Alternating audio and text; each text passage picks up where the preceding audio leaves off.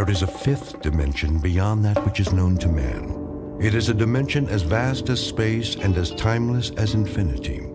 It is the middle ground between light and shadow, and it lies between the pit of man's fears and the summit of his knowledge.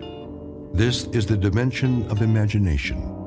It is an area which we call the Twilight Zone.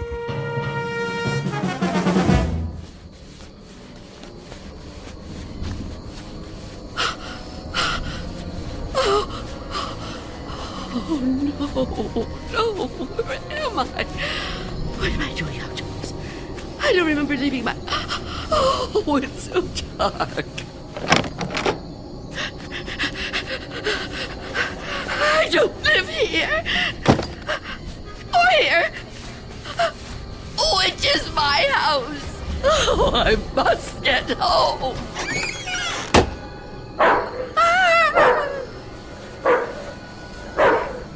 May I assist you, madam?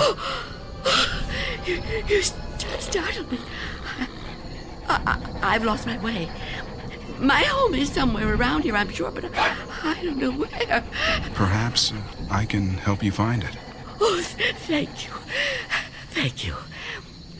I don't even know how I came to be out here.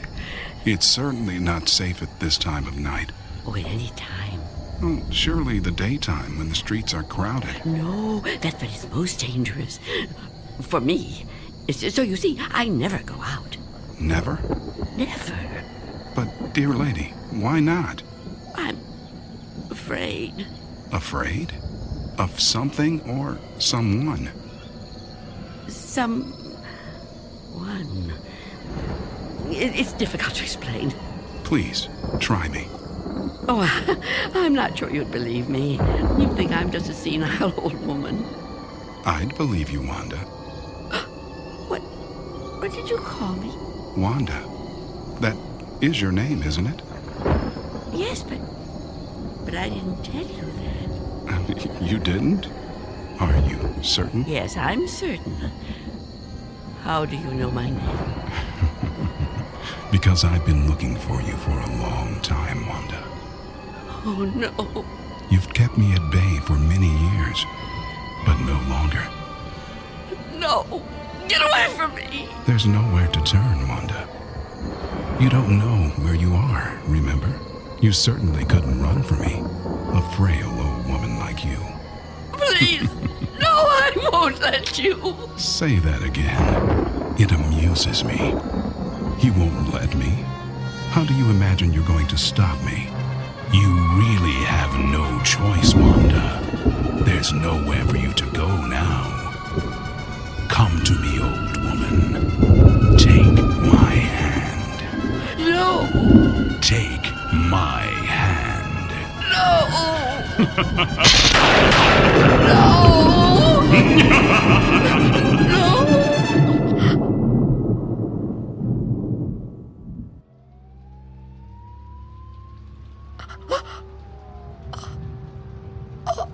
Oh, it was the dream. The dream again. I'm home. Of course I'm home. Where else would I be?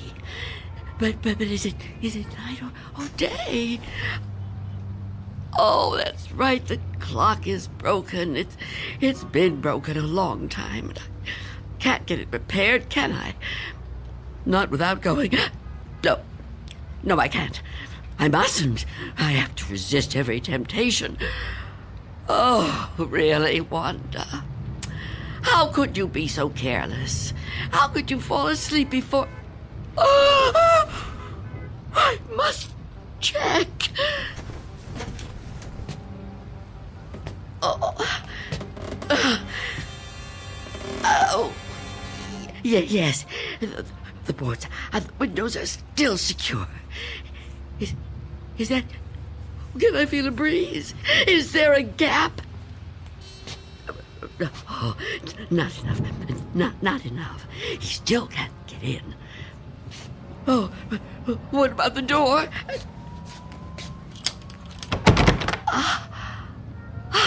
Chain is on. And the door is locked. Good. Good. He can't come in that way either. Oh, yes, I'm safe. Safe for another day. But I've been careless. Careless. Really. Falling asleep before checking. I mustn't take chances. I can't take chances. Not while he's out there. And he's always out.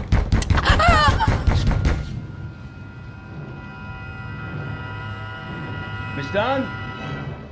Miss Dunn, are you all right in there? Who are you? It's Barry. Mr. Fabian, you know, from the grocery store. I know we've actually never met, but, well, we've spoken on the phone, Miss Dunn. At least we used to. Do you even have a phone anymore? Anyway, you know me, right? What do you want? I'm delivering your groceries, Miss Dunn. You remember? Charlie, the kid who works for me, was supposed to bring them, I know, but he called in sick. Yeah, kids these days, huh? No sense of responsibility. Anyway, I thought I'd better get them to you now instead of waiting till tomorrow. I figured, you know, you'd be waiting for them. Is that all right? Put the food through the letterbox. The letterbox, right. Okay. Oh. Thank you, Mr. Fabian. Your money is coming under the door now. Under the door. Here it is. Miss Dunn, wouldn't it be easier to just... $6 and Okay. 32 cents.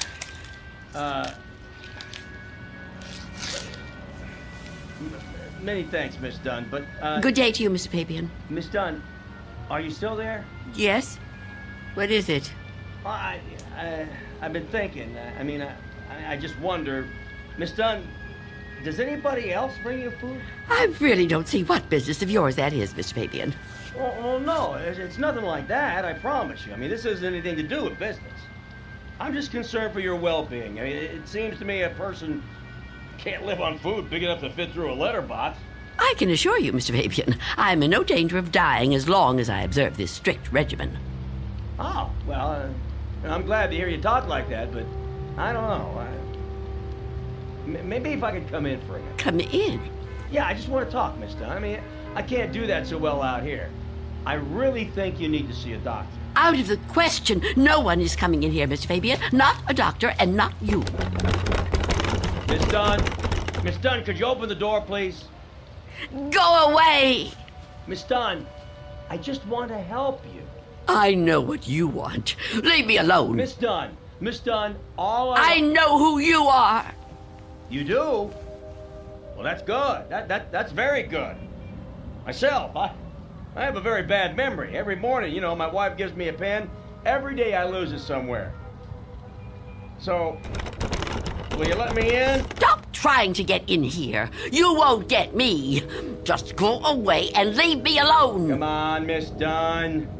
Look, I've got other deliveries to make. I just want to help you if I can. I think you could use a little help. Ah, the heck with it. Good luck living here in this neighborhood. What's left of it.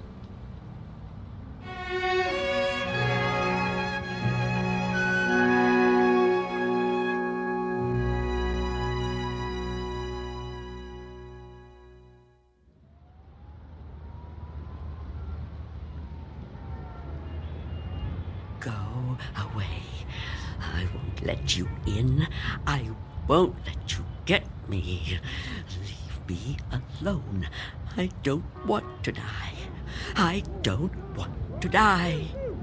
Please, freeze! Oh.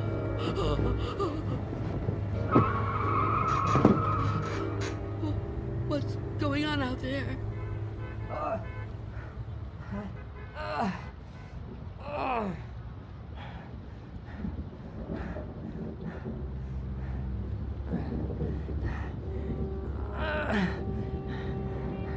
Help!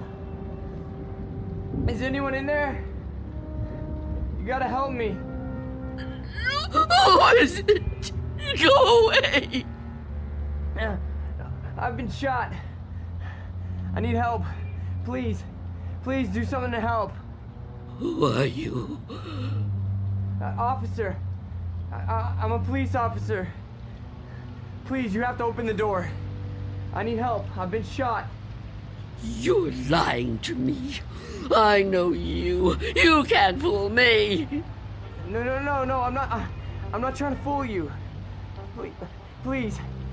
I think I'm dying. You can't trick me so easily. You're no policeman. Why can't you just leave me alone? I know who you are. I know what you are.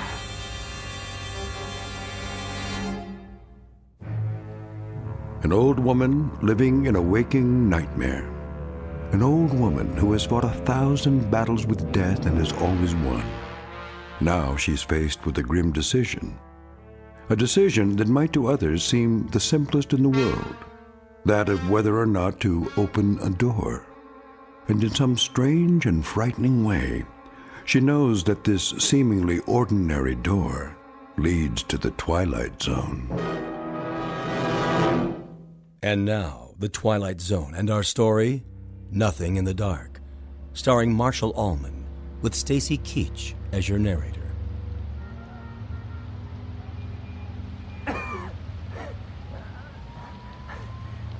Please.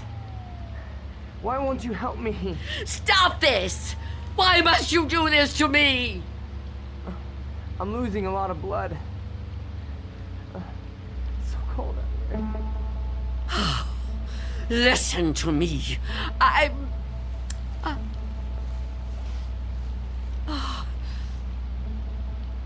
going to open the door. Oh, thank you. Thank you. But I'm leaving the chain on. Don't even try to touch me. I won't let you. Don't worry. I'm not gonna hurt you. I couldn't hurt anybody. Oh. You're so young. Almost a child. Unless you help me, I'm gonna die. I don't think I can even move very far. Oh, don't say that. Oh, it isn't fair. No, it just isn't fair. You keep trying to trick me. I don't know what you're talking about. Don't move. Don't do that again. Or I'll close the door. What? Listen, lady. I've been shot. I'm bleeding to death. Do you understand? Do you understand? Please. My name is Harold Belden.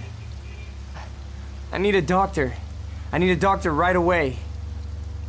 Please, call the hospital. I can't get there myself. I can't call the hospital. I haven't got a telephone. Not anymore. Then let me come inside.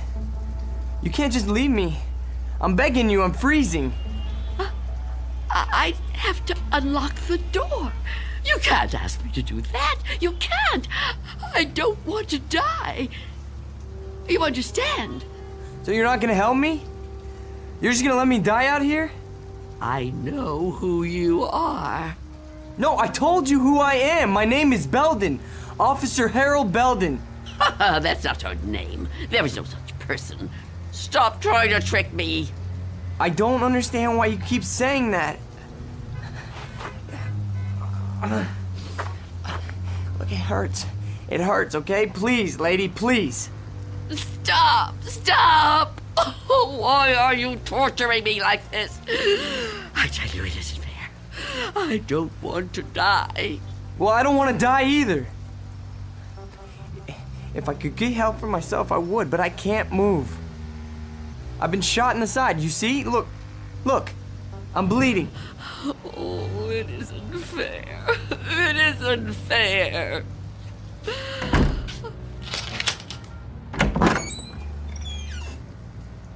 Will you help me?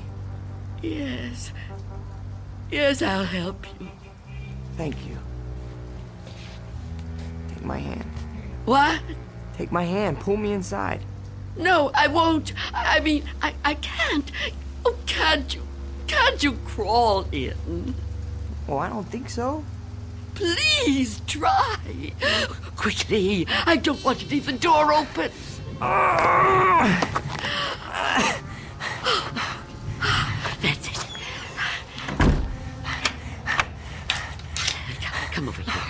Into the bed.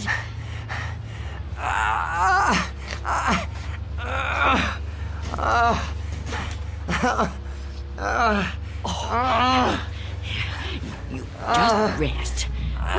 Rest. Oh, what have I done? And what am I going to do?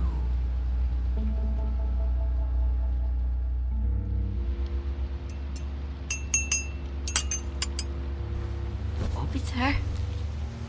Officer? Officer? Oh, Oh, I'm so sorry. what a... How to...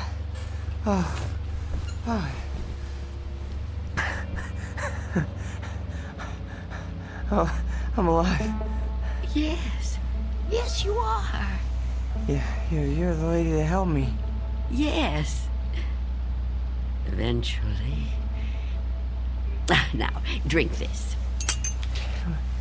What is it? Tea. There's no milk, I'm afraid. No, don't get up, officer. Conserve your strength. Yeah, thank you. Thank you. Please, call me Harold. You saved my life. I owe you at least that much. Is it good? It's fine. Thank you. How long have I been out? Hours. What time is it? I'm not sure. Morning, I think. What do you think? I don't have a clock. I guess it is morning. It's hard to tell. What happened to your windows? Who boarded them up? Well, I did. A long time ago now. But they're still as strong as ever. What? Why would you do that? Oh, I have my reasons. Well, we all have our own reasons for doing things. Why would you want to be a policeman? To be in a job where people try to kill you? Well, why would you want to court death like that? Court death? I don't know that I'd put it that strongly. I do what I do because there's just some jobs that have to be done. You mean it's a sort of vocation? Yeah, I guess you could say that. Listen, Mrs. It's Miss Dunn. Listen, Miss Dunn. You should try to get some rest yourself. You need it more than I do. No, really, I feel much better. When the doctor gets here, he'll take me off your hands for good. The doctor? Yeah, sure. He'll check my wound, take me to the hospital. You didn't call the doctor? No, I didn't. Why not? I told you last night. I haven't got a telephone. Don't you remember? No, I don't. I was kind of out of it last night, I guess. Oh, of course. Perhaps you could use your radio to ask someone to come get you. Oh, you could wait outside for them. No, I busted my radio when I fell on it. You see? Hello. And I don't think I got the strength left to get up on my own. Look, couldn't you go to one of the neighbors? Oh, there aren't any. What are you talking about? There aren't any neighbors. There must be. Everyone has neighbors. Well, I don't. Not anymore. Why? What happened? They've all moved away. Not all of them. That's impossible. All of them. Trucks came and took away their furniture. First one, and then another. Is something happening to these buildings? I wouldn't know. I'm sorry to ask, but how can you not know something like that? I mean, if it was my home... I don't have a great deal of contact with the outside world. I haven't for quite some time. I couldn't even tell you who the president is. Wow. But there has to be somebody around who can help. you know? Or maybe a phone booth somewhere where you could call a doctor. Perhaps. I don't know. But even if I could call the doctor somehow, I couldn't take a chance and let him in. Why not? It's too dangerous. Dangerous for you? Yes. You let me in. Oh, I didn't have a choice. You were going to... I didn't know if I could trust you, but I'm still alive. Of course you're still alive. What do you think I was gonna do? I mean, but the doctor, he's not gonna be any harm to you. I keep telling you I can't let the doctor in. I can't let anyone else come in. Don't you see? It might be him. It might be him. Who? Him who? Mr. Death. Mr. Death?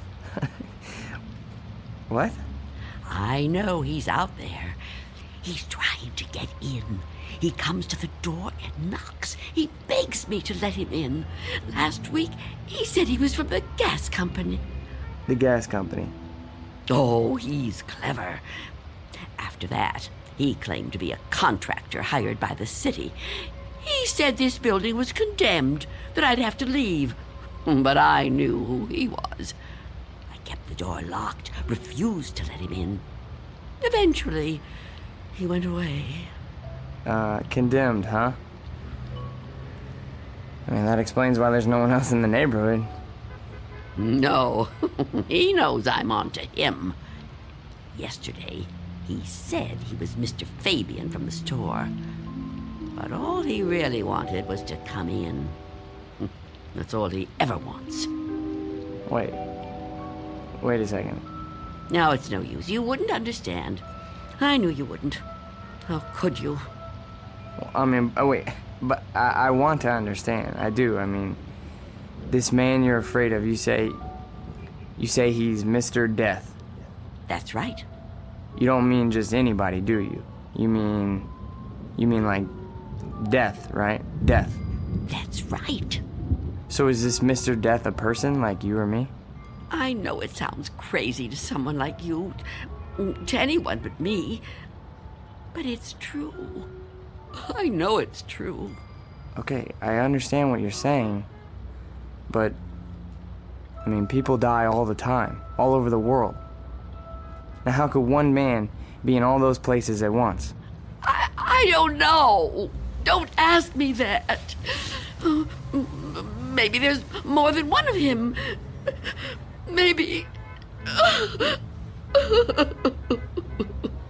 I didn't mean to upset you. Please don't cry. I'm not gonna hurt you. I'm sorry. Okay? Can I have another cup of tea? Please? Of course. Tell me about Mr. Death. Your tea. Thanks. Please, Mr. Death. I would like to know about him. All right. At first, I couldn't be sure. It was a long time ago. Everything is. It's been so long since anything happened to me.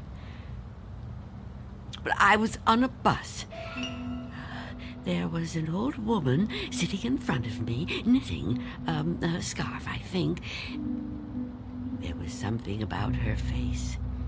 I felt I knew her. Then a man got on the bus. He wasn't special in any way.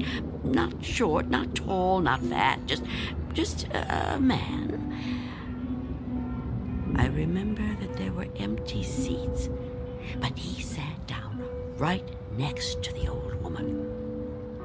He didn't say anything to her, but I felt that his being there upset her in some way. I couldn't understand why. He seemed like such a nice man. When the old woman dropped her ball of yarn, he bent down and picked it up right in front of me. headed up to her. I saw their fingers touch. He stood up and got out the next stop. I couldn't move. It was as if I knew what had happened. But I couldn't do anything. I was just so frightened. When the bus finally reached the end of the line, the driver came over to the woman. He thought she was asleep. But I knew she was What, dead? dead. And right then and there, I knew it was his touch that killed her. Okay, but you said it yourself. She was an old woman. Okay, just because this man touched her... Mr. Death. Just because he touched her hand, it doesn't mean he killed her. Maybe what you saw was just what it looked like. A man trying to be helpful. I mean, the real cause of her death might have been, a heart failure or a stroke or something. I don't know. No, he killed her. Okay, I'm a cop. I've seen dead bodies. I've seen people that were killed by guns, knives, but never by a touch. Okay? The man being there when she died, that's just a coincidence. But I've seen him since then, several times. I've seen him in crowds. I've watched for him. Every time someone I knew died, he was there. He, the same man, the one on the bus. No. Once he was a young soldier, then a salesman, a taxi driver. Someone you wouldn't notice unless you were watching closely. But you could see him. Oh, yes. And I wondered why that should be. Why I could see him when no one else could. And then I knew. Why? It was because I was getting older. And my time was coming. I could see clearer than younger people like yourself. Now, do you understand? Oh, I know you don't believe me. That would be too much to ask of anyone. But do you at least understand? Please. I have to know. All right. Maybe.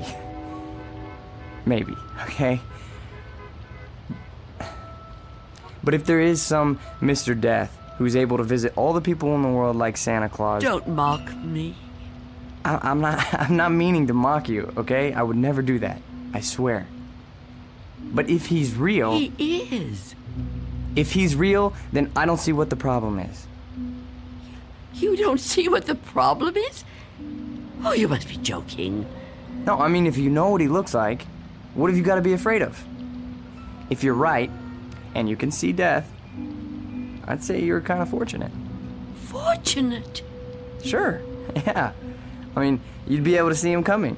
You could just avoid him. Oh, didn't I tell you his face is always different? He's different sizes, different ages, different races.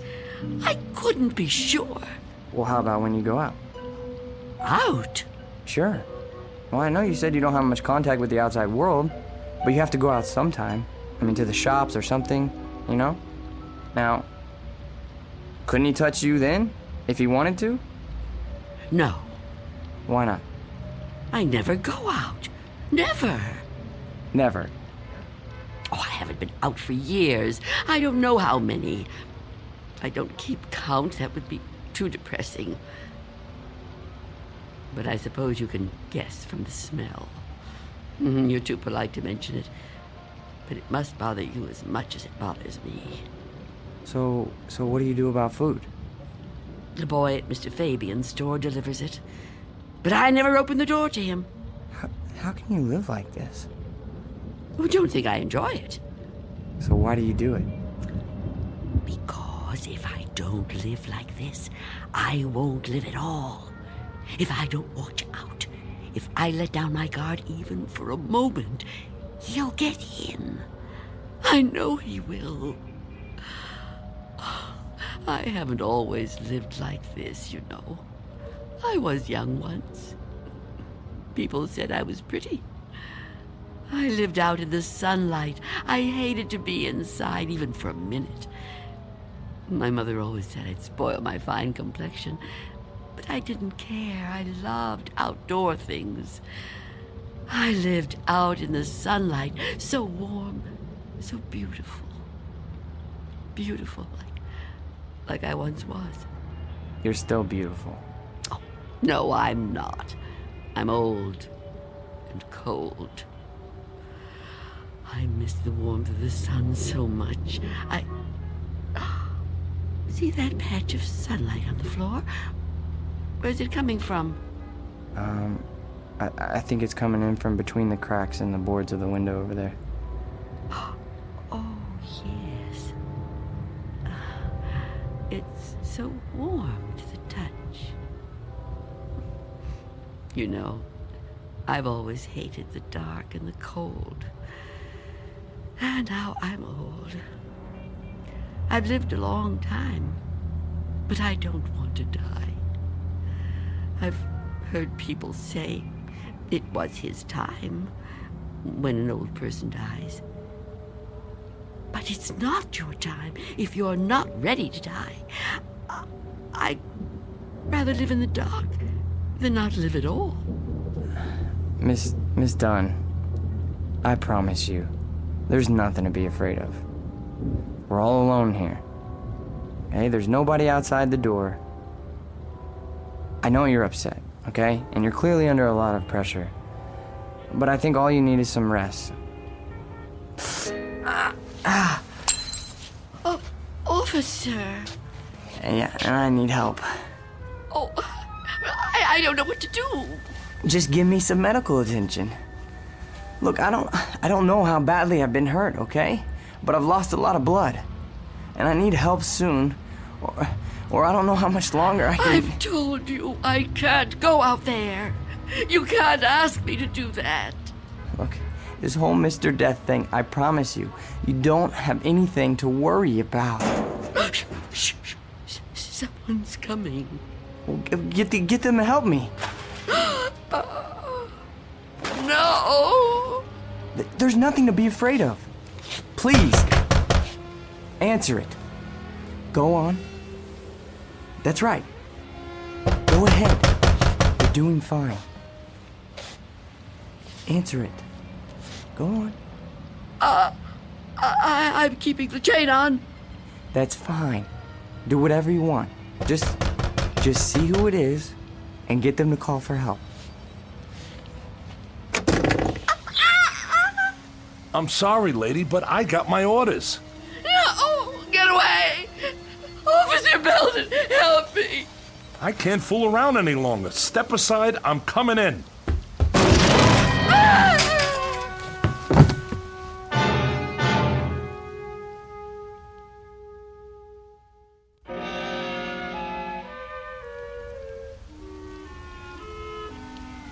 Take my hand.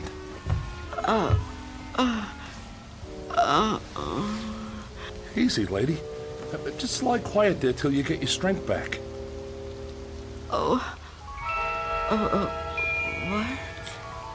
You gave me quite a scare there when you fainted like that. Sorry I pushed you when I put my shoulder to the door. You started to faint and I offered you my hand, but you passed right out. For a second I thought that... Well, I don't even want to talk about that.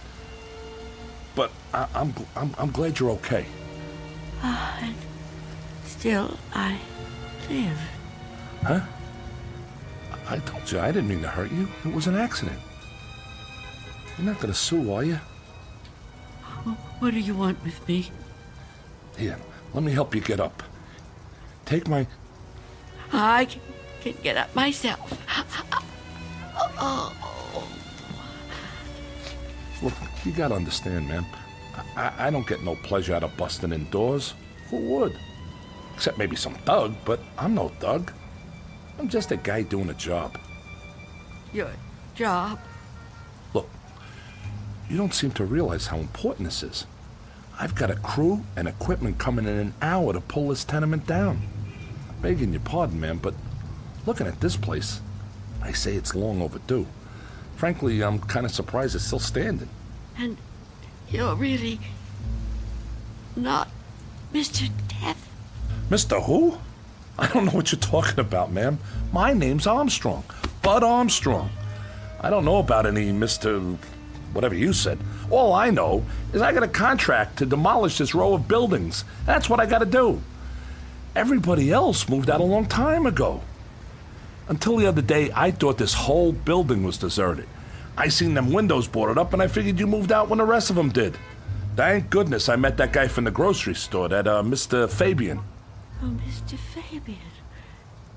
Then he was real, after all. Real? What are you talking about? I told him about my job down here, then he told me all about you, that he was worried about you. Told me he had a kid bring you your stuff.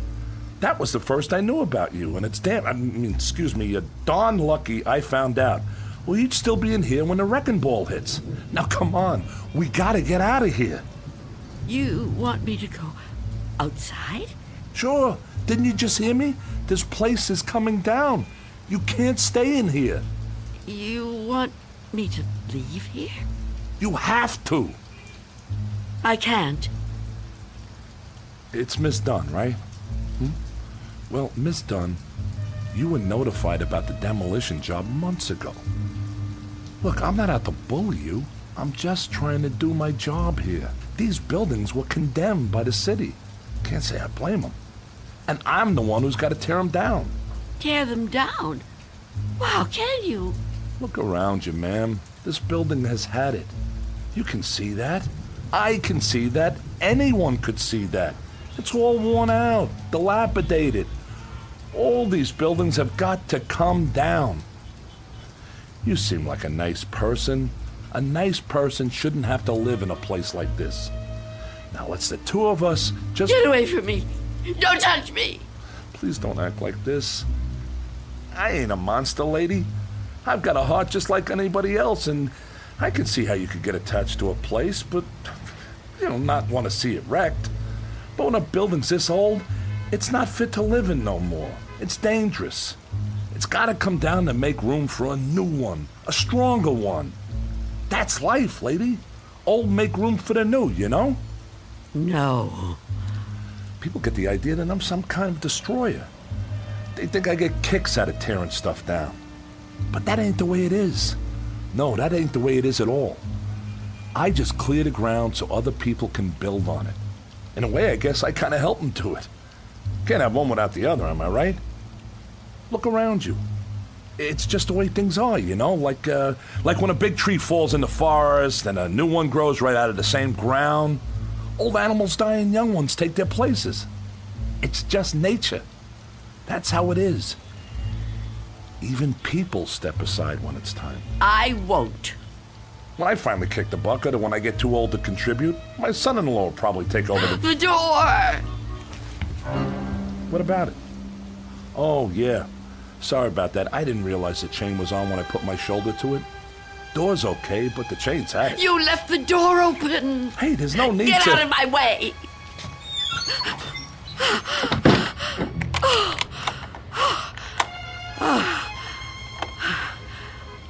You don't have to do that. What's the sense of locking a door that won't even be here in an hour? I'm on the clock here, and we've waited long enough. If you've got any possessions you want to keep, Miss Dunn, I'd move them out while there's still time. I'll help you. You think you're helping me? I'm not going to leave here. Not with you. Not with anyone. Don't try to touch me. I don't want you anywhere near me. Now look, ma'am, I've been nice to you. I've been trying to go easy. I know this must be tough for you. Any kind of move is a big upset, especially to an older person like you. But if you insist on staying here, I'll have to call a cop. A cop? A police officer? It's just for your own good. Please, cooperate, lady. Hey, where you going? Of course, Mr. Belden. Explain it to him. Tell him the reason I can't go out there. I know you understand. I've told you everything. You'll help me, won't you? You'll help me stay. Well, say something. What are you doing? Who are you talking to? Oh, Mr. Belden is a policeman. Mr. Belden? Who the heck is Mr. Belden? Is he your pet? You got a cat in here? Please tell him. Lady, I think maybe you're sick. You should come with me. I'll get you to a doctor. I don't need a doctor. Mr. Belden, won't you tell him?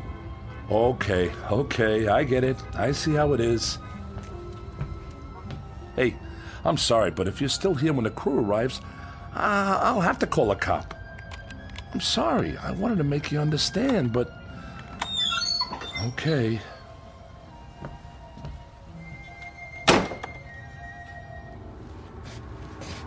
What's the matter with you? Why didn't you say something? Why didn't you help me?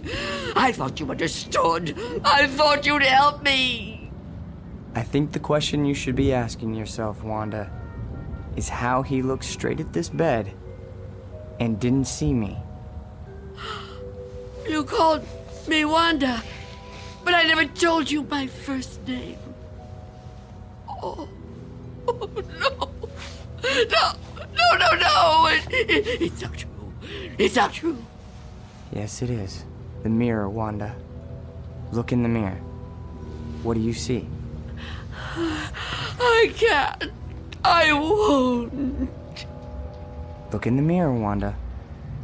What do you see? I see nothing. Nothing but an empty bed. Turn around. Now what do you see? I see you, Mr. Death.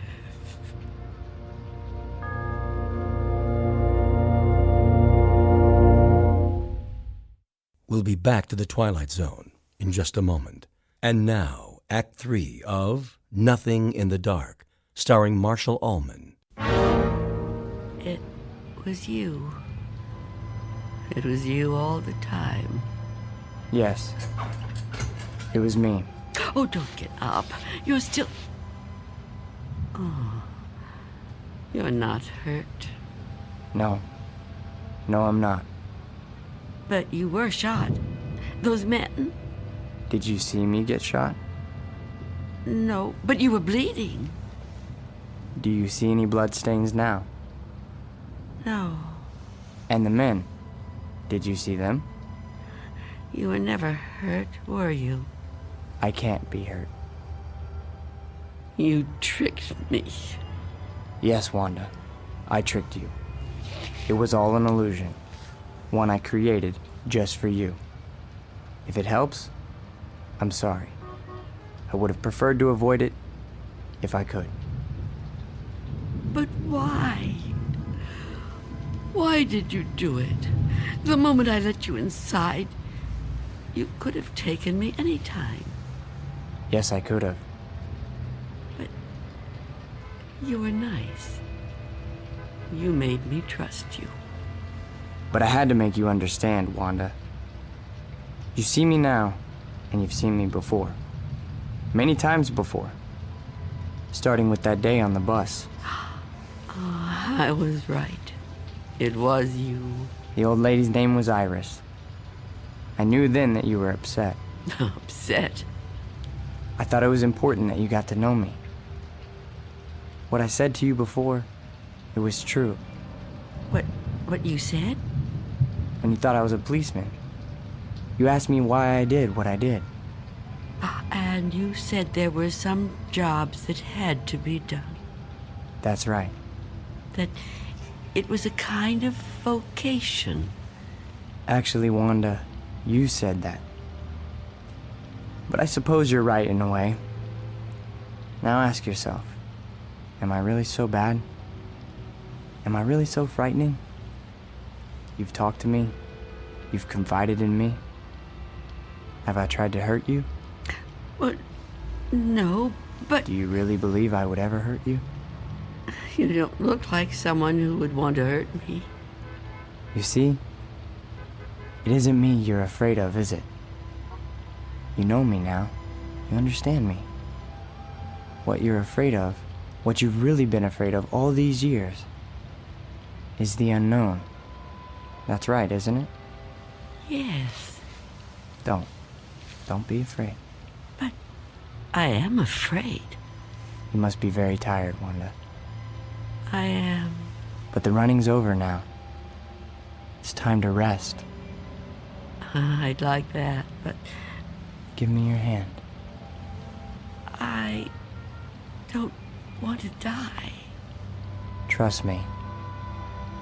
No. Mother, give me your hand. I will.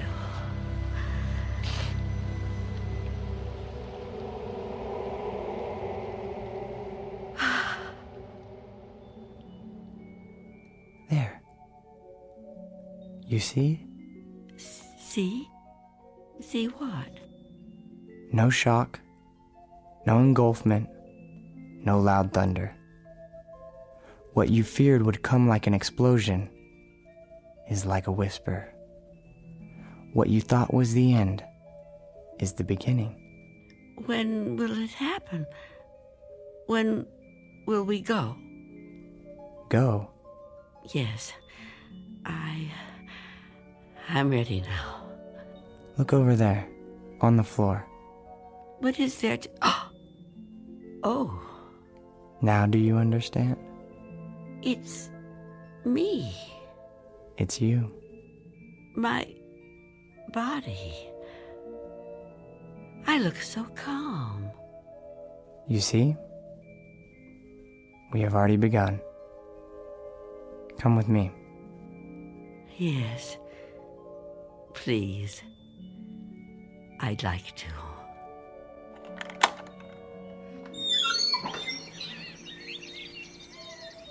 It's such a beautiful day. It is. It surely is. You know, Mr. Armstrong was right about a lot of things. What things? Well, for one, his son does take over the business when he dies. Will that be soon? Another 16 years. Oh, dear. It'll be quick. I'm glad to hear that. I'm afraid I was a little harsh on him. Now the son-in-law, he lives to be 102. 102? Oh, goodness. I know, it's remarkable, really. Of course, the oldest person I ever met was a lady in Tibet. Well, how old was she? Take a guess. Oh, I know good at guessing. Come on, take a guess. You'll never believe it.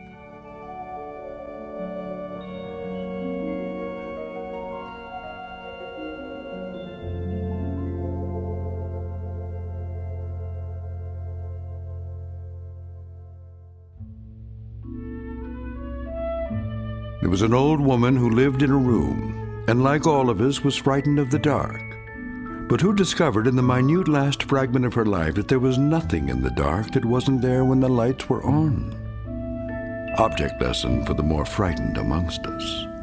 In or out of the Twilight Zone.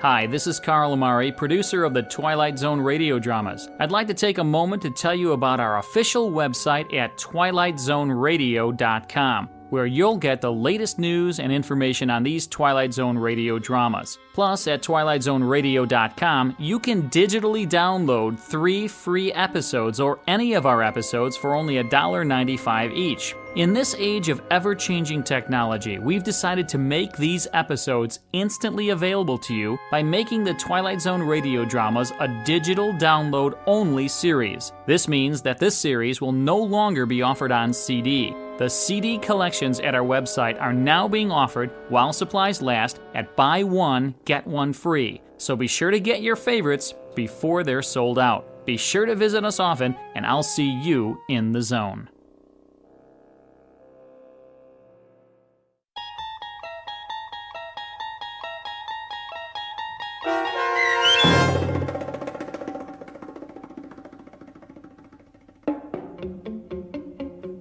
Nothing in the Dark, starring Marshall Allman with Stacy Keach as your narrator, was adapted for radio by M.J. Elliott and written by George Clayton Johnson.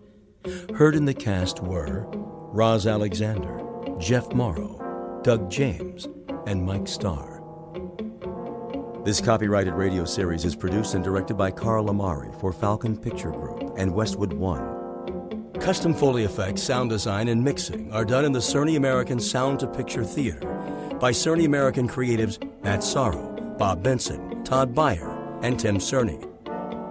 To learn more about the Twilight Zone radio dramas and to contact us, visit our official website at twilightzoneradio.com. Miss Dunn, it's Doug James speaking.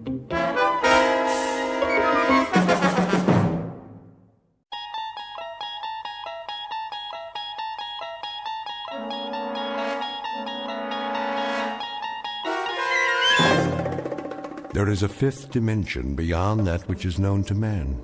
It is a dimension as vast as space and as timeless as infinity. It is the middle ground between light and shadow, between science and superstition. It lies between the pit of man's fears and the summit of his knowledge. This is the dimension of imagination. It is an area which we call the Twilight Zone.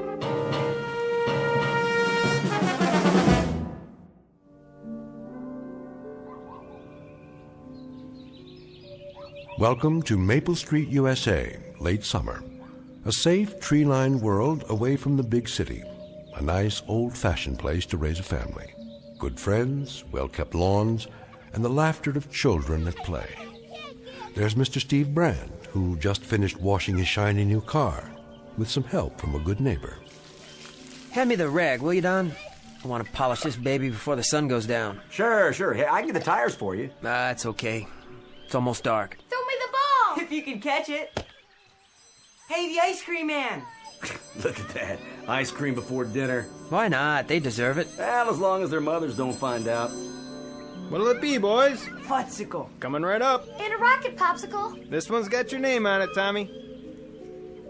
At the sound of the roar and the flash of unearthly light, it will be precisely 6:43, and time for another era to begin in this otherwise perfect neighborhood.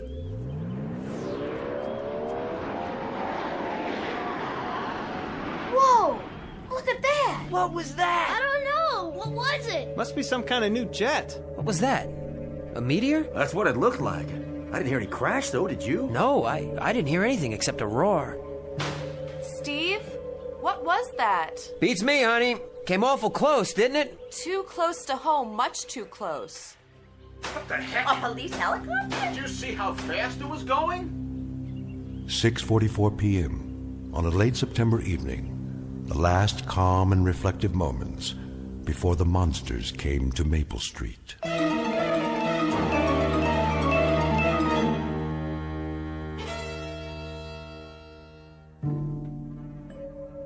And now, back to our story from the Twilight Zone. The Monsters Are Due on Maple Street, starring Frank John Hughes, with Stacy Keach as your narrator. Operator? Operator?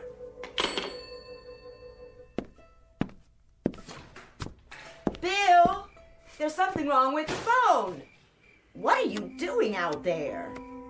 Trying to start the power mower. In the dark? Well, I wanted to finish the lawn. The motor wouldn't work. Did you plug in the cord? Sure did. Steve, where are you? Right here, honey. I just washed my hair and the blow dryer stopped. Then I put soup in the microwave, but it's still cold. We must have blown a fuse. Can you fix it? I don't think so. Why not? It looks like the whole block. The power's off in our house, too. I can't get anybody on the phone, and the TV went out. Electricity's off. Phone's I dead. tried the radio, but... Computer doesn't even work. Who's that? Who is that? I can't tell. It's too dark. Hi, neighbor. Oh, hi, Charlie. Who's that behind you? It's just me, Pete Van Horn. Still dark down the street? Yep, all the streetlights are out. Where you going? I thought I'd check it out. That's a good idea. Yeah, I'll cut through your backyard, Steve, if you don't mind. Hey, what for? See if they got power over on Floral Street. Sure. Go ahead. You need a flashlight? Nope, I know my way around. Well, good luck. Let us know. All right, be right back then. We've got some candles in the house. Maybe I should go get them. Not yet. Give it a few more minutes. Did you see what was on his belt? What? A claw hammer. Oh, he always carries that. How come? He's a carpenter. Yeah, but what does he need a hammer for at night? I don't know. For protection? From what? Steve, what's going on? I wish I knew, honey. You know, it just doesn't make any sense. How do you mean? Well, why should the power go off all of a sudden? And the phone lines. Maybe some sort of electrical storm or something. Nah, that don't seem likely. I mean, the sky was just as blue as anything today. No lightning, no thunder, no nothing. How could it be a storm? I can't get a thing on the radio. Not even the portable. So we can't call the power company. Well, why don't we check with the police? How? Well, you could drive downtown to that new car of yours. I suppose I could. They'll probably think we're nuts, though. A little power failure, and right away we get all flustered and bent out of shape. It isn't just a power failure, Charlie. If it was, we'd still be able to get a broadcast on the portable. Well, we ought to do something. I'll run into town and we'll get this straightened out. Are you sure, Steve? Maybe we should all stay together. Just take a few minutes, and then at least we'll know. Do you want me to come with you? No, you wait here. Go in the house if you want and light some candles.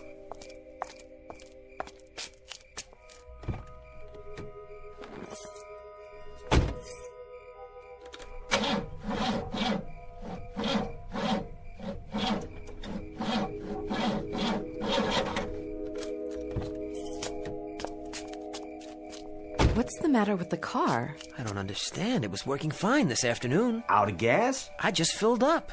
Well, then it's not getting a spark. Look under the hood. Well, it could be a lot of things.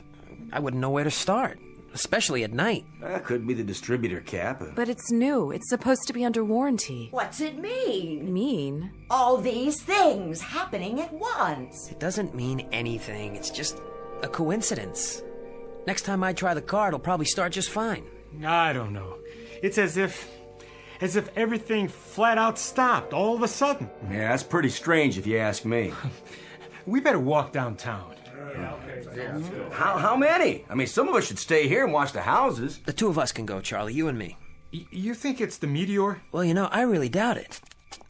I don't see how it could be if that's what it was. A meteor couldn't do this. Well, then we'll find out. Turn it over to the authorities. Yeah, they'll know what to do. They better. That's what we pay them for. Come on, Steve. Mr. Brand, Yes, Tommy? you better not. Better not what? Go into town. Why not? They don't want you to. Who doesn't want us to? Them. Them? Whoever was in that thing that flew over. What? Whoever was in it. I don't think they want us to leave here. Fool kid. Wait a minute. What do you mean? What are you talking about? They don't want us to.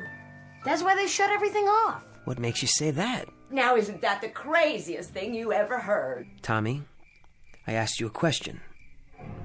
Whatever gave you that idea? It's always that way. Always?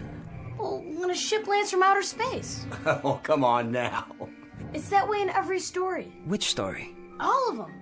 It could be the mothership or just, a scout. You mean one of those smaller spaceships? Oh, sure. Yeah, a flying saucer, something like that. They watch everything we do. Why? I missed something. I don't know that either. But they're checking us out. All the way from outer space. Sure. That's where they come from. Don't you know anything? For what reason? Well, for the invasion. An invasion from space yet? Sally, you better get that boy of yours off to bed. He's been reading too many comic books or seeing too many science fiction movies or something. Tommy, come over here and stop that kind of talk. Go with your mother, Tommy. We'll be right back, and you'll see. That wasn't any kind of ship, for crying out loud. That was just a meteor or something. I guess it did have something to do with these power failures and the rest of it. Meteors can do strange things. I think I read something about it. Oh, sure. You know, like sunspots. That's right. Yeah, that's the kind of thing sunspots do. You know, they rays came with radio reception all over the world. That part's definitely true. And this thing coming so close, why? I mean, there's no telling the sort of stuff it can do. Yeah, you go ahead, Steve. You and Charlie go into town and see if that isn't what's causing it all. All right, then. We're going. Mr. Brand, please don't. Come on. You want us just to stand right here in one spot? You might not be able to get to town. Why not? It was that way in the story. Nobody could leave. Nobody except... Except who? He's talking about some video game. Hold on. I want to hear this. Except who, Tommy? Except the people they sent down ahead of them. Well, they look just like people. You'd never know the difference. It wasn't till the ship landed Tommy, please, son, please don't talk that way. Right. The kid shouldn't say stuff like that.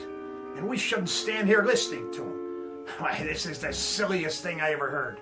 He tells us a comic book plot and we stand around listening like fools. Go ahead, Tommy. I want to hear what you've got to say. The whole thing. What kind of story was this? And what about the people they sent ahead? That was the way they got ready for the landing. They sent 4 people. A mother and a father and 2 kids who looked just like humans. But they weren't. Well, I guess that's it then. What we better do is run a check on the neighborhood and see which one of us are really human. How does that sound to everybody?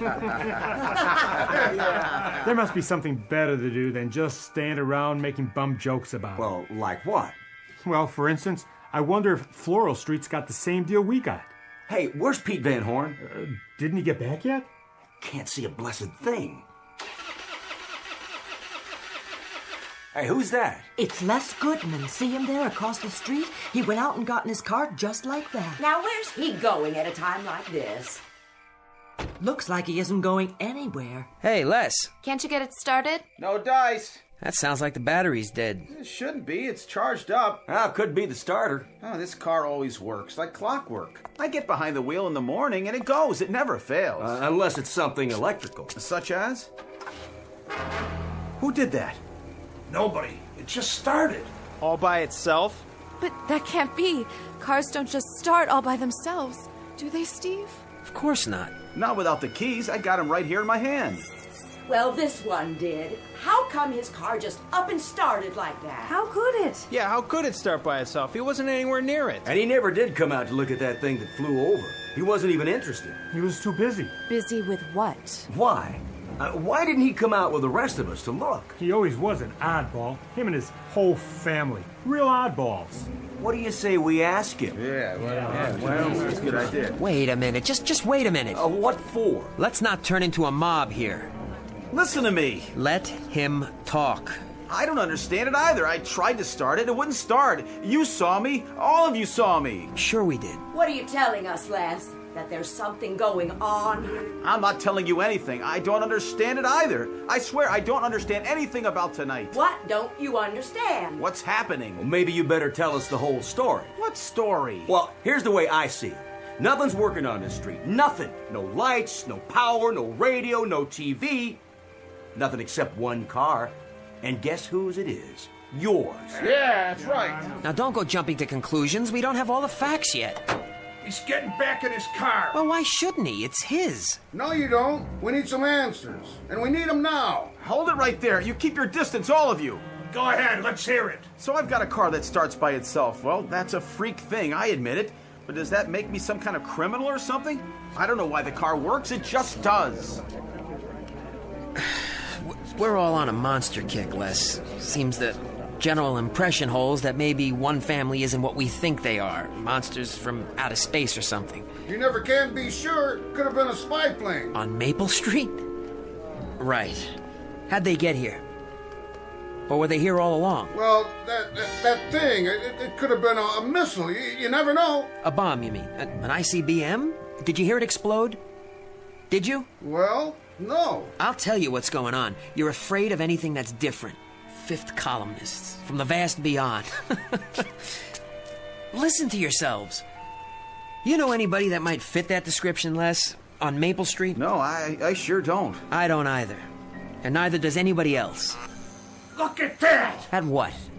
It's his porch light. It went on. Yeah, the only one that's on. So who turned it on, huh? Now I suppose that's really supposed to incriminate me. Take it easy. The light goes on and off. Something in the wiring. Big deal. That really seals it, doesn't it? Move back, everybody. Why should we? This is Les's porch. His yard. That doesn't matter anymore. Sure it does. It's his property. I just don't understand this. So I've got a bad switch. You never did before. Look, you all know me. Of course they do. We've lived here for 5 years, right in this house. Now, where'd you move here from? Will you let him talk?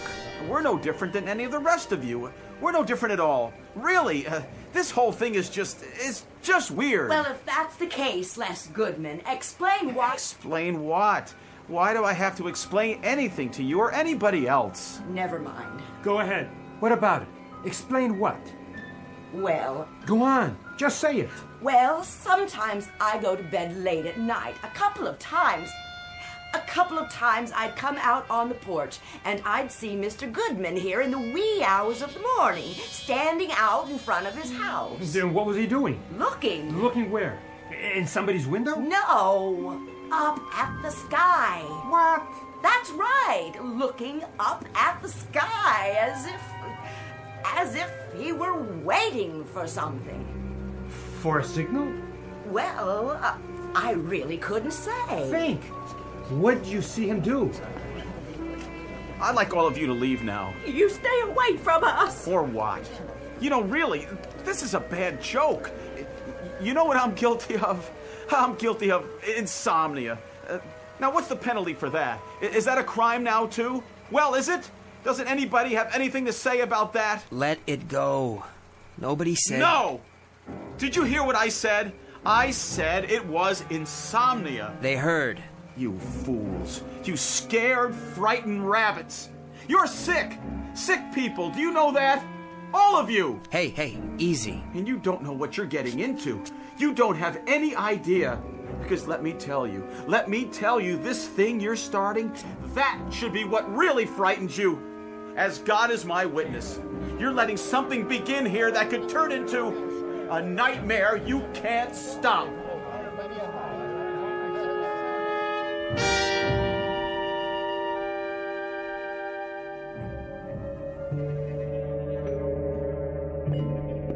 Les, I brought you a glass of milk. Refrigerator's off, but it's still cold.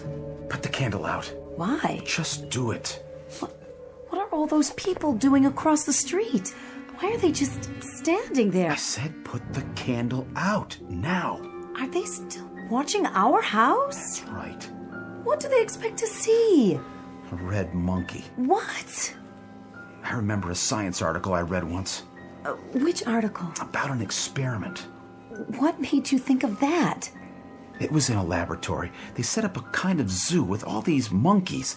They made sure they were comfortable, had plenty to eat, let them go about their business. All different kinds of monkeys. And for a while, they all got along just fine. Les, what does this have to do with all Then one day, the scientists painted one of the monkeys another color. Red or green or something, I don't remember. Just one of them. And you know what happened? All the other monkeys turned on it, and they tore the red monkey apart. Killed it right there on the spot for no reason. Oh, Les, that is a horrible story. No reason except it was a little bit too different. I suppose that was enough for the monkeys. Do we still have that gun? What? My dad's old service pistol. I had it packed in the attic. I was wondering, do you think it's still there?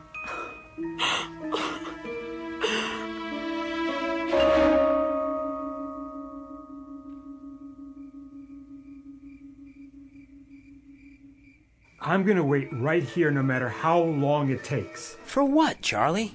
It just doesn't seem right, keeping watch on them like this. Well, what else are we supposed to do? Now, Charlie, he was right when he said he was one of our neighbors. One of our good neighbors. think about it. Why, I've known Ethel Goodman ever since they moved in. We go shopping together once a week. We've been friends for... That don't prove a thing. Well, it's worth something. Any guy who spends his time looking up at the sky early in the morning, all alone, well, there's something plain wrong with that kind of person. Haven't you ever looked in the sky? And why would I do that? The stars, Charlie.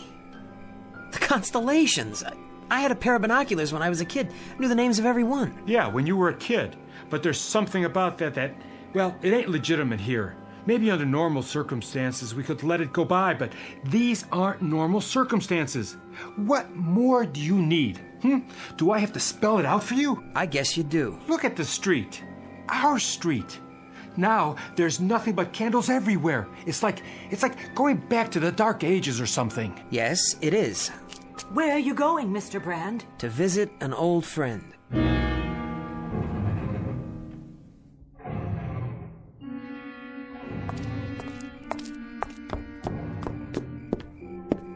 Les?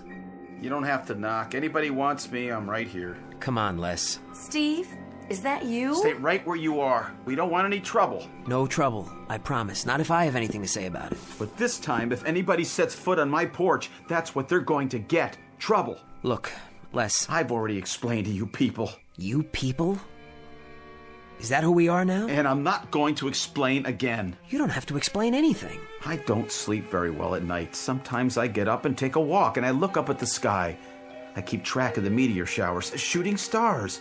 They come at different times of the year, at odd hours. You can read about it in National Geographic. Don't you know that? Sure I do. That's exactly what he does. He always has. I understand. Why, this whole thing, it's been blown out of all proportion. It's ridiculous. I know.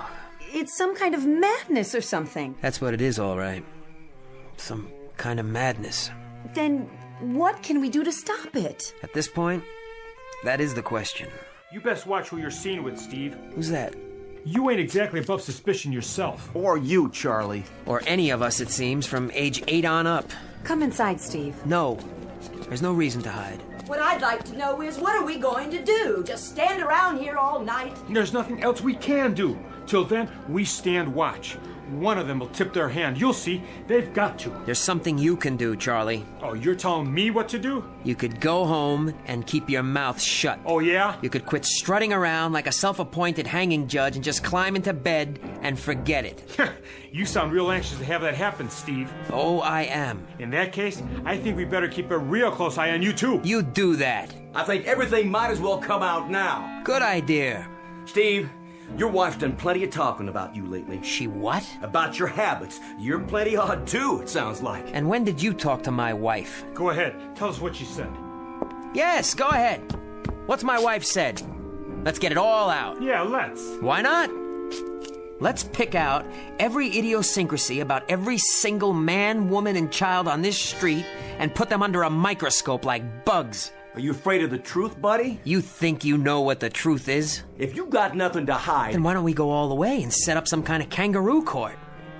How about a firing squad at dawn, Charlie, so we can get rid of all the suspects? Narrow them down, make it easier for you. And for you too, Don, old buddy. Hey, look, there's no need getting so upset, Steve. Then why are you? Well, it's just that, well... Well, what? Myra's talked about how there's been plenty of nights when you spend hours and hours down in your basement, working on some kind of radio equipment or something. Oh, for the love of... Got a regular electronics lab down there, she says. Well, none of us have ever seen that radio, now have we? Or whatever it is. How come you never told us about it? Yeah, go ahead, Steve. What kind of radio set you working on? Shortwave or something else? I've never seen it, and neither has anyone else around here. It's a hobby, for God's sake. Who do you talk to on that radio? And who talks to you? What kind of messages you sending, huh? And receiving? I'm surprised at you, Charlie. How come you're so dense all of a sudden? What does that mean? Who do I talk to? Well, who do you think? I talk to monsters from outer space. There, he admitted it. I talk to three-headed green men who fly over in what look like meteors. That is, when I'm not talking to other enemies, other aliens. Steve, please. Go back in the house, honey. It's a ham radio, that's all. I bought him a book on it for his birthday. It's just an amateur radio set. A lot of people have them. It's good for keeping in touch with friends all over the world. Oh, yeah? What friends? In which country? Does it matter? It matters a lot. I can show it to you. Would that make you feel better? It's right down in the basement. Show them nothing. If they want to look inside our house, let them go get a search warrant. Look, you can't afford to... Charlie, don't tell me what I can afford. Stop telling me who's dangerous and who's safe and who's a menace. Come inside now. And the rest of you, you're with them too, aren't you? You're standing here all set to crucify, all set to find a scapegoat, all desperate to point your fingers at your neighbor. Well, now look, friends. The only thing that's gonna happen is that we'll all end up eating each other alive. Get your hand off me, Charlie. That's not the only thing that can happen to us. What's that? Who? Tommy, get inside and lock the door. It's the monster. It's the monster. No, Tommy.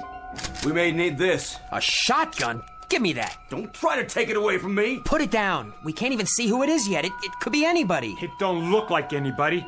At least not from around here. It looks tall, real tall and dark, and... That's because the streetlights are off. Well, whoever it is, it can go right back where it came from. Oh, it's an it now, not a who. Give me the gun. But you don't know who... Stand aside if you're not going to help. Good Lord, will anybody take the time to think? We've done enough thinking. Will you people wise up? Even if it is what you say it is, what good would a gun do against something like that? Some sort of enemy? Something you don't even have a name for yet? Something that... No more words, Steve. You're gonna talk us into a grave. Whatever's out there in the street, you'd let walk right over us, wouldn't you? Well, some of us won't. Some of us are man enough to stand up for what we believe in. What do you believe? Quiet! Here it comes!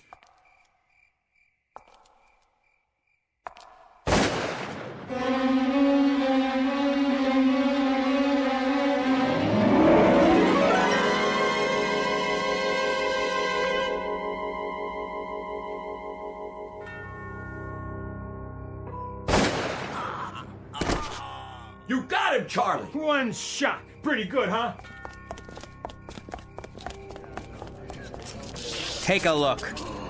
No! Take a look. Take a good, long look and see what you've done, you murderers. It's Pete Van Horn! I thought he was gonna go over to the next block to see if the power was on. You killed him, Charlie. You shot him dead. But I didn't know who it was. I sure didn't. He comes walking out of the shadows like that. How am I supposed to know who he was? Then why did you shoot? Steve, you know why. Tell him, huh? How was I supposed to know he wasn't one of the monsters or something? You make me sick to my stomach. Dad, we're all scared of the same thing. I was trying to protect my home and my neighborhood, that's all, like anybody would. Look, all of you, that's what I was trying to do. Hey, you're the one, not me. You did it. I didn't know it was one of us. I swear I didn't know. Look, over there! What is it? A light just went on. Where? In that upstairs bedroom. Which one? Charlie. Charlie. The lights just went on. Where? In your house. I don't know nothing about that. Why did your lights just go on? Yeah, what about it, Charlie? Oh, back off. Hey, how come you're the only one with lights on now? Yes. Why don't you tell us? It's something I'd certainly like to know. To be honest, I'm curious. Hey, come on. You were so quick to kill, Charlie. It was an accident. And you were so quick to tell us who we had to be careful of. Well, come to think of it, maybe you had to kill. Had to? Maybe Pete there was trying to tell us something. What do you mean? Maybe he found out something and came back to tell us who there was amongst us we should watch out for. No, it's nothing like that. I don't know why the lights are on. I swear I don't. Look, somebody's pulling a gag or something. A gag? A gag, Charlie? There's a dead man on the sidewalk and you killed him. Does this look like a gag to you? No, please! I'll get him. Charlie, over here in the house. It must have been Charlie. We gotta get him. Well, we'll take care of him. Charlie, the glass, you're cut. Get behind me. I'll get a bandage. I don't need it. Quick, they're coming. Now, all of you, listen. Listen to what? Why should we? You said plenty already. I swear to you, I swear it isn't me. Then who is it? But I know who it is. I do. Sure you do. I know who the monster is here. Who is it? I know who it is. It doesn't belong. I give you my word. I know. What are you waiting for then? Oh, please, Les, come away. Not yet. What are you waiting for? A flash of red? What are you talking about? The monkeys, Les. Remember, you told me about it. The monkeys. I want to hear this. Go in the house and wait for me. I'll go in the house, but I may not be there when you come home. If you just hear me out. Come on, Charlie, come on. Who is it, Charlie? Tell us. All right, quit stalling. Let's hear it. It's... Go ahead. Give us a name. It's the kid. It's Tommy. He's the one. No. How can it be? It has to be. Mom? That's crazy. Crazy. He's a child. He's my little boy. But he knew. He was the only one who knew. He told us all about it, every little detail. Well, how did he know? How could he have known? Can you tell us that, Sally? Yeah, that's right. How could he? Make the kid talk. What about Goodman's car, though? Well, it was Charlie who killed Old Man Horn. Nobody could argue with that. Just shut him up. But it was the kid who knew what was going to happen the whole time. He was the one who knew. Have you all gone crazy? Stop it, every one of you, now! You better shut up, Brad. Or what? This. Oh. Charlie has to be the one. He's just lying to save his own skin. It all adds up now. Where's my shotgun? I'll get the hammer off Old Man Horn. Maybe Les Goodman is the one. His car started. Let's wreck it before he gets away. What about Brand's radio? He's the one who called them. Smash the radio. Les! Give me the hammer. Something. I got a 22. Stop. Stop. Stop. Steve, we gotta get out of here. Too late. It's too late. Get Steve and Charlie. They're working together. You better listen to me. It's our only chance. Where's the kid? No, you stay away from us. Mom! Let's go, Tommy. Stay with me. We're going home now. Hey, he's getting away. Leave us be. I could get a shot. You missed. Give me that thing. You gotta aim. Here. What's that? Where? The light over there in that house. It just went on. That's Bob Weaver's place. And it isn't the kid. That isn't the Weaver's house. It's Don Martin's place. I tell you, it's the kid. It's Charlie. He's the one. Hold on, there's lights in the house next door to it going off and on. And that one. And that one. Which one is it? It's all of them. It can't be everybody. It is. Look. Blinking on and off. Up and down the block like a Christmas tree about to blow.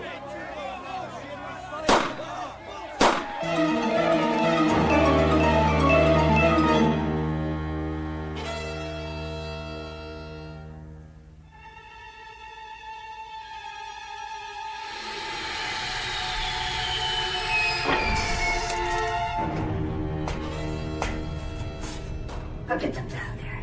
They've started a fire. Humans. They didn't last long. They never do. No defenses. Then our job will be easy. Understand the procedure now? Clearly. We stop some of their primitive machines. Radios, televisions, telephones. And throw them in the darkness for a few Earth hours. A few minutes. And observe the pattern. This pattern is always the same, with subtle variations. They pick the most dangerous enemy they can find. Their own kind. All we need to do is watch and wait. And I take it this place, this Maple Street, is not unique.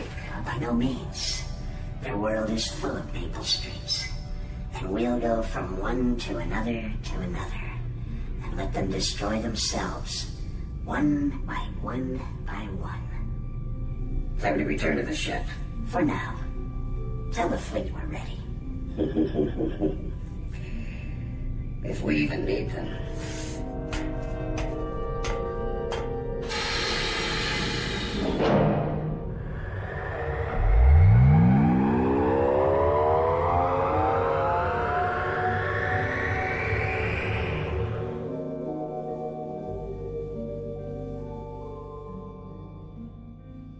The tools of conquest do not necessarily come with bombs and missiles, with explosions and fallout and invading armies. The most dangerous weapons are simply thoughts, attitudes, prejudices, to be found only in the minds of men. For the record, prejudice can kill and suspicion can destroy. and a thoughtless, frightened search for a scapegoat has a fallout and a contamination all its own. For the children, our children, and those yet to be born. And the vast universal pity of it is that such things cannot be safely confined to the Twilight Zone.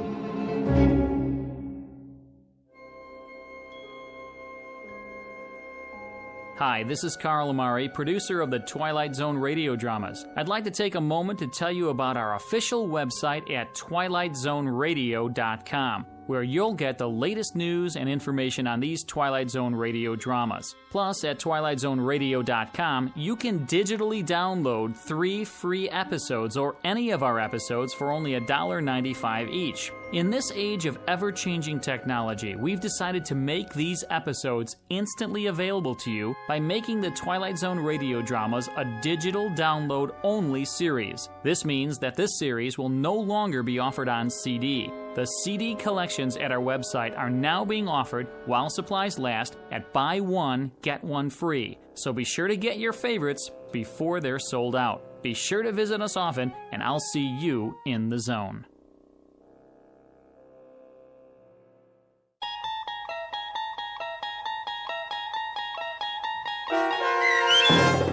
Monsters Are Due on Maple Street, starring Frank John Hughes with Stacy Keach as your narrator, was adapted for radio by Dennis Etchison and based on a script by Rod Serling.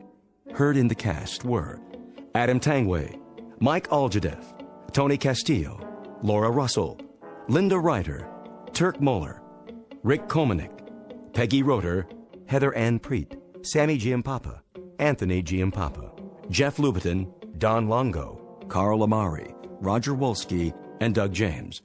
To learn more about the Twilight Zone radio dramas and to obtain audio cassettes and CDs of these programs, visit our website at twilightzoneradio.com. This copyrighted radio series is produced and directed by Carl Amari and Roger Wolski for Falcon Picture Group. Doug James speaking.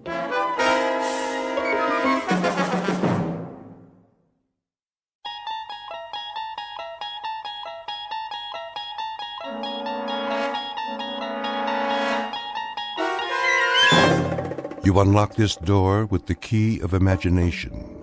Beyond it is another dimension, a dimension of sound, a dimension of sight, a dimension of mind. You're moving into a land of both shadow and substance, of things and ideas.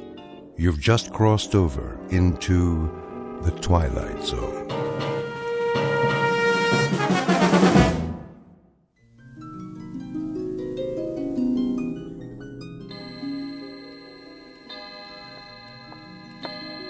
Uncle Simon? Uncle Simon? Do you want your hot chocolate upstairs? Uncle Simon, I have your tray. Can you hear me? I said, do you want your hot chocolate upstairs? Garbage head. I'm right here. You don't have to yell. Oh, I scared the life out of me. Oh, did I? Where were you? In the basement, of course. Where else would I be? You told me you were going to take your afternoon nap. And I shall, after I finish my work, as usual. Well, my wilted blossom, what's on your mind? Anything? Your hot chocolate's ready. So I gather. I'll take it in the study. That's fine, Uncle. But you know, you might try extending yourself sometime. Just sufficiently to let me know where you are. Well, I can narrow it down for you, Barbara, my love. If I'm not upstairs in my bedroom, I'm downstairs in my laboratory. In either case, you simply bring the hot chocolate to one place or the other. Clear? Utterly. And if I'm in neither place, that means I drop dead en route. And you can just bring me a bottle of formaldehyde and a rose. You have such a sense of humor, Uncle. You should have tried stand-up comedy. No, wait. They didn't have comedy clubs in your day, did they? Burlesque, then. You could have gone into burlesque. A regular George Burns. That's an idea. I dare say I should have been a bit more comfortable than you in such a setting. Do you even know how to dance, Barbara? Uncle Simon. Not necessarily as a headliner like, say, Gypsy Rose Lee. In the chorus, perhaps. That might be more your style. Ever let yourself loose? Oh, for a fast Charleston? Uncle Simon, I am very busy. No, I didn't think so. Most unlikely. You're the only woman I know who looks as if underneath her clothes she wears more clothes. You have all the grace and femininity of a high-button shoe. And you, Uncle Simon. What about... Yes? Never mind. Go on, my dear. Speak it out. Let's see if you can compensate for the fact that you're a passionless vegetable by at least speaking your mind. If I'm a passionateless vegetable, it's because my gardener is an ancient relic made out of dry skin and ice water. Not bad. Not bad at all. If I prod you enough, you can scrabble up to the occasion, at least part way. What else is new with you, my angular turnip? You say you've made hot chocolate? That's a start, I suppose. To what other soul-stirring projects have you applied your talents today? I noticed you tried to open up the drapes in the bedrooms and the hall. And I noticed you closed them. What are you afraid of? Afraid, my dear? What do you think could happen to you if you ever got hit by fresh air and sunlight? Think you might shrivel up and blow away like a vampire? My. Is that your fantasy? That I'm from Transylvania? Sorry to disappoint you. No such luck, I'm afraid. What would happen if we fumigated this old house and got rid of all the medicine smells and the chemical smells? You're referring, I take it, to these test tubes. An important part of my research, as you well know. Then why keep them in the study with the Wedgwood and the Dresden china? They must be here. They indicate changes in the moisture content of the air. What changes? The only changes here is that the air turns from stale to musty to plain old mildew. Pretty soon I won't be able to breathe it at all. Why, you poor suffocating spinster. I didn't realize how affected you were by the life of relative ease you enjoy. Entirely at my expense, I might add. You asked what I've done today? All right. Here's the answer. I cleaned up after you. First, last, and in between. I cleared away, or tried to clear, the debris you leave behind, and to understand how anybody who's earned all these diplomas and awards can be so sloppy. This one, for example. Honorary degree for sound transmission. God only knows what that one was for. And what's this contraption on your desk? A room straightener, maybe? That's one thing you should have invented. Now tell me, where does this thing belong? Leave it exactly where it was, Barbara. Oh. Would you have noticed the difference? Would you really? You've been told 1,000 times not to disturb anything. I could have put it away when I swept the cellar, except that, as usual, your laboratory was securely bolted. Someday I'd like to see what it is you putter around with down there. I bet you would. And someday you shall. Someday you'll be the mistress of this decaying and drafty barn, and then you can do anything you please. But for the moment, you'll keep your spindle-shanked carcass out of my laboratory, and that long, thin, probing proboscis of yours away from my business. Gladly. Now get me some fresh hot chocolate. Put it in the English cup today, and if it's not hot, I'll throw it on the floor, and you'll have even more to clean up.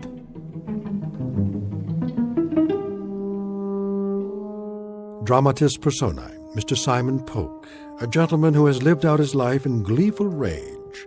And the young lady who just now beat a hasty retreat is Mr. Polk's niece, Barbara. She lives each hour of her life as if perpetually late for a dentist's appointment.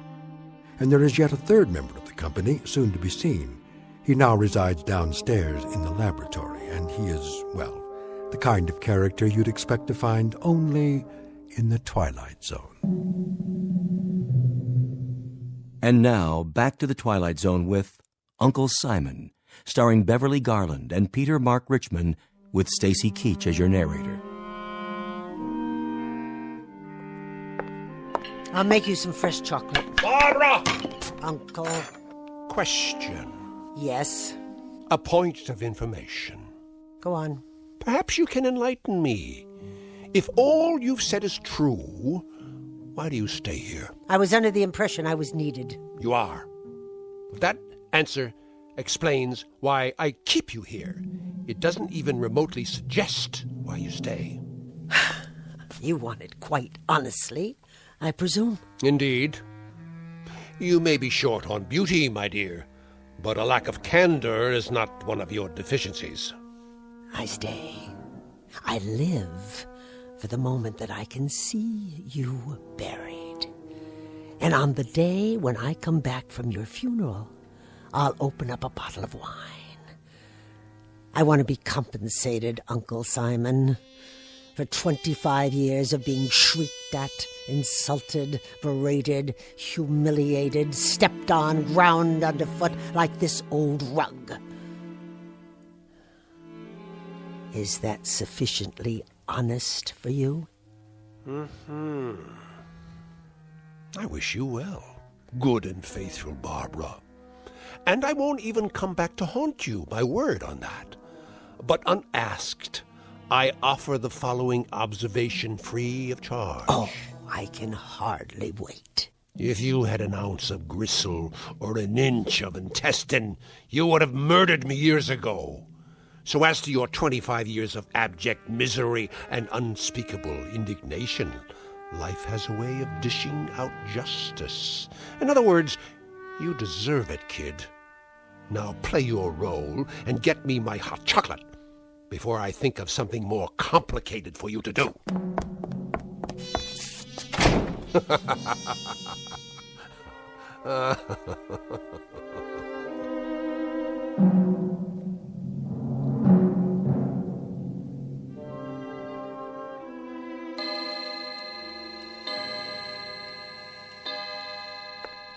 Dear Uncle Simon, and where are you now, you old... of course, downstairs in your laboratory, as you call it. Where else? And what do you do in there, dear Uncle? I mean, if I could see for myself, just a glimpse, just once, so I'll know... Did you leave the door unlocked this time? Well, now, what have we here? I was looking for... Looking for what? I thought perhaps you'd show me what you're building. Indeed. You'd love to know that, wouldn't you? Well, I'm sure it's something impressive. My curiosity got the better of me.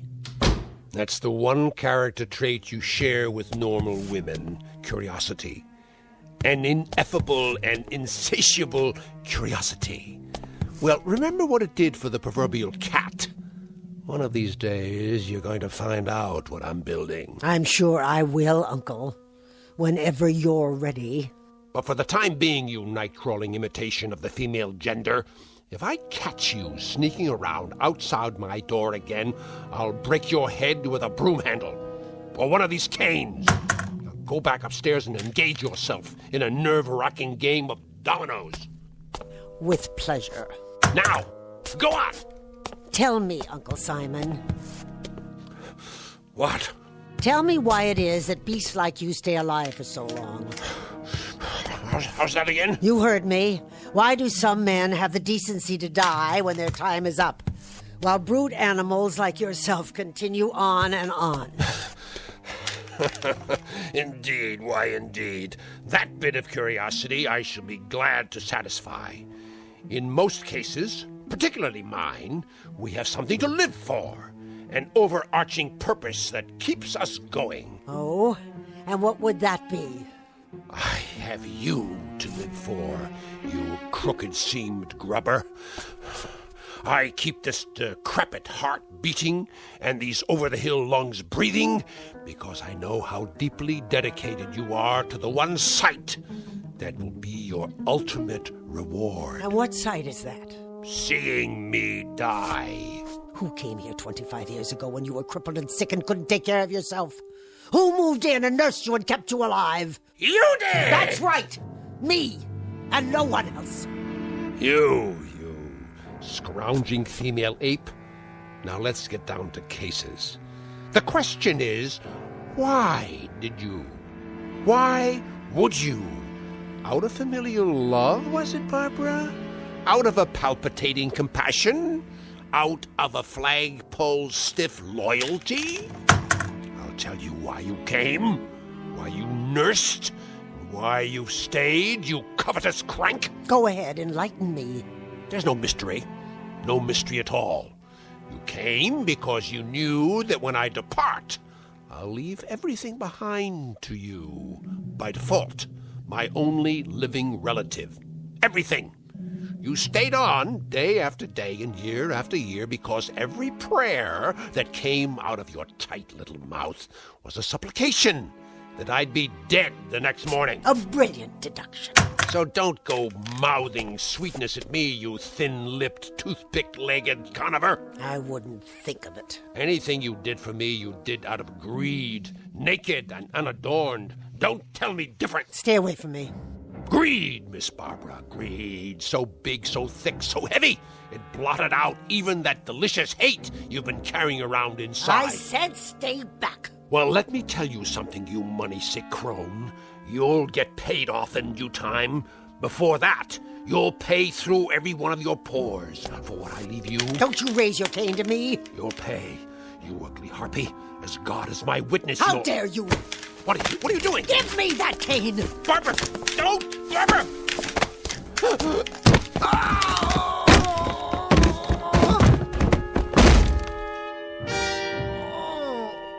Uncle? Barbara! What? Barbara, help me. What, Uncle? Barbara, please! I didn't quite hear you. I think... Speak a little louder, would you, Uncle? Tell me, what is it you wanted?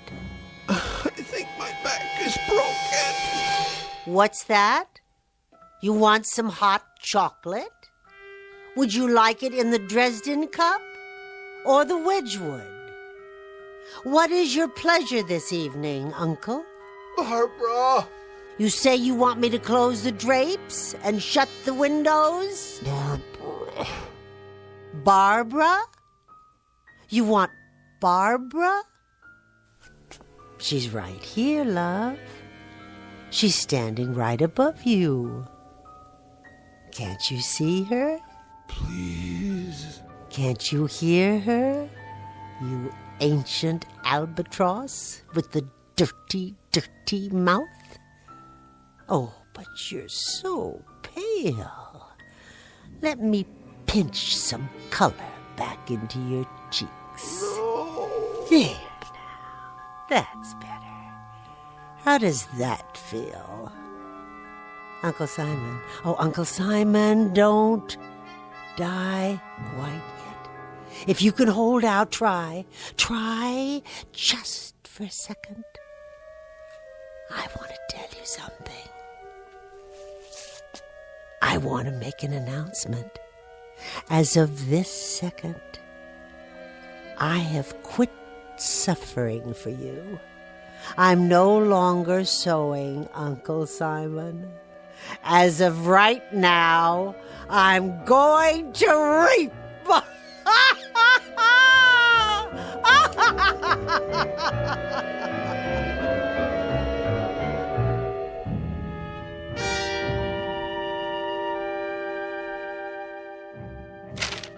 Are you comfortable, Mr. Schwimmer?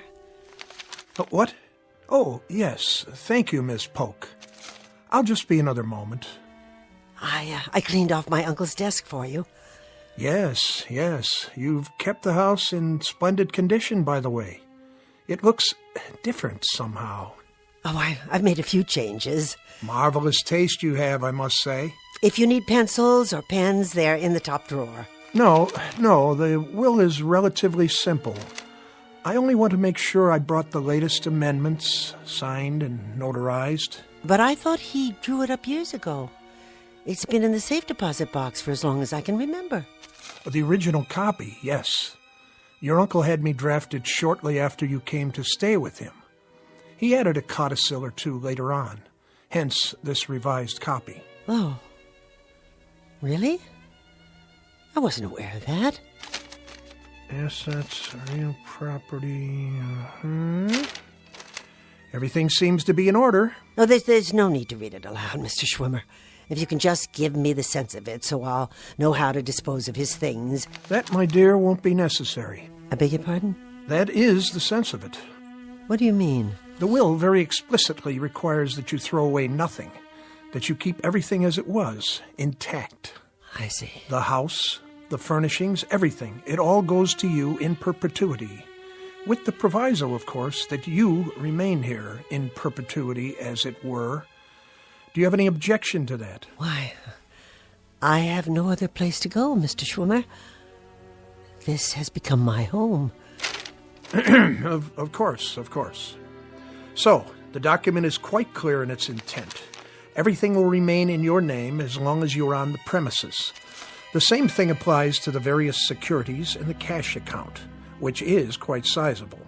It has been set up as a trust in your name. You're to draw all the interest accruing so long as you remain in the house. Where could anyone ever find a man with a heart as big as his? Quite so. Is there more? Well, the sense of this, Miss Polk, is that to qualify for your inheritance, there is one additional stipulation. What kind of stipulation? That you're to care for your uncle's latest experiment. Care for? That's odd. I don't understand it, Mr. Schwimmer. Which experiment? I have no idea. But it reads as follows. My beloved niece Barbara will be responsible for the well-being of my latest experiment. She will care for it, look after it, and see to its wants and needs. What wants and needs? A member of the law firm of Schwimmer, King, Bartlett, Kaplan, and Schwimmer will visit the domicile once each week to see that this stipulation is adhered to. In the event my beloved niece Barbara fails to comply with the provisions herein, I hereby give and bequeath all my property, both real and personal, to the State University. Now, the sense of that, Miss Polk... Tell me, Mr. Schwimmer, what is the sense of that? I gather it depends very much on the nature of your uncle's experiment, which he refers to only as it. I take it you have no idea what it might be? None at all, except that whatever it is, it's in the basement. Where are you going? Where do you think? To the laboratory. Oh, wait, you'll need the keys.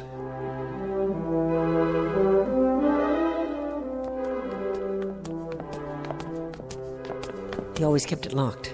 Your uncle was a genius. I'm sure he didn't want his work to fall into the wrong hands. Not even mine? A matter of national security, perhaps. At last. His inner sanctum. Not particularly foreboding. I must say it looks like any research lab at the university, with a few pieces of gear I haven't seen before. He was always ordering new parts, all the latest test equipment. And you don't know what he was testing? He chose not to share that bit of information with me. To protect you, I'm sure. But we'll know soon enough. What's behind that other door? Where? Against the wall, at the back of the room. I don't know. Do you have the other key? It must be the large one. How this relates to his will, though, I'm not at all sure. Now, this piece, this is interesting. Looks like a metal glove. I wonder what it does. I wouldn't touch it if I were you. Why, it's part of a mechanical hand with an arm attached. I said don't touch it. Sorry. Good Lord. There's something attached to the arm. It appears to be a complete metal figure of some sort in the shape of a man. It must be 8 feet tall. I think we better go now. How do you do? What? What are you? In your lexicon, I am a robot. I was created by the great scientist Simon Polk. You have activated my selecting and operating relays. You stay away from me. I mean you no harm. Please be patient with me. My program requires several days to function at maximum capacity. I bid you greetings. Hello, Barbara. Barbara. Now what? Barbara. Is that you, Barbara? Yes, it's me. Who else would it be? Are you going out, Barbara? It happens that I am. Why are you sitting here in the study with all the lights off? I do not like the light. This is a more restful mode while I program my circuits. Where are you going? To a concert. A concert? Do you know how long it's been since I went to a concert? No, I do not have that information, but I estimate the answer to be several years. Several? Try 20. What is a concert? It's a beautiful musical experience. Inspiring. But you wouldn't know anything about that. What is music? It's when people, real human beings, use instruments handmade out of metal or wood to create sounds that are pleasing to the ear. The human ear. They should use only metal parts. Wood decays. It does not have the durability of metal alloy. It is an inferior building material. Well, here's a flash for you, young Frankenstein. They use horsehair, too. Dead organic material for the string section. And you know something? It sounds absolutely heavenly. Not like some tin can that got left out in the rain. I see. Do you? I doubt it. I'm going now. If you need anything, like a shot of oil on the rocks, you can get it yourself. You mustn't leave. Are you telling me what to do? Mr. Schwimmer is coming tonight. A week has gone by. Isn't that correct? Yes, Mr. Schwimmer is coming. He'll be here at 8 o'clock after I'm gone. So you just sit tight. Good. Good? Good for what? He will check my condition. He will see that I am functioning properly. That's right. Maybe he'll give you a lube and an oil change while he's at it. You see, Barbara, I am like an infant. I mature gradually. Soon I will have all my faculties. I will be able to perform all my faculties and functions. I will be a whole being. Oh, how nice. How perfectly grand for you. You'll be a whole being. And then what? Or can you think that far? I will take on human attributes, those that your Uncle Simon saw fit to give me. Oh, that'll be an improvement, because he certainly didn't see fit to give you any human attributes so far. You look like something out of an old science fiction movie. Or the Tin Man and the Wizard of Oz. You're a joke. Joke? Ah, I understand your meaning. Simon Polk was known for his sense of humor. He could have been a comedian. Uncle Simon? Oh, yeah. Hysterical. The crown prince of comedy. Bye now, Tin Man. Wait. This is interesting. This is very interesting. It is coming through now. What is? A craving. A new craving. A craving? As in hunger? For a machine that doesn't eat? Hot chocolate. A beverage made from dried cocoa beans and sugar. I would love a cup of hot chocolate.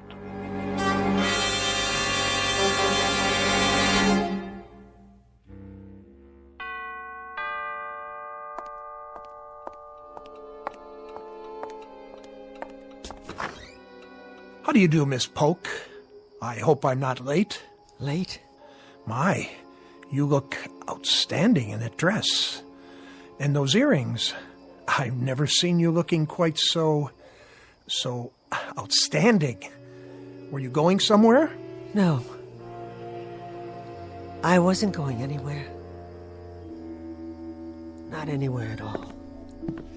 And how, may I ask, is our young Master Polk doing this evening? Right this way. We've been waiting for you in the study.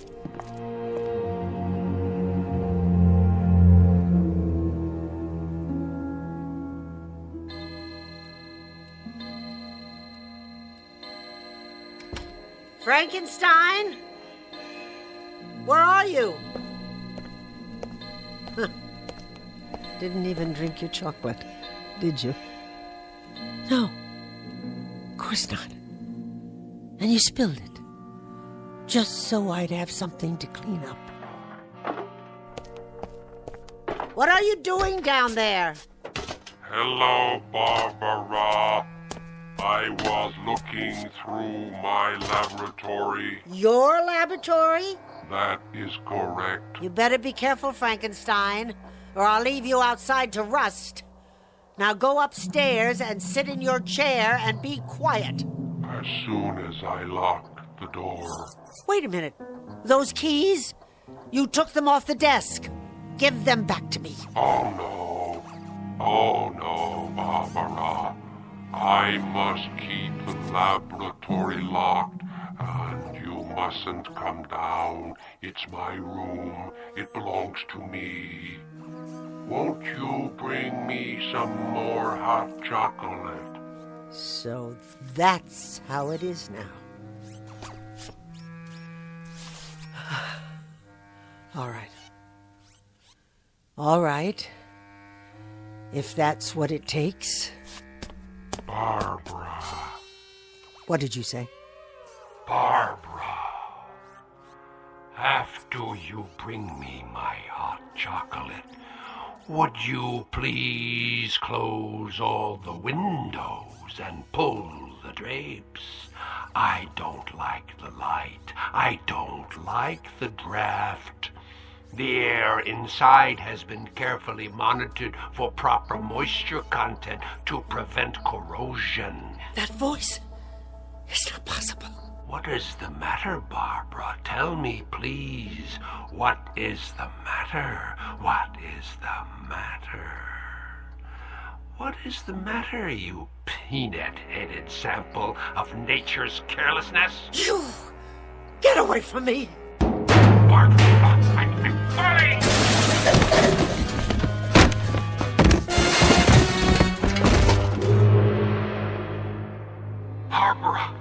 Barbara, my legs, they're bent. I can't get up. Barbara, help me.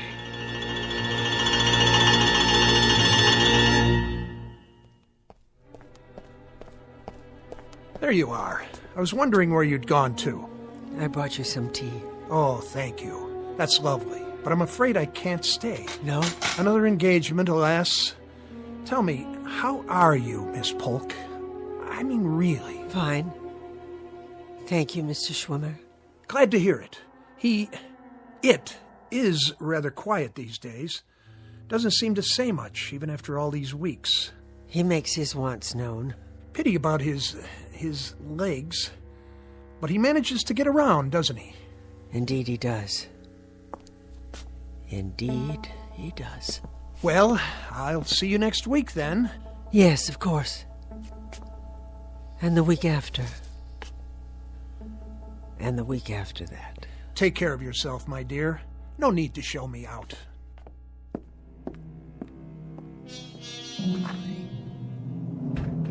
Barbara! Here, in the study. Barbara, my dear, if you can prevail upon that Raggedy Ann carcass of yours to exert yourself, I'd like a cup of hot chocolate. I would like it in a Wedgwood cup. And if it's not sufficiently hot, I'll pour it on the floor at your feet. Clear? All right. I'll make some. Speak up, you lint-headed clod. I didn't hear you. I'll make some hot chocolate. Do that, you torpid lotus eater. And be sure that it's hot. Did you hear me? Make sure it's hot. What does it take to make you move, you arthritic crab? I'll fix it for you now. You'll fix it for me now. What? I'll fix it for you now, Uncle. That's better. I'll be at my desk, working on my notes. Yes, Uncle.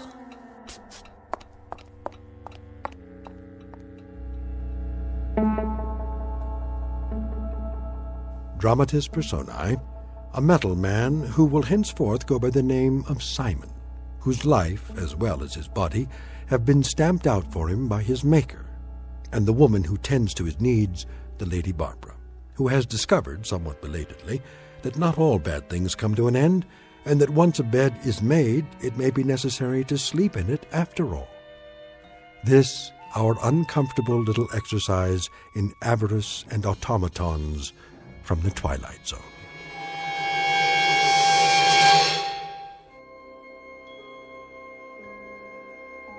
Hi, this is Carl Amari, producer of the Twilight Zone radio dramas. I'd like to take a moment to tell you about our official website at twilightzoneradio.com, where you'll get the latest news and information on these Twilight Zone radio dramas. Plus, at twilightzoneradio.com, you can digitally download 3 free episodes or any of our episodes for only $1.95 each. In this age of ever-changing technology, we've decided to make these episodes instantly available to you by making the Twilight Zone radio dramas a digital download-only series. This means that this series will no longer be offered on CD. The CD collections at our website are now being offered while supplies last at buy one, get one free. So be sure to get your favorites before they're sold out. Be sure to visit us often, and I'll see you in the zone.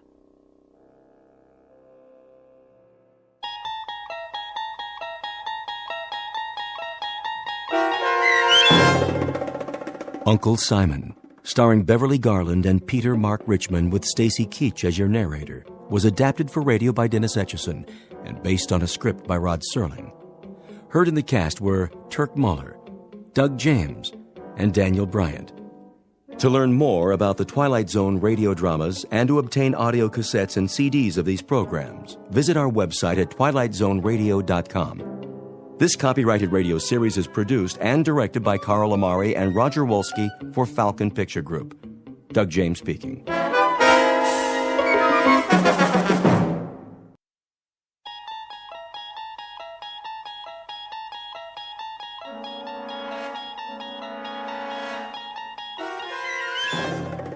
You unlock this door with the key of imagination. Beyond it is another dimension, a dimension of sound, a dimension of sight, a dimension of mind. You're moving into a land of both shadow and substance, of things and ideas. You've just crossed over into the Twilight Zone.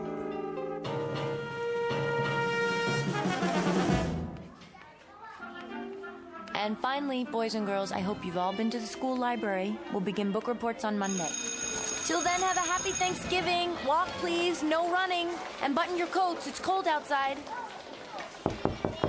Knock, knock. Oh, hi, Lynn. Did you get your car fixed? Not yet. You're kidding. It was supposed to be ready yesterday. Something about a part they had to order. Well, come on. I'll give you a ride home. It's only a few blocks. Don't be silly. You're right on the way. I have to straighten up first. Straighten what? Your classroom looks better than mine. You know, Helen, they have people who come in after we're gone. They're called janitors. I know. You're very kind, really, but I have to... Have to what? Who's that? Where? In the hall. I don't hear anything. That song. Hello?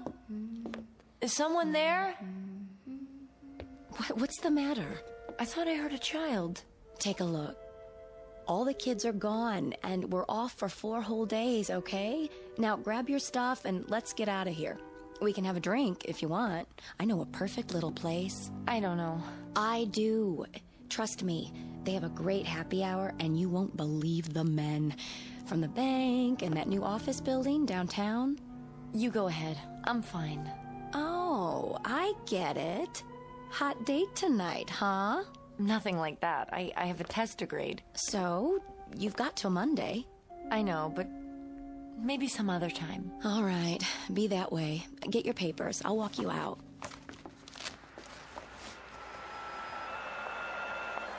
How long has it been now? Since you started teaching? Oh, about a year. 2 next spring. Then don't you think it's time to loosen up? Do something for yourself once in a while. You know what they say, all work and no play. I go out sometimes. Yeah? When? Well, see. It's just that with all the homework and the extra credit... You spend more time on it than they do. You know something? It sounds funny, but I really don't mind. I mean it, Lynn. Kids grow up so fast, they need all the help they can get. They're not the only ones. But they seem so... vulnerable. Well, maybe they are. But they survive. The bumps and bruises, the sore throats and earaches, it all works out, one way or the other. Look at us. What? We made it, didn't we? In spite of everything, we survived? I guess. Don't ask me how. I'm parked across the street. Last chance. Careful, the light's about to change. Come on, Helen. We don't have to wait for the crossing guard. We're grown-ups, remember? That man. What man? In the car. Sort of distinguished. Don't stare. He's staring at you. Have you seen him before? Not around here. I'd remember. Lynn, do you ever see people and they remind you of someone but you're not sure who? Someone you might have met once and... All the time. The trouble is, they don't remember me. It's just a feeling I get sometimes. Sorry, I don't know what I'm talking about. I'll open your side. Get in. No, I'll walk. But it's freezing. It's all right, honestly. It'll give me a chance to think. Are you sure? I'm sure. See ya. Hey, you have someplace to go on Thanksgiving? What? Oh, yes, of course. Dr. Anderson's. Doctor, huh? You didn't tell me about him. He's an old friend of the family. Well, if it doesn't work out, you can always come over to my place. I'm cooking a really big bird. Thanks, Lynn. Call me later. I will. November, a wind stirs, leaves blow in the streets, and people move a little bit faster just to get home before dark. To this, add a young woman named Helen Foley, age 28, who has a calling. She believes in helping children, whenever and wherever she can. Taken all together, these are the improbable ingredients of a basic human emotion called fear. And the recipe is almost complete. All that's needed now is the face of a little girl, as perfect as a cameo and as solemn as a sphinx. Because Helen Foley is about to learn the properties of terror. In a few moments, a most unusual child will take her by the hand and lead her on a journey into the Twilight Zone. And now, The Twilight Zone, and our story, Nightmare as a Child, starring Bonnie Somerville, with Stacy Keach as your narrator.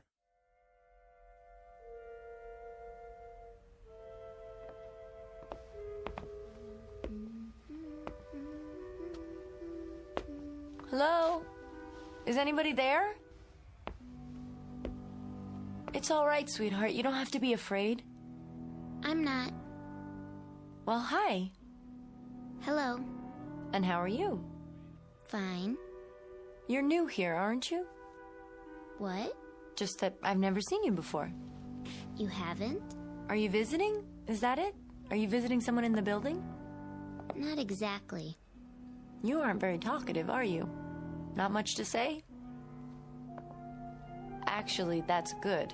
That's very good. It's not wise to talk to strangers. I don't. I guess I'm a stranger. But it's all right. I'm kind of an expert on children. Quiet ones and noisy ones. All kinds. I know. You do? But how would you know that? I'll bet you don't know that I teach school. I know all about you. I see. I even know what you're going to do. Do you? You're going inside. 'Cause this is your apartment. You're right. It is. Would you like some hot chocolate, honey? Well... On cold afternoons when I come back from school, that's the first thing I usually make. A nice cup of hot chocolate. But no marshmallows. What? You don't like marshmallows, do you? Why, no. As a matter of fact, I've never liked them. I don't either. All right, then. Absolutely no marshmallows. Here we are. Aren't you coming in? If you want me to. Oh, you really should tell your mother where you are. Why? I wouldn't want her to worry. She won't. Well, if you're sure, go ahead and sit down. The couch is over by the... Oh, I see you found it. I'll just take off my coat before I put the milk on. You don't have to hurry. All right, but I can hardly wait to have that cocoa. It's awfully chilly, don't you think? Mm-hmm. So, tell me, are you in school? In a way. What grade are you in? Different ones. Different? It depends. My, you must be very smart then. What brings you to this floor? I mean, if you don't live in the building. Of course, if you do live here. I came to see someone. Oh? I thought so. A friend of yours? Sort of. What's her name? Maybe I know her. Maybe you do. Really? I must say, you've caught my curiosity. Don't let it get too hot. The milk. Oh, yes, thank you. It didn't start to boil yet. Good.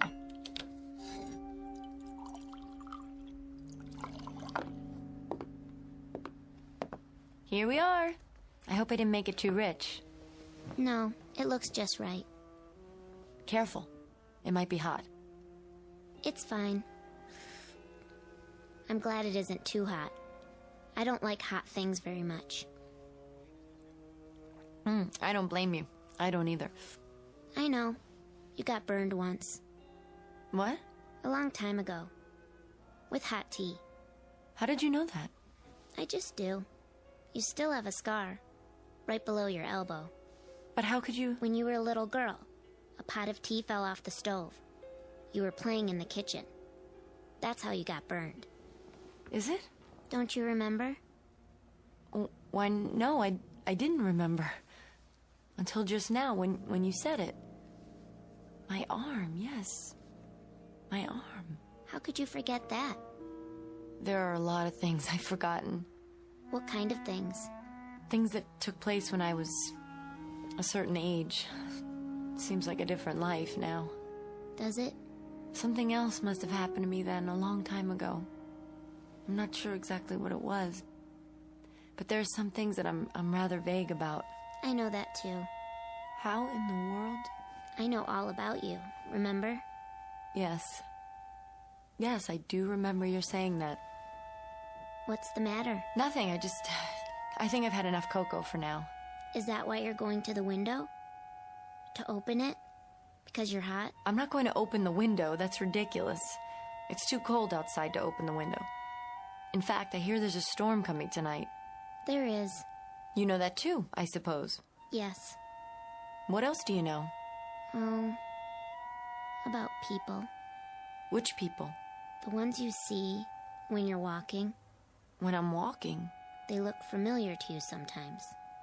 Now, why ever would you say that? When you pass them on the street, or see them in a bank, or they walk by you, they look like somebody you used to know, don't they? Well, once in a while. But when you try to remember where you saw them, you can't. No matter how hard you try. I wouldn't say it's quite like that. Yes, it is. It happens lots of times. Like today. Today? Did somebody go by you today who looked familiar? Why no. Really? It's not very polite to contradict people. I told you, I didn't... Didn't what? Nothing. You just remembered, didn't you? There was someone. That's right. Outside the school. You were crossing the street. There was a man in a car. A man in a car, yes. Stopped for a light. I looked at him through the windshield as I walked past, and then he drove on, but I wondered... You recognized him? No, I didn't recognize him. He just looked so... So familiar to you? Yes. He made you frightened, didn't he? I really don't know what business it is of yours. But he did. It's okay. He makes me feel that way, too. You know him? I don't know his name. He looks familiar, though. Like somebody I saw once, in a dream. And I know he frightens me. Just like he frightens you. That's ridiculous. Is it? Who are you? I told you. No, you didn't. Where do you live? Around here. What's your name? Don't look away from me. Do you have a name? Marky. That's not my real name, but that's what people call me. I said it's Marky. Did you hear me? Yes. Yes, I heard you. Marky. That's a pretty name. It's my nickname. Is that all you've got to say? I think it's a very cute name. What more do you want me to say? I thought it might remind you of something. Well, it doesn't. Feeling warm again? No, I'm not, thank you. Then why do you have sweat on your forehead? What? Oh. You're right, it does seem a little warm in here now. I don't think so. I think it's very comfortable. No, it's warm. Strange, I haven't turned the heater on yet. What's that? I didn't hear anything. I did. Oh, that was the front door of the building, down below. What floor is he going to? How would I know? He's coming here, to the 5th floor. Well, we're not the only people on this floor. There are 4 other apartments. I know, but he's coming to this one. Is he? I have to go. Honey, there's nothing to be afraid of, I promise. There is. Do you have a back door? Yes, but... I'm going now. Wait, please. Goodbye. I'll come back later.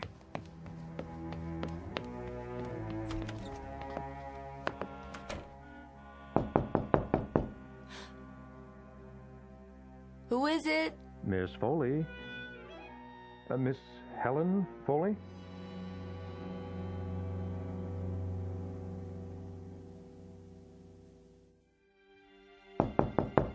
Miss Foley, do I have the right apartment? Who is it, please? It's Peter Selden, Miss Foley. I don't know whether you remember me, but I knew your mother very well. Who? That's better. Mr... Well, do you remember me now? Why, you do look familiar. That's a start. Didn't I see you? I thought you looked at me a little oddly. Yes, that's right. In front of the school, I was stopped for a red light. So you were. Do you mind if I come in for a moment? Why, no. Please do. Thank you. Won't you sit down, Mr... Selden. A friend of my mother's, you say? I'm not sure It's been a lot of years, Miss Foley. Quite a few, indeed. 18 or 19 at the very least. That long? Then I must have been... Got you stumped, huh? Well, it's no wonder, as you were just a child then. You couldn't have been more than 10 or 11. But I remember you. See, I used to work for your mother. Peter Selden, her financial consultant. Any bells yet? I do seem to recall the name.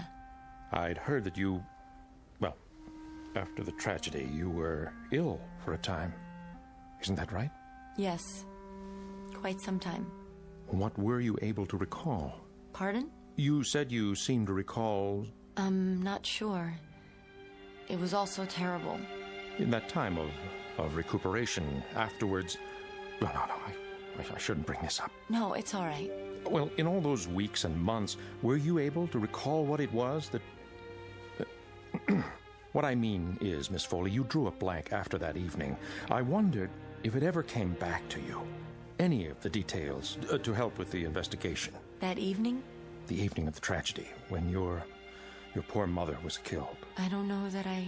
No, it must be very painful to even think of it. I should apologize. No, it comes back to me in pieces sometimes.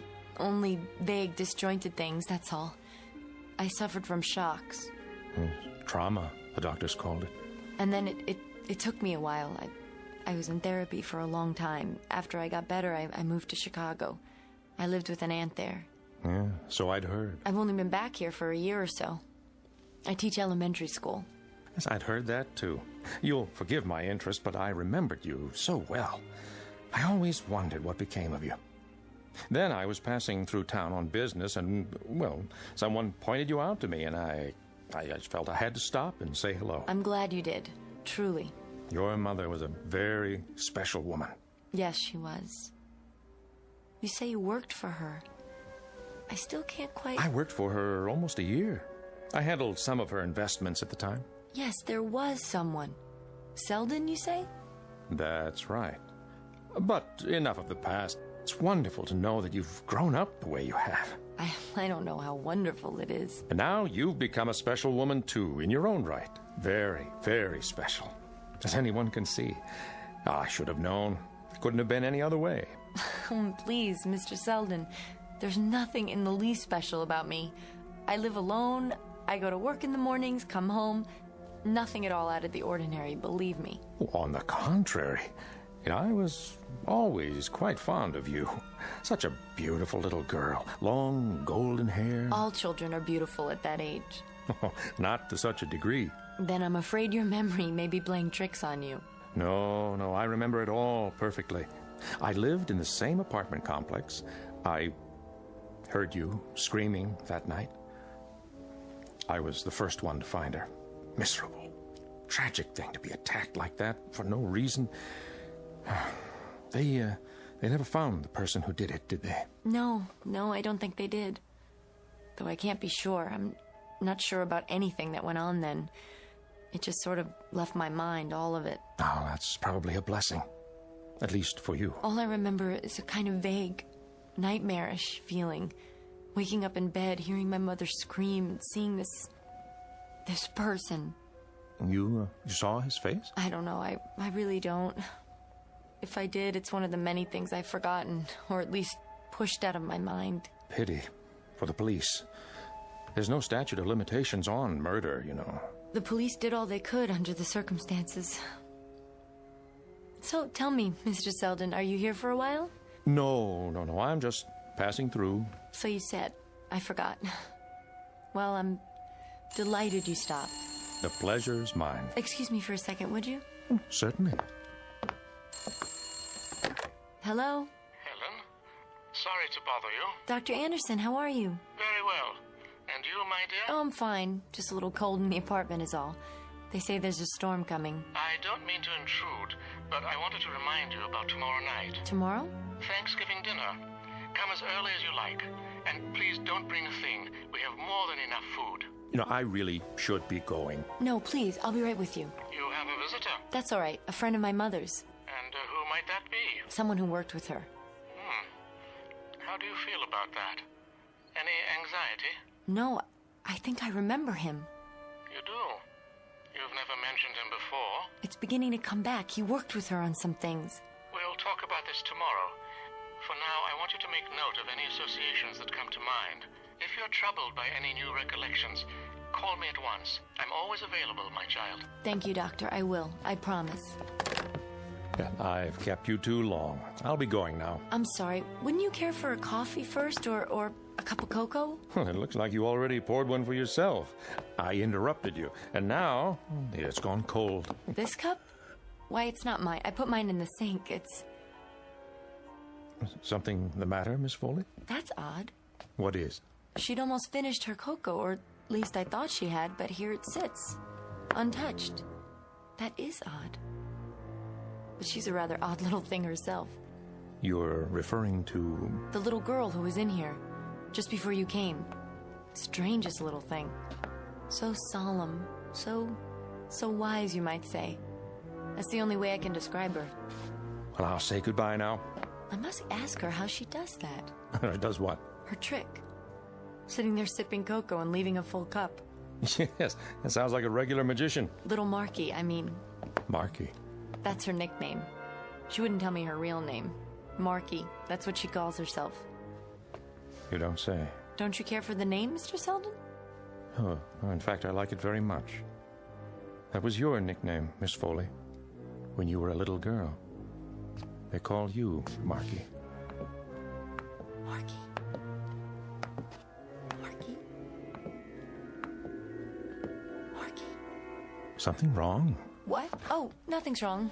Except that it's quite a coincidence. This little thing camping on my doorstep having the same name as I did. I suppose it is. Now that's odd, too. I'm sorry, what is? The way things are coming back. Oh?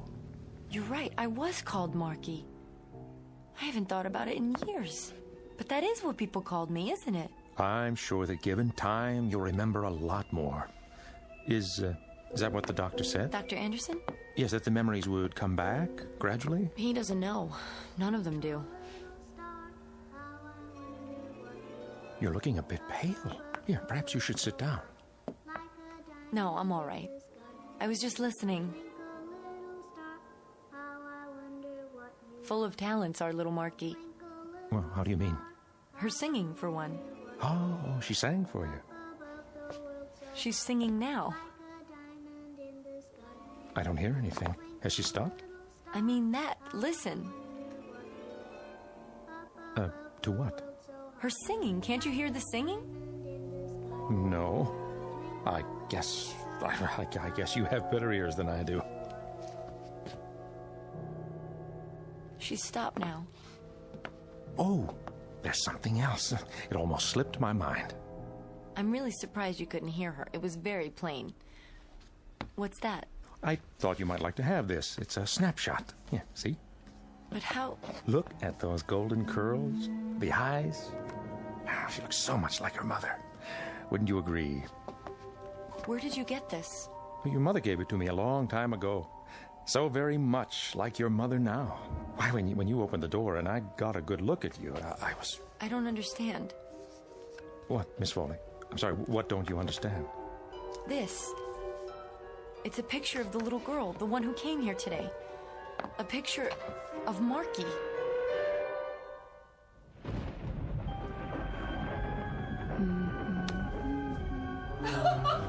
Don't laugh at me, I'm telling you. I'll do something about it. I will. Get out!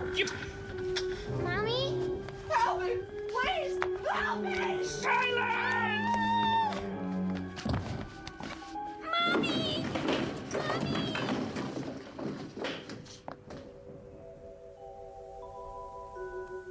Marky?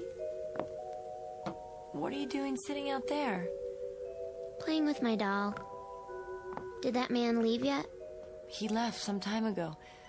I must have fallen asleep on the couch. Marky, it's very late. Is it? Past your bedtime. Don't you think you should go home now? Your mother will be terribly worried. No, she won't. She won't be worried at all. Yes, she will. I don't have a mother. Not anymore. You don't have a... Do you remember now? About Marky? Do you, Helen? I think I'm beginning to. And the time you burned your arm with the hot water from the teapot? Yes. Yes, that too. You got a nasty burn. What are you doing? Showing you my arm. Here's the scar. Just below the elbow. Let me see that. The same as on your arm. Who are you? What's your real name? You better let go. You're hurting me. I'll let go, but first I want to know who you are. I want to know where you're from and what your true name is. Tell me. Do you understand? Tell me. You don't know? You don't have any idea? And you were doing so well, Helen. You were starting to remember things. What things? Remember what things? What's that? Where? On the coffee table. I wanted to ask you about this picture. Mr. Selden left it. Is it familiar? He said that's supposed to be me. That's supposed to be me when I was a little girl about your age. But it isn't. It isn't me at all. It's you, Marky. And that's impossible, too. How could it be? You still don't understand, do you? Understand what? And that's... That I'm you, Helen. And what? Now, and that's... Dan, and do you? I'm you. What? Now, and that's... Talk is... And do you? I am you. What? Now, and that's... I'm you when you were you. I'm old you. What? Now, and that's... Marky when you were you. I lived with your mother in the other apartment. I was asleep in the bed that night. It was so cold. And the man came to visit. And your mother let him in. I don't know what you're talking about. I think you do. He was arguing with Mother downstairs, and she tried to run away. And she ran upstairs to her room. And the man came after her and caught her. And he choked her. Remember, Helen? Yes. He choked her, and then he picked up something heavy, and he hit her on the head, and she fell. And then you screamed. And the man looked down at you. He looked right at you. And you screamed, Helen. You screamed so loud. The storm. It was raining that night, too. The lights, they've gone off. Marky, stay close to me. I'll light a candle. I have one somewhere. Marky? Marky, where are you? Be careful. Who's there? Take it easy, Helen. It's only me. Lynn! Oh, God, I thought... Thought what? I don't know. I fell asleep on the couch, and I must have been dreaming an awful dream. I shouldn't have walked in like that, but I heard your voice, and the door was open. You okay? Oh, come in, please. I got to thinking about you, over here, alone. I'll bet you haven't eaten. Actually, no, but... So I thought, I'll stop by, and if you're hungry, we'll order something to go. You must be soaked. I got here just in time. Now the power's gone out. It looks like the whole block. I was looking for a candle. Now, where are those matches? I've got some. Here. Great, thanks. Who were you talking to? Oh, that was Marky. Nice name. Where have you got him hidden? It's a little girl. I want you to meet her. Maybe you can tell me if what she says is... Marky, honey, you can come out now. I don't see anybody. She was here, I swear. It's raining really hard, but we can still order Chinese. They deliver. Yes. Yes, I'd like that. Oh, something hot. Sweet and sour, whatever. What's the number? I think it's... Oh, no. What? There's no dial tone. The phone lines must be down. I'll make us some coffee. How far's the restaurant? Just at the corner. Then I'll go get some stuff. No, I couldn't let you do that. Don't worry about it. You have an umbrella, don't you? Yes, but... Plus, I've got my car. No problem, honest. I'll get soup and everything. The works. Then I'm paying. Just let me get my purse. You were too nice, Lynn. Tell that to my last date. Here, that should be enough. I'll get the coffee going. Be back in a flash. I'll get an extra fortune cookie in case your little friend shows up. Where did you say the umbrella... Behind the door. Got it. Don't open it indoors. It's bad luck. If you say so.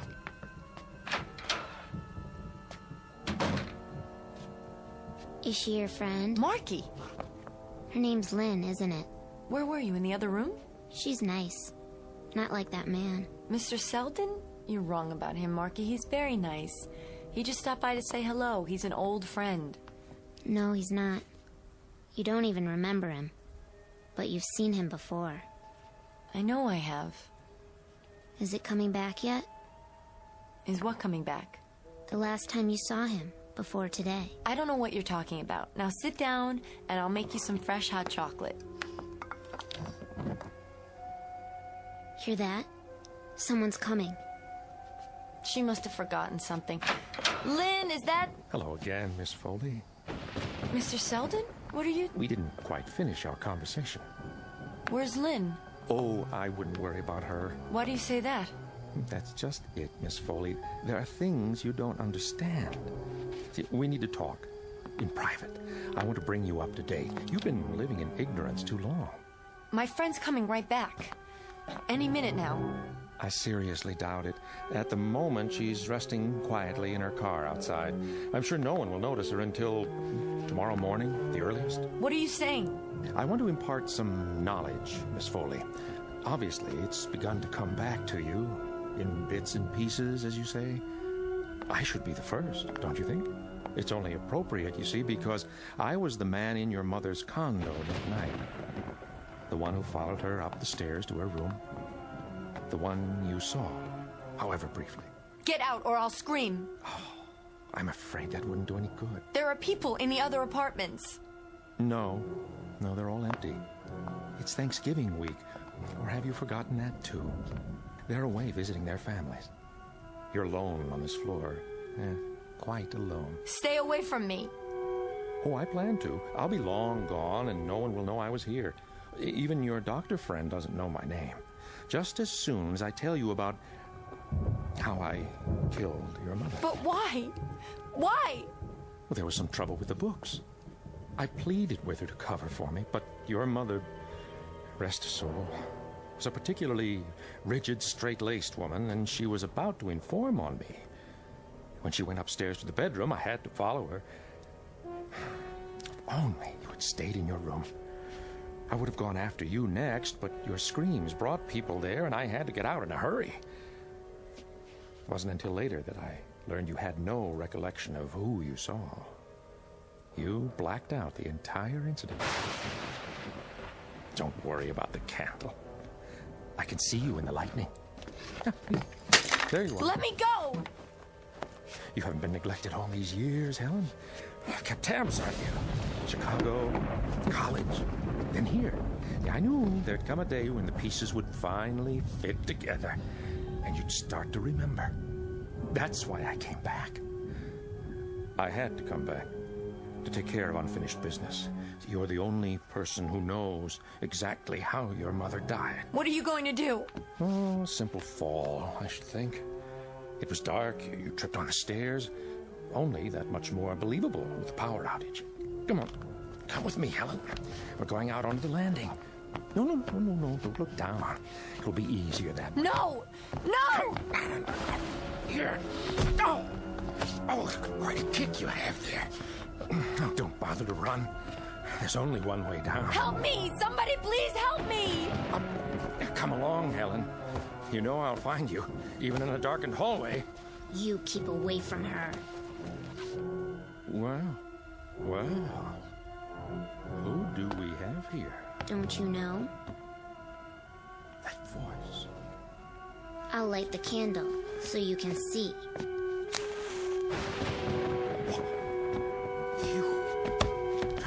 That's not possible. Come here, you little wretch. You...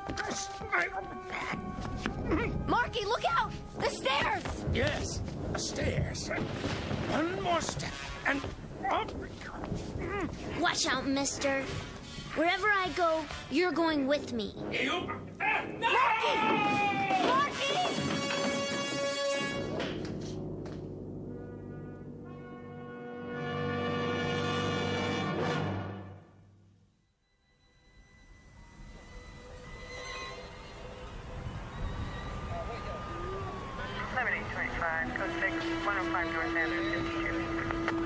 Male, broken neck, 55 years of age.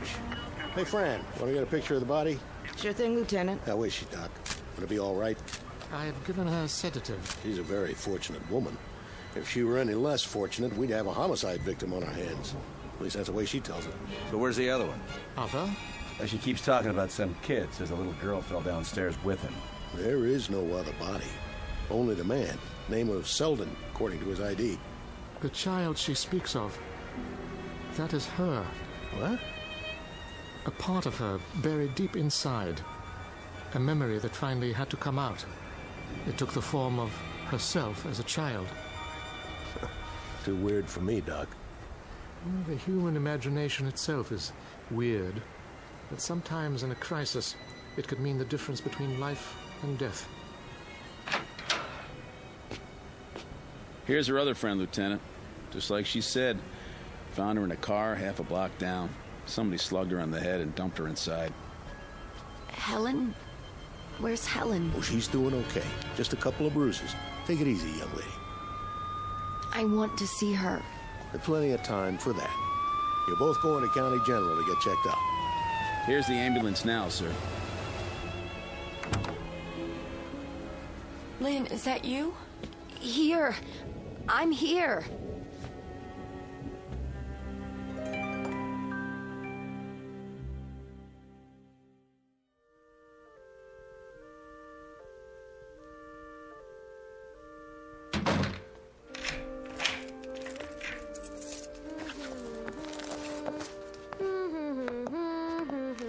Hello. Hello, little one. Where are you going? Back to work. I was sick for a while, but now I'm better. I have a whole classroom full of kids about your age. They're waiting for me. Oh, are you a teacher? Yes, I am. You know something? What?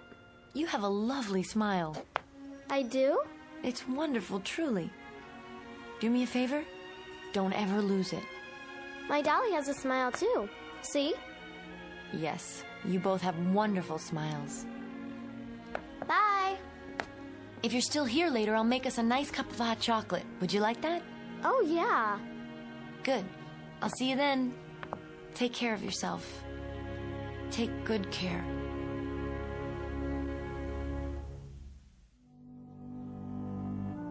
Miss Helen Foley, who lived for a time in darkness and woke up from a nightmare, who found a spot on the tapestry of her life and rubbed it clean, then stepped back and got a good look at what she had left behind in the Twilight Zone.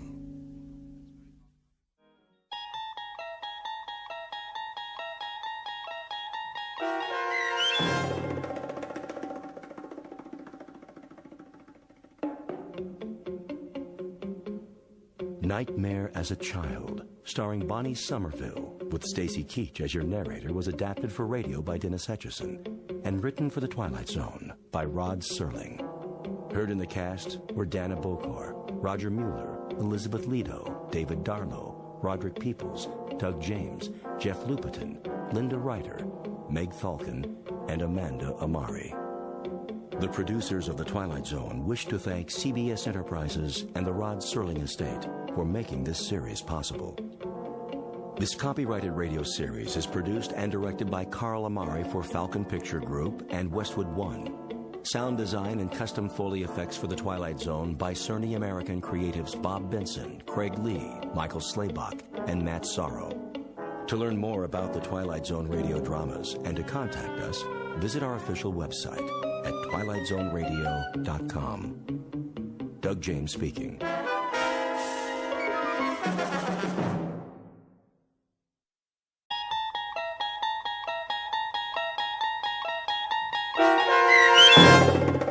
What's in the Box, starring Mike Starr with Stacy Keach as your narrator, was adapted for radio by Dennis Etchison and based on a script by Martin Goldsmith. Heard in the cast were Meg Falcon, Jeff Lupetin, Christian Stolte, Franette Lebo, Doug James, Carl Amari, Paul Patch, and Roger Wolski. To learn more about the Twilight Zone radio dramas and to obtain audio cassettes and CDs of these programs, visit our website at twilightzoneradio.com. The producers of The Twilight Zone wish to thank CBS Enterprises, Carol Serling, Dennis Etchison, Dick Brescia Associates, Claire Simon Casting, Terry Jennings, XM Satellite Radio, Sirius Satellite Radio, our sponsors, and our radio affiliates for helping make this series possible. This copyrighted radio series is produced and directed by Carl Amari and Jason Mallow for Falcon Picture Group. Doug James speaking.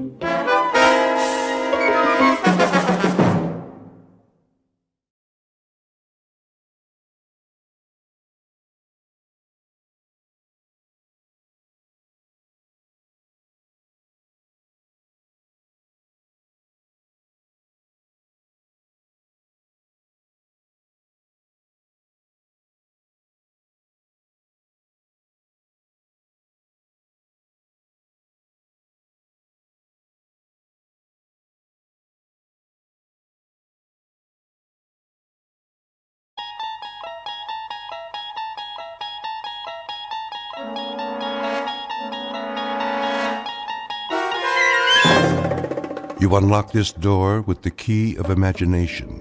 Beyond it is another dimension, a dimension of sound, a dimension of sight, a dimension of mind. You're moving into a land of both shadow and substance, of things and ideas. You've just crossed over into the Twilight Zone.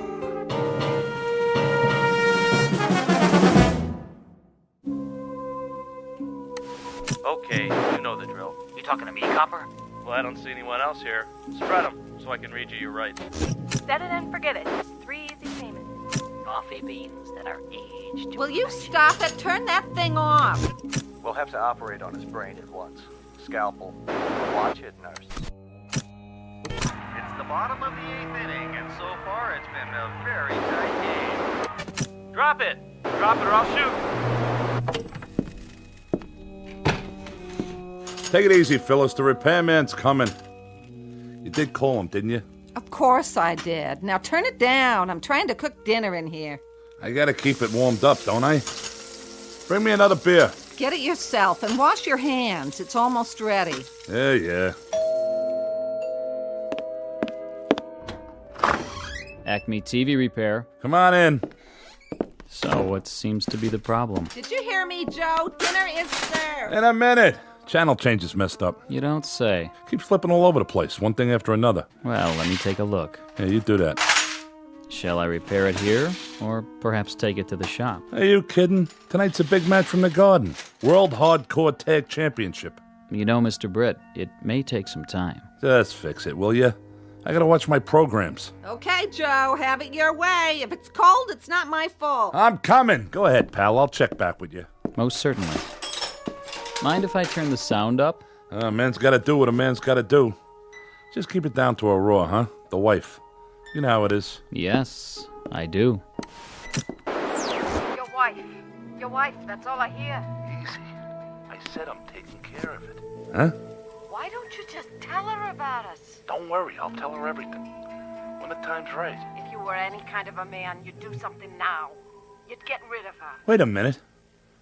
What kind of program is that? Oh, that's Channel 10. But I don't get Channel 10. There's no such thing.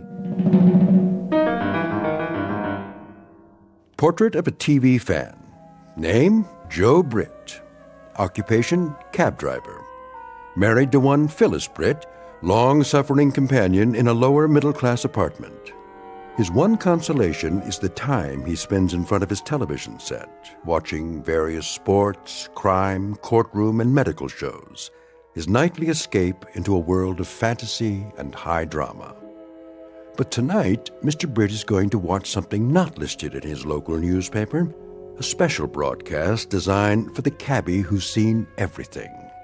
Joe Britt doesn't know it yet, but his flag is down, his meter's running, and he's already in high gear, on his way to a call that will lead him off the pages of the map book and into the Twilight Zone. And now, the Twilight Zone and our story, What's in the Box, starring Mike Starr with Stacy Keach as your narrator. Great dinner. Glad you liked it. Scrumptious. Wasn't it? Absolutely mouth-watering. I thought so, too. Tastes like... Yeah, go ahead and say it. Like what, Joe? I got it. Fiberglass. Well, keep on being late. What do you expect? Not much from you. Yeah, the feeling's mutual. I'm telling you, I'm getting sick of it. Where'd you get this slop? The Lucky Dog pet store? You're getting sick of it. How do you think I feel? I don't get a man coming home to me at night. I get something left in the cab that's all used up. Nice, Phyllis. Real nice. Tell the whole world. We got company, remember? Oh, yeah. The TV repairman? Better hope he gets finished pretty soon, Joe, so you can watch your programs instead of having a conversation with your wife. We're having a conversation right now. Sure we are. It ain't my fault I'm pulling long hours. Yeah? Whose fault is it? The man in the moon? I already told you. Guy hails me when I'm heading into the garage. Had to haul him all the way up to Yonkers. Oh, give it a rest, Joe. I heard that one before. The other day it was Yonkers. Yesterday it was LaGuardia. You don't fool me one bit. Just tell me. Who's the girl? What girl? The one you've got on the side. You're crazy. Yeah, and you're a louse. You don't have nothing left by the time you get home. You gotta be giving it away someplace else. Yeah, I got so much extra energy. Where would I get it? Not from this food. You get what you pay for, Joe, and you're slipping way behind in your payments. Give me a break. I'll give you a break in your head is what I'll give you. If you're cheating on me, Joe, I swear. Can it, Phyllis? The guy out there's getting a free show. Free? How much are you paying him? $10 an hour? 20? And for what? So you can watch your stupid TV. I got a suggestion, Joe. Why don't you sleep on the couch tonight so you don't miss the late show? That's it. I'm going in the other room. Well, don't let me stop you. Take the whole six-pack. As soon as he gets done, you better hurry up. It's getting late. The main event's coming up. Goat Boy and Old Crow versus Dude Love and Rob Van Dam. I know what's going on. You think I don't? You can't even look me in the eye anymore. You're so guilty. Phyllis, for the love of... Well, don't jump off any building on my account, Joe. One of these days, I'm going to even up the score. Make it a real tight ball game. What's that supposed to mean? Freddie Broom. You know, that good-looking butcher? He's always given me the once-over. I can feel his eyeballs rolling over me like ball bearings. You'd think I was the Queen of Sheba. What are you trying to do, start a fight? Well, I got no fight left in me. Once that joker gets fiddling with the TV, all I want to do is watch wrestling and flake out. I'm pooped. Yeah, I'll bet you are. You drove to Yonkers. For all I know, you even went twice. You shouldn't drive so much, Joe. You'll ruin your health. How's it coming, Mac? Well, Mr. Britt, you've got yourself a little problem here. Little problem? You've been at it an hour now. I could have built a whole new set by now. Is that so? Sure thing. I didn't just step off the ferry from Jersey. I know how you guys operate. Do you? First, you kill a $20 hour. Then you say you got to take it down to the shop. Another 20. Then you start switching tubes and charging me for the privilege. I get some poor sucker's old parts, and he gets mine. Nobody's the wiser, right? If you say so. And what was that phony station you brought in? Channel 10, my aching back. I don't know what you're referring to. You don't, huh? Probably put a videotape in just to confuse me. It's a racket, that's what it is. A penny ante Cosa Nostra. Well, the state of New York's got laws against that. So save yourself a headache. I ain't swinging for no big bills, period. In that case, the set's ready. What? You heard me. The set's ready. No charge for my services. Want a beer? On me. No, thanks. Have a pleasant evening. Same to you, pal. Same to you. Now, where's the remote? Hey, Phyllis! Come on in. We can get Channel 10. Your wife, that's all I hear. In a minute, Joe. Hold your horses, baby. What? That guy looks just like... Why don't you do something about her? I trusted you. I didn't hold anything back. I waited and waited. Wait a minute. You drove me all the way out to the park in your taxi, and now you won't even speak to me. What's the matter? I'm talking to you. What's the matter, Joe? How did they know? There wasn't no camera around. What do you want from me? Marry me. Marry you? What are you, crazy? If you don't, I'll tell her everything. Like what? I'm a bigamist? Look, baby, we're talking about two different things. Love is flowers and wine with dinner. Marriage is a floor mop and 2 pounds of hamburger. I'm serious, Joe. So, how's the picture? The picture? Look at you, you slob. You spilled your beer. It'll dry out. It's a good thing your mother gave us this rug. I hate it anyway. Even beer stains is an improvement. Take it easy. You say we can see Channel 10, so where is it? I turned it off. Well, turn it on again. Maybe later. Later, I've got the stove to clean. Turn it off, Phyllis. Quit clowning. Give me that thing. What are you, nuts or something? Never mind. You yelled to come in and look at Channel 10, and then when I drop everything... What's the matter? Is the set still on the blink? Yeah, I mean, no. Well, there must be something screwy. You know there's no Channel 10 around here. Did you try the other channels? Let me see that remote again. Get your hands off that! Listen, Phyllis. Are you by any chance trying to pull a fast one? I don't know what you mean. That guy. Who was he? What guy? Don't give me that. The guy, the repair guy. Oh, him? How do I know? I never saw him before. No? You're the one who called him. I told you to call a repairman. I didn't say which one. You picked him out. Oh, you're suspicious. Well, Casanova, you can relax. When I even up the score, it'll be with that butcher, Freddie Broom. He's got the most expressive hands. Oh, I've watched him cut meat. You should see what he can do to tenderize it. He sends me right to Yonkers. Yeah, sure, that must be it. He did something to the TV. They can do all kinds of cockamamie things with electronics. You're acting like a lunatic. Okay, who was he? Before I crack you one in the mouth. Like I told you, I don't know. The regular repair guy, he's on vacation.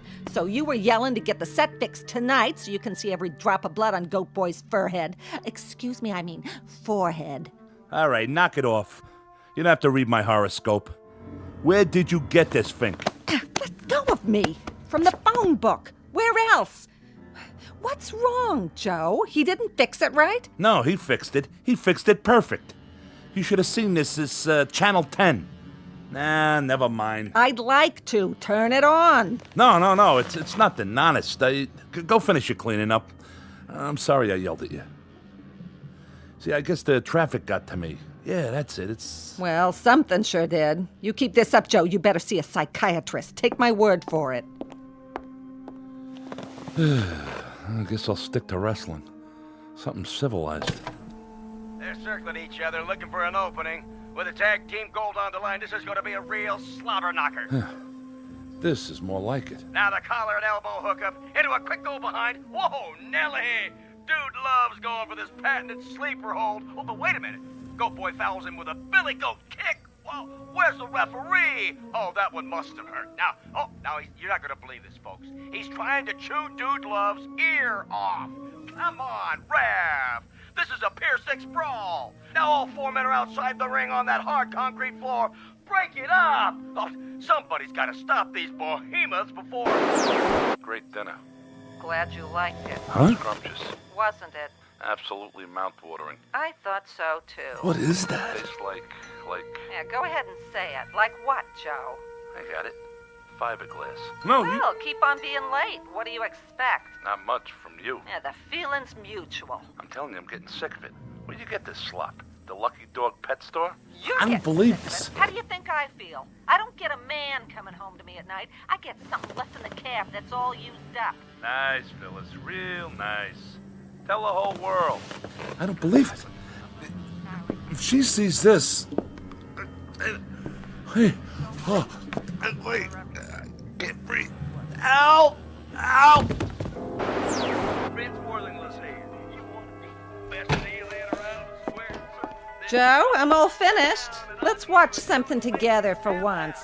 Even your wrestling, for a while at least. Joe?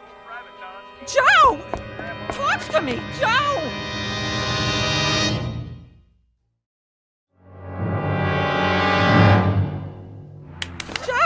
Joe, wake up. Are you all right? What happened? I don't know. Here, get up on the couch. I must have fainted or something. Are you okay? Yeah, sure. What happened? Maybe something I ate. Yeah, that's it. It tasted kind of funny. Well, why wouldn't it? I had to heat it up 3 times. Twice would have been enough. Now listen to me, Joe. Huh? It may be your heart. Oh, come on. I'm serious. All that overtime, it's not good for you. You ain't kidding. You'd better go to bed while I call the doctor. No. There's nothing wrong with me. Sure, Joe. You just keeled over for no reason. It's the television. What? There's something screwy with the TV. Are we on that again? Phyllis, I got something to ask you. I'm listening. Here, put your feet up. You want some hot chocolate? This is important. Are you sure you never saw that repair guy before? I'm going to call the doctor. Come here. Sit down. I told you I got something important to talk about. All right. What is it? Phyllis, what would you say if I told you that I saw myself? Oh, Joe, please. I'm serious. Wearing my regular clothes, just like I look right now. I'd say you looked in the mirror. I do that all the time, and I don't like what I see either, but it's nothing to faint about. Like Frank Sinatra said, that's life. Nobody's getting any younger. But what are we going to do about it? The moving finger writes and haven't written a... I said, listen, I'm talking here. Phyllis, I saw myself on TV. Really? Was it that candid camera? I hope you were smiling. You always had a real nice smile. No, it wasn't the candid camera. What would you say if I told you I saw you on TV, too? When? Just now. I'd say you're cracked, Joe. I haven't been out of the apartment all day. Then somebody's spying on us. If you really think that, you must be losing your marbles. Why would anyone want to spy on us? It's not like we ever do anything anymore. Nothing to write home about. Enough! Okay, forget it. Either you really are a bird brain or you're in on it. Ain't there something you want to tell me, Phyllis? Look me in the eye. I'm giving you a chance to come clean. Joey, you know better than that. Never mind that Joey stuff. I'm on to you. You're trying to trap me. You set me up, didn't you? Joe, you're scaring me. Well, you'll have to get up mighty early in the morning to get the drop on Joe Britt. You must be sick. You're not yourself. Now, you listen to me. You go into the kitchen and you look up that repair guy in the phone book. Tell him to get back here on the double. Understand? Sure, Joe, sure. Take it easy. You'll get your blood pressure in an uproar. Because if he don't, I swear I'll go down to his shop, wherever it is, and drag him here. Who do you two think you're dealing with? I ain't nobody's sucker. Oh, okay, I'll call him. See, I'm going. In the meantime, why don't you go to bed? Calm down. Take a load off. Now, fellas!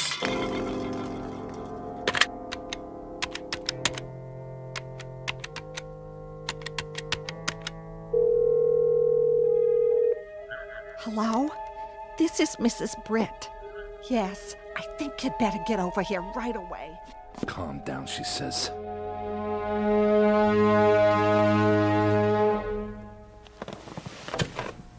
Come here. What do you see now, huh, Joe? What do you see? I'm on to you. You're nuts. We'll see about that. Ha! Missed me. I'll kill you.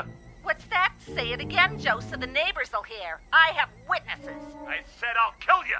Oh, no, you don't. Not my mother's face. Stand right there. Put it down, Joe. It's an antique. Yeah? An antique, huh? What's it gonna be worth in a minute? You lousy, no good. Come to Papa. Get away from me. I got you cornered. No place to go now. I don't like that look in your eye. Unless it's out that window. Joe, put it down. Not the vase. Don't you try to run or I'll smash it, I swear. No! Get away from the window. Let go of me! Phyllis! Phyllis, honey! Phyllis. Phyllis! Yeah? What's the matter now, Joe? Joe? What's the matter? Can't you hear? Can't you see? Look! Look at what? The TV! What about it? On the screen! There's nothing on the screen. See for yourself. But I saw it, I tell you. You and me right here in this room. What are you talking about? Channel 10 again? I told you, Joe, we don't get Channel 10. It's a trick. It's gotta be. Somebody's playing a trick on me. Why? Why?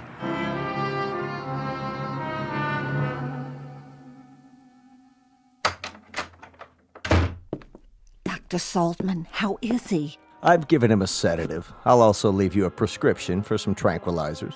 Is that all he needs? We'll just have to wait and see. Of course, it might be wise to seek more expert advice. I'm a family doctor. Psychiatry's not my specialty. However, his condition could turn out to be relatively simple. What condition is that, Doctor? I read an interesting study the other day. It might apply here. According to this study, it's possible for someone to suffer delusions, even actual hallucinations, because of what's called media overload, effects that are directly attributable to the electronic culture we live in. Why don't you give it to me in plain English? I can take it. Well, for example, television. You told me your husband's an addict. Perhaps he's been staring at this mixed blessing, so to speak, for such a long time that its reality has become his. You mean he's turning into a TV set? No, nothing like that, but he may have reached a stage of confusion where he no longer knows whether he's watching the action or participating in it. You're putting me on. He's living a kind of waking dream, in other words. Mind you, that sort of thing isn't limited to the mentally ill. It can come in flashes for anyone who's exposed to large enough doses. I have on occasion found myself actually calling for sutures or sponges while watching an operation on television. Even a man like you. Never mind. Is that what's wrong with my Joey? He thinks he's one of those doctors on TV? In your husband's case, I gather he believes that he has, in some sense, already murdered you. What? Or rather, that he will. He no longer seems capable of differentiating between past, present, and future, between reality and fantasy. Yeah, like with his wrestling. In any event, we don't want this situation to develop further. I should say not. I'd like you to bring him to my office first thing in the morning. I'll order a thorough checkup, reflexes, blood work, and so forth. Sure, if you say so. Meanwhile, see that he gets some rest. I will. Thank you, Doctor, from the bottom of my heart. Glad to be of help. I'll let myself out. Oh, Dr. Saltman. Yes. Is this your little black bag, or am I just imagining it? Oh, yes, of course. Thank you. Perhaps he shouldn't watch any more television for a while. Oh, good idea. Think of it this way, Mrs. Britt. If you gaze into the abyss long enough, the abyss may begin to gaze into you. Isn't that the truth? Good night, and sleep well. Can you beat that? I wonder if I stare into the frigid air long enough, I'll turn into cold cuts. Wouldn't that be something, though? We'll get back to our movie in a minute. Fitzworthington's here. You say you want dependable transportation? You need a second car so the little woman can get out of town on the weekend? Wouldn't that be something? Well, tell you what I'm gonna do. We'll get back to the news in a minute. You see this little baby right here? I'm gonna give it to you for nothing down. That's right, nothing, zero, not a penny. Walk in and drive it off with just your good name, a smile on your face, and the number where your little wifey can be reached while she's out of town. Come in your birthday suit. What do I care? How's that for a bargain? Oh, what's the use? That guy's on every channel. I might as well turn in. Phyllis? Hold your horses, Joe. Phyllis! I said keep your pants on. I'm just turning out the lights. Phyllis, where are you? Phyllis, where are you? Help! Hold on, Joe. I'm coming.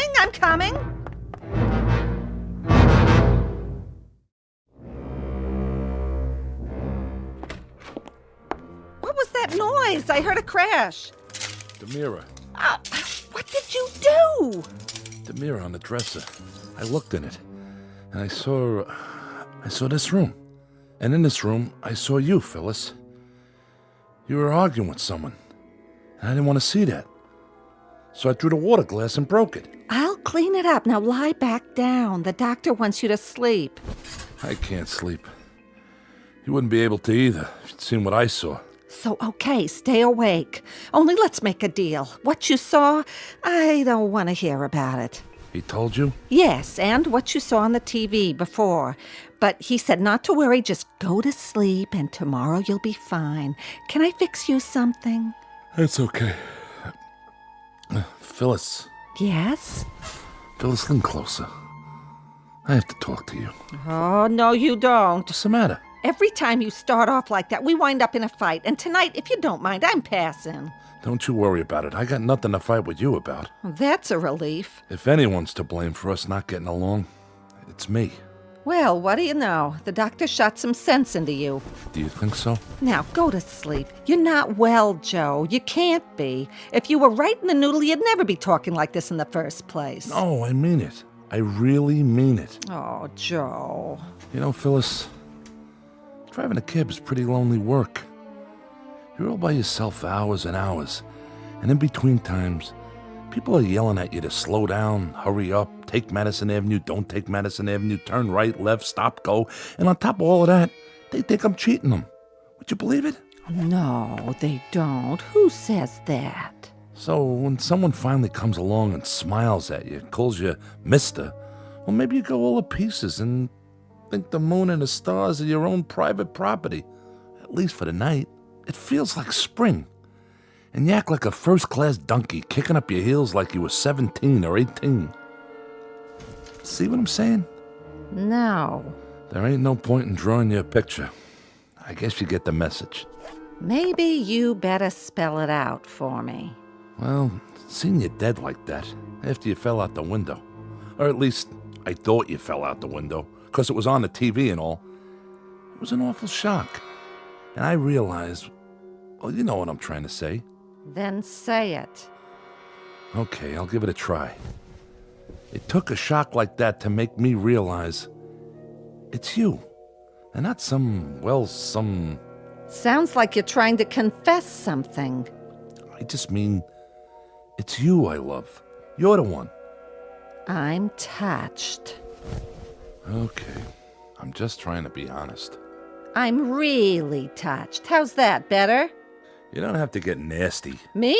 Nasty? What am I supposed to get, dewy and gooey? Please, Phyllis. Am I supposed to fall all over myself when my husband of 27 years tells me he's finally decided he loves me? You don't know what love is. That's not the point I was making. What is the point, then? After charming the pants off the entire borough of Manhattan, he pins the blue ribbon on me? Which means I win one used-up nitwit. Easy credit, no money down. All mine to keep and feed and pamper and obey till death do us part. The only point you've got is the one on top of your head. Take it easy, Phyllis. I'll take it easy, all right. I'd take a butcher knife to you right now if you weren't so pathetic, lying there in bed out of your ever-loving mind. Who's out of his mind? You are if you think I'm gonna take your crap lying down. Well, at least you take something lying down. Yonkers, huh? Tell me another one. No wonder you're so short on the money every week. You've been blowing it on some cheap floozy. Cheap? Not everybody's cheap. Some people are expensive. You admit it. I didn't admit nothing. That's where our money's been going. You get out of here before I... You bet I will. This is one time I'll be glad to obey. To think of the years I gave you. Well, never mind that now. What are you doing? What does it look like? I'm packing my bags and moving on. You can't do that. Oh, you just watch me, Buster. I'm gonna drag you into court, Mr. Britt. You and your fancy woman, whoever she is. This is the thanks I get for trying to turn over a new leaf. So long, Joe. Thanks for the memories. I don't know what I ever saw in her. Will somebody please tell me? That woman wouldn't know sympathy if it jumped up and bit her on the behind. Get out of here before I throw you out! Order in the court. Phyllis? Your Honor, the prosecution objects to these interruptions by the defense. What's going on in there? May we have a sidebar, Your Honor? For what purpose? Who's in my living room? Approach the bench, but I warn you both, if this is a delaying tactic. Ugh, that TV again. I should have known. Your Honor, the defense is merely trying to establish the sequence of events. Or, should I say, to respond to the fantasy presented by the prosecution. Throw me out. I'd like to see him try. Now what are you doing? I'm taking my crystal glasses. They were a wedding gift, remember? But why? But no. You don't have to do that. Why, he says. Stay away from me, Joe. I'm warning you. The mood I'm in right now, you're lucky I don't tear you limb from limb, you dirty, rotten cheat. Order. This court will stand in recess. What did you have to turn the TV on for? On? It's been off for 15 minutes. Look for yourself. Channel 10. What do you want to do, drive me nuts? That'd be a short trip. We don't get Channel 10. Get it through your thick skull. You didn't see anything on the tube? No, I didn't, and neither did you. You've been faking it the whole time. Phyllis! I'll Phyllis you. It is the ruling of this court that Dr. Saltman's testimony be entered into evidence. He testified that, in his expert opinion, the accused was sane at the time of the crime, so the charge of murder 1 with special circumstances will stand. How can you stand there watching this? To what? You flapping your gums? That's not me! Who's not you? Joseph Britt, the jury has found you guilty. It is the judgment of this court that you be taken to the state prison where you'll be put to death in the... Oh no! Turn it off! Off! The set's already off. Anything you see, it's in your mind, Joe. It must be your lousy conscience. Take a good look. Turn it off! What's the matter, Joe? There's nothing on Channel 10, is there? If you see something, go ahead. I don't mind. Why should I? I never meant anything to you anyway. We'll both watch it together. Why not? I need a good laugh. Get out of my way! Oh, I'm so frightened. You just scare me to death with your big muscles. Way, I said! My, how rough you are. Tell me what you see, Joe. It must be very upsetting. Lord is my shepherd, I shall not want. No, I'm innocent, I tell you. That's what they all say. He maketh me to lie down in green pastures. You ain't getting me in that room. Don't fight it, Joe. Lo, though I walk through the valley of the shadow of death. All I know is, I ain't sitting down. There's no use struggling. In all my years, I haven't seen a strap break yet. No! No! There. Now let's see this TV work. No more Channel 10 or anything else. Was it Lady Wrestlers, Joe? Or a burlesque show with fan dancers from Yonkers? Shut up! You shut up or I'll kill you! I swear I'll kill you! Come here. What do you see now, huh, Joe? What do you see? I'm on to you. You're nuts. We'll see about that. Ha! Missed me. I'll kill you. What's that? Say it again, Joe, so the neighbors will hear. I have witnesses. I said I'll kill you. Oh, no, you don't. Not my mother's vase. Stand right there. Put it down, Joe. It's an antique. Yeah? An antique, huh? What's it gonna be worth in a minute? You lousy, no good. Come to Papa. Get away from me. I got you cornered. No place to go now. I don't like that look in your eye. Unless it's out that window. Joe, put it down. Not the vase. Don't you try to run or I'll smash it, I swear. No. Get away from the window. Let go of me.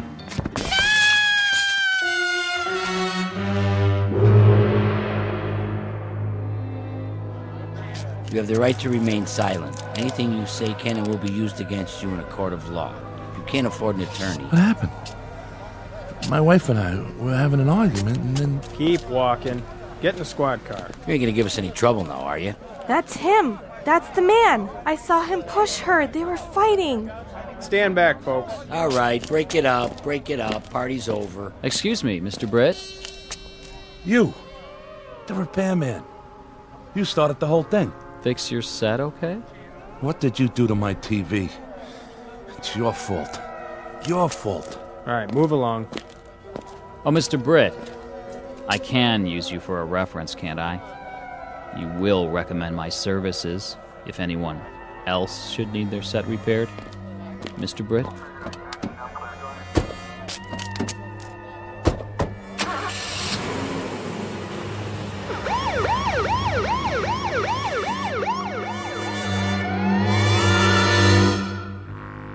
Joe Britt, cab driver. Also a two-bit Romeo and star of Channel 10, who made his television debut just in time for the new season. But the series was cut short. His final show was only a few months later, broadcast live from the prison at Ossining in the Twilight Zone.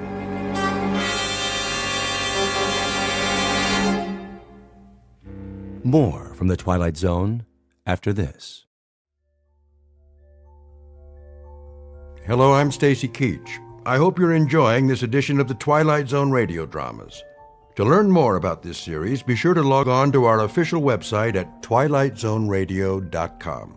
You'll find special discounts on our Twilight Zone audio collections, listings of our radio stations, links to other websites, and a photo gallery of our recording studio and some of our stars in action, plus ways to contact us with questions or comments about the show.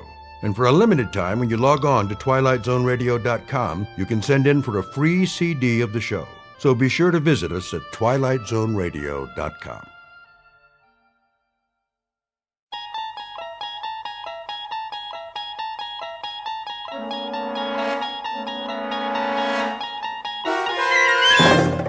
You unlock this door with the key of imagination. Beyond it is another dimension, a dimension of sound, a dimension of sight, a dimension of mind. You're moving into a land of both shadow and substance, of things and ideas. You've just crossed over into the Twilight Zone.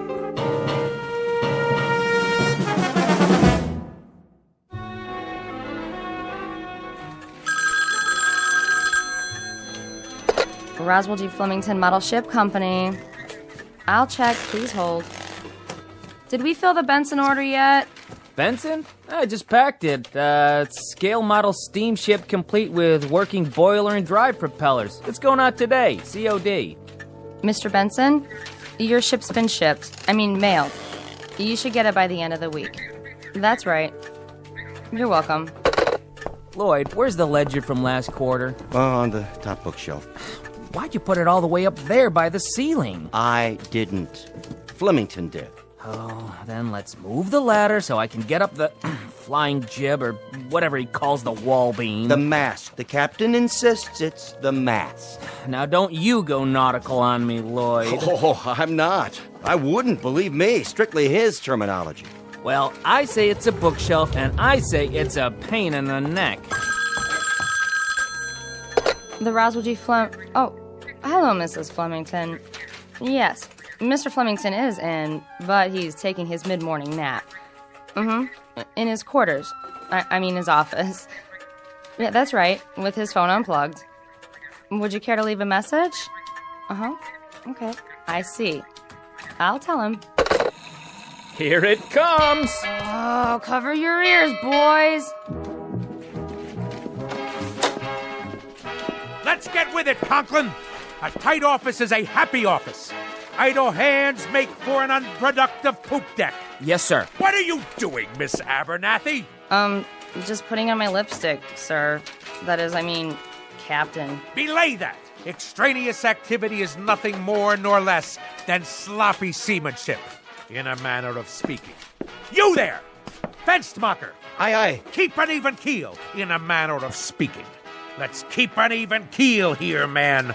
To all of you, bear in mind that we must, all of us, go aft, climb up the old mast, in a manner of speaking, and set our sights on a distant horizon. Got it, sir. A tight ship, a happy ship. Damn the torpedoes of competition. And full speed ahead. Aye, aye, Captain.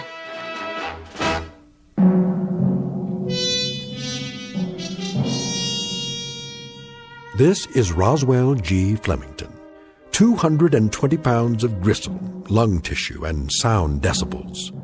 He is, as you may have perceived, a noisy man, one of a breed who substitute volume for substance, sound for significance, and shouting to cover up the readily apparent phenomenon that he is nothing more than an overweight and aging perennial sea scout, whose noise-making is in inverse ratio to his competence and character.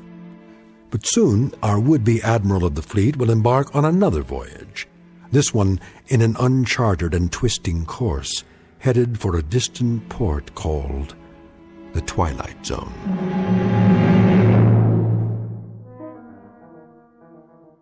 And now, The Twilight Zone and our story, Sounds and Silences, starring Richard Kind, with Stacy Keach as your narrator.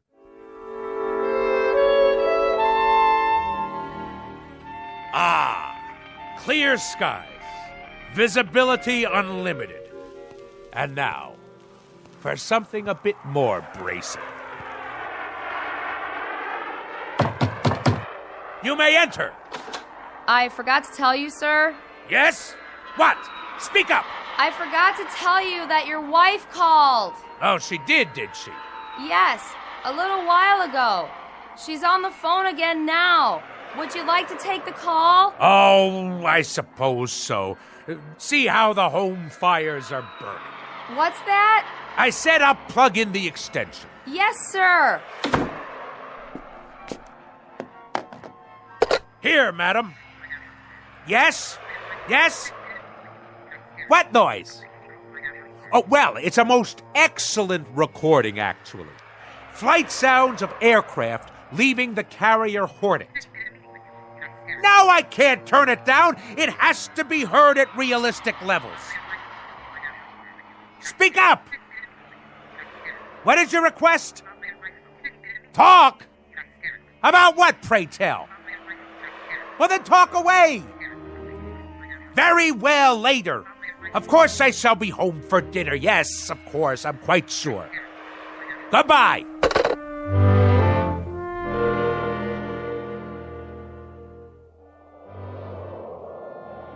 Naval aircraft, I presume. Someone should fire a volley at his starboard side. Ugh, no shooting, please. My ears are ringing already. If you ask me, I'd say Captain Bligh is a few hours away from a mutiny. He'll have to walk the plank. Old fat boy? Where would you find a plank big enough to hold him? All those kamikazes they threw at us during the war, wouldn't you think just one of them would have hit him?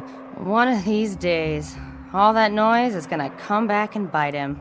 I just hope I'm around to see it happen.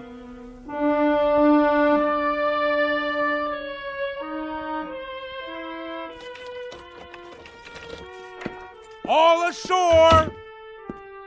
I'm home! Ah, Navy rum. To be followed later by a full measure of grog. But first, some easy listening on the stereo. Which album shall it be tonight? Sounds of submarine warfare, great squalls of the North Atlantic, cruising on a windjammer, engine rooms of the great destroyer. No. Wait. Here it is. Perfect!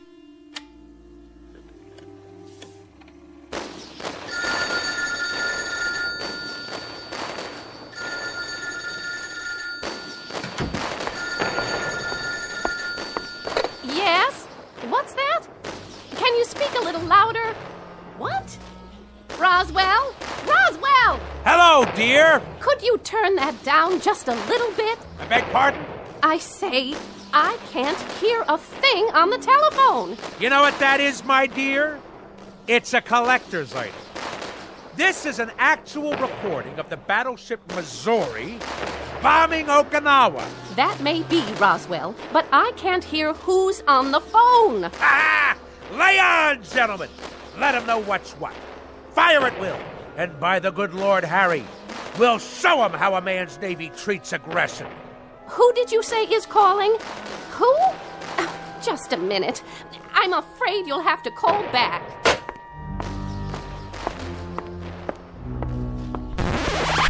Woman! What have you done? Called a truce in the Pacific. You've ruined the record. That, madam, constitutes an act of utter abomination and the most callous vandalism.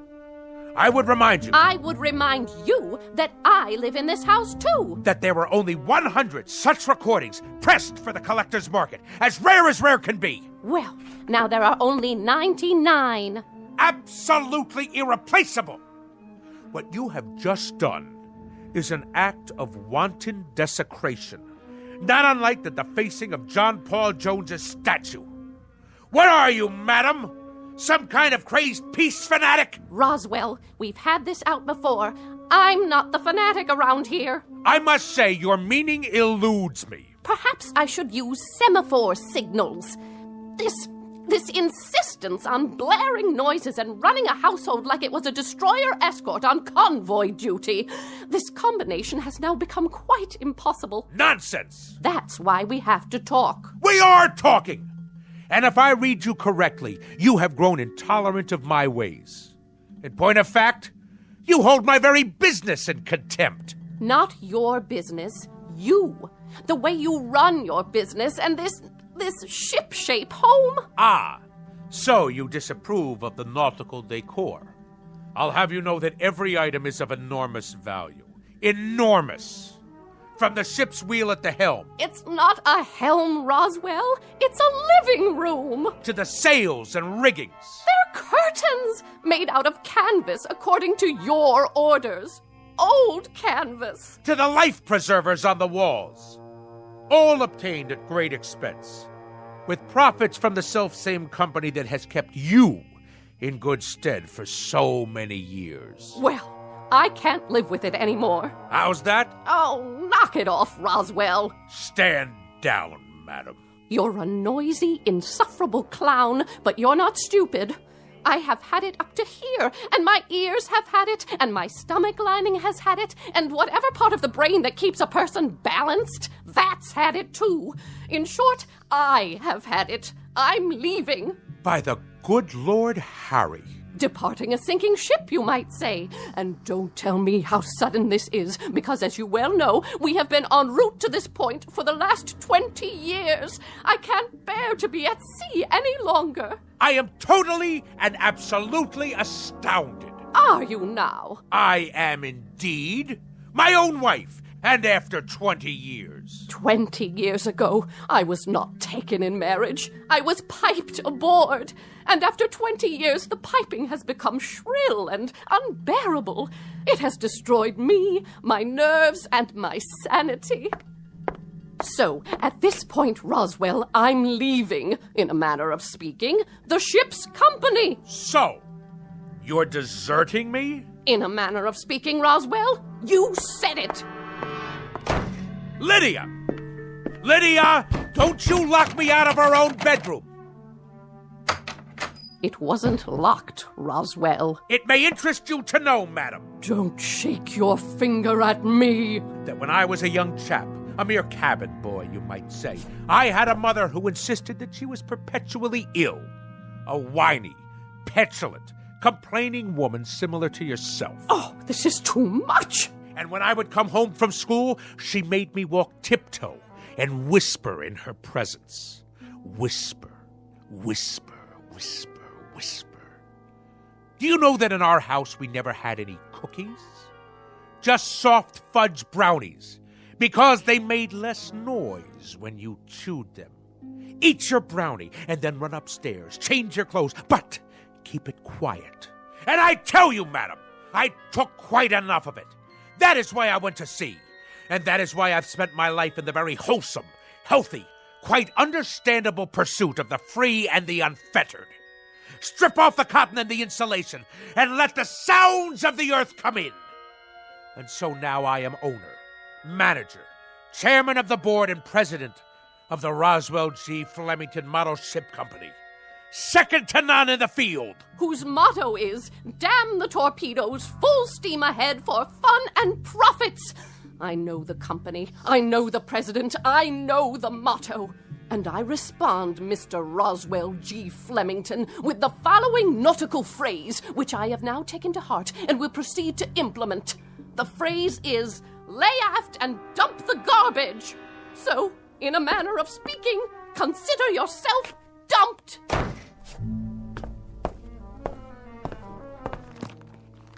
Sounds of a three-masted schooner in the South Pacific. Perfect. Good riddance, madam. If the truth be known, I have never liked you. I have simply suffered your presence. If there is one thing that sticks in my craw, that thing is a landlubber. So, madam, in a manner of speaking, get ashore. Do you hear me? Get ashore now!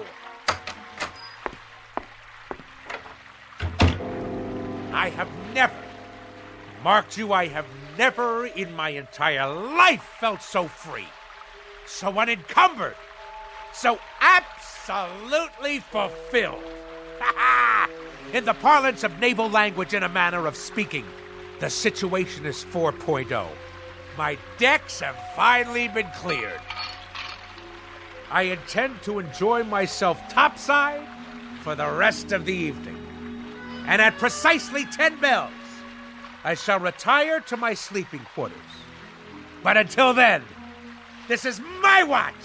At long last, I can see to the far horizon. And a life of wonderful, delightful noise. Now, where's my karaoke machine? Anchors away, my lad! Anchors away!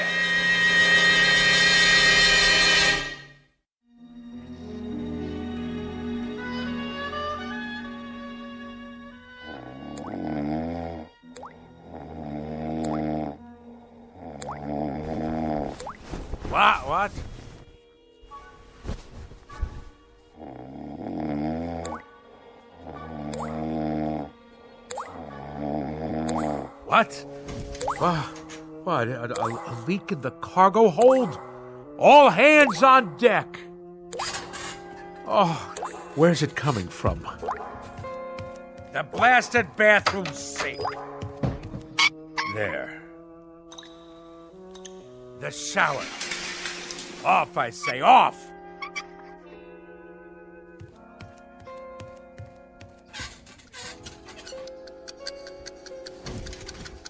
How do you turn off this wretched alarm clock?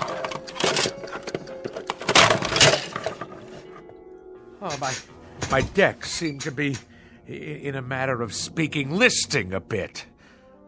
Where are my Navy-cut cigarettes?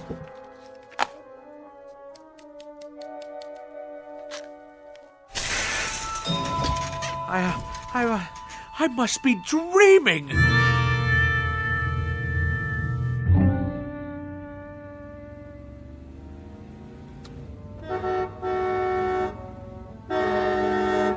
Go around! Pass, you imbecile! That's right!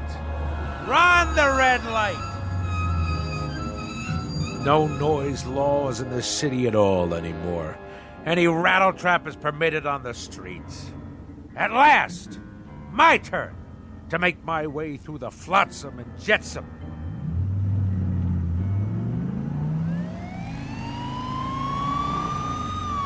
Judah, pull over.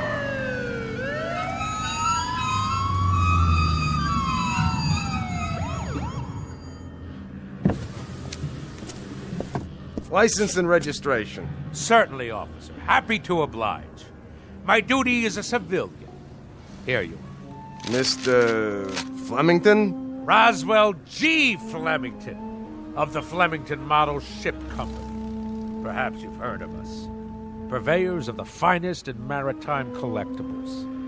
A Navy man, are you? Coast Guard? Merchant Marine? Something wrong with your car? Why, no. No, not at all, thank the good Lord Harry. Now, this boat has kept me afloat for many years now. Hydromatic V8 with overdrive. Though the engine seems to produce a most curious sound this morning. Like a motorboat every time I step on the gas. No, it's more like a tug, I should say. Like a tug hauling an ocean liner to the dock. On your way to work, are you? I am indeed. And if you wish to cite me for speeding, you'll have difficulty proving it in court. A great deal of difficulty. At no time have I exceeded 15 knots. Point of fact, that's an impossibility. Considering the sounds of strain emitted by this engine. I didn't stop you for speeding, sir. Oh, good. Well, I'll be on my way. I stopped you because you were going so slow. You did? Oh, I see. Well, then that's all very well, then. Why are you driving so far under the speed limit? Why? It's as I said. This craft obviously has a few bolts loose somewhere. I tell you, I've never heard such a racket from the engine room. Then I'd suggest you take her into port somewhere. There's a gas station on the next block. They do repairs. But frankly, sir, the car sounded just fine to me. A real classic. You got a cherry piece of Detroit iron here. Lots of horses under the hood, huh? Anyway, try to keep up with the flow of traffic, would you, Mr. Flemington? Good day to you.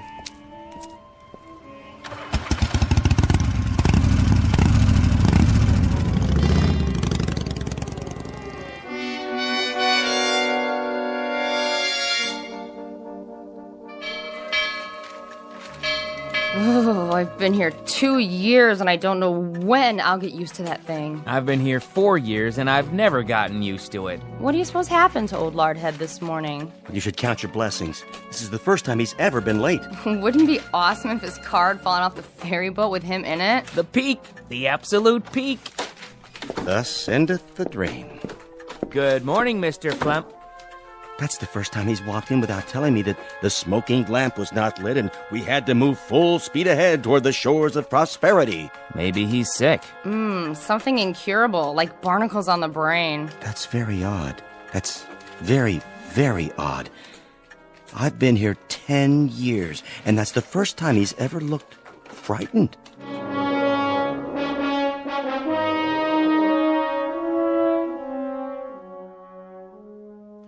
Something restful. Actual sounds of Hawaiian outrigger canoes. Yes, Yes.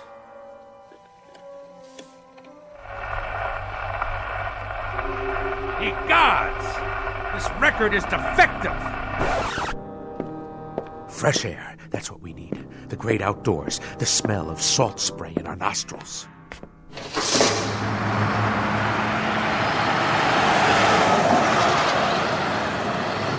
Blow me down.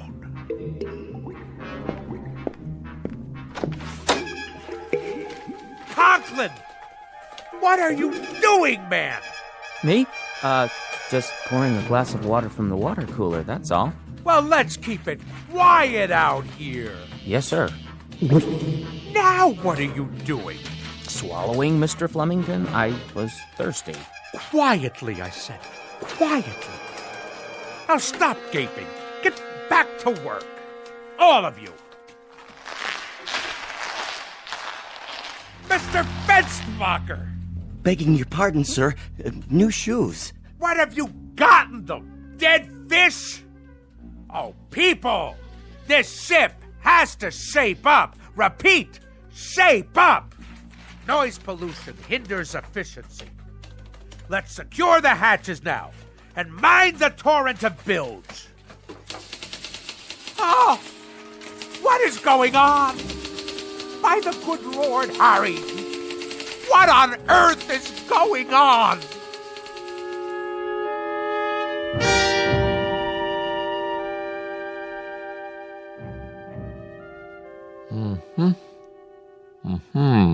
Well? Nothing abnormal that I can see, Mr. Flemington. No excess wax, no obstruction of any kind in the inner or outer ear. You mean no sign of infection? Nothing at all? Not even inflammation. Candor dictates that I tell you, Doctor, that as a ship surgeon, you're a wash. You wouldn't make cabin boy, in a manner of speaking. I take it, Mr. Flemington, that you expected me to find something wrong with you. I told you the symptoms, haven't I? You have. An apparent auditory distortion. Apparent? Shoes that sound like pipe organs played underwater? A leaky faucet sounds like barrels over Niagara Falls. And I wish you could have seen me cross 48th and 6th today. The traffic noises nearly keel-hauled me. It was considerably more than a distortion. I don't know what to say without any outward signs. Well, I know what to say. Now hear this, Doctor. There is obviously something askew in my crow's nest, in a manner of speaking. Now, will you prescribe the appropriate medication for my affliction, or do you force me to seek safe harbor elsewhere? Frankly, Mr. Flemington, I think consulting another physician might be a practical idea. Extremely practical. Very well, then. But if you had a modicum of professional ethics, you would have given me this advice before going through the motions of a perfunctory examination. As it is, I'll now be done for your bill as well as another ear specialist's. Mr. Flemington, I wasn't going to recommend another ear specialist. I had in mind, perhaps some psychiatric help. A psychiatrist, huh?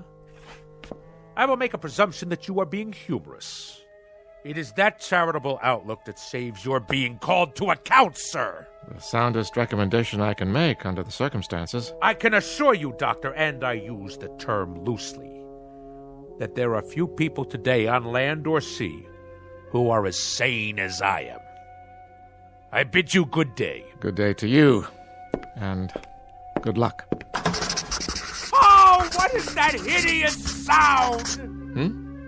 I'm merely making a few notes on your chart, see? Nothing to be afraid of. An ordinary number 2 pencil, that's all. Oh!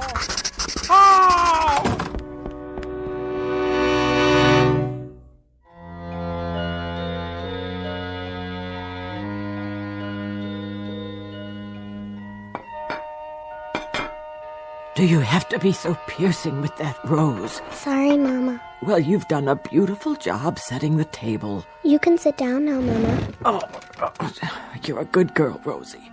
You know I'd cook Thanksgiving dinner if I could, but with my allergies and my arthritis and my bursitis and my ear infection, not to mention my spastic colon, well, it's all I can do to make it downstairs. I know, Mama. You may call your brother now. Roswell! Not so loud, dear. I'm sorry. Roswell, would you please not ride your pogo stick in the house? All right. No running, you know what Mama said. Okay. Roswell, Yes, ma'am? are you wearing shoes? Uh-huh. Roswell, Okay. carefully. All right. Now take your seat, Roswell. You too, Rose. Who'd like to say grace? I will. Go ahead. Heavenly Father, we thank you for this food that my sister has set before us, and especially the pie, which I hope she remembered to make for dessert. A silent prayer, Roswell. Oh, yeah.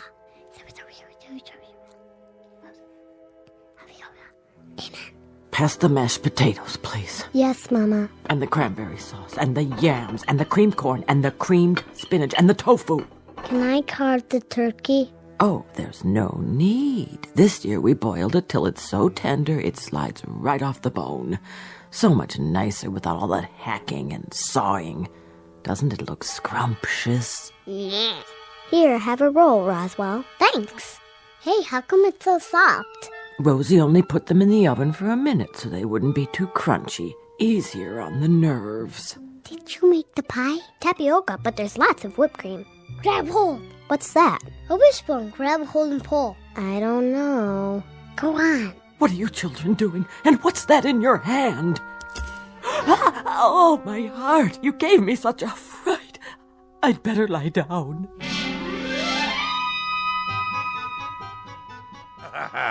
But we got her good with the wishbone. Oh, didn't we? She thought she'd been shot with a harpoon. And you enjoyed that? Haha. It was the best Thanksgiving ever. Oh, the rules she had. Did I mention that we only used paper plates and plastic forks after that? See. Out with the pogo stick. I padded around in socks from the moment I got home from school. The radio was permitted only with headphones. The telephone had no ring, just a little red light. My toothbrush, soft bristles. No toast, only soft-boiled eggs. No ice cubes in the refrigerator, not even chunky peanut butter. And all my school books had to be paperback, in case I accidentally dropped one on the floor. Go on. As soon as I was old enough, I ran away and joined the Navy. What happened to your sister? Oh, she became a sign language interpreter for the National Theater of the Deaf. Well, I should say that about covers it. It does? Now do you understand, Mr. Flemington? Understand what, Doctor? Unless I'm very much mistaken, it's a phenomenon we in the psychiatric profession call auto-suggestion. Nothing to do with motor cars, I presume.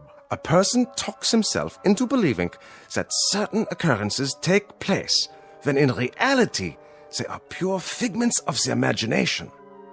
Beyond that, there are some suggestions that you were very resentful of your mother and her preoccupation with her imaginary aches and pains. You don't say. My guess would be that this feeling now extends to your wife, who very similarly provides you with a mother image. Ah, uh-huh. But I can tell you this, Mr. Flemington, and forgive me if I repeat myself, these occurrences are only figments of your imagination. Yeah, but if that's so, then... Snap your fingers. Do I dare? Go ahead, snap your fingers. Any abnormal sound? None. Now, stamp your feet on the floor. Normal? Happily, delightfully normal. Now, let's really put it to the test.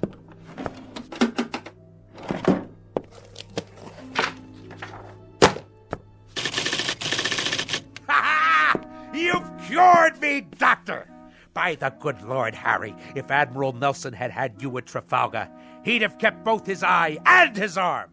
In Navy parlance, Doctor, you, sir, are 4.0. 4.0, sir, in a manner of speaking. Ha ha ha! I'm free to go. Free as a bird. und slams the door at will on your way out. Be my guest. I shall! You, sir, you have the soul of a seaman. Bless you.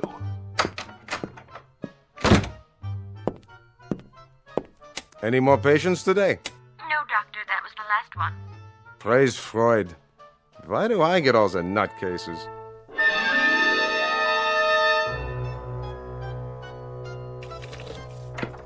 Incredible. Absolutely incredible. My own wife, the culprit. Her miserable preoccupation with noise. She planted that seed in my head. Incredible. Incredible what one crew member can do to a ship's company. Absolutely incredible. And the whole thing. Mind over matter. Land ho! You are not welcome on this particular quarterdeck, madam. Nor shall I stay here, Admiral. I forgot some of my things. I came to retrieve same, and now, whether you pipe me ashore or not, that's precisely where I'm headed. I might add, madam, that despite all your efforts to capsize this worthy vessel, in a manner of speaking, against the rocks and shoals of petulance and pettiness, this ship remains tight. Your efforts have been both worthless and wasteful. Horatio, old pal, let the following be my final comments. You are an overgrown sailor boy with an undermanned head. You are full of such neuroses that I wonder how you haven't cracked before this. Belay that! Belay that, woman! It just so happens that I have had a psychiatric evaluation. And if there is anything wrong with me, it is you. Furthermore, madam, the whole business is simply mind over matter. Absolutely and totally. Do you know what I can do? I can shut you off. I am a man of such incredible will that I can shut you off. Go ahead! Yell at me. Yell! Because even at this moment, I am in the process of exercising mind over matter. I am shutting you completely out. Flemington, I wonder about you. I wonder why no one has committed you. I really do. Ha! See? See? I have shut you off. Go ahead. Talk all you like. Really, Roswell, you need help. You really do need help. Mind over matter. I want to shut her out. I simply shut her out. Now, let's see. What'll I listen to tonight? Anchors Aweigh? The Midshipman's March? Actual sounds of a Japanese destroyer exploding in the Pacific, complete with boiler hissings, fantail cracking, and smokestack blowing apart. Ha-ha! Only great, huh? Better prepare yourselves, neighbors. This one will galvanize you in the proper manner.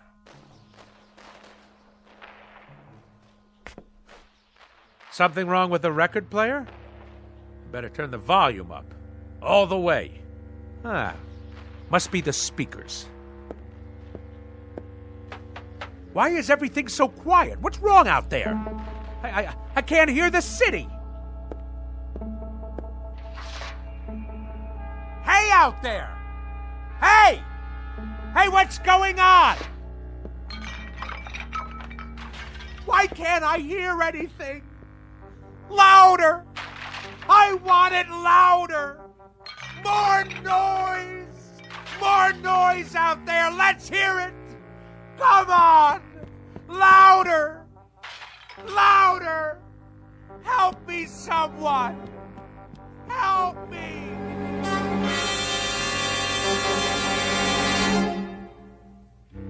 When last heard from, Mr. Roswell G. Flemington was in a sanitarium, pleading with the medical staff to make some noise, any kind of noise. They, of course, believed the case to be a rather tragic aberration, a man's mind coming inexplicably unhinged. And for this, they'll give him pills, therapy, rest, and lots of peace and quiet. Little do they realize that all Mr. Flemington is suffering from is a case of poetic justice. Tonight's tale of sounds and silences from the Twilight Zone. More from the Twilight Zone after this.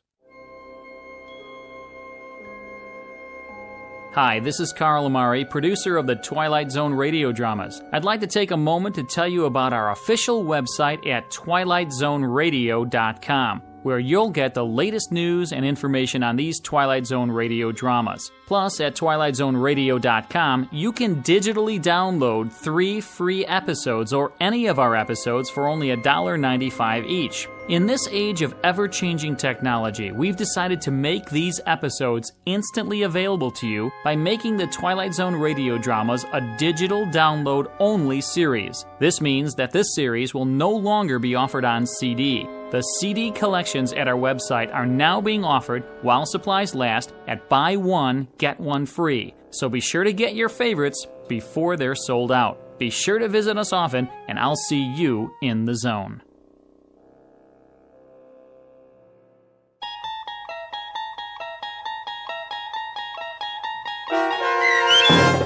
Sounds and Silences, starring Richard Kind, with Stacy Keach as your narrator, was adapted for radio by Dennis Etchison and based on a script by Rod Serling. Heard in the cast were Maggie Carney, David Darlow, Richard Shavsden, Peggy Roeder, Sarah Marks, Carl Amari, Doug James, C.J. Amari, James Schneider, and Amanda Amari. To learn more about the Twilight Zone radio dramas and to obtain audio cassettes and CDs of these programs, visit our website at twilightzoneradio.com.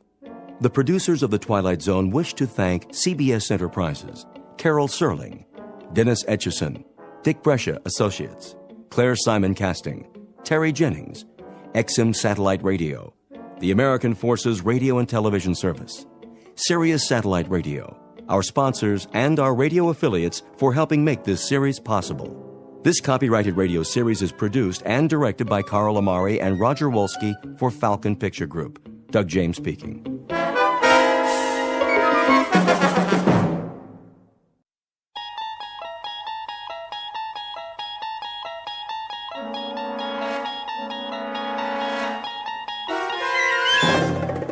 You unlock this door with the key of imagination. Beyond it is another dimension, a dimension of sound, a dimension of sight, a dimension of mind. You're moving into a land of both shadow and substance, of things and ideas. You've just crossed over into the Twilight Zone.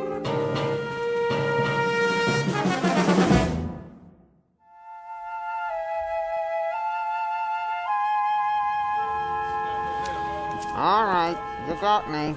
Where are we going, smart guy?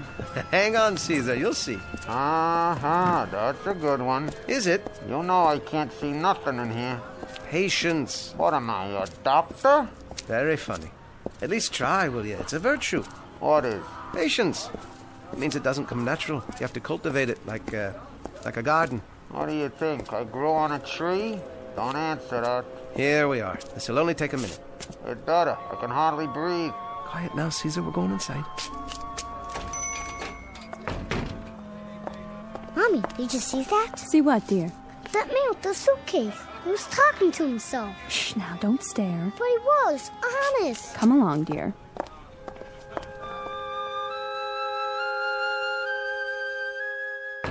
Hi there, Freddie.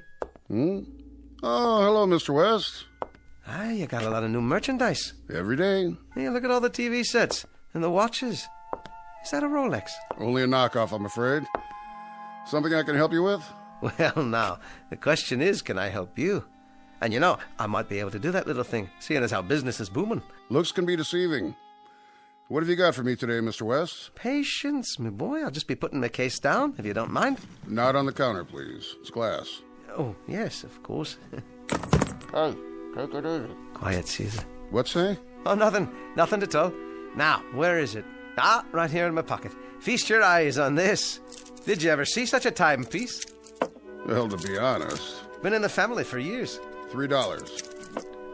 Surely you're joking. 5 tops. Oh, now, you might want to put your glasses on. It's got a jeweled movement, a gold case and chain. Gold-plated. Well, nonetheless, this is a real antique. You don't see watches like this anymore. True enough. People wear wristwatches nowadays. Listen, Freddie, I'm between engagements at the moment. It's strictly temporary. In fact, I have an audition this afternoon, a very important audition. $5, Mr. West. Take it or leave it. All right. I'll take it. 1, 2, 3, 4, and 5. Don't worry, your luck's bound to change. Sure it is, sure. Here's your pawn ticket. Don't lose it. I won't. We'll be back to claim it soon enough. We? Yeah, Caesar and me. We're a team, you know. I couldn't do the act without him. That right. The watch. Please don't sell it. I'll do my best. For 30 days at least. Thank you. Kindly. Mr. West. Yes? What about him? What, you don't mean Caesar? I'll give you $25 for the dummy. With the case. All those stickers on it from all over the world. There are collectors, you know, for that sort of thing. Oh. Well, thank you just the same, but I'm afraid Caesar's not for sale.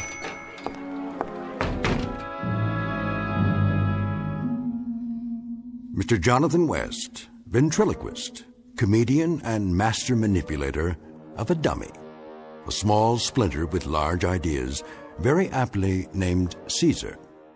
A wooden tyrant with a mind and a voice of his own. Only a few minutes from now, he'll do his best to talk Jonathan West into a brand new act to be performed exclusively in the Twilight Zone. And now, The Twilight Zone and our story, Caesar and Me, starring Jason Alexander, with Stacy Keach as your narrator.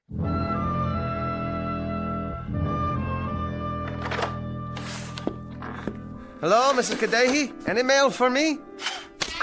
Now what was that? Got you. Aye, it's you, Susan. Huh, I thought a bee had stung me. Maybe it did. This is the last time I'll warn you, child. Stop playing with poison darts. They're not poison, Aunt Agnes. It's only a pea shooter. Give it to me. I didn't hurt him. Good morning, Mrs. Kadehi. No harm done. She missed me. Now can I go out and play? Good morning, Mr. West. Off you go. I'll bet you didn't get a job. Well, now... Susan, go out and play. Yes, ma'am. See you later, Jonathan. Be gone with you, scat. Bye now.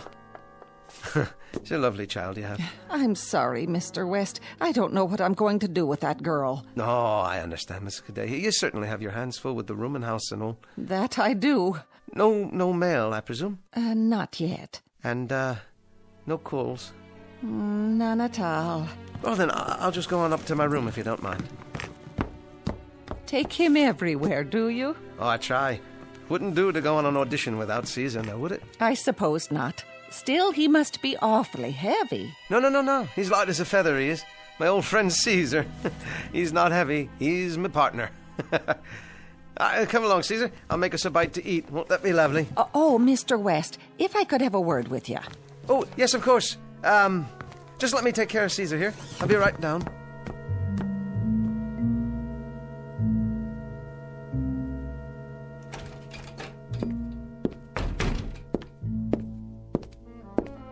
Well, there we are. Back safe and sound. Huh.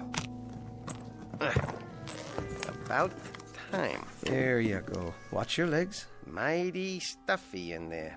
Is it? You're gonna have to get me some new summer clothes. I'm sweating pine sap. Caesar, you're such a kidder. You are. Relax, why don't you? Better buy some new furniture while you're at it. A guy could get splinters sitting in a chair like this. Where'd you get it? Sing Sing? Ha, that's a good one. Sing Sing. The chair. I think I'll use that in the act. What act? I ain't seen that audience since they invented vaudeville. Here's your slippers. I'll just pull them on for you. Yeah. Ain't you forgetting something? What's that? Oh, no. I didn't forget, Caesar. Here's your copy of Variety so you can keep up with the show business. This is last week's. Is it now? Well, no. You see, the subscriptions run out. I've been meaning to renew it. See that you do. Right. I'll fix us some lunch. How's that sound? The least you can do. A guy deserves a little comfort once in a while. Well, that he does. Let's see here. Well, looks like it's soup today. Is that all you got? I'm afraid it's all that's left, Caesar. But don't you worry. We'll get a booking any day now. We'll be headliners, yeah? Just like you and that other guy used to be. Only I won't skip out on you like he did. You better not. Or I'll... No. No, I won't run off with some girlie and leave you sitting in a pawn shop window. No, sir. You can count on me. It's you and me, pal. Forever. You got that right. Ah, the soup will hit the spot. Just a light lunch, you know what I mean? My mother used to say, never eat too much when you're hot and tired. Why don't you stop kidding yourself, buddy? How's that, Caesar? Face it. You're finished. Now, why would you go and say a thing like that? Because I can read the handwriting on the wall. You're going nowhere fast. No, but I told you, Caesar, we've got an audition this afternoon. Today's the day. I can feel it. We're going to knock 'em dead. Yeah, bore 'em to death. No. You'll see. Wait till they hear the new material. We'll be going in a few minutes, just as soon as I put on my tie and comb my hair. Wash your face while you're at it. You look like something the cat dragged in. Right. Good idea. Ah, that feels much better.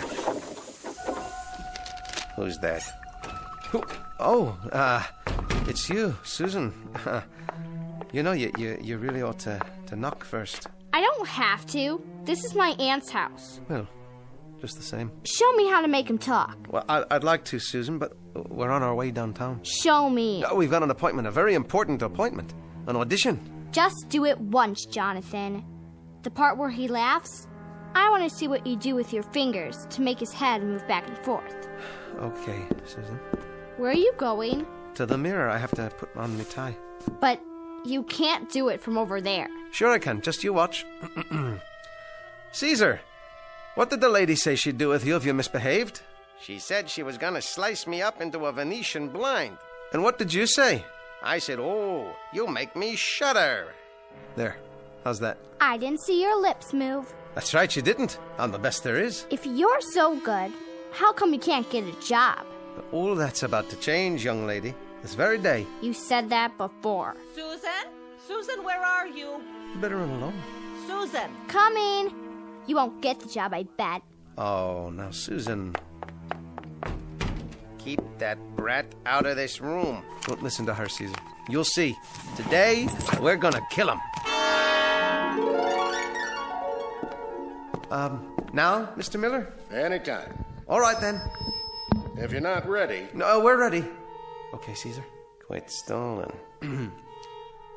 Hello, Caesar. Hiya. I heard a new one the other day. That's a surprise. I wonder if I told it to you. Is it funny? Yes, as a matter of fact. Then you didn't. Oh, hey, Caesar, I think I met your father the other day. Where? In a toothpick factory. Get out of here.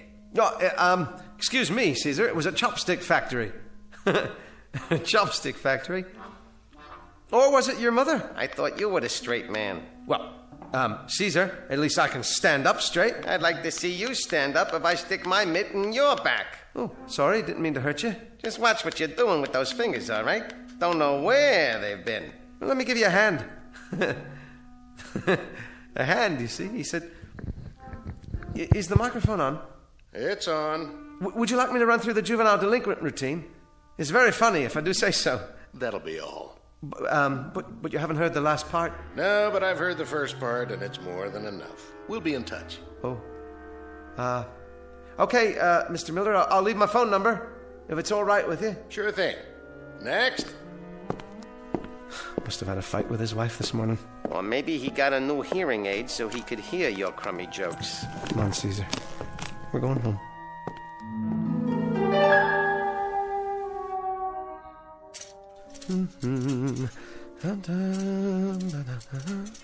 There. That ought to do it. Clean shirt, tie all pressed. The suit's just about had it, though. Pardon me for asking a stupid question, but what are you so chipper about? You'll see. Tomorrow. Another lousy audition? Nope. Not this time. I am not talking about a nightclub job. Well, what in blazes are you talking about? I've been thinking, Caesar, and I came up with a plan. Oh, a plan, huh? You'll see. This one may change our lives. Okay, surprise me. But I'll bet my bottom dollar that whatever it is, it flops. Don't you have any faith in me? Why should I? I know you. Stick by me one more time. Will you, buddy? Just this once. Things will change, I promise. I swear it. Give me one more chance. Okay? Okay. Once more. But that's it. You get one last shot. After that, we do things my way. As far as I'm concerned, you're living on borrowed time. You get me, buddy?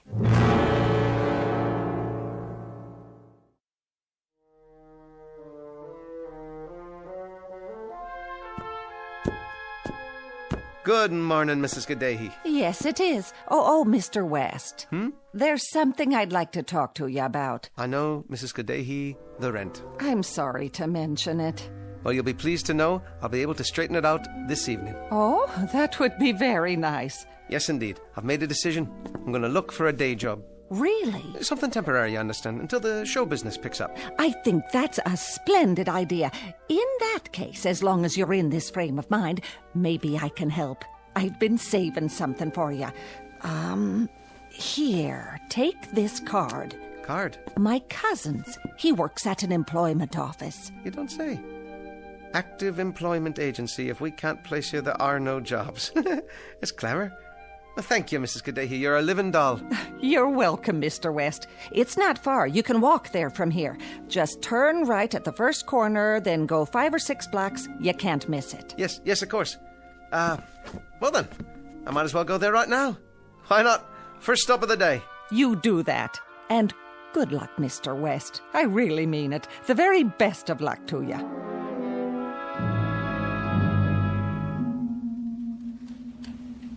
Well, here's an application form. Thank you, Mr. Smiles. But we should be able to cut through some of this, seeing as how you know Jeannie. Well, I should hope so. Typing. How's that? How many words a minute? I'll fill it in for you. Well now, No typing. Well, how about sales? How do you mean? Oh, you know, retail, commission, that sort of thing. To be honest... Go on. Not really. I see. Any mechanical aptitudes? You mean in the sense of machinery? Exactly. Appliances, automobiles, and so forth? Yes. Well, in that case, Mr. Smiles, no. Food preparation, perhaps. Restaurant work, service industries. Not that I can recall. Mr. West, have you ever held a position of any sort? Ever made any kind of a regular salary at any time in your life, at any time at all? That is, besides show business. Oh, yes. Doing what, may I ask? I once worked in an office. Well, that's a start. In an office building, actually. As? An elevator operator.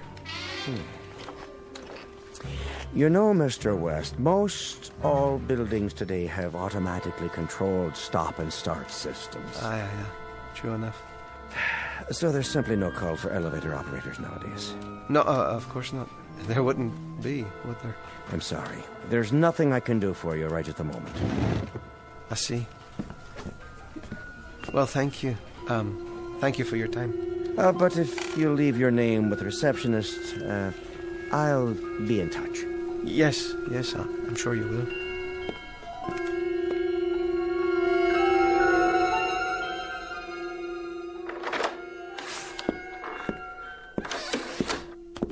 Jonathan can't find a job. Jonathan can't find a job. Okay, Susan, that's enough. The truth hurts, doesn't it? What do you know about the truth? You're scared to tell my aunt because you're behind in your rent. Look, why don't you go outside and play? Jonathan's broke. Jonathan's broke.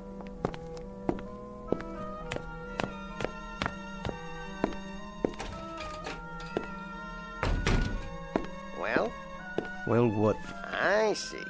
It's like that, is it? I told you so. Please, Caesar. Now what? I don't know. No matter what I do, it doesn't work out. What else is new? If I could just get some money together. Not much. Enough for the rent and some food. Then I'd be able to think clearly without these pressures. Just a little money for rent and food, huh? Chump change. Is that all you want out of life? Right now, that'll do. You're a clod. You're a real potato head. I try. I'll give it my best. Your best stinks. I can't even remember my lines anymore. I shake so bad my lips move. Tell me something I don't know for a change. That's it. Caesar, I'll give up. I've had enough. I'm the one who's had enough. Get that through your thick skull. You? Let me spell it out for you. The cold, hard facts. I think I already know. This is the way it's gonna be, and what you're gonna do. Save your breath. I'm a failure. Will you shut up and listen? There are more ways than one to skin a cat. Meaning? You dummy. I'm talking about money. Cash. Moolah. There are other ways to get a hold of it. I've tried everything. You have not tried everything. Now dummy up while I lay it out for you.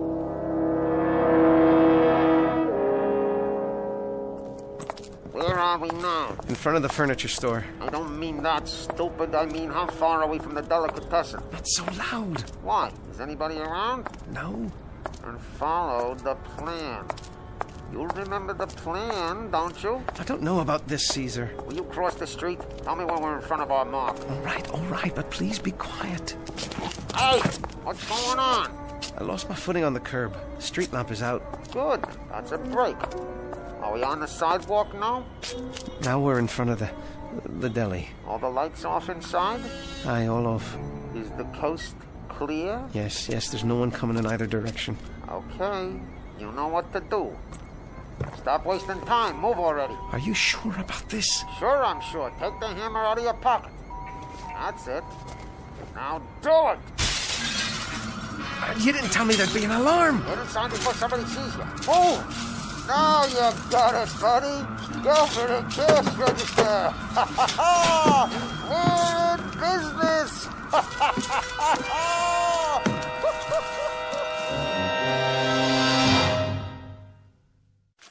83, 84, 85. There you are, Mrs. Kadehi, all paid up. Oh, my, isn't it nice to pay one's bills? The nicest, ma'am. The best way to start a grand new morning. Better count it again, Aunt Jean. Now, no need for that. I don't trust him.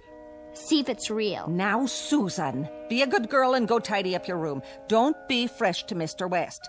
He made a new start in life, haven't you, Mr. West? Sure enough. A new start. Jonathan has a job? I don't believe it. Oh, pay no attention to her, Mr. West. You know how children are these days. Yes, I understand. Now, if you've no objection, I'll be going on to my room. I want to get these groceries put away. Surely. See you later, Mr. West. No doubt.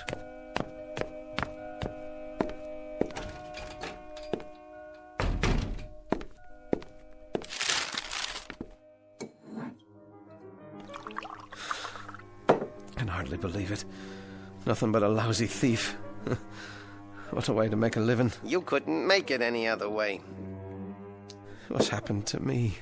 What am I? A no-talent guy who throws his voice. That's worse than that. A second-rate burglar. Third-rate. Starving to death in the only profession I know, paying the bills by robbing a restaurant. Well, that's showbiz.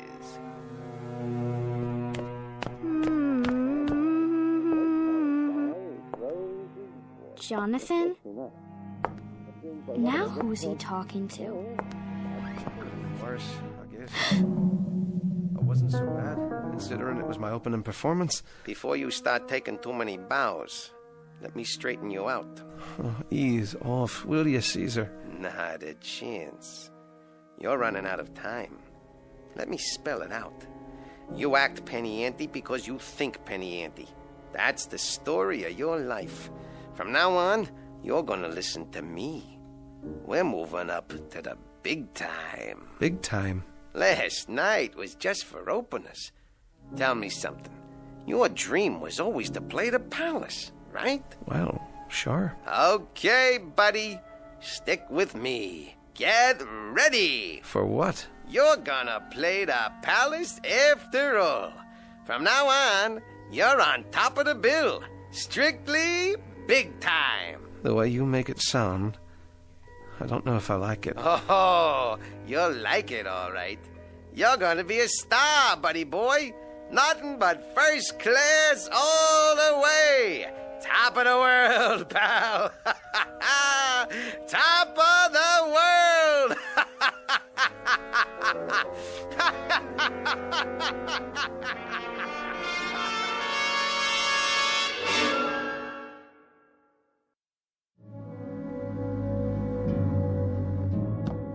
Oh, Mrs. Kadehi. Yes? I'll be going out now. What's that? Just for a few minutes. If I get any calls, take down the number, will you, please? Surely, Mr. West. Have a pleasant afternoon. Where are you going, Jonathan? Out of the way, Susan. You better be nice to me or I'll tell my aunt. Tell her what? Oh, things. I know what you're doing. You do, huh? And what's that? I heard you talking in your room. I wasn't talking to anyone. Yes, you were. You and Caesar. Now listen, you little... Susan, please, you know it isn't nice to eavesdrop on people. Stay away from me. I'm not gonna hurt you. But you shouldn't pry into other people's business. You don't know what you might find. Like what? Never you mind. Now, I'm going out to buy the morning paper, and when I get back, maybe I will teach you the art of ventriloquism. That's what you want to know, isn't it? Won't that be fun? That's what you said before. But this time, I mean it. You'll see. Now, you be a good girl. I'll be right back. Susan, is that you? Yes, Aunt Jean. Come here and help me. In a minute. Be right there. He's so dumb. He forgot to lock his door. Doesn't he ever clean this place up? There you are, Caesar. Sitting in that chair like you're real. Well, you're not. You're a dummy. Where'd you get that cigar? Don't you know there's no smoking? I'll get rid of it for you. Look at your little clothes in the closet. Think you're pretty smart, don't you, Mr. Stuck-Up? You better answer me or I'll wreck all your stuff. Come on, say something. I dare you. Uh-oh, here he comes. Well, just you wait. I'll be back. I know you can talk. I heard you. Hello, Jonathan. Susan. I gotta go. Wait a minute. You weren't in my room, were you? Let go of my arm. You're hurting me. Why's the door open? I'll tell my aunt. Didn't she teach you to stay out of other people's rooms? What were you doing in there? Wouldn't you like to know? You little brat, tell me. Why don't you ask him?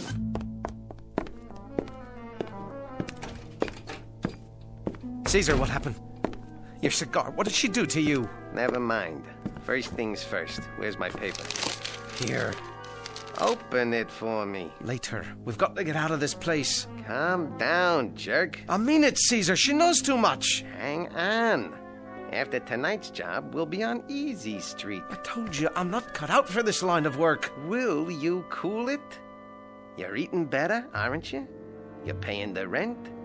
Where were you before? Nowhere. Now listen to me. This is the big one. The really big show. This is the last time for me. The end. Sure. Sure it is, pal. Now, I got it all worked out. Here's what we do.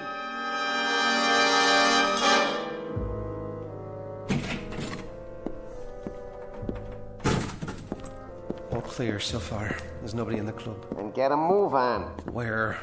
Mike, I told you, the front office.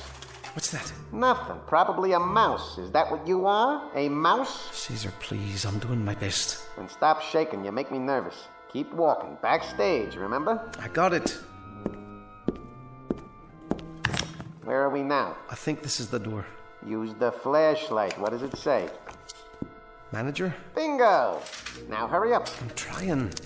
And don't forget, if the night watchman shows up, stay cool. You're looking for Mr. Miller. You were supposed to meet him here. Use the screwdriver, then the ice pick. Nice and slow, like I told you. Look, suppose I can't open it. You opened the back door, didn't you? This is a different kind of lock. I can't, Caesar. Stop whining. You want to be poor again? There. Now go on in. Go! I don't know a thing about safe cracking, Caesar. Put your ear to it. Turn the dial till it clicks. Patience, buddy, patience. I'm not sure. That's it. Now reverse. Atta boy! Pull the handle in your wrist. Will you look at all that money? Never mind the coins. Grab the real dough. All right, all right. Now let's get out of here. Hold on. Who's there? It's just me, Jonathan West. Ventriloquist. Oh? You remember me? Can't say as I do. Mr. Miller told me to meet him here after the club closed, but I guess I missed him. Already gone, has he? That's right. Oh, well, then, I'll just be on my way. Hold on. What's in the case? This. Wait, you remember Caesar? Don't you? Caesar, say hello to the nice gentleman. Howdy doody, Your Honor. Oh, sure. From the other day. The audition. Yeah, Mr. Miller left about 15 minutes ago. Did he now? Well, I'll give him a call. I would now like to give you my impression of the great Jimmy Cagney. You dirty rat. Come on, Kappa. You're the guy who killed my brother. Never mind, Caesar. We won't be holding you up any longer. Sure thing. Some act you got there, mister.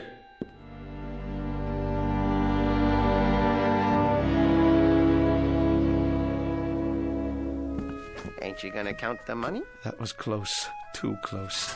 What are you doing? You're not going to bed, are you? The night's still got braces on its teeth. I'd feel a whole lot better if that watchman hadn't shown up. Stop worrying. I'll cover for you. I'm your alibi. But if he reports me? Not you, pal. Us. We're a team. I'm behind you all the way. Sure, I know. But what if... Shut up about it already. All right, you want to turn in? Go ahead. Get your rest. You're gonna need it. Tomorrow's a whole new day. We'll be living the high life from here on out. Here, Susan, eat your breakfast. Aunt Jean? Every bit of it. Aunt Jeannie, can I see the paper? You can read the funnies later. Not the funnies, the front page. Now, what would you want to see that for? Drink your orange juice. If I do... No deals. You're a growing girl. What's this? Karaoke club robbed last night. Thieves loot manager's office. Saints preserve us. It's just as well you don't read the paper, child. How are you coming with your eggs? Susan? Susan?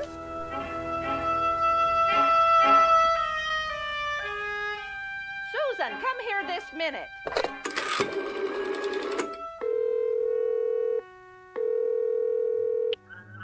Hello? Police department? You better come quick. I know who robbed the karaoke club last night. Eat up, pal. I'm not hungry. Not even for steak and eggs? You must be sick. Let me feel your head. When I think of what it took to buy that steak, it makes me lose my appetite. You like a roof over your head, don't you? I'm a thief. Plain and simple. Here we go again. A man has to live with himself, even if it's in the gutter. Go on. And you're gonna answer the door? I knew it. What am I gonna do? Mr. West! Relax, buddy boy. Oh, hello, Mrs. Mr. West, these two gentlemen, they're from the police. They'd like a word with you. Why, of course. Jonathan West? Yeah, that's me. What can I do for you? Well, it has to do with... Thank you, ma'am. We'll handle it. What seems to be the problem, officers? We'd like to ask you a few questions if you don't mind. Of course. I'll just be downstairs. Would you mind waiting a moment, ma'am? You may be of some help. Glad to. Mr. West is one of my favorite boarders. Yeah, Mrs. Kadehi, please sit down. Sorry, I'm a little short of chairs. It's just a room for one. Me and my friend here. But it suits us fine, doesn't it, Caesar? Say hello to the gentleman. Mr. West, where were you last night about midnight? Where was I? Well, that's easy. Right here, same as always. Wasn't I, Mrs. Kadehi? Well, I do know that you don't usually go out in the evening, but I couldn't say for certain. The sergeant down at the desk received an anonymous phone call. Said we should talk to you. Why? I never go out that late. We were here all night. Where are we, Caesar? You didn't go to the karaoke club? You mean the nightclub? Because the watchman said he saw you there. Tell them, Caesar. Tell them. Who's he talking to? The dummy? Please, Caesar, tell them. Tell them how we wanted to play the palace. Mr. West. You don't believe me? Ask him. Caesar, tell them how we tried to get a job. We had nothing to eat. The rent was overdue, wasn't it, Mrs. Kadehi? Oh, Mr. West. Caesar, please tell them so they'll understand what a failure I am. How you tried to help me. I'm not really a thief. Caesar, you're the smart one. I'm down on my knees. I'm begging you, tell them. Stand up, Mr. West. You better come with us. But Caesar, you said it was the two of us from now on. That's what he said, I swear. He said we were a team. Come on with us, Mr. West. We need to take you down to the station. Oh, he's always been such a decent man.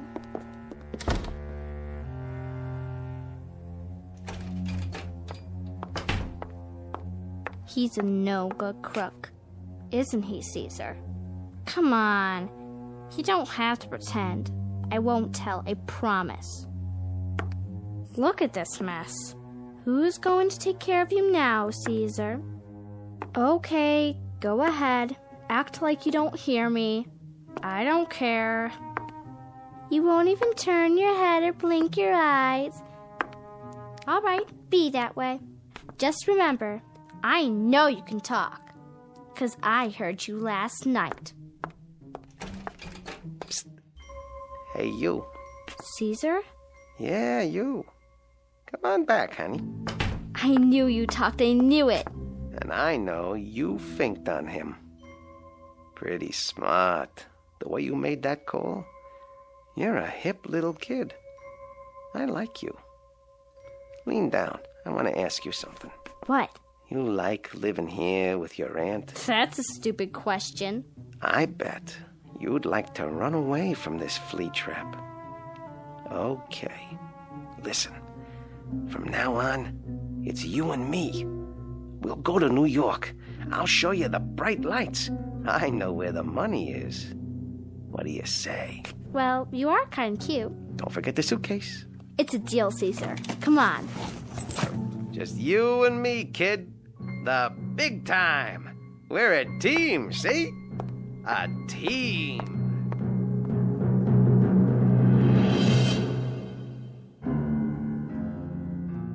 An unlikely pair, a little girl and a wooden doll, a lethal dummy carved in the shape of a man. This is just a fantasy, of course, because everybody knows dummies can't talk unless they happen to learn their vocabulary in the Twilight Zone.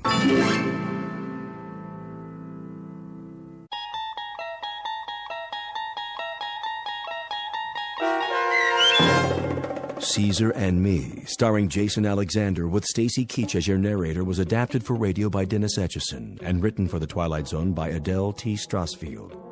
Heard in the cast were Zanny Laird, Meg Thalken, Rich Komanek, Lisa Joyce, Jeff Lupetin, Doug James, Roderick Peoples, C.J. Amari, Lynn Foley, and Carl Amari. To learn more about the Twilight Zone radio dramas and to obtain audio cassettes and CDs of these programs, visit our website at twilightzoneradio.com. The producers of The Twilight Zone wish to thank CBS Enterprises, Carol Serling, Dennis Etchison, Claire Simon Casting, Terry Jennings, XM Satellite Radio, Sirius Satellite Radio, our sponsors and our radio affiliates for helping make this series possible. This copyrighted radio series is produced and directed by Carl Amari and Jason Mallow for Falcon Picture Group. Doug James speaking.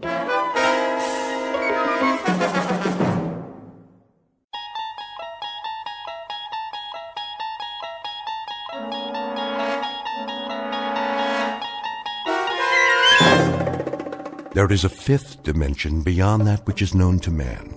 It is a dimension as vast as space and as timeless as infinity. It is the middle ground between light and shadow, and it lies between the pit of man's fears and the summit of his knowledge. This is the dimension of imagination. It is an area which we call the Twilight Zone.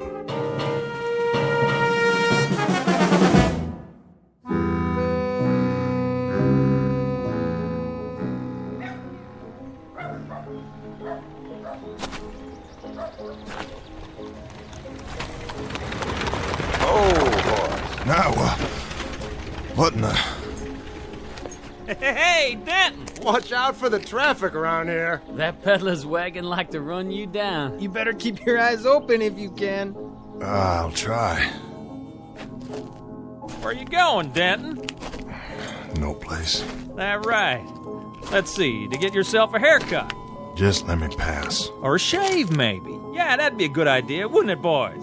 Please. Or a bath. Yeah, that's it. And some clothes that don't stink.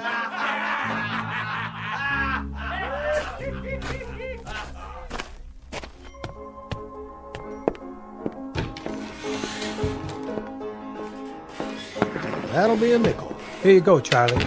Al? How about a drink, Charlie? Well... Please, I'm dry as a bone. You got any money?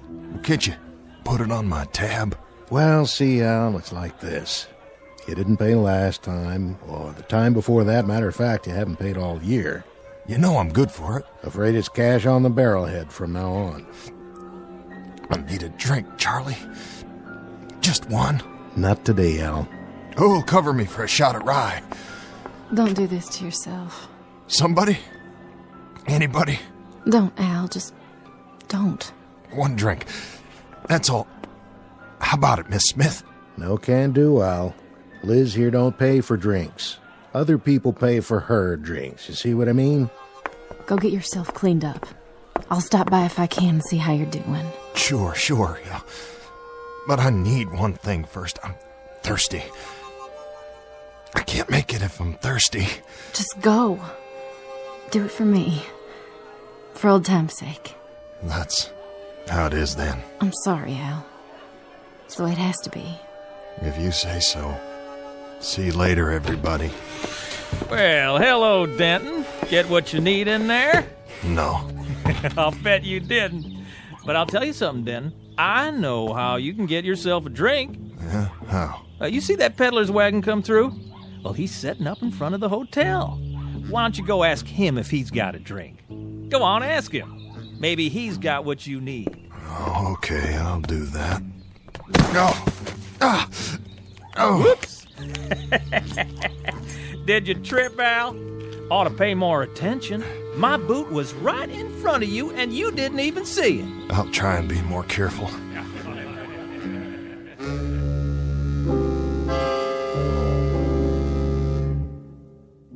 Portrait of a town drunk named Al Denton. This is a man who's begun his dying early, a long, agonizing route through a maze of bottles. What he really seeks is not another drink, but a fresh start. Al Denton would probably give an arm or a leg or a part of his soul to have that. The question is, where does a man turn when the last of his luck finally runs out? In a moment, Mr. Denton will make the acquaintance of a newcomer who just might be willing to help, along with the third principal character in our story. Its name, Colt. Its caliber, .45. Mr. Denton hasn't met either one yet, but when he does, he'll find that their true function is to give him what he needs more than anything else: a second chance. And now, The Twilight Zone and our story, Mr. Denton, on Doomsday, starring Adam Baldwin, with Stacy Keach as your narrator. Hey, Al, I just thought of something. You want a drink so bad? Well, guess what? I got me a bottle here, and it's still half full. Be ashamed to let it go to waste. So why don't you use some to take a bath? That sting, Al? I'll bet it does. Come on, open your mouth. Somebody get him a bar of soap. You want some more? Yes, sir. Well, first let's see some appreciation. Let's see you pay for the drink in your own special way. A little song, Al. How about it? Song? You know the one I mean. How dry I am. How dry I am. How dry I am. Pretty good, Al. Here you go. Open wide and wet your whistle. Charlie, can't you break that up? I don't like it any more than you do. The misery they give that guy. Well, what else can they do for a good time? We ain't never had a circus come through here. Please, Charlie. You want the rest of it, Al? Here you go. Take the whole bottle. Oh, it's all broke now. Come on inside, Dan. Let's get a fresh one.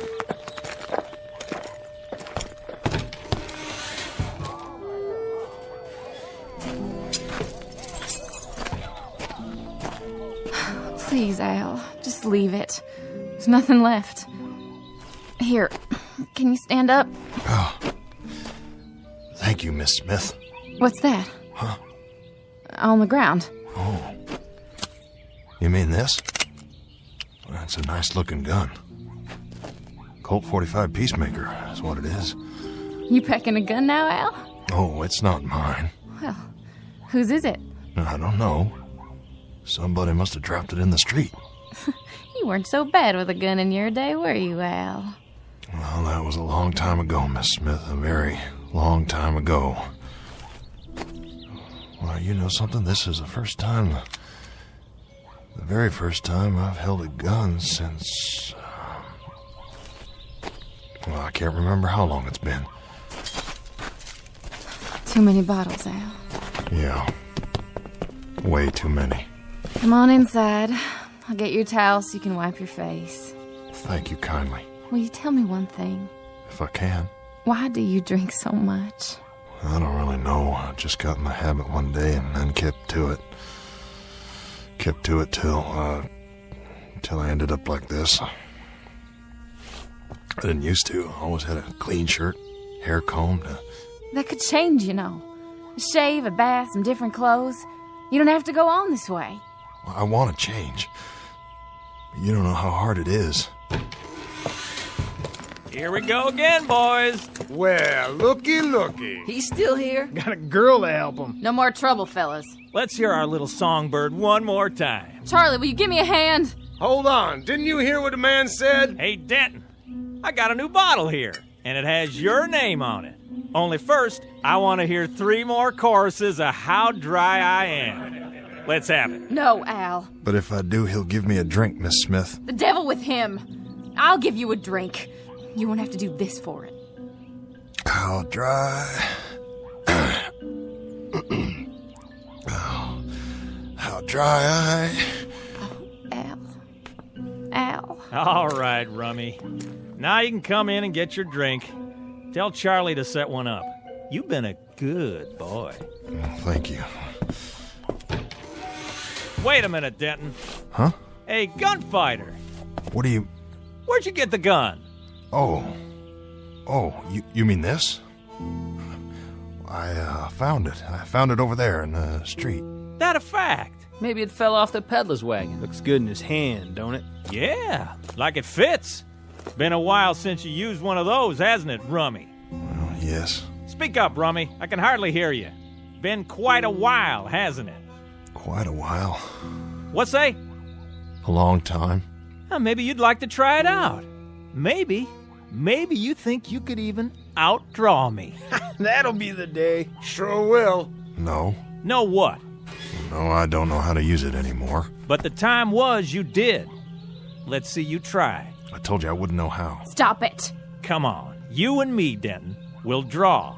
Whenever you're ready. That's enough, Dan. It's not funny anymore. Out of the way, miss. The gunfighter and me. We're gonna have a little showdown. Charlie, where are you?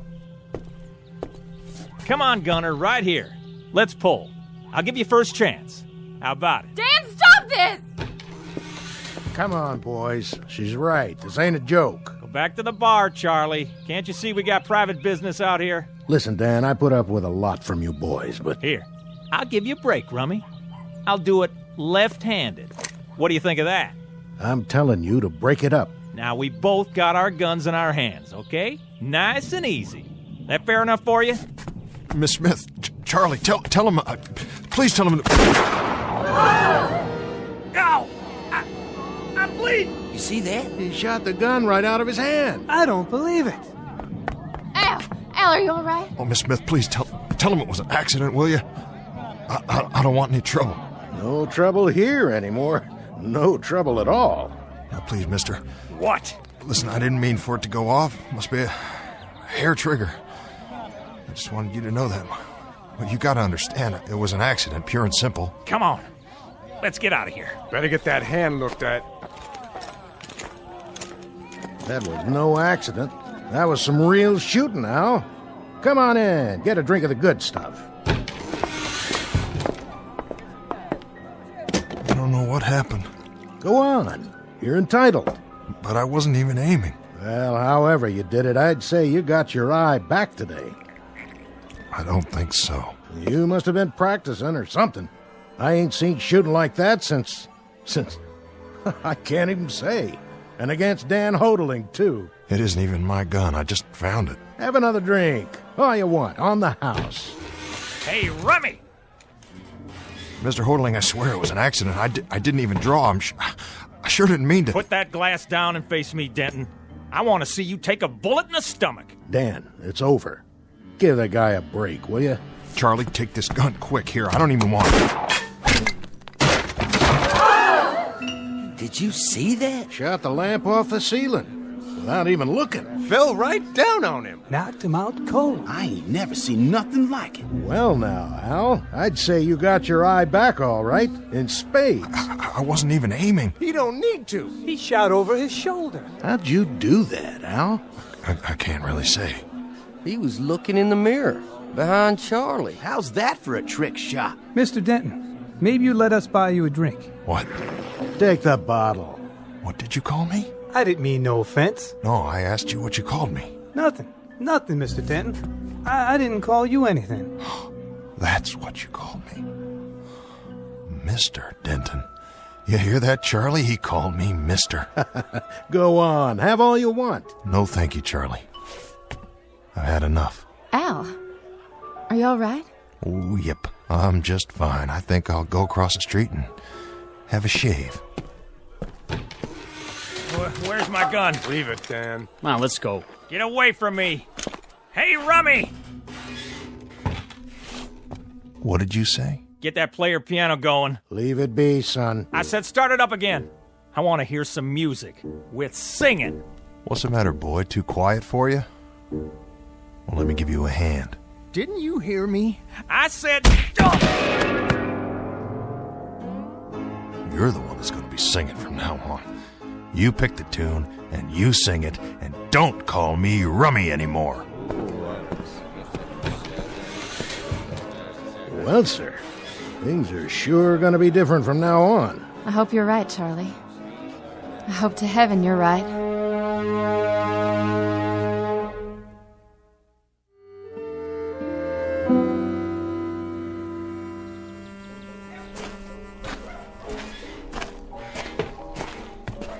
Al!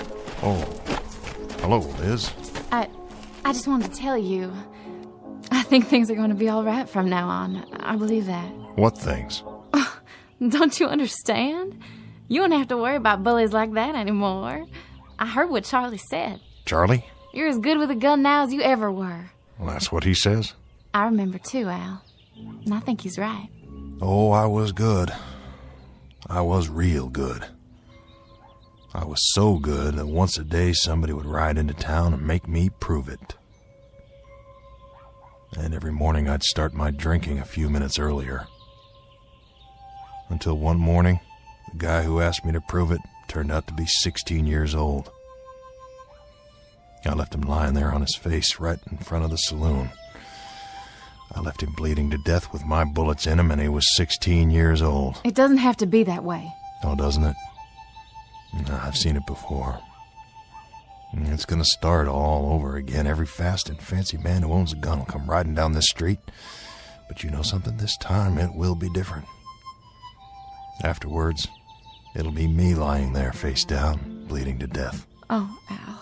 I think I'll go in and get a shave now. I'd like to look proper on the day I die.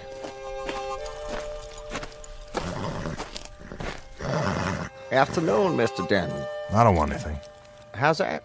You're a peddler, aren't you? I can't use anything you've got. Oh, yes, I'm a peddler. Pots and pans, utensils, herbs, medicines, liniments and tonics, men's, women's, children's clothing, farm implements and what have you. Little bit of everything, you might say. Well, nothing for me, thanks. No? Well, what I need, you don't have. Are you sure? I'm positive. Excuse my bad manners. Fate's the name. Huh? What? Henry J. Fate, like it says on the wagon. And you're Al Denton. How do you know that? I couldn't help but overhear. The trouble you had a little while ago? Hope it worked out. It did, for now. I knew it would. You knew? Oh, it always does, one way or another. The way it was supposed to all along. You see, I meet a lot of people. They all have different needs. I've learned to read them. Try to have something for everyone. Is this yours? What's that, Mr. Denton? The .45 Peacemaker. It's an expensive gun. Yes, I'm sure it is. It was lying in the street when I came out before. I was thinking maybe it fell off your wagon. Oh, no. That doesn't belong to me. It's yours now. Yeah. I guess it is. Good day to you, Mr. Denton. And I'm sure it will be a good day. You know something I don't? Oh, not at all, not at all. But when we make changes, it's bound to be a good day. That's always how it seems to work out, don't you think? Sometimes, maybe. Good day to you.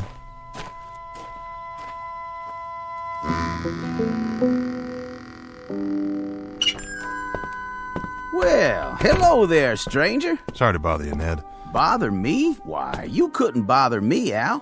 Could he, Jake? Not on your life. He's the man of the hour. Now, don't say that. Come on in. We were just talking about you. How we knew you way back when, though I'm the one who knew him the longest. Why, I knew him when he first rode into town. How many years ago was that, Al? Well, too many. So, what'll it be? Shave and haircut? I was thinking just a shave. If I could owe you, say, for a few hours... Nothing doing. It's on me. I'll, wait till you're finished. I'm done.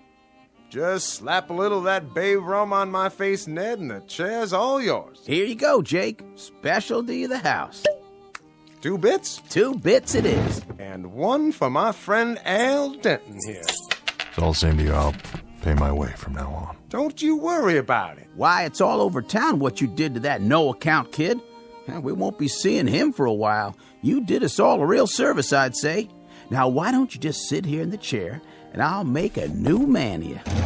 That's very kind. Both of you. I won't forget it. Say, is that the gun? That's it. You ought to take it out of your belt and set it down, Al. I can hold it for you. Oh, that's all right. Just a shave will be fine. And a haircut and a hot bath. Now, how would that feel? I got some water heating up in the back room. Then won't you be the man, all right?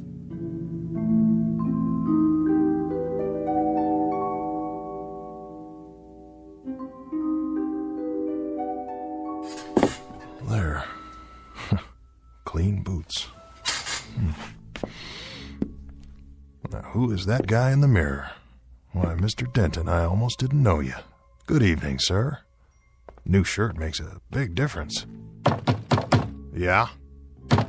All right. Who in the... They said this was his room. Well, they did, huh? Who are you looking for? Tall man. Usually doesn't wear his gun. Has blonde hair. Like you. Oh? Sounds like that describes... It describes a fella named Al Denton. Supposed to be the top gun here. That wouldn't be you by any chance. It would. Then I got a message for you, Denton. Message from who? Pete Grant. You heard of him? Pete Grant. He's heard of you. Well, what's the message? It's real simple. You don't even have to write it down. Pete'll be in town tomorrow night, 10 o'clock. He'll meet you in the saloon. Well, for what, a drink? Not hardly. At 5 minutes after 10, one of you will walk out. I don't think it'll be you. Is that it? That's the end of the message, Denton. You got an answer for him? Well, look, you tell him. You tell him he doesn't even know me and there's no call to... Yeah? You tell him. Tell Mr. Grant I'll be here tomorrow night. I'll wait for his pleasure. That's just what it'll be. His pleasure. Ah, that didn't take long. Not much time at all. Just enough for one shave, a haircut, and a bath.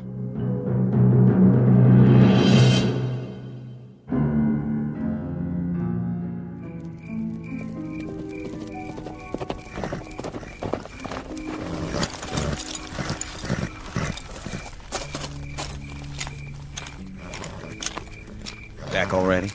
That's all it took. You deliver the message? That I did, Pete. How'd he look? What do you mean? Dan, they say he's as good as he ever was. Is that how he looked? I don't really know. It was night and... No, it was not. It was an hour ago, you dumb, thick-headed steer chasing... Easy, Pete. You're all riled up. You got the nerves again. Grab your chow, and you better get some sleep. Sure, Pete. Whatever you say. Soon's I water my horse. Fast he is, then. I bet he's got a case of the nerves, too. Nerves like a sickness. I'm glad I ain't him tonight.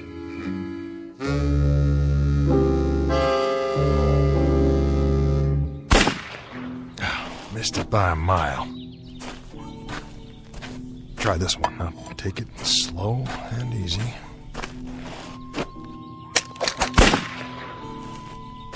"10 feet off at least, if I could just stop my hand from shaking." Al, Oh, it's no good. you'll get it back. You just need to practice. It's too late for that. I should have known. It takes more than a shave and some new clothes. It takes more than a hot bath and a shine on my boots. That takes care of the outside, Miss Smith, not the inside. I don't believe that. You're sober now and your eyes are good. Yeah, well, look at my hand. It won't hold the gun steady, not long enough to get my aim. What are you doing? I want to get out while I still can. And go where? Away from here. Far away. Al, you can't run. Oh, no? Watch me. I gotta run before it's too late. Gotta run fast and run far. Al, come back.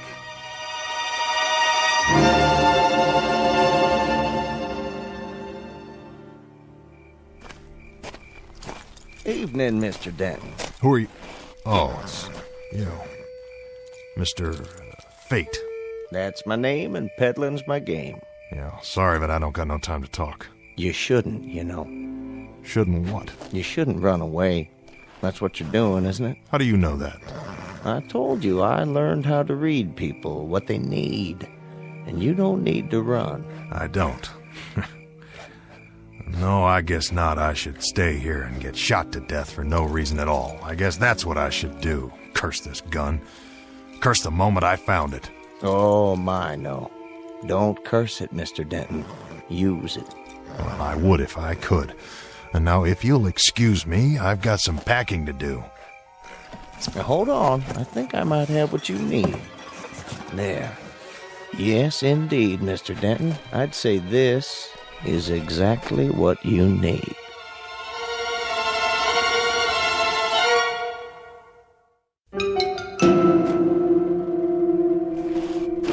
I told you before, you don't have anything I need. Not even this? What? It's one of my potions. You might call it that or an elixir. Either way, it'll help solve your latest problem, Mr. Denton. Oh, my, yes. It'll help solve it in no time at all. Snake oil, that's all you are, a snake oil salesman. I knew it when you rode in. Don't be too swift in your judgment. Allow me to explain. I call this my developer. How's that? More to the point, my fast gun developer. Very special formula. Now hear me out.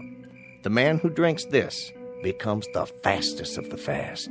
He'll be able to shoot a hole through a silver dollar in midair at 100 feet or better without even aiming. And best of all, it lasts for 10 full seconds, guaranteed. 10 seconds.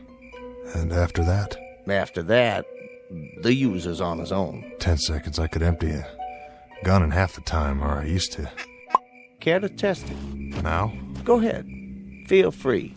Proof of the pudding, so to speak. What's in that bottle? An ounce of whiskey or sugar water? Nothing of the sort, I assure you.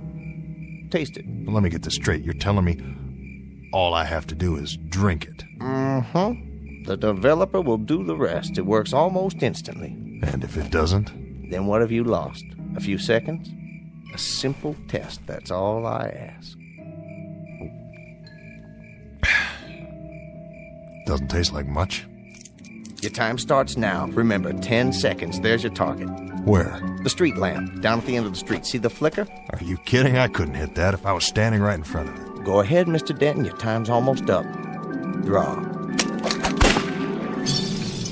8, 9, 10. I don't believe it. There you go, Mr. Denton. Your time is gone. Now, the gun would probably be of no more use to you than a bottle would be to a bowl. What'd you put in that? Here's a fresh one.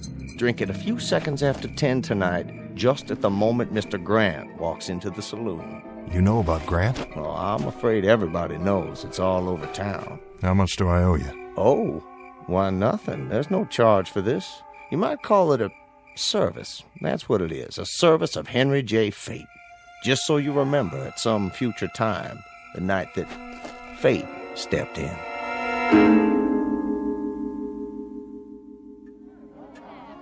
Look at the time. Coming up on 10 o'clock. I don't think that Grant fella's gonna show. Well, it'd sure be a whole lot easier that way. Save me from getting the place shot up. I tell you, Al don't miss. One shot is all it'll take. Yeah, you're right about that. You gonna fix that lamp on the ceiling? I might. And I might not. Maybe I'll hang it on the wall like a trophy with a plaque underneath and Al Denton's name on it. You do that, Charlie, and I'll even pay for the engraving. Sounds like Al now. Yep, right on time. Hello, everybody. We've been waiting, Al. Knew you'd be here. Evening, Ned. You're looking good tonight. Thanks to you. Don't worry none. That gunfighter won't show. Probably too yellow. Ah, who ever heard of Pete Grant anyway? After tonight, nobody. That's who. How about a drink, Al? Not right now, Charlie. You shouldn't be here. I don't have much of a choice, Liz. But I thought you were going away. I thought so too. But here's how I figure it. A man's got to play the cards he's dealt. Because there's no place that's safe. Wherever you go, someone will find you. You mean Pete Grant? Yeah, him or someone like him. All the Pete Grants of the world. You don't have to prove anything. Go, right now. Just go. It doesn't matter where. You've got your life back. Why do you want to throw it away like this? Ready for that drink, Al? No thanks. Think I'll pass. Suit yourself. It's not 10 o'clock yet. There's still time. See, now that's just it, Liz. There isn't any more time. I've wasted too much of it already. Get on a horse and ride. Go to another town. Start over. I could meet you there. If you want me to, we could... Listen. Who's that coming? That would be him.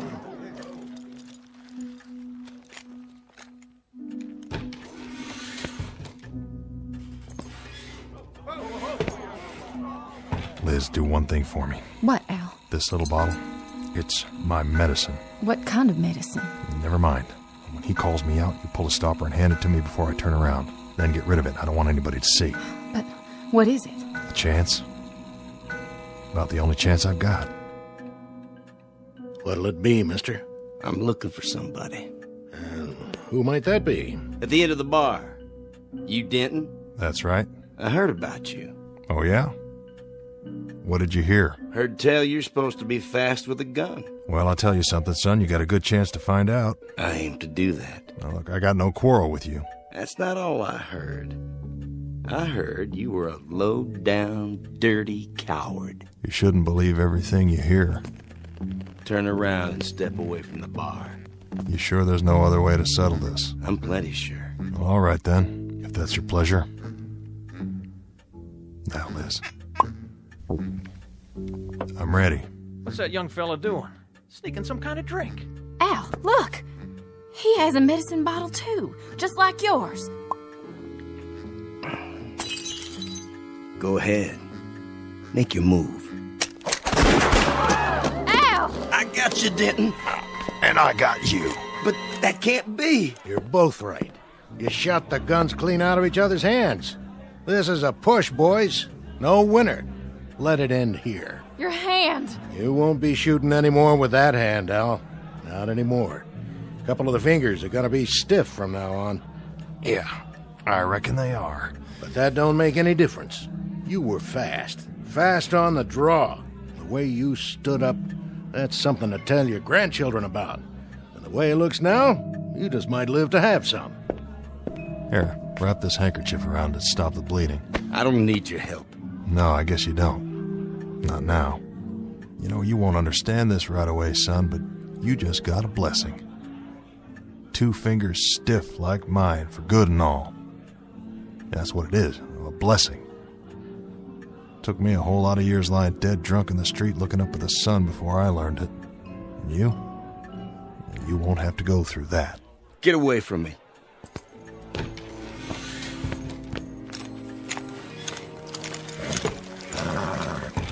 Get him, Pete?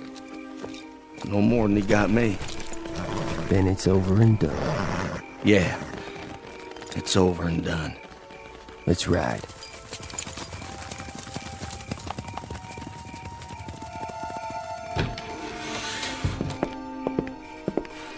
I'll walk you over to Doc's so you can get that hand looked at. Thanks, Liz. There's no need. It's gonna be fine. Just fine. Oh, horse. Time to move on.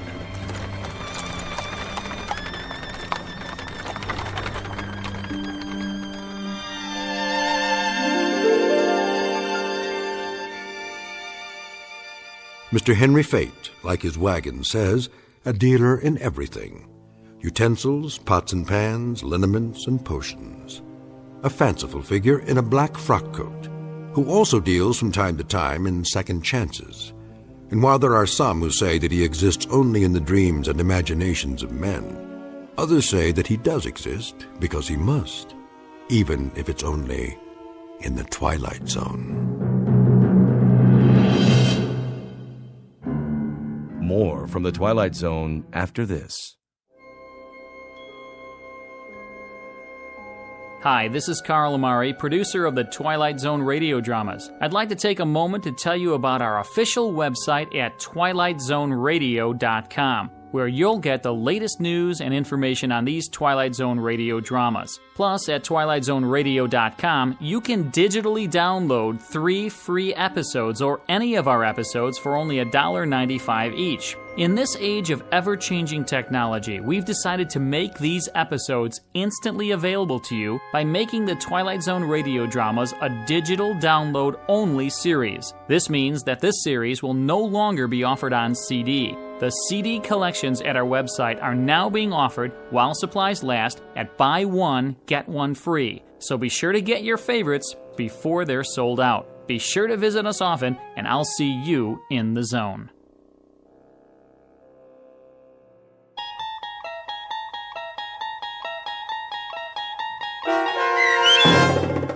Mr. Denton on Doomsday, starring Adam Baldwin with Stacy Keach as your narrator, was adapted for radio by Dennis Etchison and based on a script by Rod Serling. Heard in the cast were Christian Stolte, Jeff Lupetin, Richard Shavsden, Craig Brawley, Brooke Sanford, Kurt Nabig, Doug James, Roderick Peoples, Lynn Foley, Carl Amari, Roger Wolski, and Vince Amari. To learn more about the Twilight Zone radio dramas and to obtain audio cassettes and CDs of these programs, visit our website at twilightzoneradio.com. The producers of The Twilight Zone wish to thank CBS Enterprises, Carol Serling, Dennis Etchison, Dick Brescia Associates, Claire Simon Casting, Terry Jennings, XM Satellite Radio, Sirius Satellite Radio, our sponsors, and our radio affiliates for helping make this series possible. This copyrighted radio series is produced and directed by Carl Amari and Roger Wolski for Falcon Picture Group. Doug James speaking.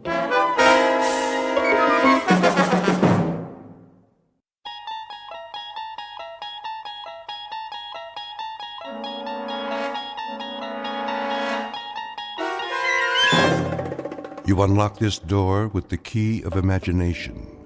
Beyond it is another dimension, a dimension of sound, a dimension of sight, a dimension of mind. You're moving into a land of both shadow and substance, of things and ideas. You've just crossed over into the Twilight Zone.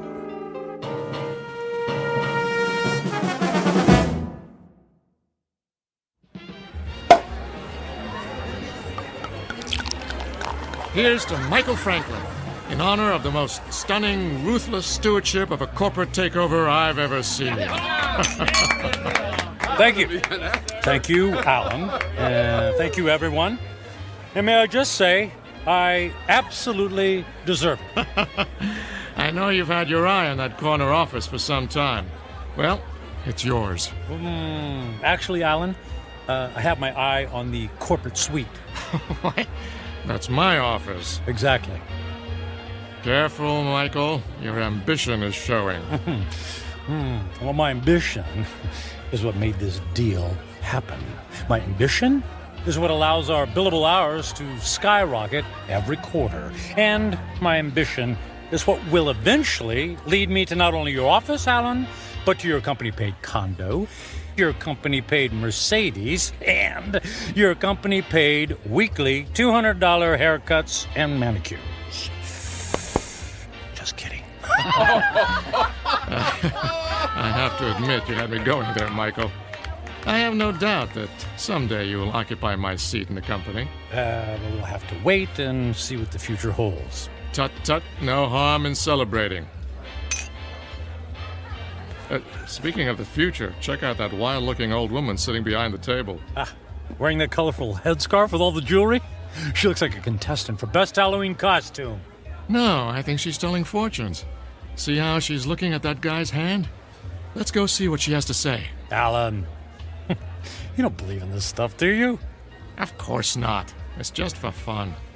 On the other hand, maybe she can give us a hot tip for our next takeover target.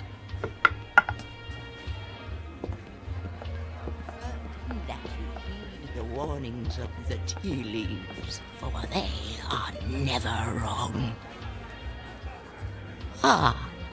I see there are 2 more supplicants who wish to learn about their futures. Make that 1 supplicant. I'm not playing. Oh, go ahead, Michael. What can it hurt? I put my faith in real things, Alan, like profits and a well-written prospectus and a robust return on an investment dollar. And people? People are the least reliable things on the planet. Well, anyway, I'll spring for your reading. How much is it, please? For this most rare and deep connection to the mystic masters of the cosmos, the charge is $5. $5? Ooh. It's highway robbery. All in good fun and worth $5 to find out what's next for the amazing Michael Franklin. There you are, my good woman. The mystic masters thank you. Yeah, I bet they do. Please be seated and give me your right hand. What's wrong with my left hand? The right hand crosses the body's meridian, connecting directly to the humors of the heart through the intercession of the soul. Oh, I'll say this for you. You've got the sales pitch down pat. Please close your eyes and focus your thoughts on your inner golden light. I would have guessed that green is your color. Michael, quiet. All right, I'm quiet. I'm focused. Watch as the golden light moves toward you. Slowly, it surrounds your consciousness. Surrender to its mystery. I never surrender. The mystic masters perceive you as a man who values work above all else. She's got that right. She could have said the same thing about anybody in this bar. There are people in your past who have suffered a disconnection with you. spirits are left unsatisfied. Well, it can't be old girlfriends. He doesn't take time to go on dates. Your soul is troubled. My soul is just fine. Thank you very much. There's something strange. I am attempting to discern your future, but I cannot. I could have told you that. No offense. What's the matter? The reading is over. What? Hey, we paid you to tell his fortune. Here is your money back. I cannot complete the reading. Now look, lady, I don't believe in all this hocus pocus, but a deal's a deal. Just tell me I'm going to be the richest man in the world, and you can keep the $5. I do not take lightly the readings of the soul. I'm going to go complain to the manager. Alan, hold on, Alan. Look, we don't want to cause you any trouble, lady, all right? Just say what's on your mind, and we'll leave. Very well. I will tell you what the mystic masters have divined. May the Lord have mercy on your soul. What is it? Alan's gonna fire me? I'm gonna lose my hair? Your future is very clear, and it is this. In 10 days, you will be dead. What? I don't think that's very funny. The signs are serious, and the reading is true. What kind of scam is this? Come on, Michael.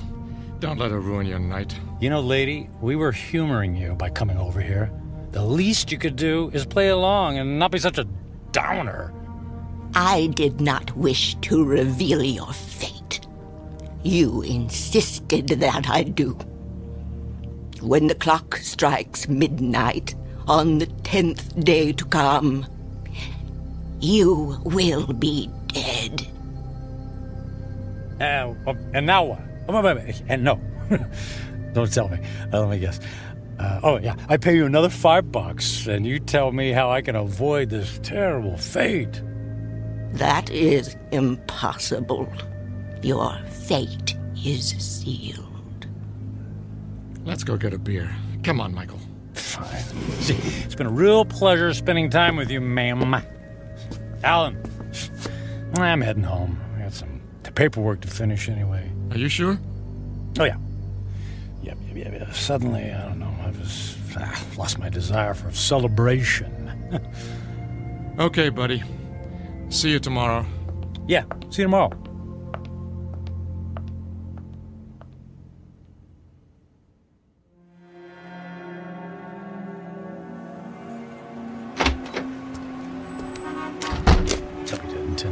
I'll be dead in 10 days. Jeez. Yeah.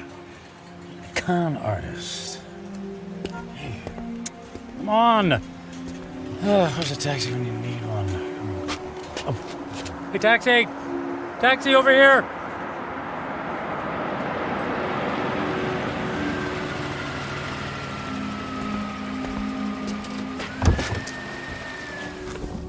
Hey, where to, buddy? Take me to... Hey, pal, you okay? Feel dizzy. You don't look so good. I need... Hey, buddy. Oh my gosh, he passed out. Gotta get him to the hospital.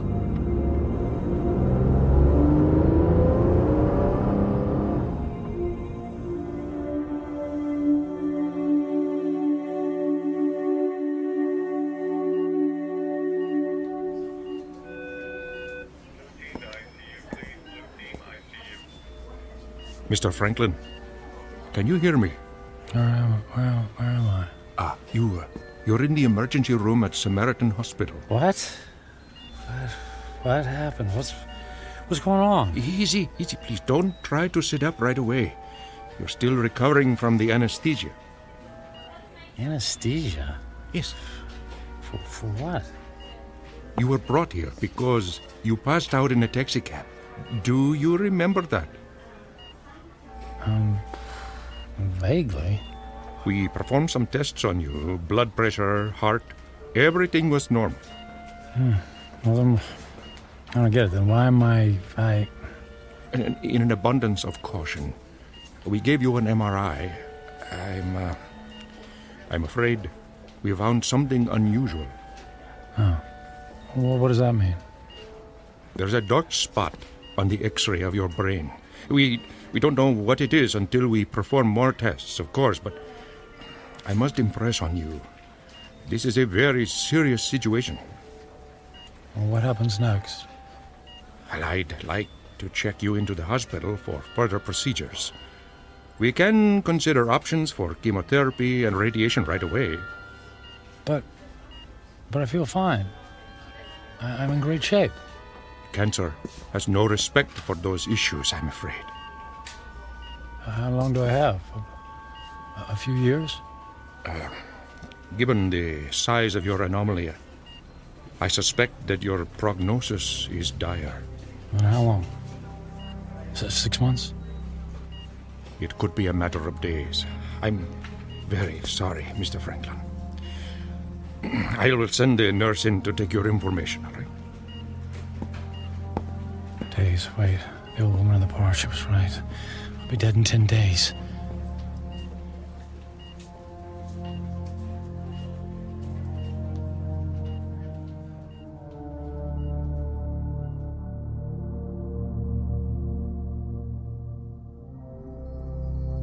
Portrait of a man frozen in the amber of fear. Michael Franklin, workaholic captain of industry, ruthless to his enemies and dismissive of routine human interaction. Given a prognosis that would send a chill of terror down the spine of the most stalwart of men, he is faced with the rising specter of his own mortality. But even worse, he stares into the rear-view mirror of a life only half-lived. Devoid of true friendship, with only a string of consummated business deals to mark his measure, Michael Franklin is about to embark on a frightful journey of self-examination that can only be experienced in the land between regret and insistent memory, a land we like to call the Twilight Zone.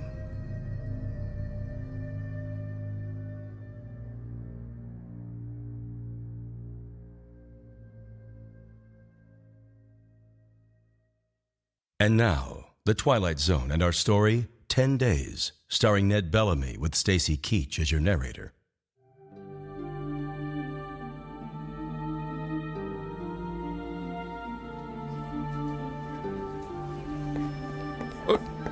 Nurse! What happened to the patient who is in this bed, Mr. Franklin? I just saw him a moment ago, Doctor. I have no information about his condition. I certainly hope he isn't about to do something foolish.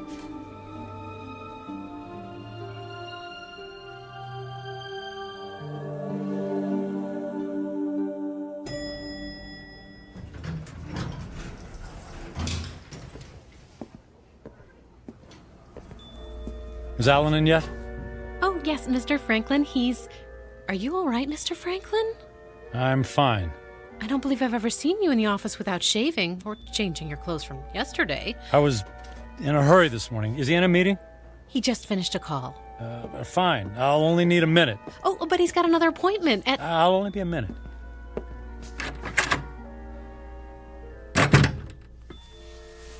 Michael, you look like you haven't been to sleep all night. Isn't that the suit you wore yesterday? Don't tell me you went out to celebrate without me. Alan, I quit. Yeah, me too. Alan, listen to me. I'm quitting. This is some kind of joke, right? I would appreciate it if you would expedite the disposition of my account. I want to close out my portfolio. I'm cashing in my stocks. I need my retirement funds and my annual bonus, every bit of it. Michael, you're talking crazy. What are you doing? What's this all about? What part didn't you understand? I mean, you can't just quit. But I just did. What on earth for? Personal reasons. Personal reasons? After all these years of working together, you offer me that? Correct. Michael, If this has something to do with that crazy old woman who told your fortune last night... It's not that. I just decided to take my career in a different direction. I've just been thinking about making this move for a long time. I don't believe you. Alan, no offense, but I don't care if you believe me or not. I've made my decision, and I'd like you to honor it. You realize that if you disassemble your corporate portfolio early, there will be substantial penalties. Not to mention the perks you'll be losing. The company car, the country club membership, the center court basketball tickets. Can you have the accounting department wrap everything up right away? Oh, and I'd appreciate all of the various income streams to be folded into one check. That check will be worth several $1 million. Yes. Well, I can't say I approve of what you're doing, and I can only hope you have a good reason, even if you won't tell me. Could you make the call, please? I'm in a bit of a hurry.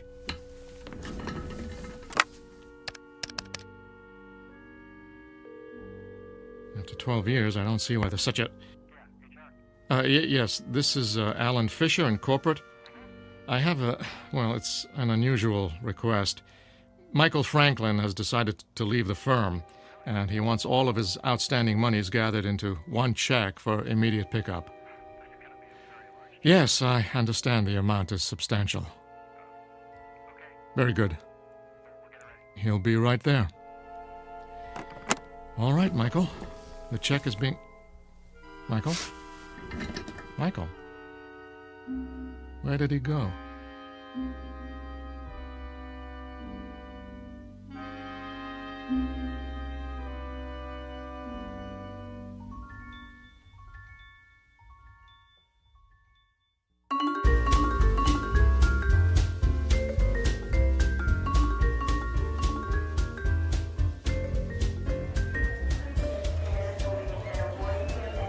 May I help you, sir? I'd like to buy a ticket to Rome, please. Leaving today. Very good, sir. And on what date would you like to return? Just a one-way ticket, please. I just love Rome. The sights, the food, the museums. It's a banquet of... Yeah, I'm in a hurry. Please. If you'll just sign here. Will you prefer a window or an aisle seat? Surprise me.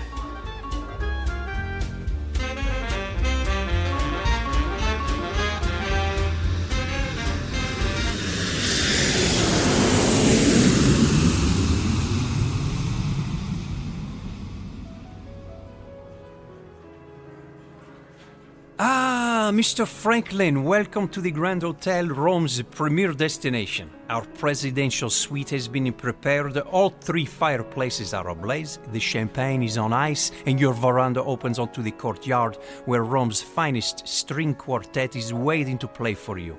And of course, an entire staff of valets are at your disposal. And the concert tickets for this evening? The limousine will gather you at 6 o'clock. You will be driven directly to the private entrance where a personal elevator will whisk you to the ambassador's box. Only the finest for you, Mr. Franklin. Bravo! Wonderful!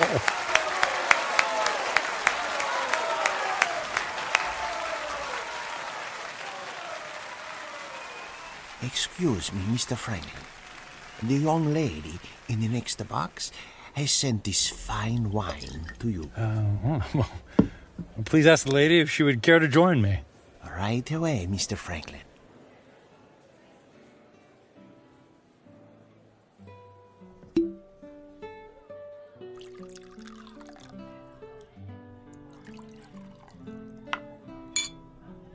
I haven't seen you at the theater before. Do you come to Roma very often? You might say this is a once-in-a-lifetime vacation. I want to see and do everything. All the finest foods, all the finest wines. I want to hear the best music and experience all the riches the world has to offer. All at once? Why settle for the ordinary when we can fill our lives with the amazing? Oh, you are a man of action. Speaking of action, would you care to dance? I would love to dance, but not here.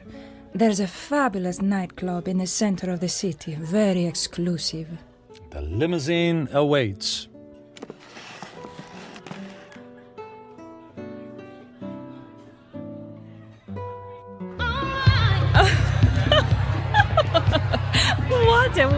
skilled dancer. It's not me. It's a champagne. You're so funny. I believe I'm slightly tipsy, too. Oh, tipsy. What does it mean?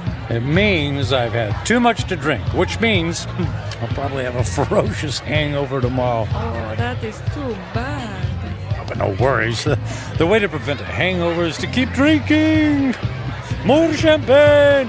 More champagne! More champagne! And more dancing! And more dancing!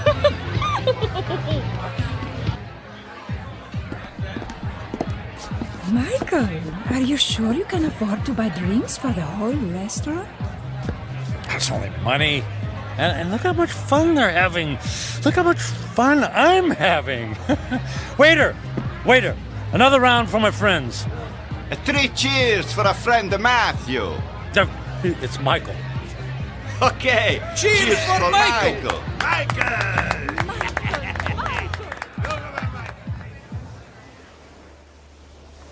Michael, are you able to walk? It's not me. It's the streets that keep moving. You danced the night away. And we'll do it again tonight. The sun rises over the ocean. If I see 1,000,000 mornings, I never grow tired of seeing that sight. Imagine if you only had a few more to see. I'm sorry, what did you say? I said, would you care for some breakfast? I'm starving. Then let's go to the best restaurant in the city and order everything on the menu. I've never met a man like you, Michael. If you want something, you just take it. Of course. What's that old saying? Eat, drink, and be merry, for tomorrow we die. Michael, what's wrong? You look sad. Did I say something wrong? Maria, I wanted to ask you something. What is it, Michael? Would you care to join me on a small trip? Where to? Oh, I know a charming village near here. We could have a picnic. Actually, what I had in mind was Paris. Paris, France. And then London. And then Monte Carlo, or Moscow, or Hong Kong. I mean, we could go anywhere in the world. But what will we do when we get there? Whatever we want. I'll buy you diamonds, or a new car. Would you like a new car? Michael, you're making my head swim. I don't need a new car or diamonds. What then? A yacht? My life is here, in Rome. I can't just pick up and leave to go hopping from one country to the next. Why not? You just said you admired me for that very thing. I admire your freedom, but I have responsibilities. My parents are here, my friends. Well, they'll be one phone call away. I can't just leave. You can do anything you want to, just like me. Don't you have anyone you feel responsible to? We were discussing breakfast. Breakfast, that's what we need. Michael, I asked you a question. Come, we'll order the most expensive breakfast in town in the most expensive restaurant. We'll have them serve us eggs on plates made of gold. I'm not really hungry. Where are you going? Where are you going? I have things to do. But what about Paris, London? You're willing to give all that up? If I left with you, then I would be giving up something. Like what? My life here. It's who I am. The people I love, the friends I have. So window dressing, none of that is important. And what do you think is important? I am. And what I want. I see. Goodbye, Michael. Fine! I'll go to Paris by myself. There's lots of beautiful women there, too!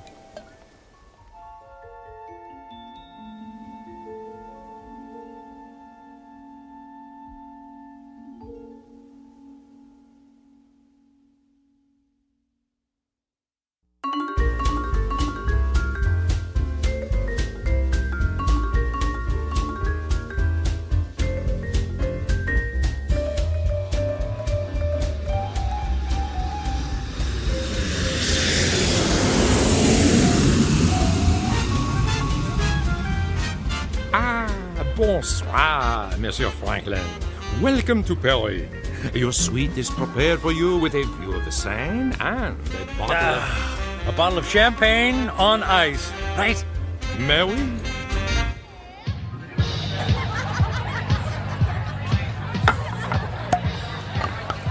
What'd you say your name was? My name is Angelique. I'll call you Angel, my beautiful French angel. What about you, my dear? I am called Giselle. Ah, Giselle. Giselle, I knew her well. Oh, you are so silly. I'm Michael. But why don't you call me Mike? Nobody ever calls me Mike anymore. Not since I was a little boy. Were you as naughty then as you are now? I was a good boy. Very smart. In fact, I was smarter than everybody. Did you know that? I was better than all of them. Oh, you are a good person, Mike. Nobody ever bought me a pearl necklace on the same day I met them. I'll buy you another one tomorrow. Hey, we need more caviar here, garçon. More caviar, s'il vous plaît. But Mike, we have 2 bowls full on the table already. They're 10 minutes old. We need fresh caviar. Freaking caviar. Let's dance. Mike.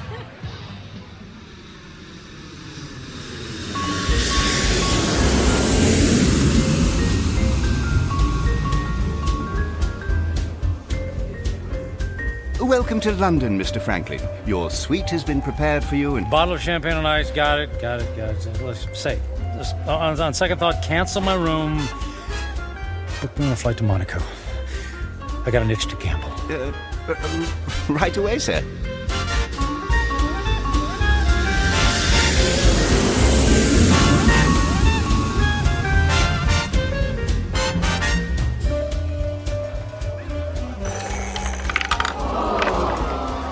And the number is 29, red.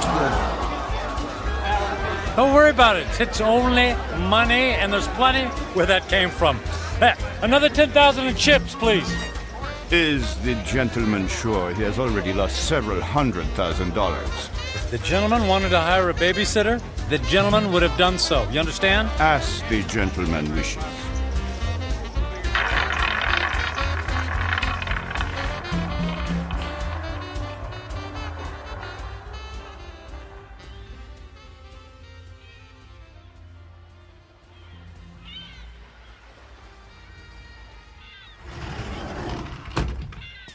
Mr. Franklin. Good morning, Mr. Franklin. Mr. Franklin? Hello? Mr. Franklin, your branch is here, sir. Shall I place the champagne bottle next to the bed? Shall you... Who are you? Where am I? I am Captain Philippe Duchette. This is the Fandango Dancer, the luxury yacht you rented last evening. I rented? Was I alone? The gentleman was escorted by several very attractive ladies, and there was a request for the boat to take you to Australia. But, as you may know, that trip is beyond the range of this vessel. Wanted you to take me to Australia. After we received the Alaskan crab, Russian caviar, and of course, the champagne. I hope I never see another glass of champagne. What shall I do with the cases that are on the deck? How many cases did I order? 10. They're yours. Merry Christmas. Do you wish to proceed with the cruise? No, I don't think so. Very good, sir. All right.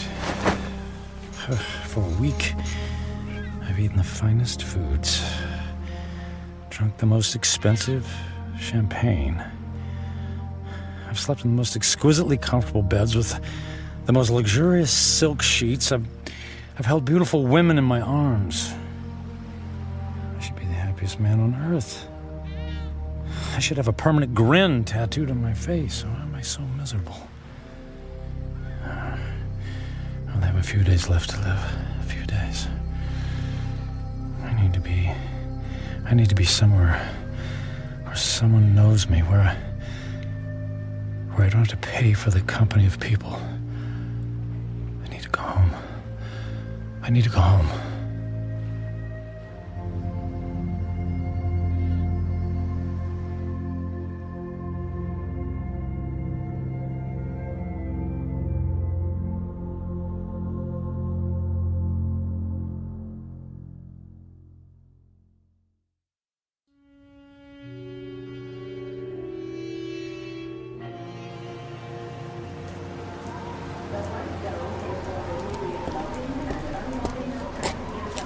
Taxi! Taxi, over here!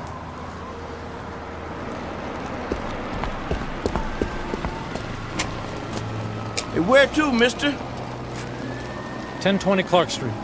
Hop in.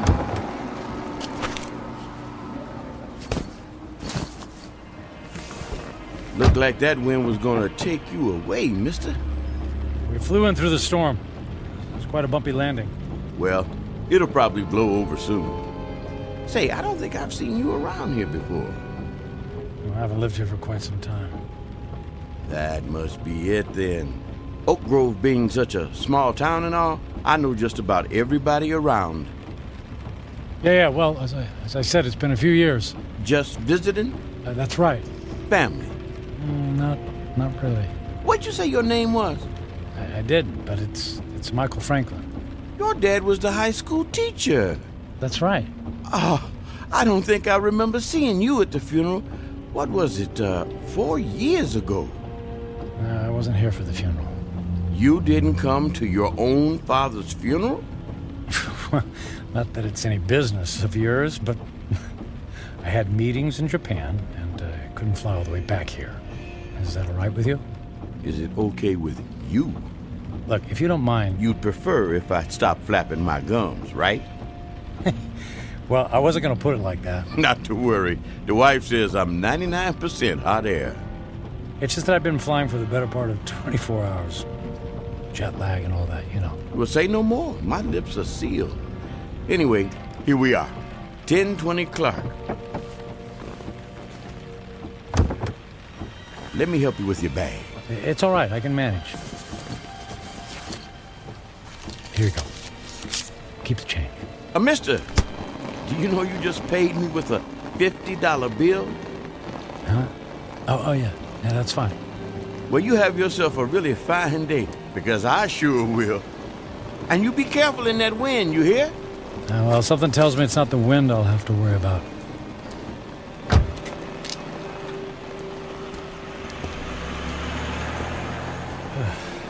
Here goes.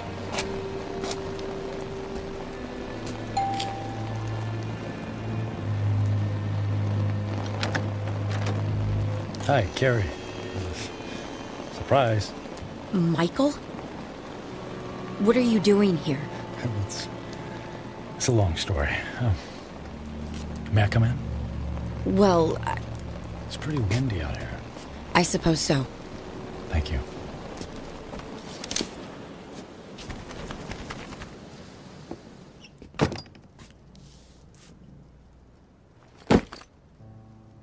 Michael, what's going on? You just show up on my doorstep after 4 years? Well, you know me. Spur of the moment. You are not a spur-of-the-moment person. You plan everything in your life. I wouldn't be surprised to find that you plan how many times you blink every day. Well, the truth is, I don't have any place else to go. That sounds dramatic. It's true. What about the penthouse? It's gone. The beach house? Gone. They're all gone. I sold everything. I thought you went through your midlife crisis when you left me. Apparently, it's still going on. Please, Carrie, I don't want to fight. Then what do you want? I just wanted to see you again. You just wanted to see me. Okay, you see me. Now what? Do you mind if we sit down? Michael, I have to be at work in an hour, and I'm in the middle of a term paper. You went back to school. I'm getting my master's. That's wonderful. Congratulations. Thank you. I mean, you planned it for years. It's great that you finally decided to do it. Yeah, well, if there's nothing else on your mind... So, how have you been? Busy. I don't have a lot of downtime, but that's how I like it. You redecorated things here. You redecorated the house.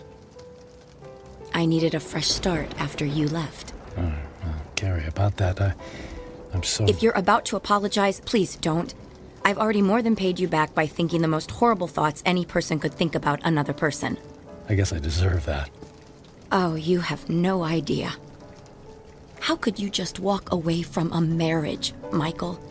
What was so terrible that you couldn't stand up like a man and fight for me? For us? It wasn't about you, Carrie. Oh, that's good to know. Because when I was picking up the pieces, when you left, it sure felt like it was about me. What I mean is that I wasn't a good husband. True. You were always working. And I knew that I wouldn't be a good father. True. You never even walked the dog. So, I didn't give up on you. Or us. I gave up on myself. Well, that makes everything all better. You can go now. Carrie, please. Oh, I could just clobber you for coming back here. It isn't fair for me to have to dredge up these old feelings again. Well, maybe a civilized conversation without any bickering would do both of us some good. I don't think so. Please, Carrie, it's more important than you know. For what purpose, Michael? So you can go back to your high-powered, big-shot job in the city and feel good about yourself? I just don't want to leave loose ends, please. For better or for worse, can we just talk? I'm not looking for forgiveness, just closure. Well... One cup of coffee? I'll even make it. All right. 1 cup, and I'll make the coffee. Yours always tasted like motor oil. Thank you. Thank you so much. Thank you.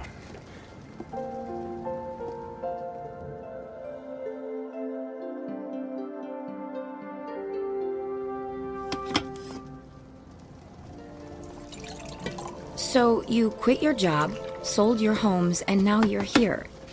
It doesn't make sense. Yeah, about that. I guess I just realized that being a workaholic isn't very much fun, after all. But that's all you know. When we were married, you barely slept at night. You were up early to track the Asian stock market. You stayed up late to finish paperwork. I can count on one hand the number of times we actually went out on anything resembling a date. And even when we did go out, you acted like it pained you to be away from your business calls. That is all over now, Carrie. Money doesn't mean a thing to me. I find that hard to believe. Believe it. It's true. So, what?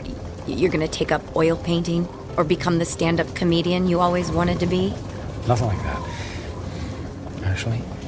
Actually, it's quite serious. Last week,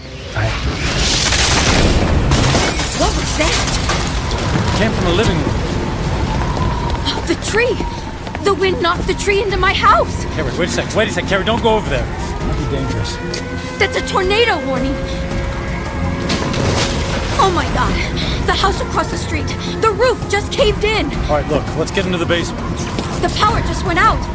I have flashlights downstairs. Wait, outside, look. What? Michael, come on, there's no time! Oh, look, in the street, there's a kid in a bike. Oh no! That's Jimmy from next door! He doesn't know which way to go. Oh, Michael, he's going to be hurt. I'll get him. Michael! What are you doing? Michael! Jimmy, keep your head down. Jimmy, I'm coming for you. Help me! I'm right here, buddy. I'm right here. I'm gonna carry you into the house, okay? What about my bike? I'll get you a new one. Let's get out of the storm, okay? Okay. Put your arms around my neck and hold on. I'm trying. Squeeze real tight, Jimmy.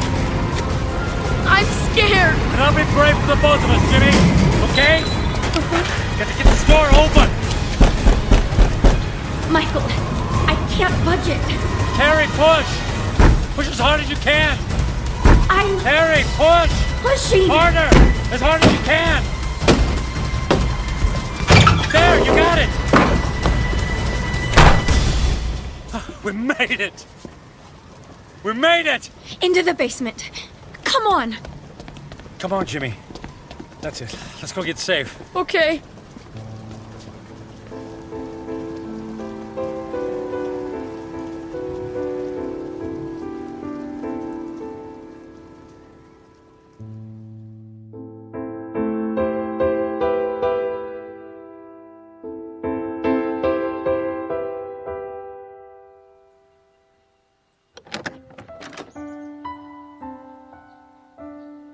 Storm's cleared. It's over.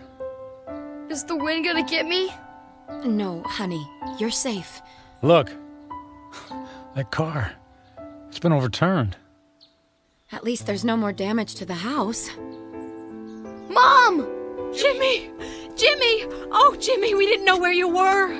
We had him in the basement with us. I was so scared. And then the wind came, and then this man came and saved me. You saved my Jimmy? Well, not really. Yes, you did, Michael. You ran right into the path of the tornado and brought him inside. Oh, come here and let me give you a hug. You don't have to. Okay. How can I ever thank you? You don't have to. It was my pleasure.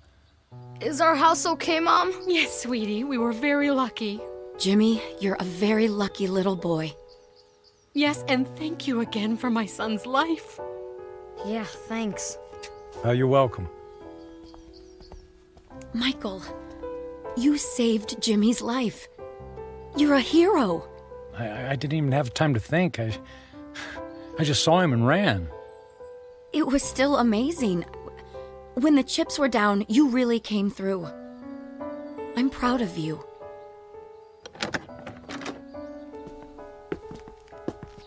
Oh, look. Look at the damage in your living room. No, it's okay. All of that can be fixed. The main thing is that we're all safe and healthy. Right. Listen, Carrie. Those repairs, they're gonna be expensive.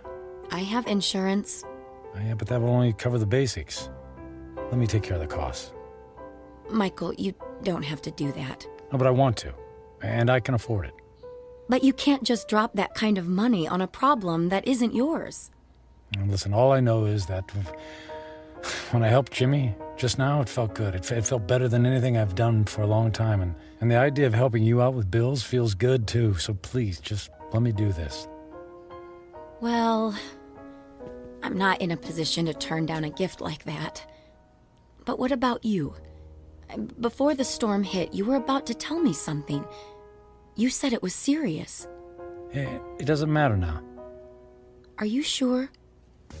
Yes, I'm sure. Here, let me write you a check before I leave. Are you going so soon? You just got here. Yes, I think I got what I was looking for. Here you go. Now listen, don't you look at it until I leave, okay? I promise. Where are you going? I have some business to finish. Goodbye, Carrie. Goodbye, Michael.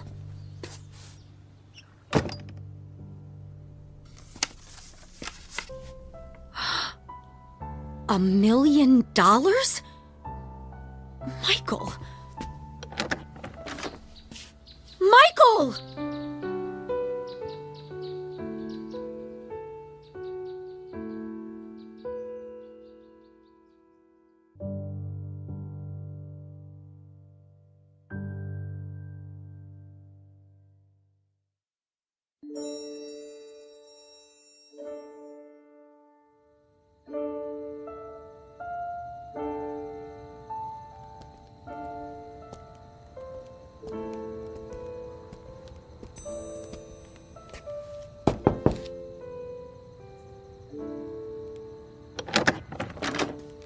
Yes? What is it? Forget the late hour, Reverend. I realize it's nearly midnight, but I wanted to visit the chapel and the door's locked. Unfortunately, in these times, we must protect ourselves against theft. The doors remain locked overnight. Is there any way I could just go inside for a few moments? No, I'm sorry. If you can come back in the morning, yeah. But you see, tomorrow morning will be too late. I only have tonight. Mm-hmm. It always seems that way, my son. But have a little faith. Please. Go home. Get some sleep. I don't have a home anymore. I've just come in from the airport. I came straight here. Please, it's more important than you know. All right. You seem to be in great need. Thank you. Thank you, Father.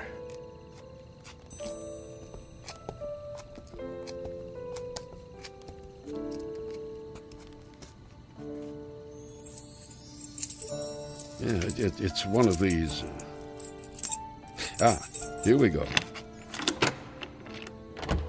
I'll come back in 10 minutes. I won't need more than 5.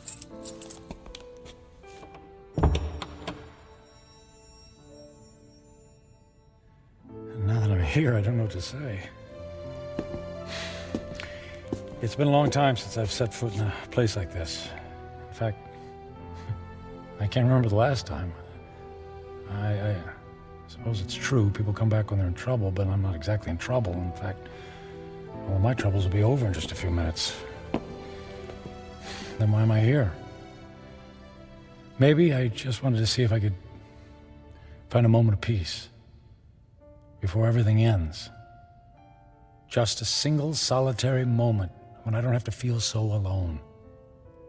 The truth is, I'm alone because of my own actions, by the selfishness of the man I've become.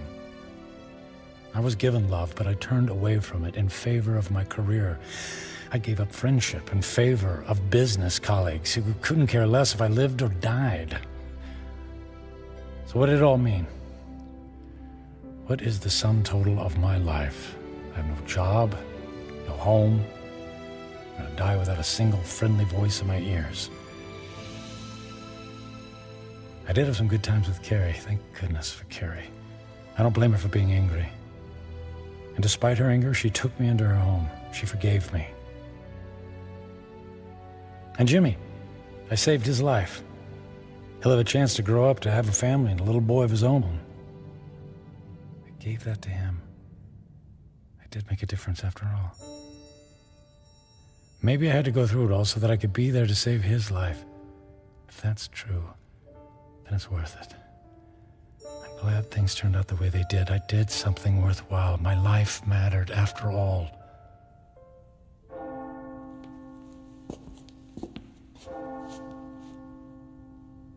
Nearly midnight on the 10th day, just like the old lady said.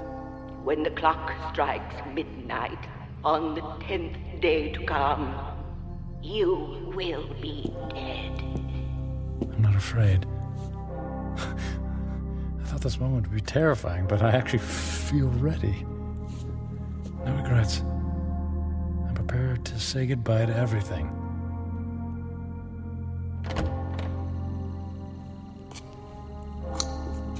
Excuse me, sir. I'll have to ask you to leave now. Yes, I'll go, and thank you. From the bottom of my heart, thank you. No, may I ask one favor? What is it? If anyone asks, can you tell them I was ready and that I was grateful? Grateful? For what? For everything. It was all a gift.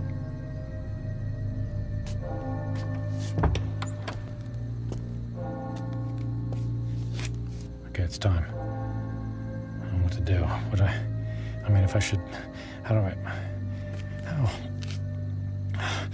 Church bells. They stopped. Okay. It's midnight on the 10th day. And I'm still alive. Nothing happened. Okay. Nothing's happening. The old woman said I had 10 days to live, that I would die at the stroke of midnight. She lied. She lied.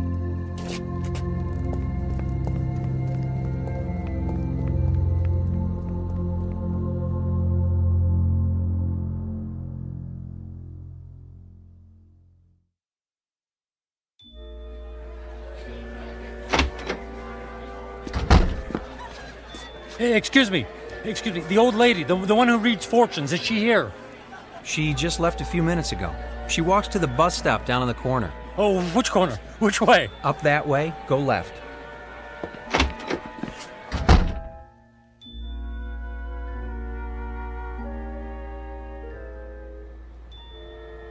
Where is she? I don't let her be. Ah, there she's. Hey, don't get on that bus. Wait. What is it? Who is calling? You lied to me. Who is it? Who are you? What do you want?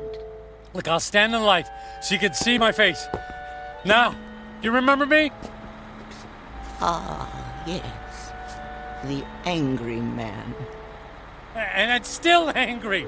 You told me in 10 days, at the stroke of midnight, I'd be dead. 10 days are now over. I sold my home. I shut my life down because I believed in you. Yes. I told you that in 10 days you would be dead. So? And I was correct. The man I spoke to 10 days ago is dead. What do you mean? That man was selfish and cruel. That man was friendless and meaningless. Can you say the same things about yourself today? I guess not. He's gone. Bury him. Give yourself the rarest of all gifts in life. A second chance. A second chance? Huh. Sounds too good to be true. And yet, here it is, yours for the taking. You're right, things are different now. I don't know how to thank you. Live for someone other than yourself. That's the best thing any of us can do. Actually, there might be someone willing to let me try. And her name is Carrie. Thank you. Thanks for the second chance. Thank you.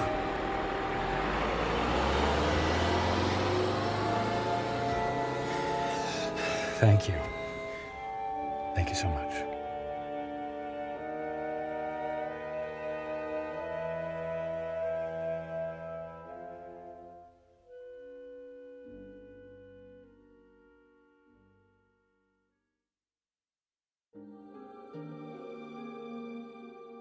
Michael Franklin, a man on a mission to burn every bridge even before he made his way across. Stung by the terrible knowledge of his impending demise, his journey toward redemption faced a detour of intoxication and self-indulgence. As he now knows, such things are not the stuff of satisfaction, only empty calories and heartache. Ironic, then, that a man who placed such a premium on personal wealth could only feel full upon losing everything. A stark, lonely truth, but an eternal one. Upon such truths are built second chances, here in the Twilight Zone.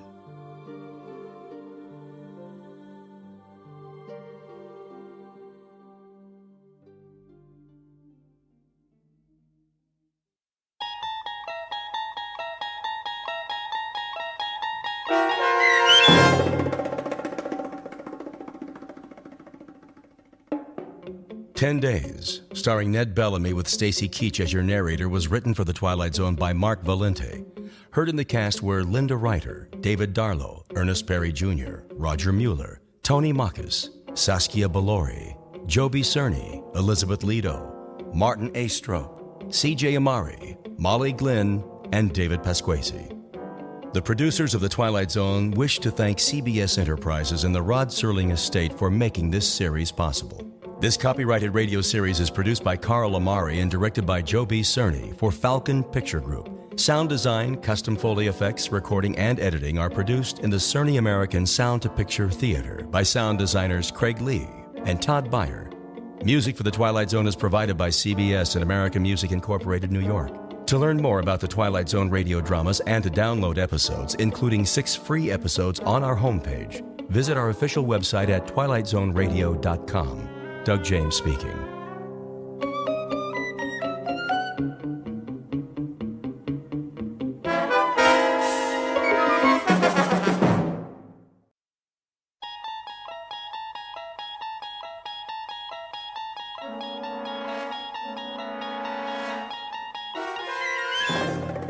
You unlock this door with the key of imagination.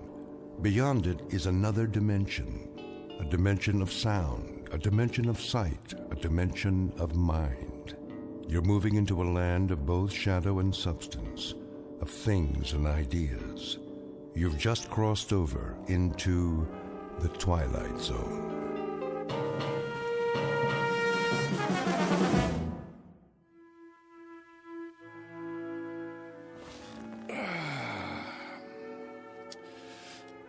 Now then, to begin.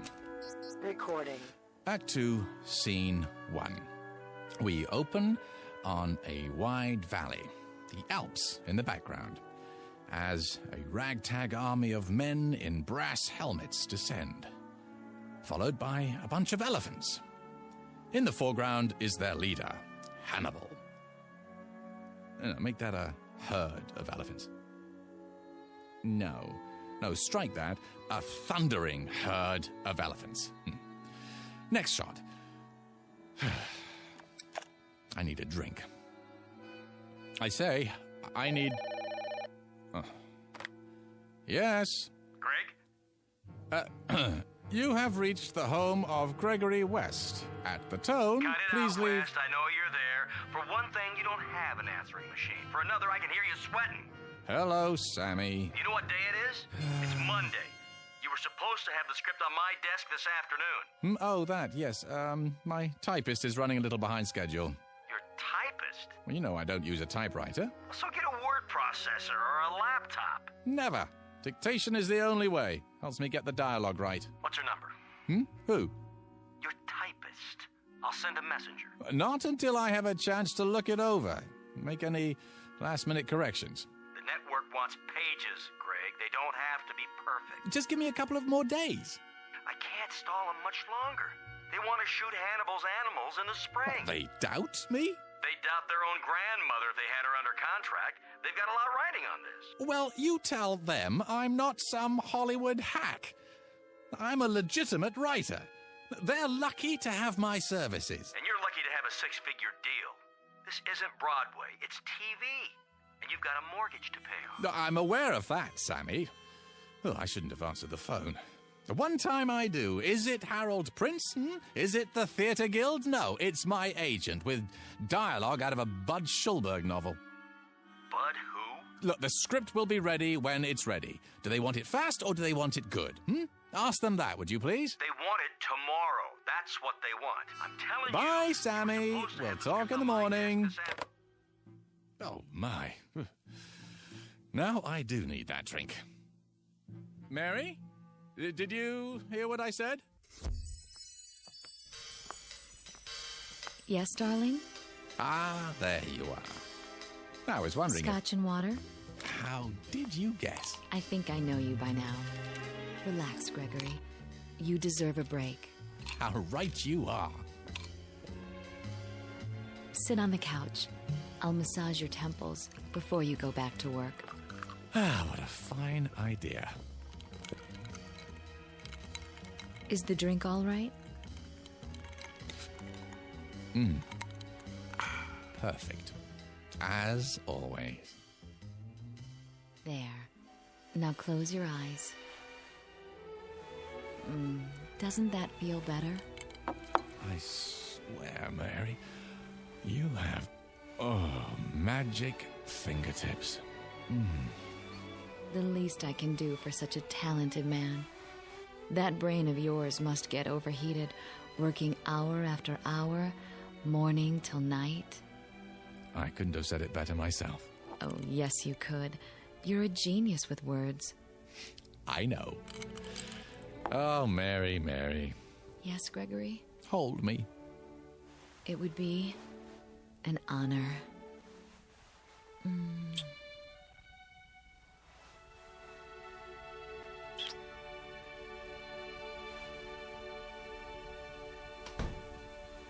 Who's that?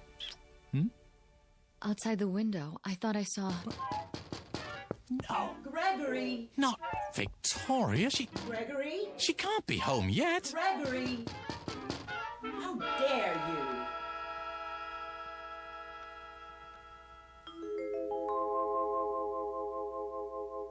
The home office of Mr. Gregory West, noted playwright, and now a resident of the Hollywood Hills. A quiet, thoughtful man, even a bit shy, and at the moment very happy, despite the fact that he is over deadline. His latest project? A script assignment taken to ensure that his household remains secure, despite the occasional fickleness of drama critics. The other ingredients of that household? There's Mary, warm, affectionate, devoted, the ideal companion for someone who values peace of mind. And the final ingredient, Mrs. Gregory West. In a moment, she's going to learn the secret of her husband's success, a method of creative writing taught only in the Twilight Zone. And now, the Twilight Zone, and our story, A World of His Own, starring Charles Shaughnessy, with Stacy Keach as your narrator. Gregory! Oh!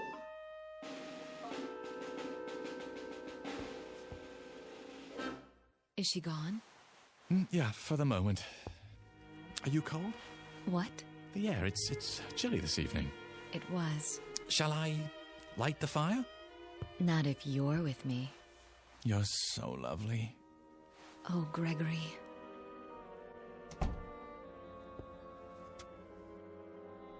Don't worry just yet. Oh, Mary. Gregory! Unlock this door immediately. I'm sorry. Greg, not again. I have to, Mary. But why? You don't know what she's capable of. I know you have a woman in there. Open up. No, Greg. What else can I do? I warn you, Gregory. Oh, my. Are you so frightened of her? She can make my life miserable if she chooses. All right, then. If you must. Do you hear me, Gregory? Are you deaf? Be right there. Don't think you can hide her from me. What's that, dear? Don't think you can let her out the window either. Gregory!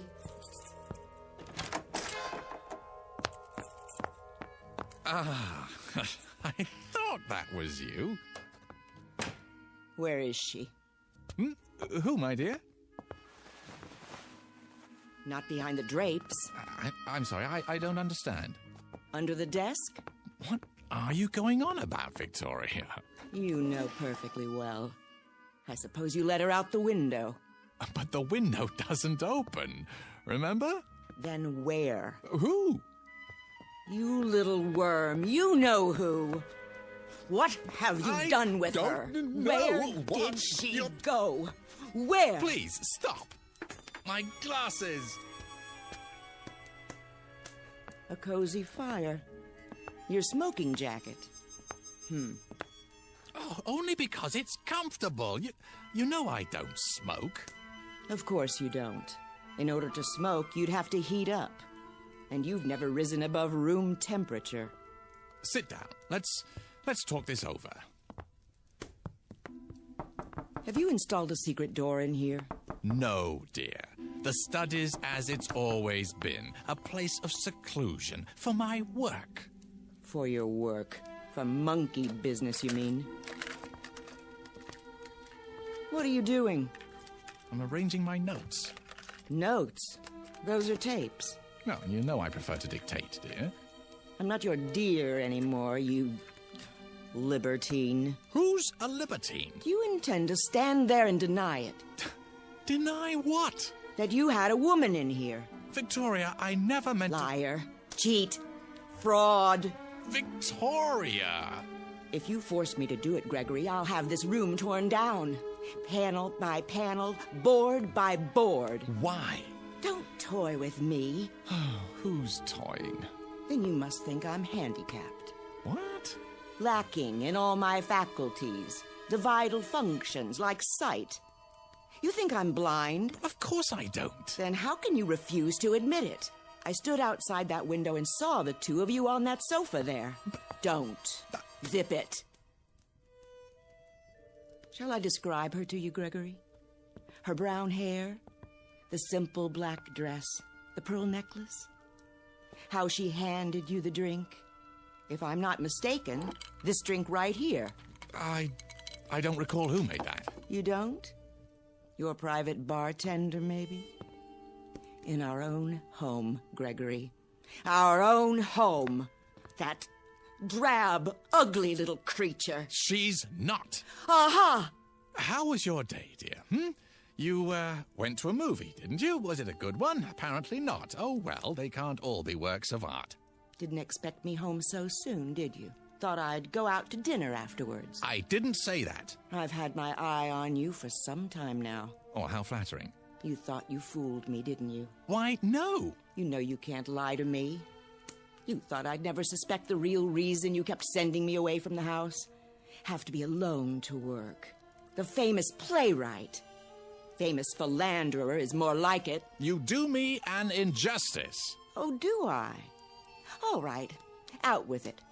Who is she? Victoria, dear. Don't you dear me. Ow! And don't touch me. At least try to understand. Oh, I understand perfectly. But you don't. Why don't you enlighten me then? There's no other woman in my life. There certainly isn't. Not anymore. Because you don't have a life. How can I explain it to you? That's the question of the evening. How? Well, I'm waiting. I'm a very patient person. I'm not going anywhere. Go ahead. Take your time. Choose your words carefully. Because I intend to report each and every one of them to my lawyer. No, that won't be necessary. I'll be the judge of that. Victoria. All right, then. You recall my play, The Fury of Night, Do you? The one that made my reputation? It won a Tony Award? Then there was interest from Hollywood, and we moved out here. I'm listening. What about it? Well, you remember the character of Philip Wainwright. He was the first character that I was ever really successful with. The critics said he lived on stage, not a collection of mannerisms. He breathed, What's her name? What? Her name. What do you call her? Fifi? Foofy? Or do you just call her whenever you feel like it? Mary, but... Mary! How common. She's not common. Oh, you mean she has hidden talents? I'll bet. Does she cater to your every need? Drain off your tensions before they have a chance to build up? Victoria, don't. I'm trying to explain. Then go ahead. I'm all ears. All right. You know I've spoken many times of how fictional characters seem to come to life for me. Such vivid life that they begin to determine their own actions. As the author, I may have some particular lines and moves planned for them, but they simply won't do it. They become so strong that they begin to take over the story. I'm not interested in a lecture on writing. You artistic types are all alike, full of mumbo-jumbo about feelings and moonbeams. It's all smoke and mirrors. A cover, a front for self-indulgence, wish fulfillment, laziness. I don't know what you'd do if you had a real job to go to. If your delicate sensibilities could stand up Victoria, I'm asking you to bear with me. Bear? I've borne you too long. And now it's over. Finny, kaput. 10-4, over and out. Wave bye-bye, mark it and strike it. But this is important. Philip Wainwright. He was the first one of my characters ever to behave like this. Like what? Like you? With a complete lack of morals? With Duplicitousness? Duplicity. What? The word is duplicity. Is it? Well, I've got a word for you. Look, I must finish this, so please don't interrupt. Now, no matter what I tried to make him do in the service of the story, he balked. Flatly refused to take direction. Wouldn't accept my choices any longer. This is ridiculous. He was real. Alive, do you hear? Alive. With a will all his own. We're off the subject. No, we're not. This is the subject. Philip Wainwright was alive. So much so that one night while I was working right here in my office, he came walking in through the door. My God. You're delusional. Victoria, believe me, he did. He walked right in and took a chair in front of the fireplace. A real flesh and blood man. Not just words anymore. And I had created him. What are you doing? I think psychiatry is next on the agenda. Put the phone down. I'm telling you the truth, Victoria. Characters from my plays began to come to life. I saw them. I talked with them. I shook their hands. And made love to them? Yes! I mean no! You want me to put the phone down? How's this? Right on your fingers. Ow! Get out of my way. Look, hear me out. You know how I work, how I dictate my dialogue and descriptions into the tape recorder. The lazy man's way to riches. I can describe any character at all into it, and now, if I do it well enough, truly enough, the character will come to life. Real life, Victoria. Listen to yourself. They don't even have to be characters in my scripts anymore. They can be any kind of characters I want. You belong in an asylum. You told me that you saw Mary in here, didn't you? Oh, I saw her. Then how did she leave? I don't know. But I trust my own eyes before I trust you. Well, think about it. She didn't use the window. And you know very well that there's no secret door in here. The magician reveals the tricks of the trade. I'll tell you how she left. Because I want you to understand. Look in the fireplace. The what? The grating. Go ahead, look. I'm supposed to believe that she went up the chimney? Well, in a sense, but not the way you mean. Here, I'll show you. See this?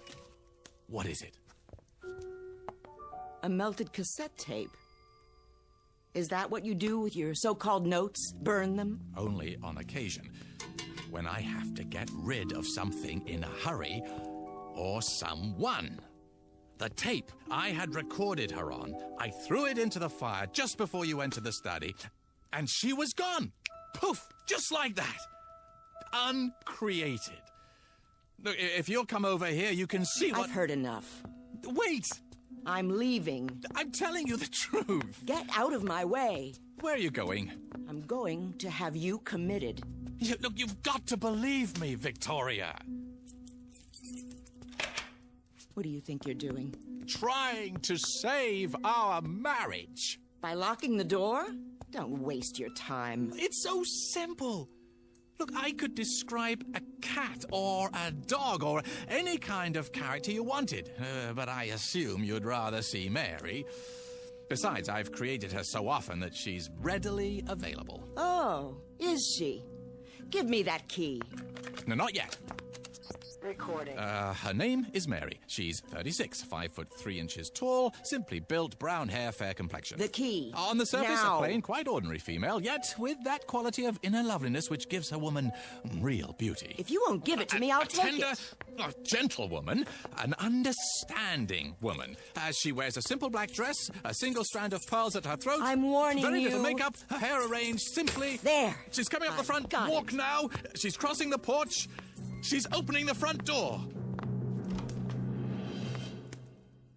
Greg, someone's in the house. Closing it? Walking down the hall? Who? Good evening, Mrs. West.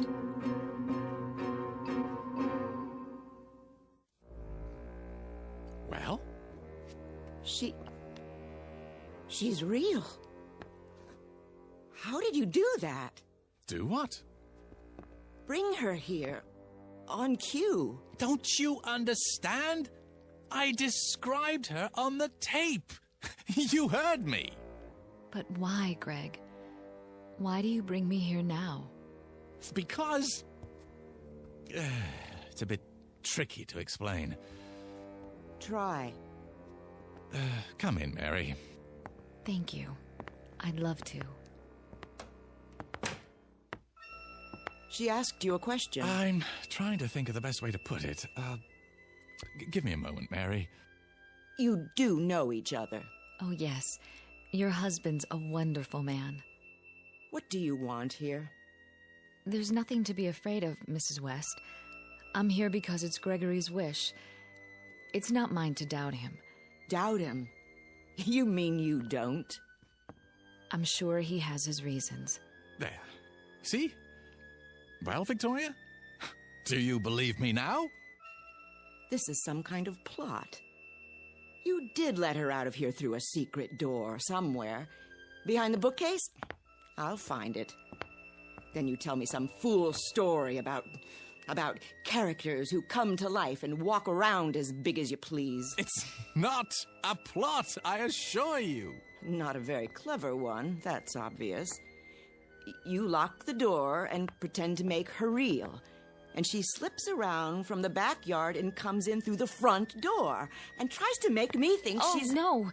That's not what happened. Not at all. I swear. You're trying to drive me insane. You want to have me committed.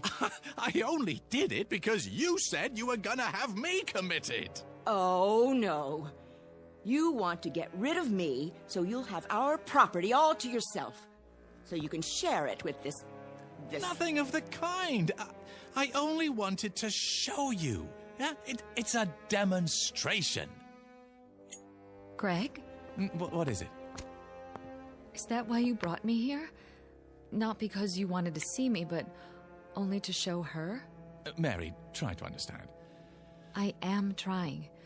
Only... Victoria's my wife. Not anymore.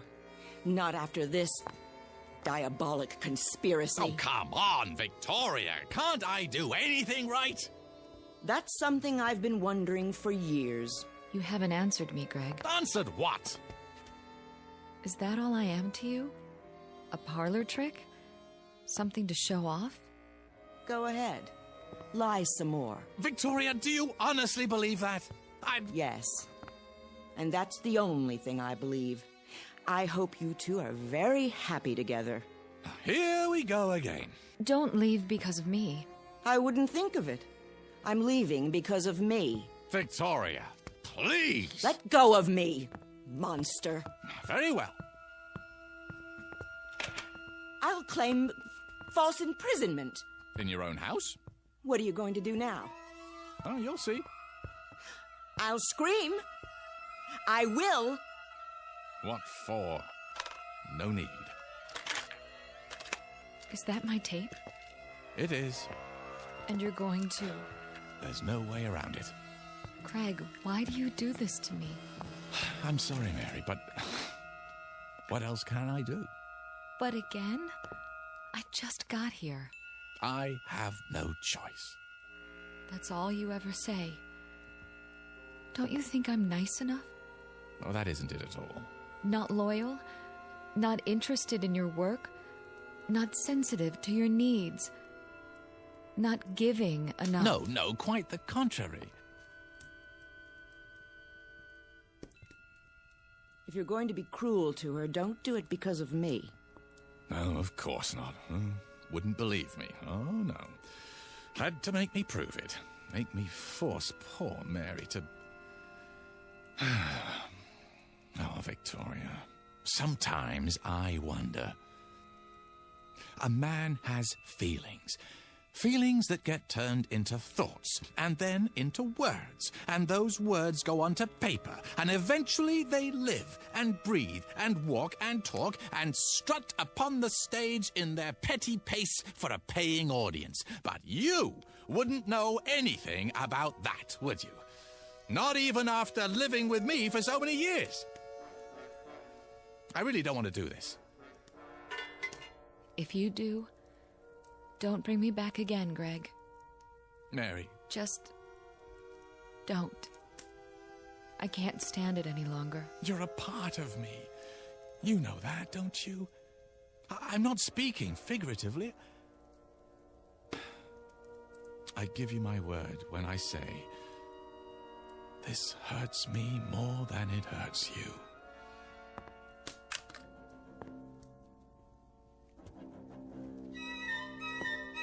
I'm so sorry, Mary, but she is my wife. I understand. I suppose. Greg, I feel so strange. What's happening to me? Help me. Greg, help me. Please. Greg, I feel so strong.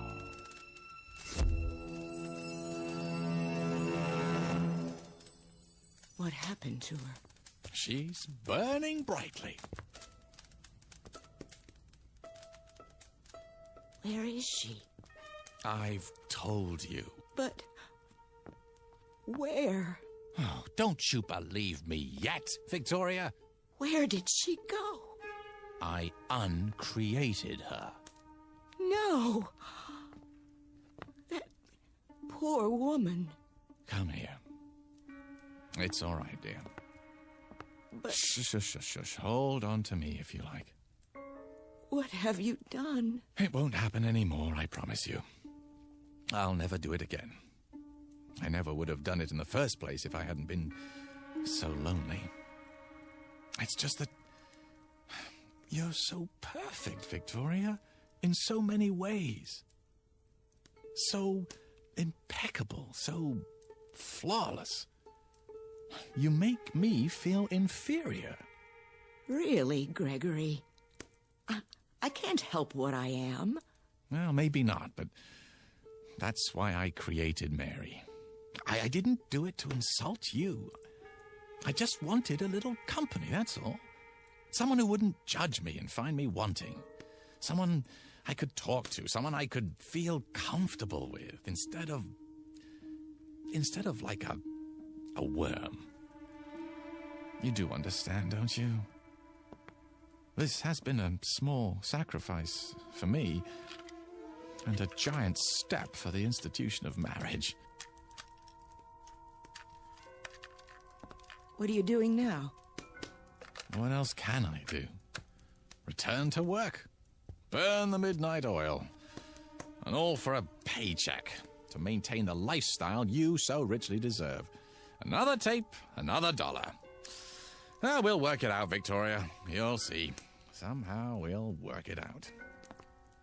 Realize that I'm inadequate compared to you, and at least in some ways it's my fault. I should have been a pair of claws scuttling across a... Victoria? What do you have there? Got your keys out of your pocket. Well, but I thought... Don't try to stop me.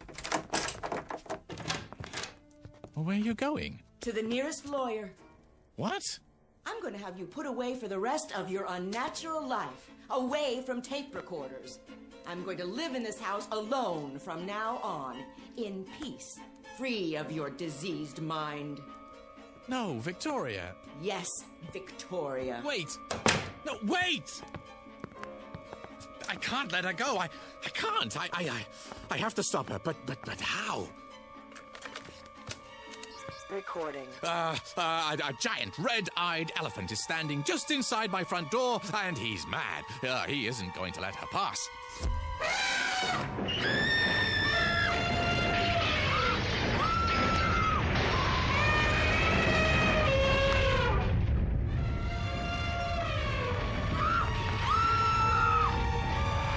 Something the matter, dear? Get that elephant out of my home! Will you stay? Yes! What did you say? Yes! I can't hear you. Yes! Yes! Yes! Very well. Hurry! Just a moment. Gregory! Yes, yes, yes. I can't hold the door. He's drunk. He's grabbing my hair. Another second or two.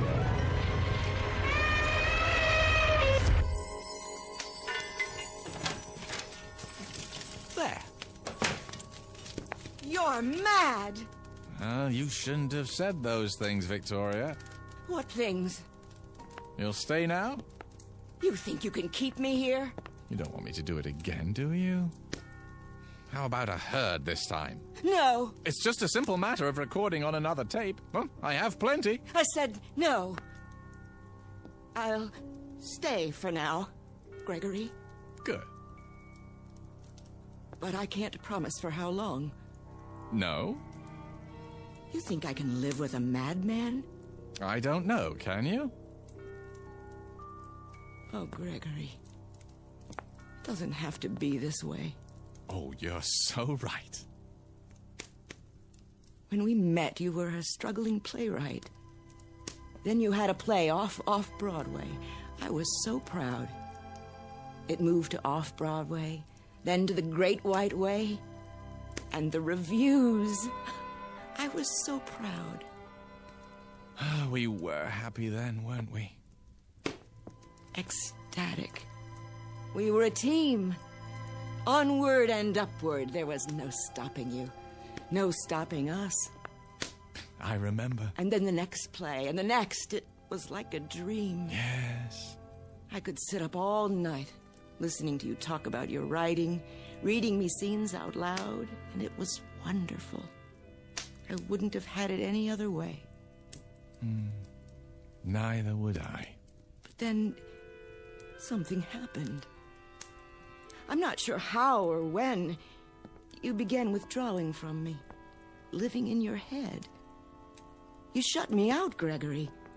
I thought when we moved here we'd be close again. But the deadlines, the pages, you didn't have time for me anymore. You didn't have time for a wife. Well, I'm truly sorry for that, Victoria. But I think we can salvage it, don't you? Start fresh, as soon as I finish the script. And will we move back to New York? Well, I don't see how we can afford to. Broadway isn't what it used to be. Nothing but revivals and musicals now. This is where the money is. Our future is here. What future? Well, if Hannibal's Animals gets good numbers, I'll be flooded with offers. But what I really want to do is produce. Sammy says that's where the real money is. We'll form a production company, get some pilots going, and, well, by this time next year, we should be sitting pretty. We'll move to a bigger house with a pool, and I'll have every room wired for sound with hidden recorders. That way I can dictate no matter where I am.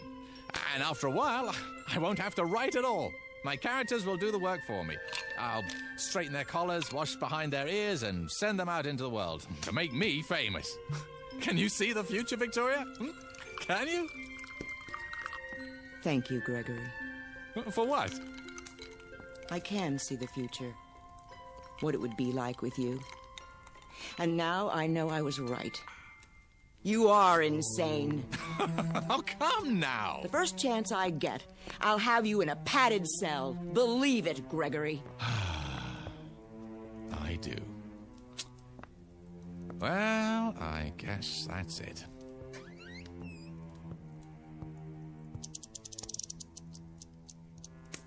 How long have you had a safe in the wall? This one? Oh, only since we moved here. Before that, I had a safe deposit box. From the time we were married. What's in the envelope? Oh, see for yourself. It has my name written on it. Victoria West. That's right. What's this supposed to mean? I'll show you. A cassette tape. Your tape. What do you mean, my tape? Shall I put it back for safekeeping, Victoria? Or shall I burn it? Which will it be? You wouldn't. The choice is yours. You want me to believe... Oh, I'm telling you, Victoria. As if I had to. Well, look at yourself, regal, beautiful. You could have had any man you wanted. Haven't you ever wondered how you got stuck with me? That's absurd. I know who I am. I have a lifetime of memories. Oh, I know you do. I gave them to you myself. It's all here on the tape. Didn't I just tell you you're impeccable? Flawless? Exactly the sort of wife that I used to think I wanted more than anything else in the world. This is another of your tricks. Why do you suppose I was so upset when you came back before? No, not because of Mary, but because it was the first time you'd ever come back against my will. The first time... Do you think you're frightening me? No. No, I guess not. You're beyond that, aren't you? I made you too strong. I forgot to give you human frailty. Well, I guess I deserve it. It's what I asked for. I'll put it back in the safe. Give me that. Oh, you want to be careful, Victoria. Very, very careful. You tedious little bore. How could I ever have believed I loved you? Here's what I think of your childish trick.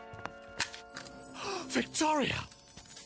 Do you know what you've done? I feel strange. Well, I'm sure you do. It's too late. I can't pull it out of the fire.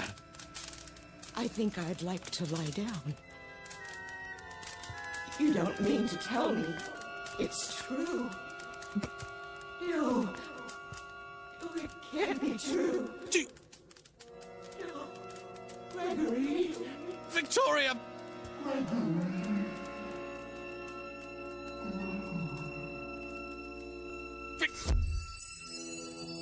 Oh. I told her. I told her. Oh, why wouldn't she listen to me?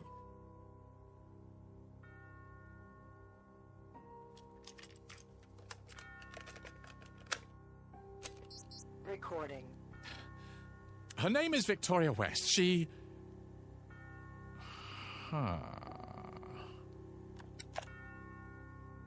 Better to leave well enough alone. Recording. Her name is Mary. Mrs. Mary West. She's 36, 5'3" tall, slimly built, brown hair, fair complexion.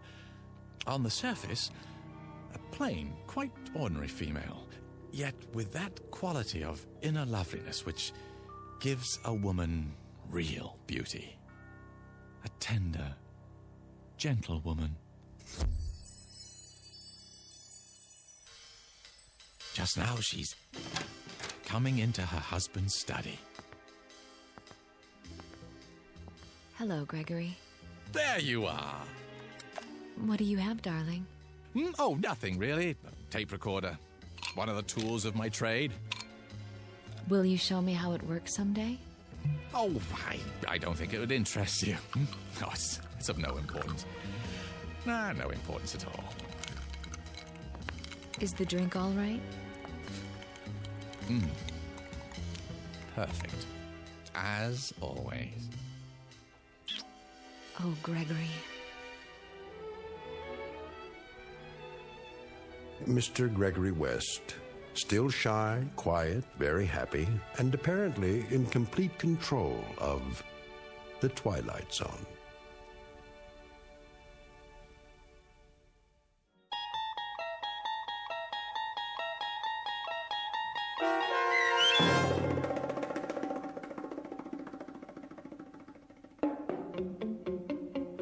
A World of His Own, starring Charles Shaughnessy with Stacy Keach as your narrator, was adapted for radio by Dennis Etchison and written for The Twilight Zone by Richard Matheson. Heard in the cast were Linda Ryder, Alyssa Fraden, and Doug James. The producers of The Twilight Zone wish to thank CBS Enterprises and the Rod Serling Estate for making this series possible. This copyrighted radio series is produced and directed by Carl Amari for Falcon Picture Group. Sound design and custom Foley effects for The Twilight Zone by Cerny American creatives Bob Benson, Craig Lee, Michael Slaybach, and Matt Sorrow. To learn more about the Twilight Zone radio dramas and to contact us, visit our official website at twilightzoneradio.com. Doug James speaking.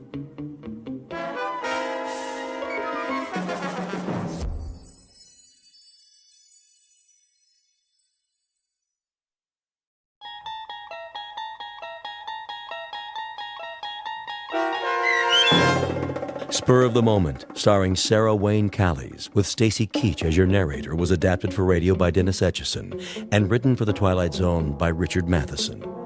Heard in the cast were Kurt Nabig, Christian Stolte, David Darlow, Meg Thalkin, Doug James, and Fernette Lebo. To learn more about the Twilight Zone radio dramas and to obtain audio cassettes and CDs of these programs, visit our website at twilightzoneradio.com. The producers of The Twilight Zone wish to thank CBS Enterprises, Carol Serling, Dennis Etchison, Dick Brescia Associates, Claire Simon Casting, Terry Jennings, XM Satellite Radio, Sirius Satellite Radio, our sponsors, and our radio affiliates for helping make this series possible. This copyrighted radio series is produced and directed by Carl Amari for Falcon Picture Group.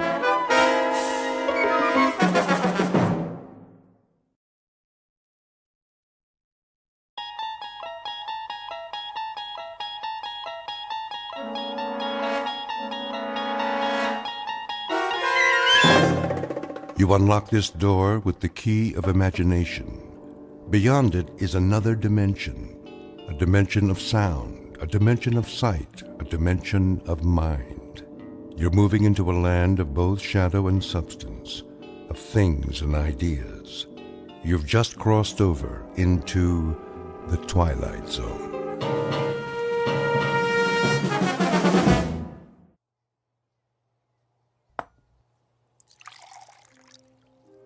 Your coffee, Mrs. Henderson. Thank you, Gladys. Will there be anything else? Not just now. Is Mr. Henderson in the study? Yes, ma'am. With the morning paper. Ask him to come in, would you, please, when he has a moment? Yes, ma'am.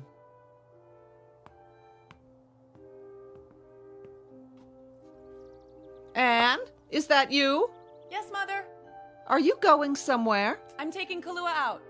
Not now, surely. She needs exercise. Oh, I know, but... Just for a while. I won't go far, I promise. Well, be careful, dear. How long have I been riding? Why, since you were old enough to walk, practically. Then I think I can take care of myself, don't you? I only meant with the engagement party and all. That's not till this evening. I'll see you in an hour, don't worry. I'm not a child anymore. No, you're certainly not.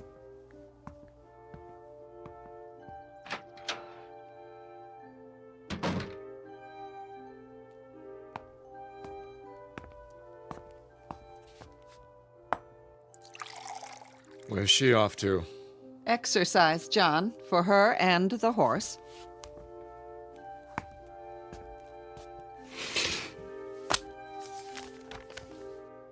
Now? But a young man is driving out from the city. We're to have lunch. She'll be back in time. That girl, always keeping him waiting.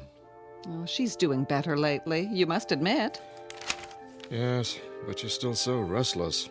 All that energy. And then the horse may be exactly what she needs, at least until she and Robert set the date.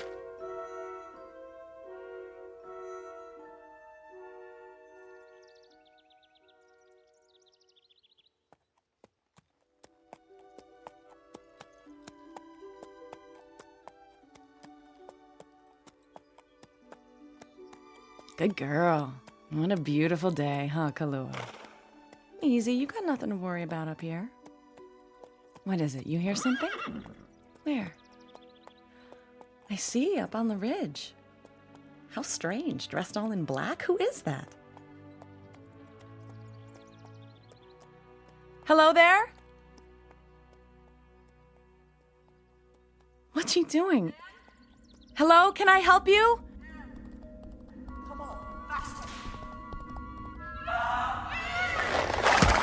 down, please. You're spooking my horse.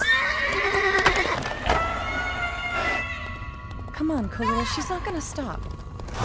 She's crazy. We've got to get away. We've got to.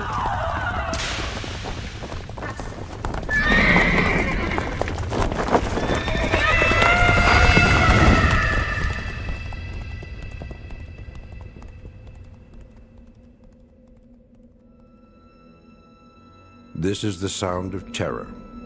Anne-Marie Henderson, 18 years of age, her young existence suddenly marred by a savage, unholy, unanticipated pursuit.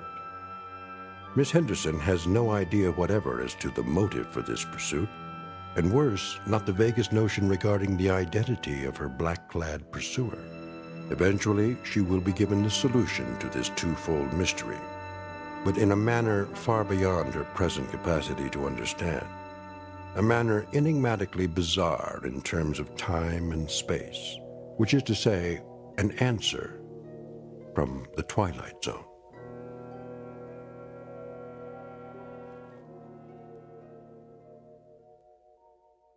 And now, The Twilight Zone and our story, Spur of the Moment, starring Sarah Wayne Callies, with Stacy Keach as your narrator.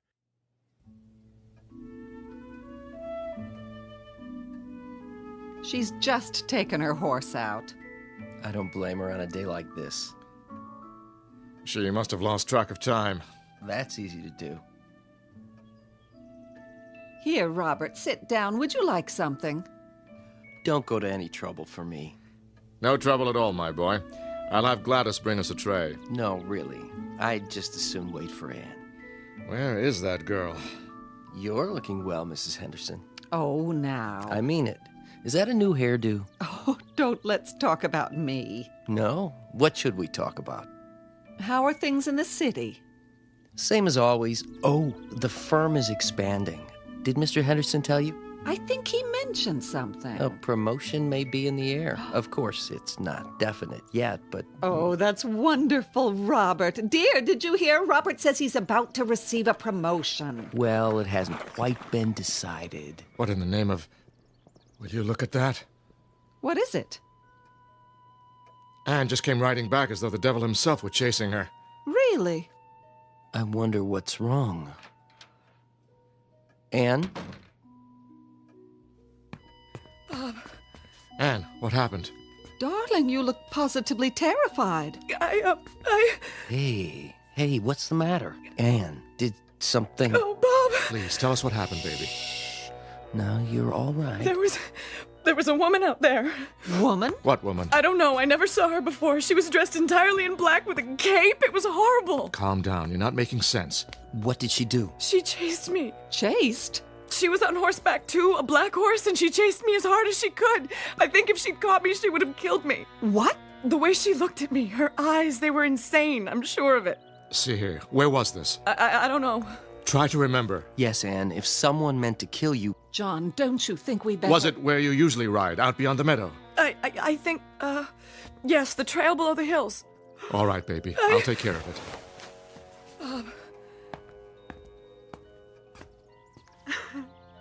Shh. It's all over now, honey. Everything's going to be all right. Poor darling. What a fright you must have had. Use my handkerchief. There we go. All over now. Come sit with me. Yes, on the sofa.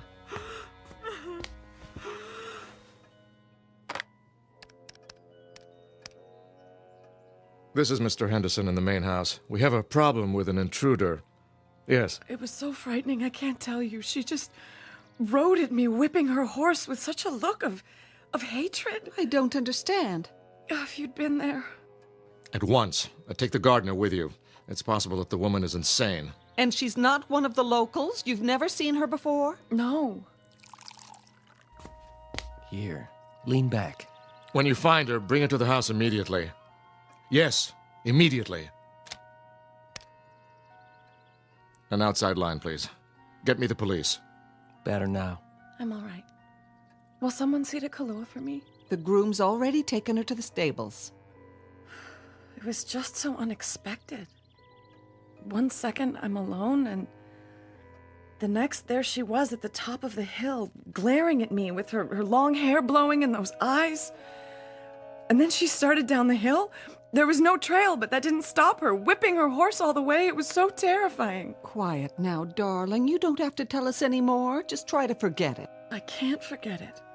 I don't understand. Who is she? Why did she chase me like that? I've never done anything to her. We'll find out. Your father's talking to the police right now. If she doesn't live around here, I can't imagine where she came from.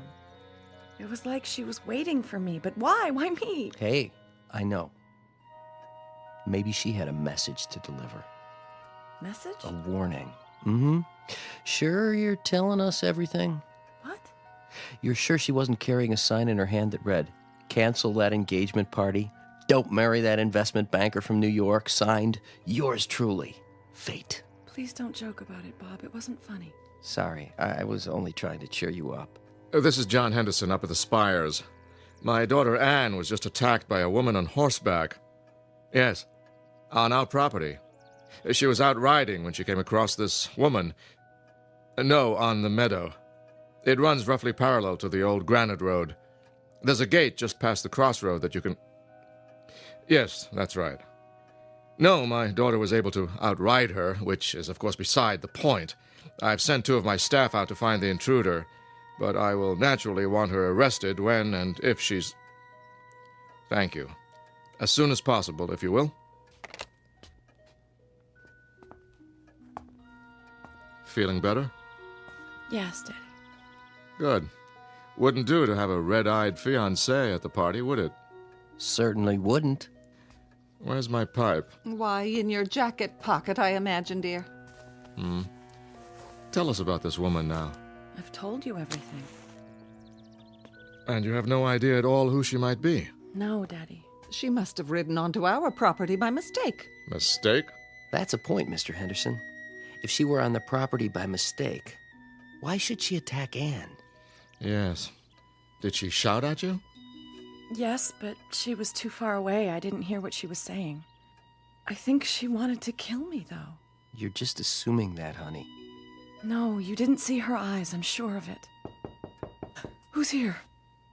Oh, I doubt if she followed you all the way home, baby. What if she did? Let's hope she did. Save us the trouble of looking for her. Now, where exactly did this happen? Anne? Aren't you gonna look? Whoever it is, Gladys will let them in. Now... I know, but... Come on, baby. Where along the trail? In the hills, you say? Well, it was... Yes? Beyond the meadow, out near that fallen oak, you know, where the stream... Go on. Yes? I want to see Miss Henderson. No mysterious woman, I'm afraid, unless she's a baritone. That sounds like... I'm sorry, Mr. Mitchell, but Mr. Henderson has given strict orders that I'm not... I said I want to see Miss Henderson. David. I'm afraid that's not possible. Oh, dear, I thought everything was ended. It is, Mother. I didn't know he was... Didn't you? I'll take care of it. Would you like a hand? No, stay here.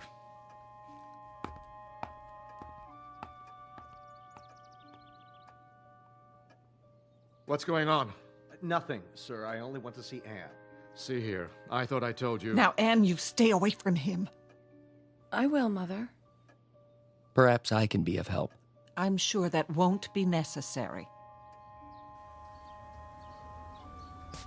Don't you understand English, Mitchell? Get out of my way. I'm sorry, Mr. Mitchell, but I'm not at liberty to admit you. Ask Anne. See what she says. David, don't... Why don't you back off, fella? Can't you see you're not wanted? Anne! Not now. That's all right, Gladys. I'll handle this. You're not welcome in this house, Mr. Mitchell. I don't care what you think. I came to see Anne. She doesn't care to see you. Please, David. Would you rather I call the police? As a matter of fact, they're on their way right now. Call who you will. I want to talk to Anne. What does it take to convince you? Prosecution? Just a few words from your daughter. That's all I ask. Hear them, then, if that's the only way we can be rid of you. Though I can predict what they'll be. David, I don't know what you expect from me. Anne. It is over between the two of you, isn't it? I told you it is. David, what is it you want? Just to tell you... Keep your distance. Don't put your hands on me. Robert, please. What? To tell you, it's not too late. Oh, David, you're making it so difficult. It's not too late, Anne. Only a blind man could convince himself of that. I wasn't talking to you. No, but I was talking to you. Stop it, both of you.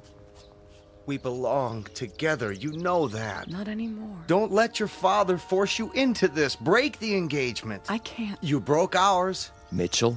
Give him 10 more seconds, then that's it. Please, Anne. You belong with me. Don't, David. Time, Mr. Mitchell. You've said your piece. Get out. I'm not through yet. I think you are. Anne. Let go of me. Did you hear the lady? She said, let go. And I said, take your hands off me. Ugh. Is that your best punch? More where that came from. Stop it, both of you. I wish she had caught me back on that trail. Anything would be better than this.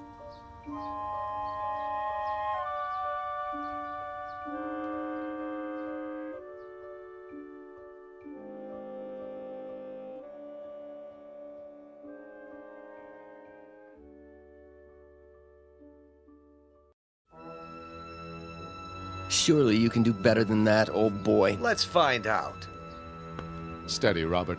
I will have no more violence in this house. Maybe this will persuade you. Daddy, what are you doing? I only keep this pistol to defend my family. And unfortunately, it looks like that may be necessary. Put the gun away, John. Gladly, as soon as some order is restored. I thought you knew me, Mr. Henderson. I thought I did too, but now... I mean you no harm. Judging by your attitude, I can't be sure of that. I think the time has come for you to leave. I only wanted... Don't think for a moment, Mr. Mitchell, that I won't use this. To the contrary. Don't hurt him, Father. Is this what you want, Anne? I don't know. To let your father break us up at the point of a gun? Anne! Answer me! Don't even think of following her. Don't worry. I won't. And if you will have the common courtesy and sense to leave this house? Goodbye, Mr. Henderson. Mrs. Henderson. I won't bother you again. That's that, then. You know, I almost feel sorry for him. But not quite, eh? Not quite. Come, my boy. Yes, go back to the living room. I'll see to Anne.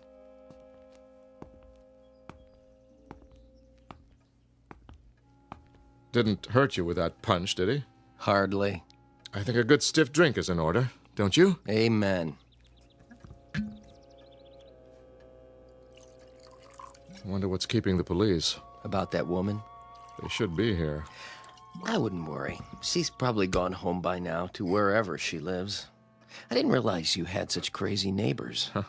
Neither did I, my boy. Until today. She's probably not from around here. Hard to be sure these days. People aren't always what they seem. Ah, well. Cheers. Cheers.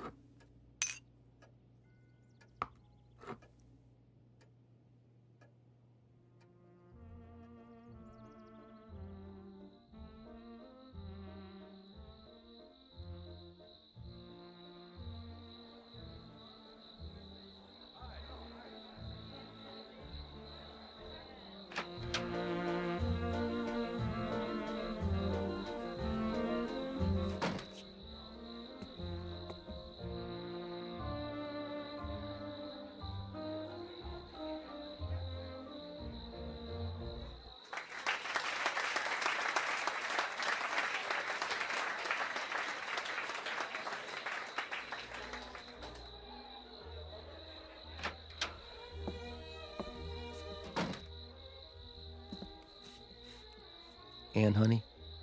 Yes, Robert. There you are. What are you doing out here? I just needed a breath of fresh air. Aren't you feeling well? I'm fine. Your folks were wondering what happened to you. Tell them I'll be right in. Can I get you anything? Some punch? No, thanks. Sure. I'm sure. Just a little tired, that's all. Well, don't be long. You're the belle of the ball. Am I? It isn't every night a girl announces her engagement. I know. Are you sure you're all right? Yes, Robert. Just give me a moment. Anne, I wanted to tell you something. What? Only that you've made me very happy. I consider myself the luckiest man in the world. You do? These past few months, I knew the first time I saw you that you were the one. The woman I want to share my life with. You're very sweet, Robert. I love you very much, you know, and I'll do everything in my power to give you a good life. I swear it. I know. I know you will. Tell Father I'll be right there. I think he's ready to make the announcement. Of course he is. Now go on. Don't be long. I won't.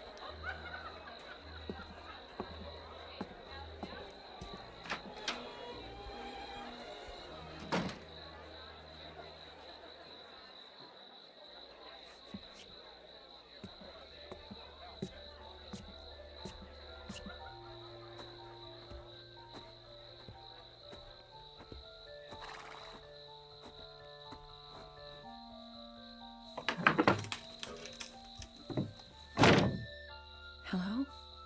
Anne? David? Over here, in the stall. They'll be looking for me. Oh, Anne. Sit with me. Will you do that much? I'm here, aren't I? Thank you for coming. I don't know where to begin. You don't have to. But, Anne... It's already been decided. I can't let you make a mistake like this. I'm not making a mistake. Forget about me. It's you I'm worried about. I'm not worried. And I can't forget about you. How could I? Ever since we were children, even then we knew. That's what I thought. But that man in there, that pretentious, self-righteous snob, anyone but him. I'd tell you the same if you were my sister instead of the one I've always... Shh. You're not listening to me. I've made up my mind. When I was a child, I wanted to be with you. Only you. I felt the same, you know that, but... I haven't changed. I thought I had, but I was wrong. Today, when you two fought, I knew. I want to get married, David, but not to him. Oh, Anne. Are you sure? I've never been more sure of anything in my life. But how? Let's go away. Now, with just the clothes on our backs. We don't need anything but each other. Where will we go? Doesn't matter, does it? As long as we're together? I can get a job. I'll work hard. You won't have to. As soon as Daddy gets used to the idea, we can come back. He'll find something for you. I don't want a thing from him. We have to make it on our own. Otherwise... Shh. I'm his only daughter. Someday, this place will be ours. We'll run it together, raise horses, just as we always wanted, doing what we love. I only love you. Oh, David. I love you too. So very, very much. What's happened to you? I'm not sure. The truth? It finally got through to me. I was so frightened today. I guess it brought me to my senses. It was like waking up. And I'm so sorry. You don't have anything to be sorry for. Did you bring your car? Down the road. Then let's run away now before it's too late. In a minute, Anne. In a minute.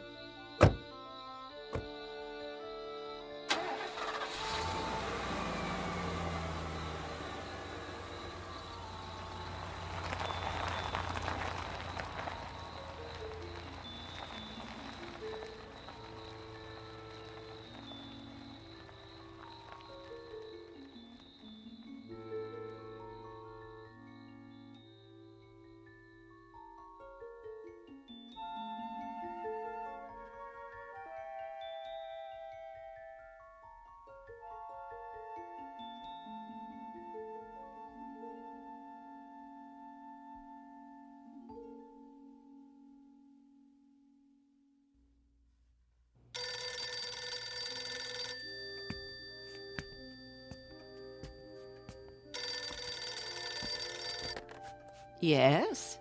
Mrs. Henderson. Who's calling, please? Mrs. Henderson, this is Don Monachian. Who? From the law firm. Oh, yes. Have you taken care of that matter for me? I'm afraid... Well, I have some bad news. Don't tell me they've agreed to a smaller amount. Well, I suppose we'll just have to accept. My daughter will be disappointed. They won't agree to any amount. Your estate is mortgaged to the gills. And those back taxes have put you in a very dangerous position. The bank says... What's that? My hearing aid's not working. It sounded like you said... There's no possibility of a loan. And unless you sell the property... Sell? Why, this is all we have. It's always been ours. My husband built it up from nothing. And when he passed away, your daughter and son-in-law took over the estate. Your net worth dropped precipitously. Sell some more stock. Mrs. Henderson, there aren't any more stocks to sell. Mr. Mitchell had everything in high-risk growth funds. I advised him to diversify, but he wouldn't listen. And now, well, with the way things have been run, the only alternative is receivership. If we can arrange a time to sign the papers... I can't talk about this anymore. My heart. I'll have my daughter call you when she returns. But, Mrs. Henderson, I have to tell the bank something this afternoon. Good day to you, Mr. Manukian.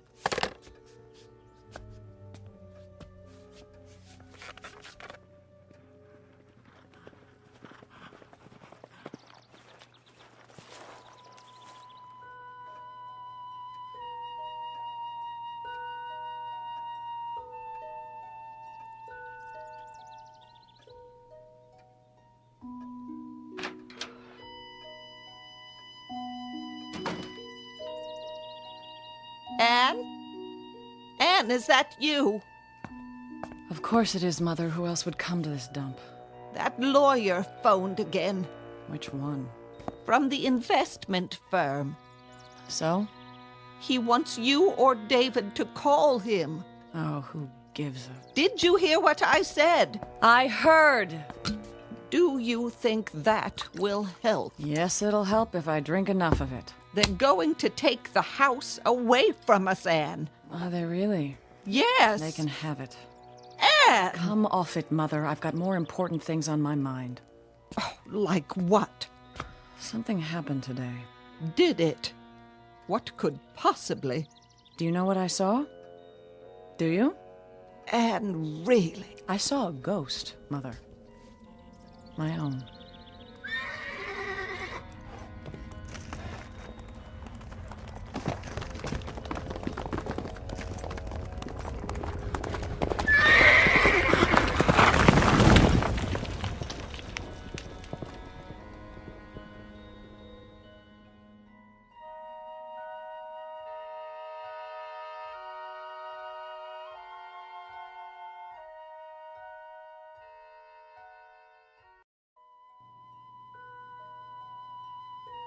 What are you talking about?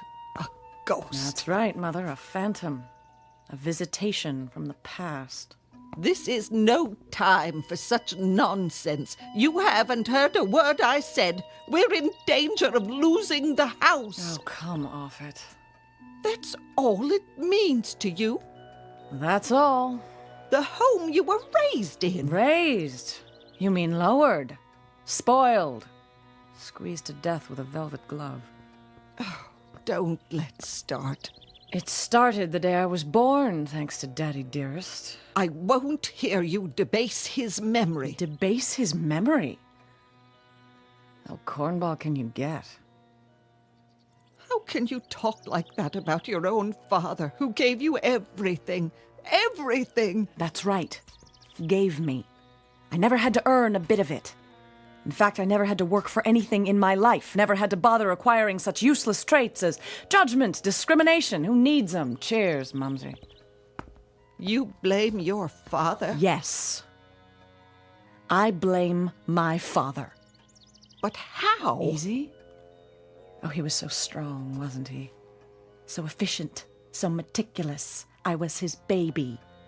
Oh, wasn't I? 16, 17, 18 years of age, I was still his baby. With all the keen insights of a baby, all the capacity to understand. The ability to judge people and make decisions. The right ones. So I made a mistake. One little mistake. Just enough to ruin my life. And I've suffered for it, haven't I? Haven't we all? I'd say that calls for another drink, don't you? Oh, Anne, don't. Oh, how wonderful. I'm finally being disciplined at the age of 43. What about the house? I don't care about the house, Mother. Well, I care. That's your misfortune, and none of my own. At least we should talk about it. Time is running out. It ran out a long time ago, Mother. A long, long time. I have something more pressing on my mind, what I saw out there today. The ghost of engagements past, you might say. There you go with your ghosts again. Mine indeed. Intriguing, isn't it, to be haunted by one's own self? Positively fascinating. What exactly did you see? A reminder from the past and the future. I was riding where I always go, out beyond the meadow. I was on a ridge when I saw this young girl pass on the trail below. There she was, with her new saddle, a wonderful white horse. Her daddy gave it to her when she graduated high school. You may remember it, Mother. How could I? Because it was my horse once. The girl was me. As I looked at 18. Oh, I think you've had too much to drink. No, you're wrong. I haven't had enough. You remember the day of my engagement party? I do. I even remember the date. It was June 13th, 25 years ago. Do you recall how I came in that day, terrified because a woman had attacked me, chased me on a horse, and Father had them search for her in vain? I was that woman, Mother. I am that woman. Look at me, black cape and all, to match my favorite horse. And you want to hear something funny? Something marvelously funny. It's not the only time I've seen her. Don't carry on like this. Go upstairs and lie down. Isn't that bizarre? I keep seeing her again and again. Keep seeing myself, just as I was on that day, on that one particular day. You know that expression, go chase yourself? That's what I've been doing. Chasing myself, trying to... Anne, you're frightening me. Come sit down. It's getting dark. We'll light the fireplace. Would you like that?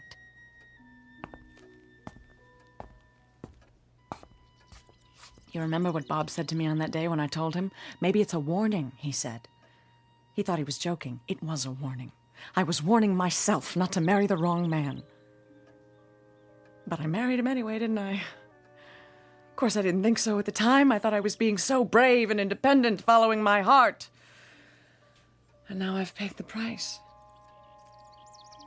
I've become the grotesque wraith dressed in black who frightened that poor, naive child half to death 25 years ago. A phantom who lives in a bottle married to a man who's run our estate into ruin. If only I'd known I was being warned. But who could have told me? Who could have made me listen? Warned of what? Speak of the devil. I asked a question. At least I think I did. Not now, Not David. now what? I can talk to my wife anytime I want to. Anne's not herself. Oh? Then who am I, Mother?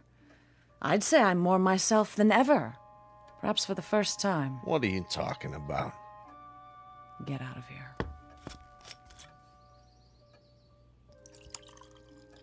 David, it might be better. I know, if I crawled back upstairs, so you can blame me for everything. That's not fair. I did the best I could. What did I know about it? Investments, running a business. If your old man hadn't up and died... David? Well, it's the truth. But look on the bright side. We had some good years. Did we? When? After we came back and your father set us up. Some bad luck, that's all. But we'll get on our feet, you'll see. All it takes is for... For what? A miracle? Another life? We only have one chance, and we blew it. Don't you see? I blew it. But maybe, just maybe, if I can find her again and get through one last time. What's the matter with her?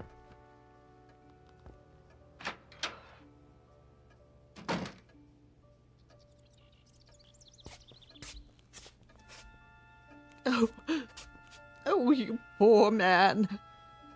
Get out of my sight. I know what it is. Do you think she doesn't love me anymore?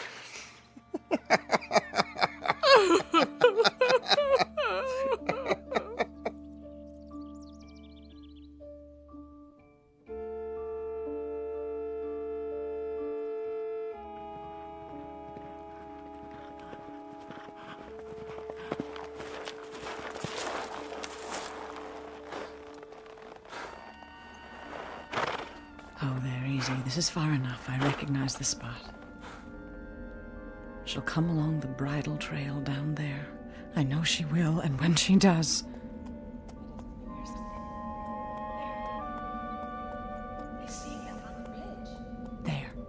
There she is. Look at her. What does she have to smile about? Anne! Come on, faster! Hello, can I help you? Anne? Anne! Anne! Slow down, please. You're spooking my horse.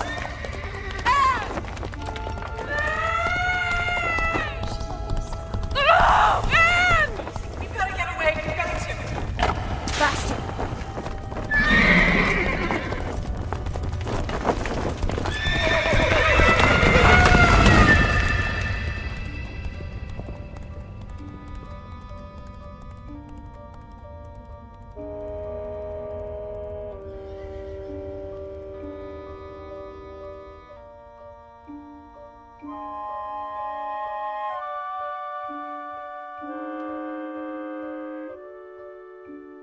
This is the sound of terror. Anne Marie Mitchell, 43 years of age, her desolate existence once more afflicted by the hope of altering a past mistake. A hope which is, unfortunately, doomed to disappointment. For warnings from the future to the past must be taken in the past. Today may change tomorrow, but once today is gone, tomorrow can only look back in satisfaction. Or, as in the case of Mrs. Mitchell, in regret and eternal sorrow if the warning was ignored. Said warning, as of now, stamped, not accepted, and stored away in the dead file at the records office of the Twilight Zone.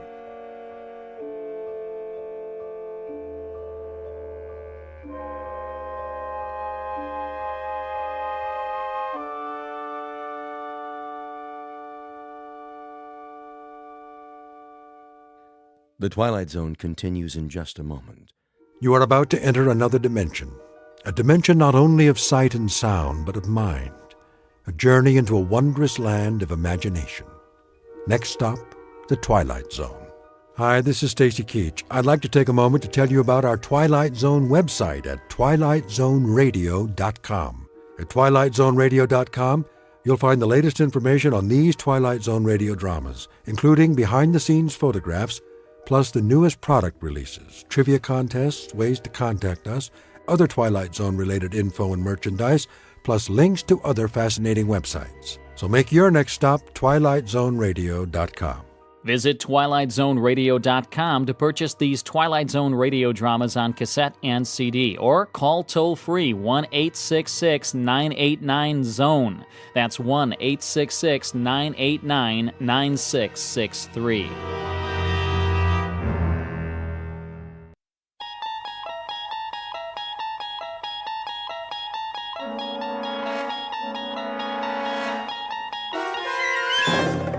You unlock this door with the key of imagination. Beyond it is another dimension, a dimension of sound, a dimension of sight, a dimension of mind. You're moving into a land of both shadow and substance, of things and ideas. You've just crossed over into the Twilight Zone.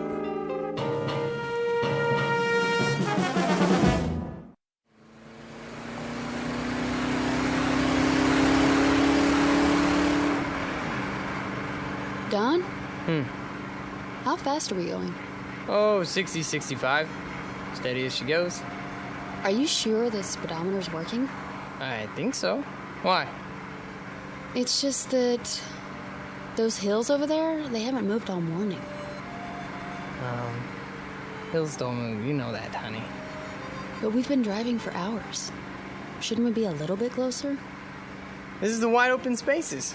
Objects are not closer than they appear. You can say that again. What you have here, ma'am, is the great American Southwest. Desert to the right of us, desert to the left. Amber waves of cactus and all that. Where are we, anyway? Well, if it's Tuesday, this must be New Mexico. Where's the map?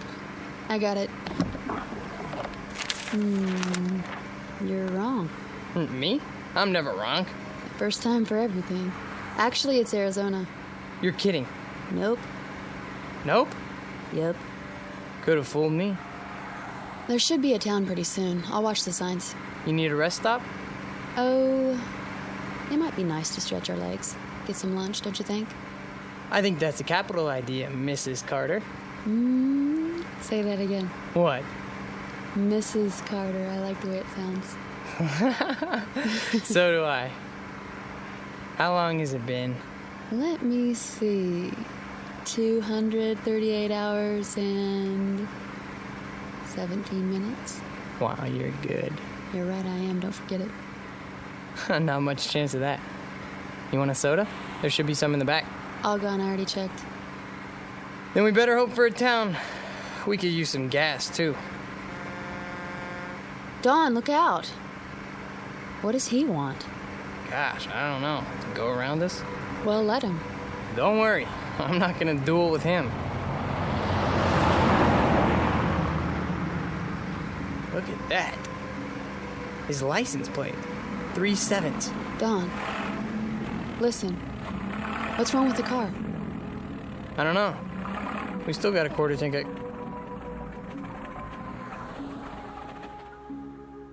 Oh, great. There'll be a tow truck anytime now, you'll see. How do you know? 3 7s. You don't really believe that. Watch.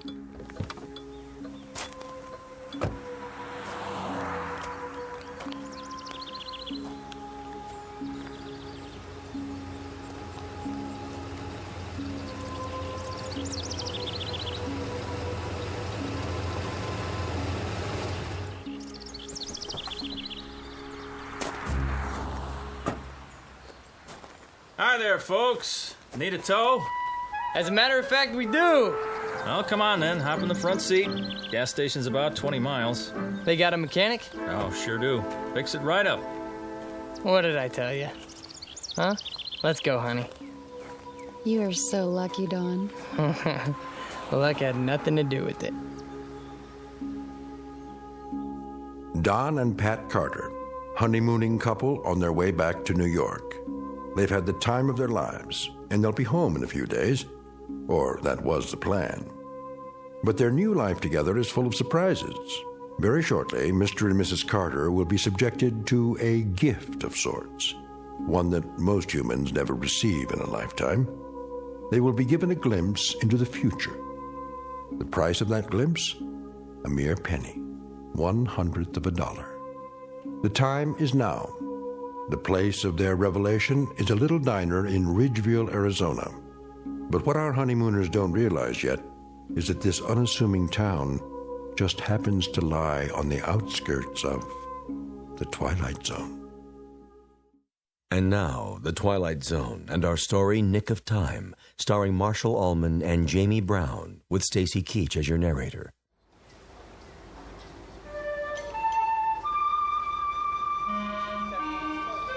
How long is it gonna take? Relax, honey. He just put it up on the rack. How can I relax in this heat? You could fry an egg on the sidewalk. Well, that's not a bad idea. I'm getting pretty hungry. I'd settle for a cold drink. There's a water fountain at the side of the station. Fine. I hope it works. Go ahead. I'll talk to him and see what's going on. You do that. Dawn, all I want to do is go home. Me too, baby. There's a lot of miles between here and Manhattan. And you have to be back at work next week, remember? How could I forget? There's a promotion hanging in the balance. Look, I'll see what's up, then we'll have some lunch. Okay? Okay. I don't mean to complain. Good luck. Hang in there a little while longer, we'll make it. I know we will. I'm just impatient to get on with our life. Me too.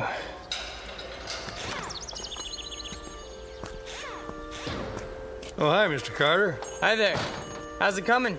Oh, she's coming. You got yourself a bad fuel pump is all. That right. Well, can you fix it? Sure. I can fix it. Be a while, though. Oh. Why's that? Won't take but an hour to put it on. But I gotta order one from Klingman. How long's that gonna take? Well, if I send the truck over now, hour and a quarter each way. Oh. You know, my wife would like to get going as soon as possible. I'll bet she would. Can't keep every part in stock, though. Don't see cars like this all the time. Can you get right on it? I'd appreciate it. We can't wait around all day. Oh, I'll get it done for long. Don't worry. Why don't you and the missus take it easy? Have some chow. Where would you suggest? Diner's right down the street. Best in town. Ask the truckers, they'll tell you. Thanks, I'll do that. We'll be at the diner then. Let us know when you're finished. Sure thing.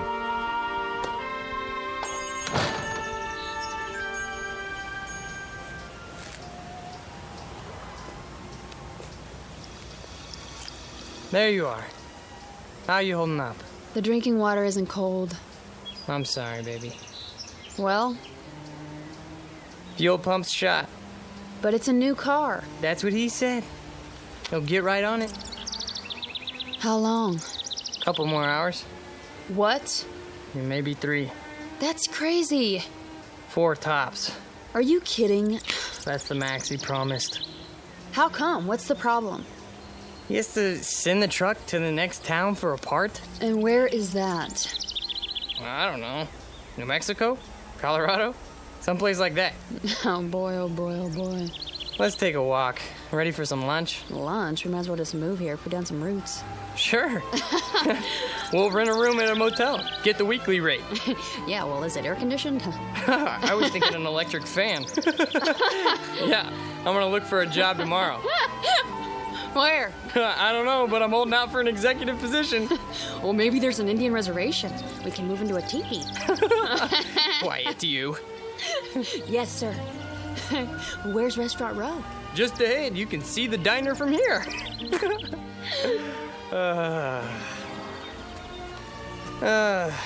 Speaking of jobs, you think I should phone the office again? Easy, lover. You're going to lose that promotion if you keep pestering them. I'm probably gonna lose it anyways. Oh, that's a fine attitude. I thought I married a man on the way up. Who's the best man for the position? Me. There you are, then. Thompson has seniority. Doesn't mean a thing. Take it from me. Little Mary Sunshine, huh? That's my name. Whoops. What's wrong? Don't step on the cracks in the sidewalk. Why? Or I'll break my mother's back. I'm only trying to save her life. Thank you, dear. Here we are, the best coffee shop in town. The only coffee shop in town.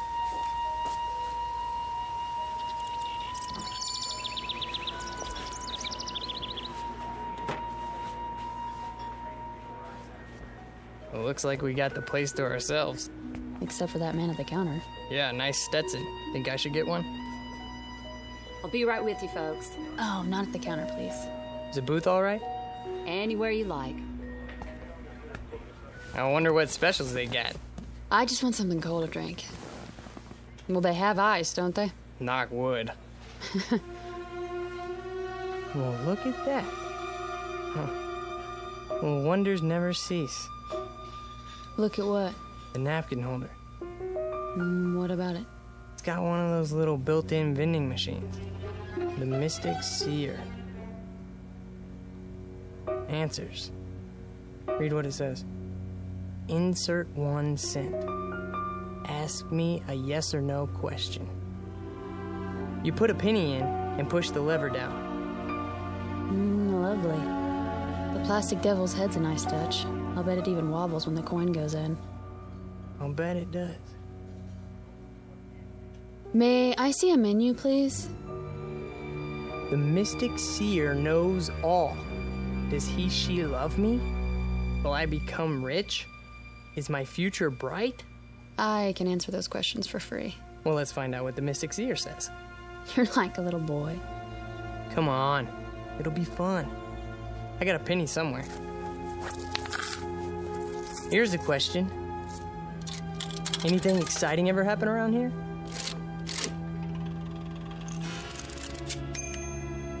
How exciting. Like those little pieces of paper you get in fortune cookies.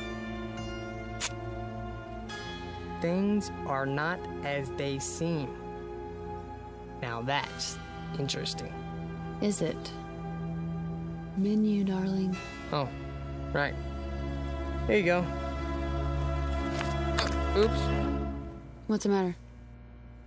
I knocked over the salt shaker. Well, I better throw some over my shoulder. Don, really? There, that's better. Just to be on the safe side. Soup of the day, fresh garden salad. I wonder how fresh. Honey.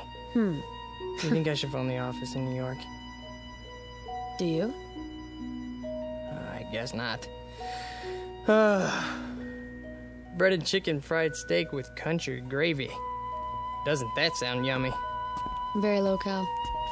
Howdy. Howdy. Some water for you folks, or you made up your minds yet? I'll have a lettuce and tomato sandwich on whole wheat, iced tea with lots of ice. You, sir? I'll have the same. Coming right up. How's the water? Ugh, yuck. He must have siphoned it out of a mud hole. Not that good, huh? Hold on.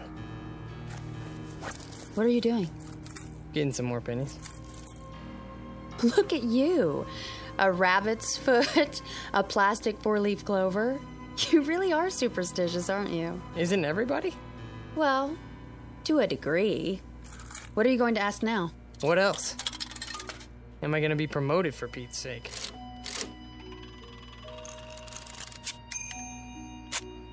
Ha! What does it say? It has been decided in your favor. See? Your worries are over.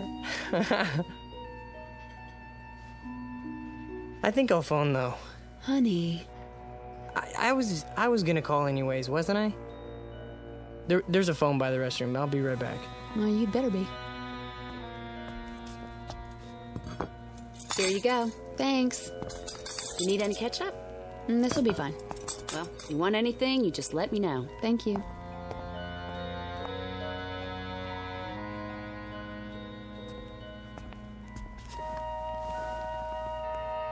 I started already. I hope you don't mind. Not in the least. What are you so happy about? You are now looking at the youngest office manager in the history of the company. Honey, I'm so proud of you. I told you, didn't I? So did he. Who? The Mystic Seer. Well, I told you first. You sure did. How's this sandwich? Passable. Office manager. Oh, that's amazing. We should ask him something else. He really came through on that one. And while you're at it, ask him why he didn't warn us. About what? That the whole wheat bread is stale. Let's see. Does she love me? Don't you know? Will I become rich? Wait, I know that too. I'm gonna be the first millionaire accountant in the company. Office manager, dear.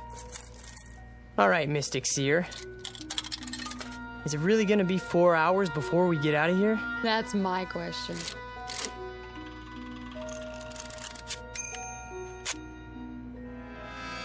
You may never know.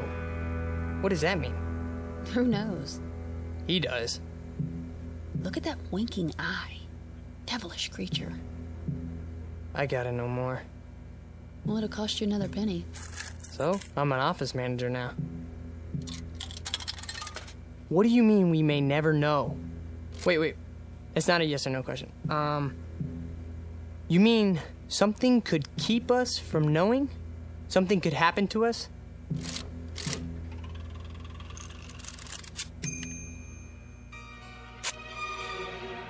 If you move soon. Now what's he getting at? He's a mystic. What do you expect? Give me another penny. I'm all out. Well, I can see I'm going to have to be the frugal one in the family. It's just one. All right. Thanks. You mean we're not supposed to move? We're supposed to stay here? Only one question per penny, please. That makes a good deal of sense. Well, I'm not staying unless I get some dessert. One more. Give me another penny. You're gonna break me.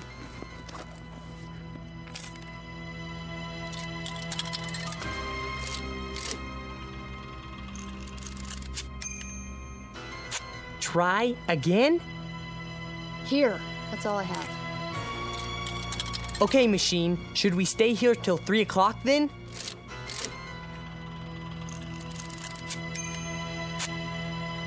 Look at the slip. There is no question about it. Let's go for a walk. Funny. Every answer seems to fit. You're joking, aren't you? I mean, Dawn, no more. Okay, if we don't stay here until 3 o'clock, will something bad happen to us? Honey, for heaven's sake. Read it. All right, let me see that. Go ahead. This is silly. What does it say? Do you dare risk finding out?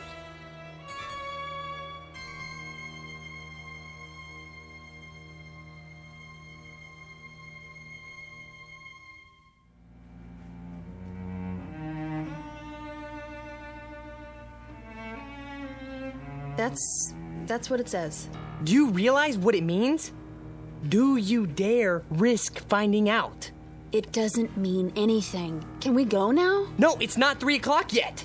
I asked if we don't wait until 3, will something bad happen? And it said... That's exactly right. It. You're talking about a machine, Dawn. We're not talking about... Okay, let's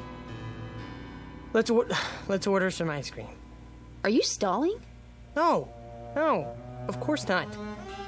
But you said you wanted dessert, didn't you? Look, I think you're taking this a little too seriously. Taking what seriously? It's something to pass the time. Besides, it's hot out there, isn't it? I suppose some ice cream would taste good. Over here. Ready for your check? Not yet. 2 dishes of your best ice cream, please. 1 vanilla, 1 chocolate. Yes, sir. Now, we'll sit here and enjoy a cool dessert. Then we'll both feel better. Do you agree? If that's what you really want.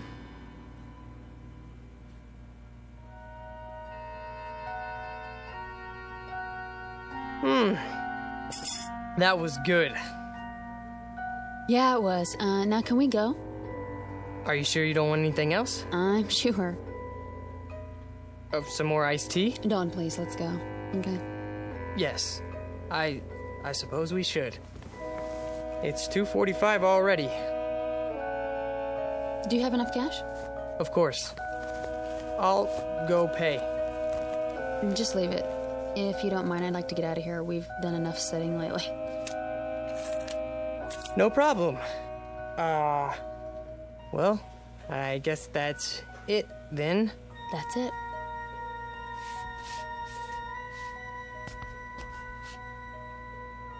The money's on the table with the check. Well, thank you kindly. Now you come on back now.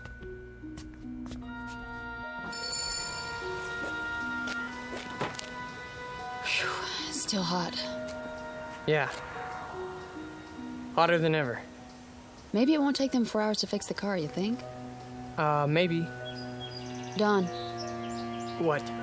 Tell me one thing. Yeah? You didn't really want to stay in there till 3 o'clock, did you? No. Honey? No. But what? why was it so specific? Specific? You saw the answers. If you move soon, that makes a good deal of sense. Try again. You've memorized them? There's no question about it. You may never know. Do you dare risk? Dawn! What? It's a novelty machine, a napkin holder in a cafe in Ridgeville, Arizona. Not something... Dude, don't you think I know that? Well, I'm glad you do, because for a while there you were freaking me out. What about my promotion then, huh? Didn't it tell me it has been decided in your favor? Dawn, listen to yourself. Oh, forget it. Don't say it. Superstitious. Well? It's like you married an alcoholic, isn't it? Only instead of bottles hidden around the house, it's rabbit feet and four-leaf clovers in my pocket, in the car, all over the place. And you're all mine. I wouldn't have it any other way, honey. Truly? Have I ever lied to you? Now, let's walk over to that garage and see how the car's coming. Maybe he took some pity on us and got the fuel pump finished ahead of time. Wouldn't that be nice? You're always looking on the bright side of things, aren't you? That's me. What are you doing? I'm not doing anything. You keep looking around as if you're expecting something to happen. Do I? You are worried, aren't you? I wouldn't say that. Oh, honey. You make me wonder when you act like this. Like how?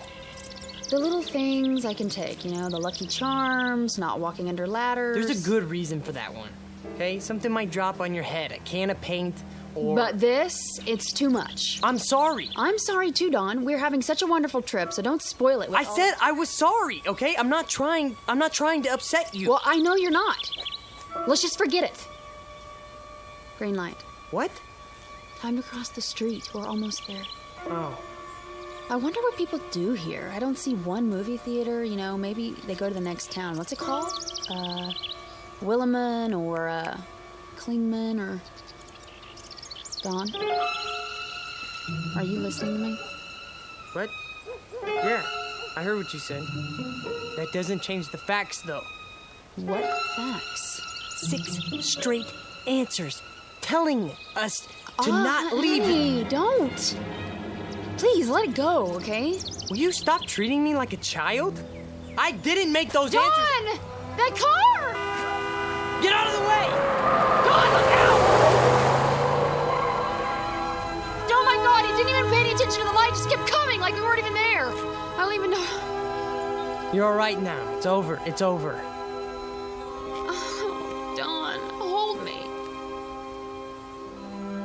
What time is it? What? The time. Look at the time.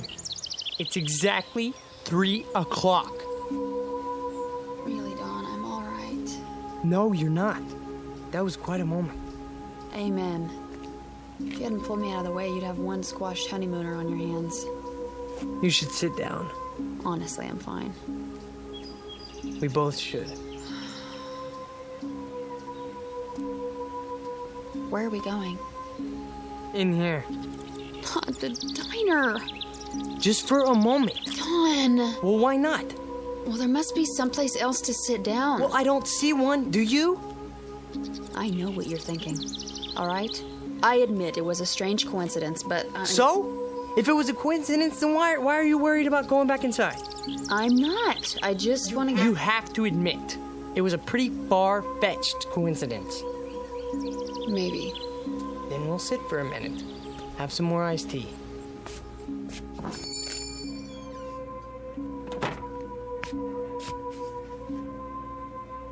Well, hi, you two. Back already? Yeah. It's pretty hot out there. Yeah, sure is. I'll be right with you. Thanks. Oh, no. They're sitting in our booth, in front of our mystic seer. Yes, they are. Well, we'll just have to try another one. How about that booth? Or the next one. They have machines, too. I'm sure they, Honey. What? Look at me.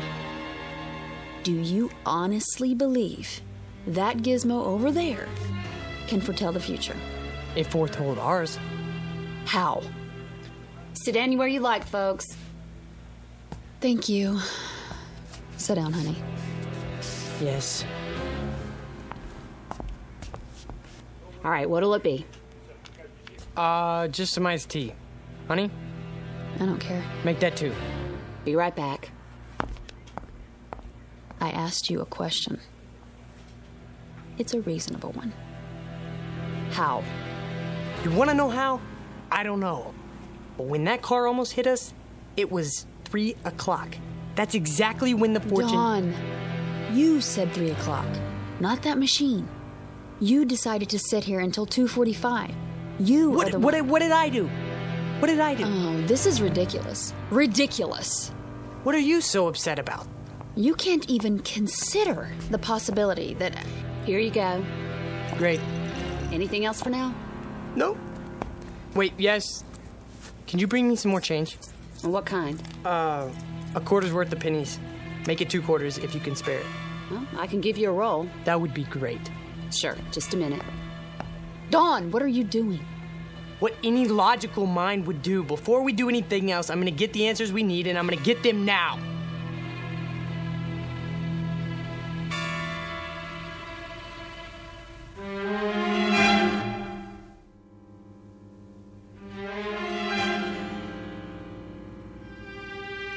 Logical.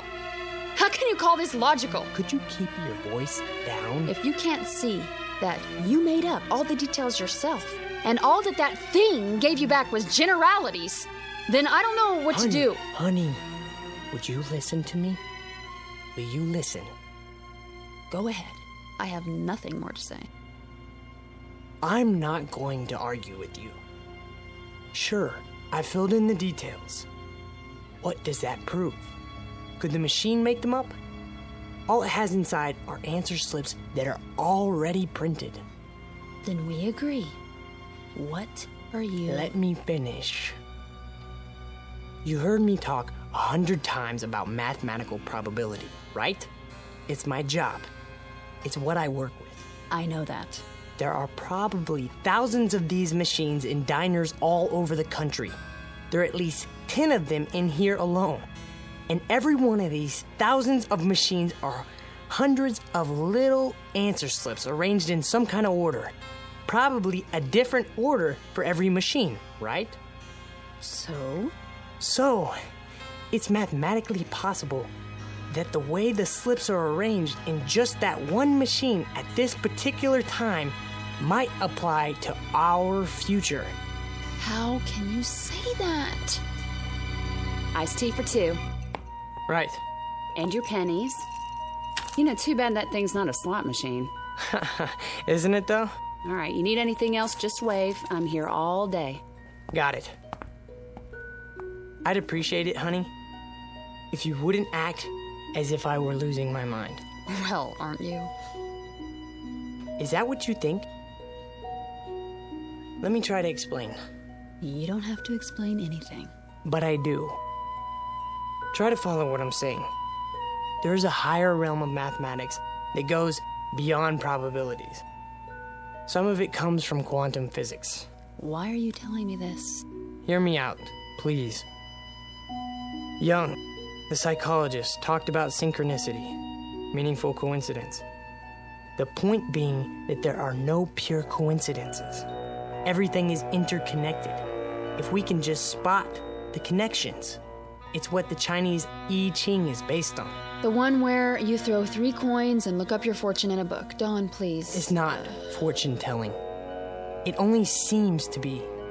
The idea is there are 64 hexagrams. Each one represents a pattern that reflects our place in the world at a given moment. Find the right one, and all else follows. It couldn't happen any other way. But the coins could come up in any combination. No, that's just it.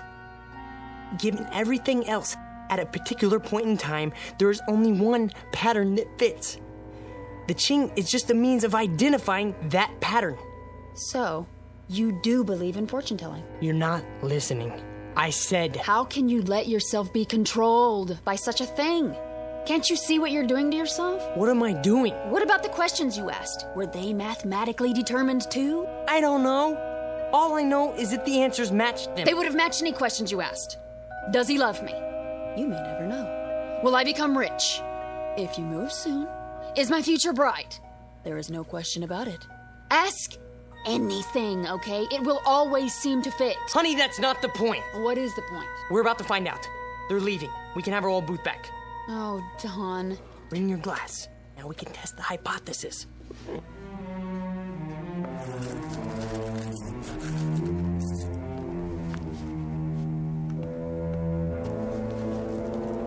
Here we go. First question. Did you know about that car almost hitting us?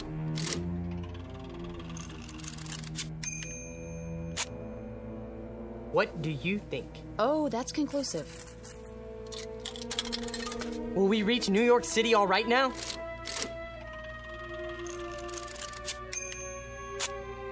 The chances are good. You see that?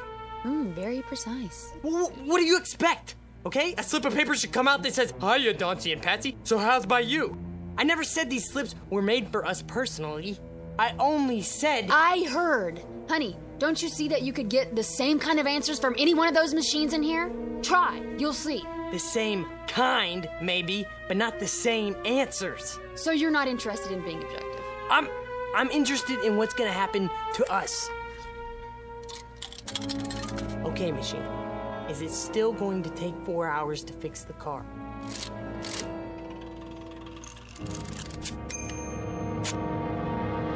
It has already been taken care of. Swell, that's it then, let's go. Wait! Maybe it doesn't mean... Mean what? Mr. Carter? Yes. Oh, hi. From the garage. I thought you'd like to know your car's ready. Is it? Had a lucky break. Found a fuel pump right here in town. Last one they had, too. That's good news. We'll be right over. Okie dokie. Shall we? You think that was a coincidence? Yes. Why don't you ask it some questions then? Or are you afraid to? All right, if that's what it takes. Okay, go ahead. Here's a penny. Will we reach El Paso by tomorrow? We're not going through. Quiet. You're trying to trick it. If that's what you really want. See? It can't be tricked. Will I ever get married? Read it. The answer to that is obvious. Mystic Seer. It isn't possible to foresee the future, is it? What does it say? That's up to you to find out. You're a stupid piece of junk, aren't you? It all depends on your point of view. I don't want to stay here. Even if it's true? Sit down. Especially if it's true. What are you talking about? I've had enough. We're not finished with the test. Maybe you're not, but I am. I think you are afraid of it. Not of it, Dawn. Of what then? Don't you know? Can't you see it on my face? Fine, then I'll finish it for you. Okay, machine. Are we always going to live in New York?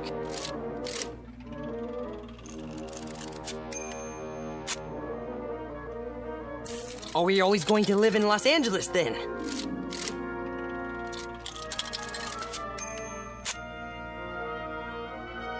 Well, then are we going to live in the Midwest? Then are we going to live in this country? Dawn. Dawn. No more. What? Let's go. No! Put those down. Are we just going to stay here? I don't know! Sweetheart, listen, please. If you love me, listen to me. No, you listen to me! I believe that this machine can tell what's going to happen to us. I believe it, Pat.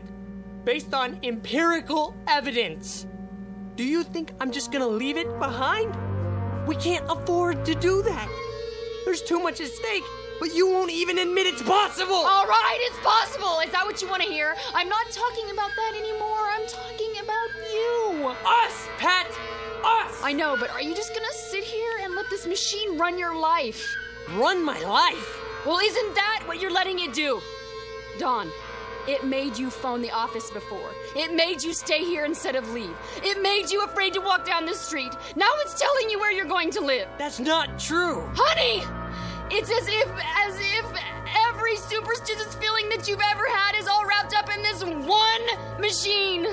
It isn't just a matter of whether it can foretell the future. It's a matter of whether you believe more in these predictions than you do in yourself. Honey, you can decide your own life. You have a good mind, a fine mind. Don't waste it trying to justify a penny fortune machine to yourself, okay? We have such a wonderful life ahead of us, but only if we depend on ourselves to make it wonderful. Not if we, you know? Oh, Pat. Shh. Come on. I don't want to be told what's going to happen to us. I want us to make it happen. Together. All right, baby. Don't cry. Something wrong, folks? No. We're okay. It's all right, baby. We'll go now. We'll go. I'm a jerk. You're not. You're wonderful. Sure I am. Come on. I'm the world's biggest jerk. You want my handkerchief? Come on.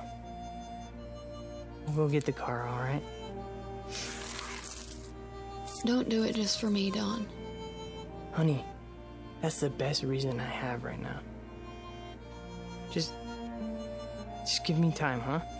I'll shape up. I love you so much. I love you too.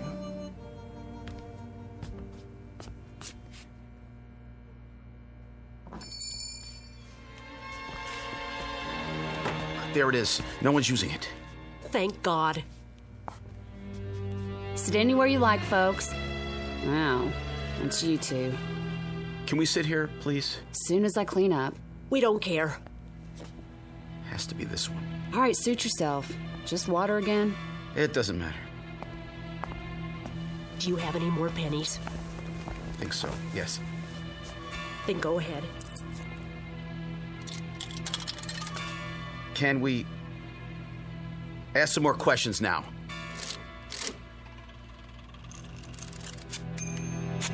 What does it say? Choice is yours. Do you think we might leave Ridgeville today?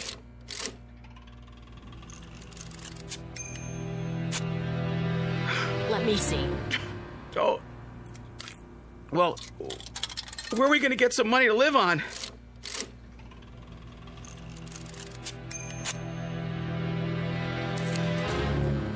Should I sell our car?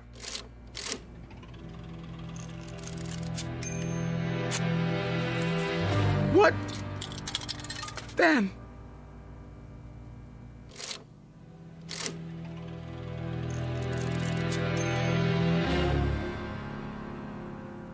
A delicate balance in the little town of Ridgeville, Arizona. Two people who have escaped from the tyranny of fear and superstition. Two others permanently enslaved by it. One couple able to face the future with confidence. Another couple facing it with hopeless dread. Victims of life imprisonment in the darker regions of the Twilight Zone.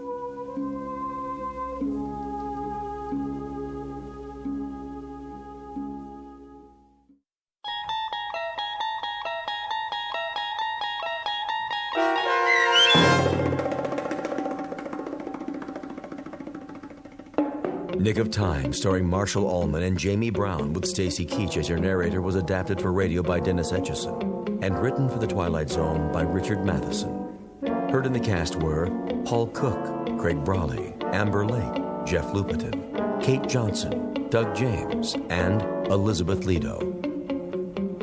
To learn more about the Twilight Zone radio dramas and to obtain audio cassettes and CDs of these programs, visit our website at twilightzoneradio.com. The producers of The Twilight Zone wish to thank CBS Enterprises, Carol Serling, Dennis Etchison, Dick Brescia Associates, Claire Simon Casting, Terry Jennings, XM Satellite Radio, Sirius Satellite Radio, our sponsors, and our radio affiliates for helping make this series possible. This copyrighted radio series is produced and directed by Carl Amari for Falcon Picture Group.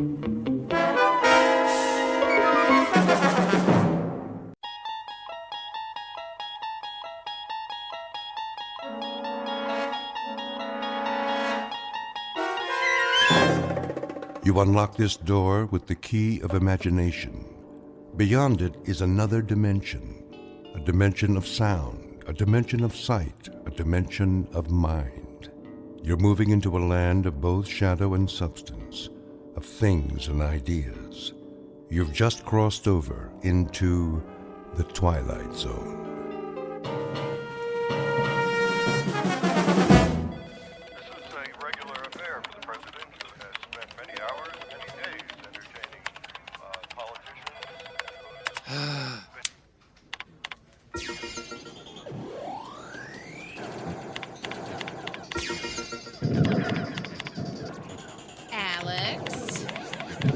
Yeah. Is that all you ever do, is play video games on your computer? Hey, I'm in between assignments. When I got something to do, I'll do it. Yeah, well, your next assignment is probably going to somebody else. If you spent more time looking at your calendar than that stupid game, you know you're missing the editor's briefing. Fine. Thank you. I guess.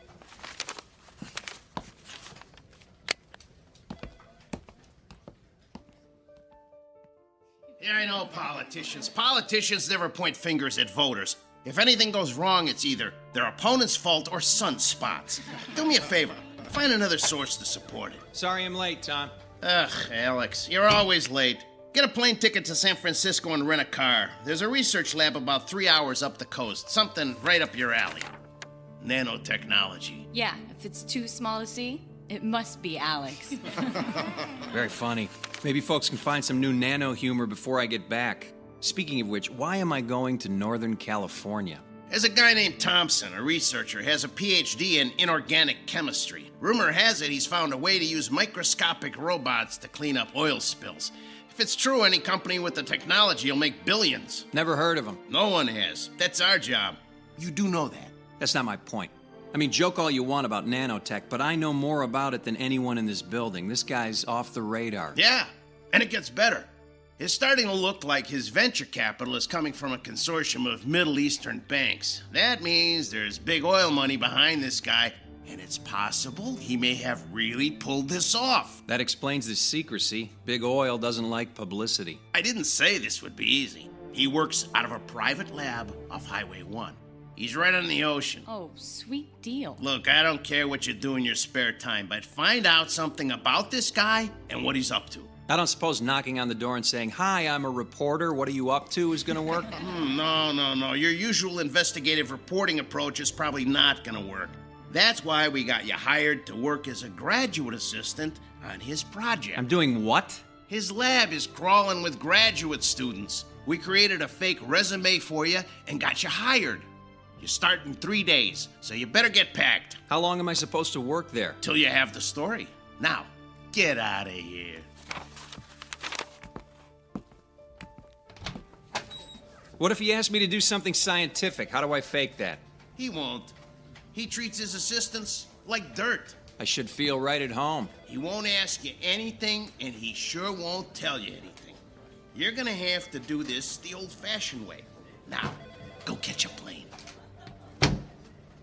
Why didn't I stick with restaurant reviews?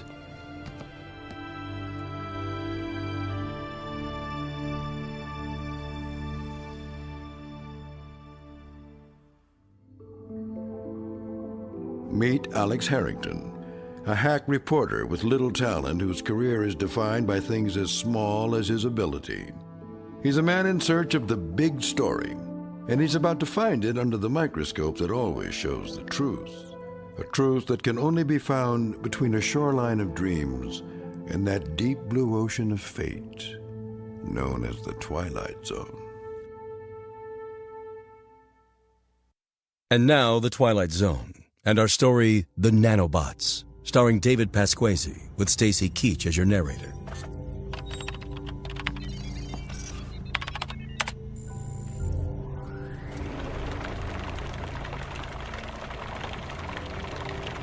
That's good enough for now. Alex, can you shut off the agitation?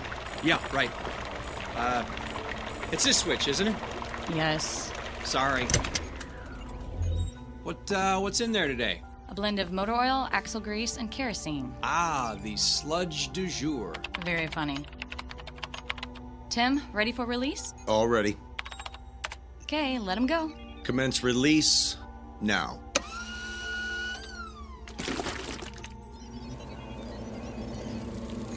Why do they make that sound? We don't know. They just do. It usually starts after they start eating.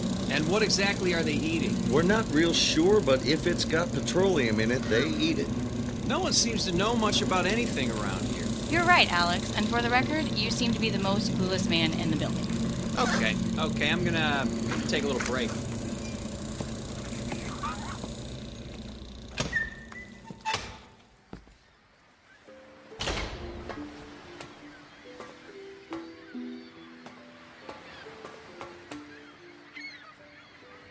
Beautiful view, isn't it? Oh, sorry, I didn't see you coming. Yeah, I could stare at the ocean for hours. Excuse me, can I bum a smoke off of you? You smoke? I wouldn't have expected that.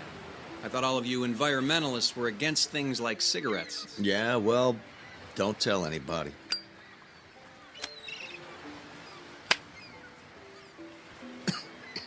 I thought so. You're not really a smoker, are you? I guess not. I just wanted to talk to you. Hey, you don't have to start smoking to talk to me. You don't seem to be real happy here at the lab? Hey, with the exception of this little balcony where I can steal a smoke, well, there's not a lot going on around here. I like it up here, too. You know, this used to be a naval observatory. It was built in the 30s. Oceanographers used to come up here and study wave action, riptides, and current. And now it's the designated smoking area. Actually, smoking isn't allowed anywhere on the property. Welcome to California. Some of the other grad students are wondering if you're going to stay on. I mean, you really seem dissatisfied about things. Yeah, well, after 4 weeks, I was hoping I would have made a little progress. And sorry about messing up those statistics. It's never really been a strong suit for me. That's okay. How long have you been working with Dr. Thompson? About a year now. Every graduate student wants to work with him. It's a chance to make a difference. Is that why you came to work for him? Yeah, something like that. Let me ask you something. Does he ever tell anyone anything about what's going on? Eventually. Eventually he's had to tell all of us a little bit about what he wants to do, and we've been able to understand pretty well the incredible potential for his technology. All we knew coming in was that he was working on a revolutionary new way to save the environment. And that was good enough for you to sign on? Hey, graduate students rarely get any information about their assistantships. Did they tell you something more? No, I guess not. In fact, I know less than you do. Can you fill me in? Look, I'll tell you everything I know on one condition. I'm listening. Well, it's why I wanted to talk to you. Do you want to join us? Hey, in case you haven't noticed, I joined you a month ago. That's not what I mean. There's a group of us. We know what's going on here, and we've decided to take action. So you want to blow the lid off this operation? What are you talking about? All right, maybe I should slow down. What kind of action are you looking for? Okay. Maybe you should lose the cigarette. Right. I'll just hold it. Look, Dr. Thompson's a specialist in something called nanotechnology. It's small, microscopic robots that perform certain functions on a molecular level. Believe me, I'm familiar with it. Sorry, of course. That's why we're all here. Anyway, he's successfully developed microscopic robots that will consume oil in the ocean from oil spills. That much I figured out. You got any idea how they work? Yeah, I've seen them in action. They look like tiny metal spiders with a tube that extends from the center of their body. Creepy in an elegant sort of way.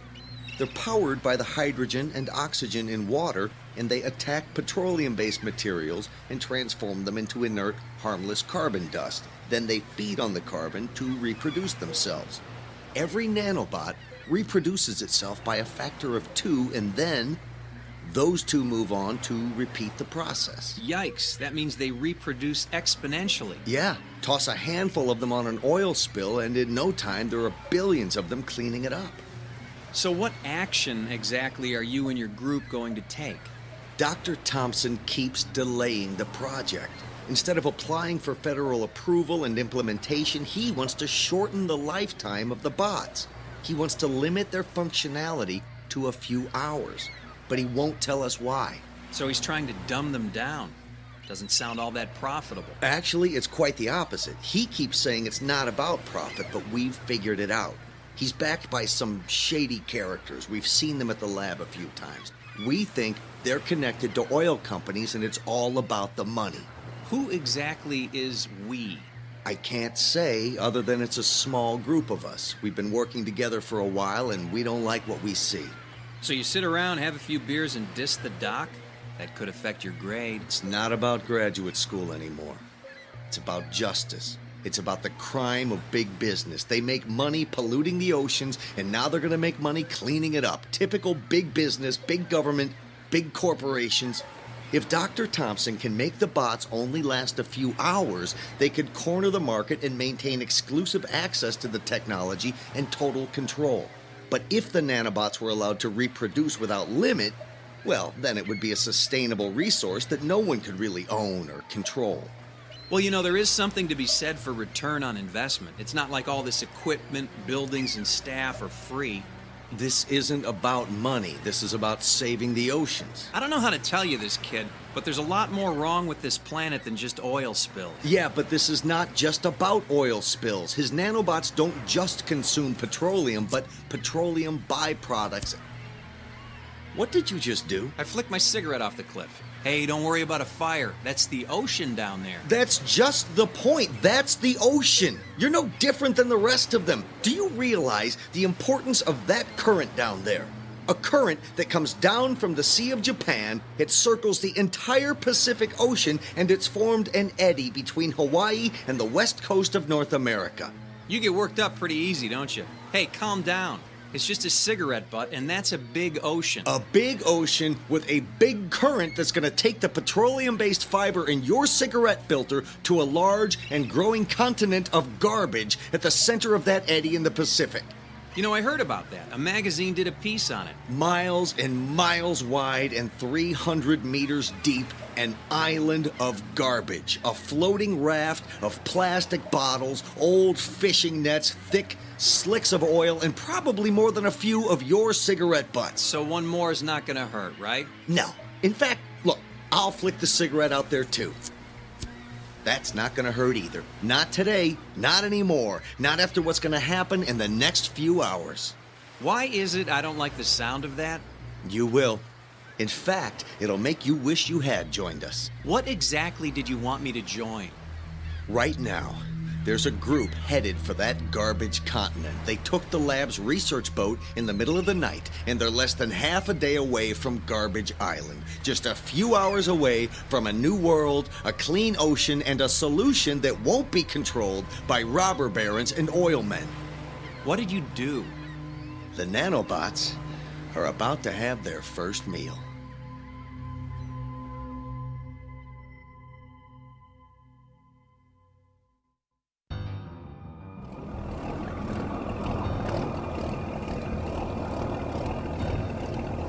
Don't get too close. If we get tangled up in some of those old fishing nets, we'll never get out of here. Sure we will. Once the bots get to work, this raft of plastic trash will be gone.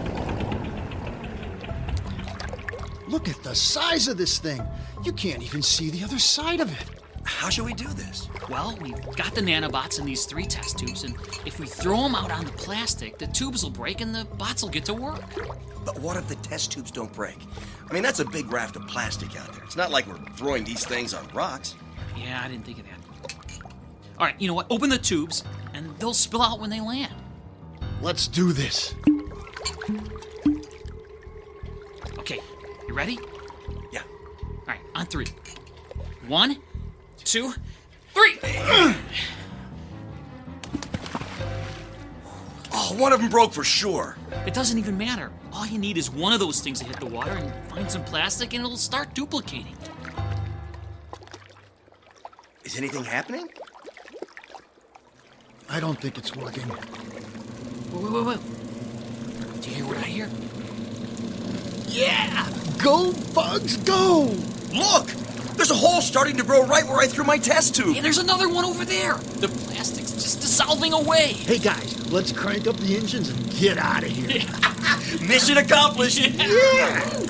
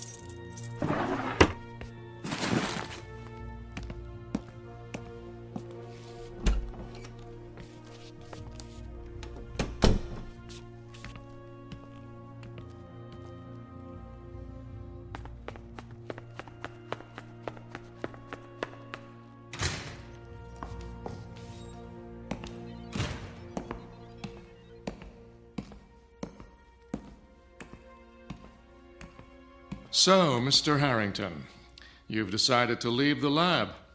It's not going to look good on your resume, you know?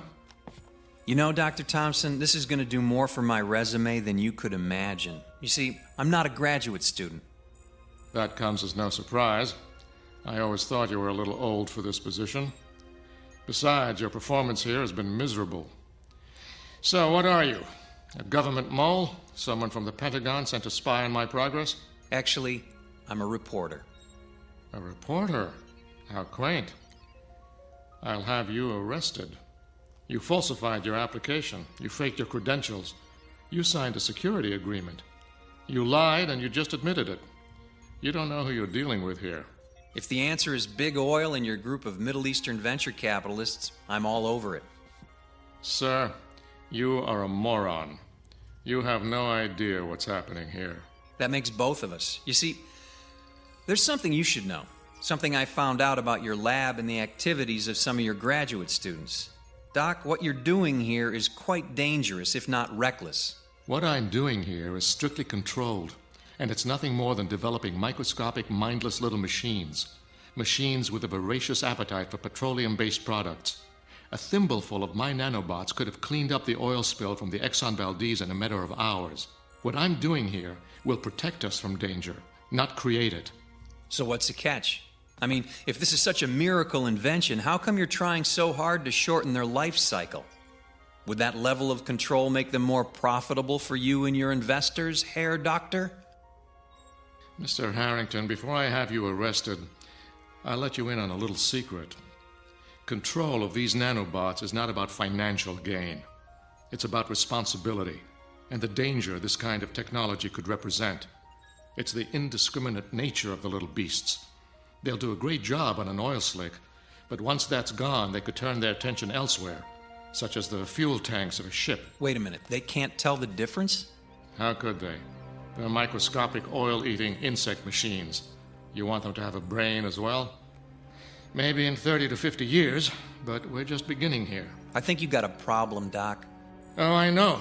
But in a few years, I think we'll be able to shorten the life of the bots so they only live for a few hours. That way, we clear the area and cut them loose. When they finish the job, they die. The control will be built in. Control that everyone can manage. That's what this is all about.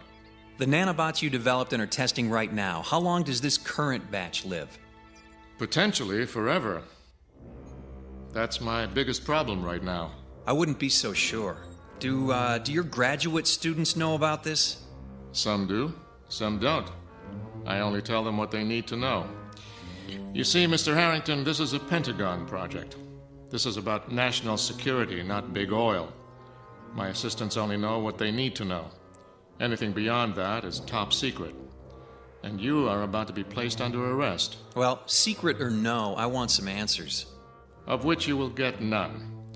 Now, if you'll excuse me, Mr. Harrington, I'm going to call security. Okay, you do that. But there's one question you're going to have to answer whether you like it or not. And the question is? If I told you some of your graduate students are on a boat and about to release your oil-eating nanobots into the Pacific Ocean, what would your response be?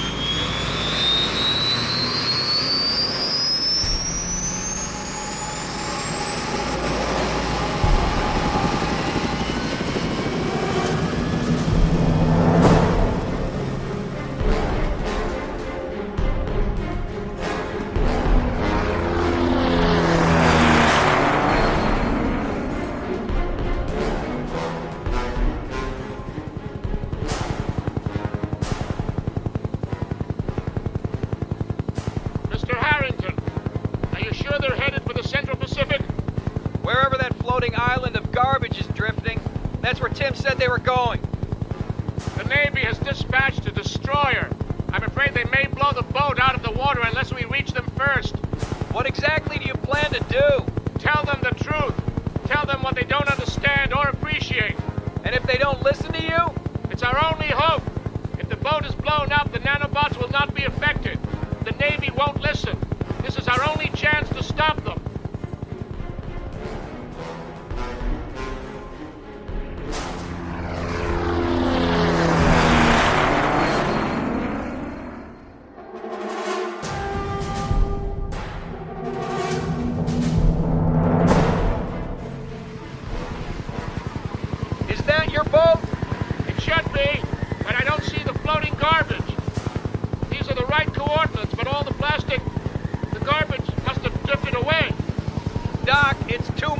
Wide, and it'd be hard to miss.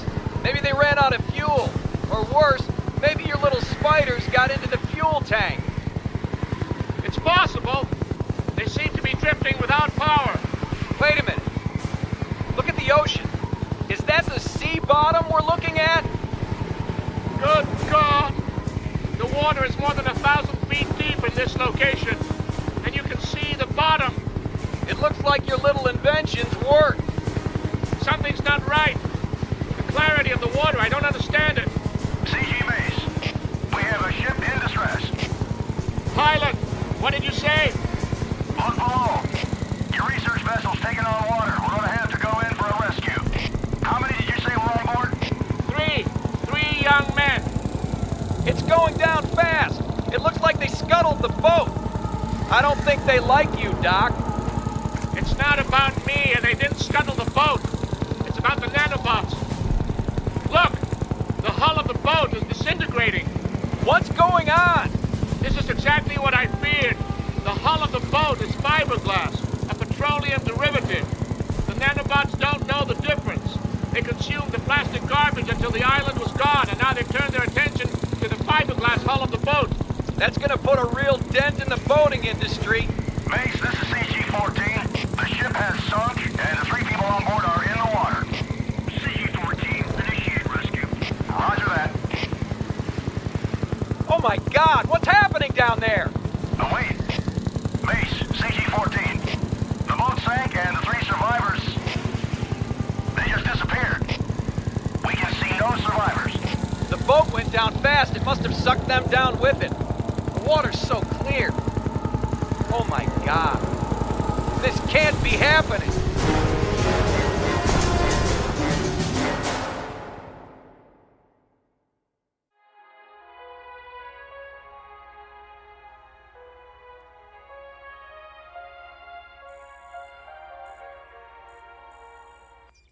interrupt this broadcast to bring you a special report. The United States Coast Guard has announced that thousands of distress calls have been received across the Pacific Rim in the last 48 hours. According to the Department of Homeland Security, the alert status in the United States is code red, as a combined Navy, Coast Guard, and international effort has been assembled to deal with the crisis. Latest reports indicate that numerous ships, yachts, and pleasure craft have sunk unexpectedly and abruptly along the entire Pacific coastline. All watercraft are being ordered to stay in port, with the exception of naval vessels involved in the search and rescue efforts. Stay tuned for further reports. So that's the official story? No explanation, no information, just don't go in the water? What do you want us to tell people? Isn't there enough panic for you media types to roll around in? Media types? We're the bad guys? I think you're the one who's got some explaining to do, sir. I have nothing to explain to you. Well, maybe not me, but it looks like you got a small army of graduate students looking for some answers. Is it true? What Tim told us? Is it true? Tim, is he here? Where is he? He's gone. He stole a boat from the marina. He's going out to find his friends. Before he left, he told us what they did. Is that what the news reports are all about? Is that why the lab is surrounded by military police? Military police have surrounded the lab? What's going on here? No one can leave this facility. There are additional researchers en route. We're all going back to work. Work without sleep until we can find a way to stop the nanobots. Until then, we're locked down. You're not including me in this little party, are you? Especially you. We'll accomplish nothing with the additional chaos you'll create. What about Tim? He took off in a fiberglass cigarette boat. Ha! Good man. He doesn't smoke, but he found his cigarette. Mary, Tim is dead. The boat he's traveling in will no doubt encounter a great tide of nanobots, and he too will sink into the deep. Justice, if you ask me. He's the ringleader who caused all of these problems. So, on that happy note, I'm going up to your observation deck to have a smoke. Unless you have a problem with that, Dr. Thompson? Smoke yourself to death. The sooner the better. Will do. And as for all of you, Godspeed and good luck. We'll divide into teams.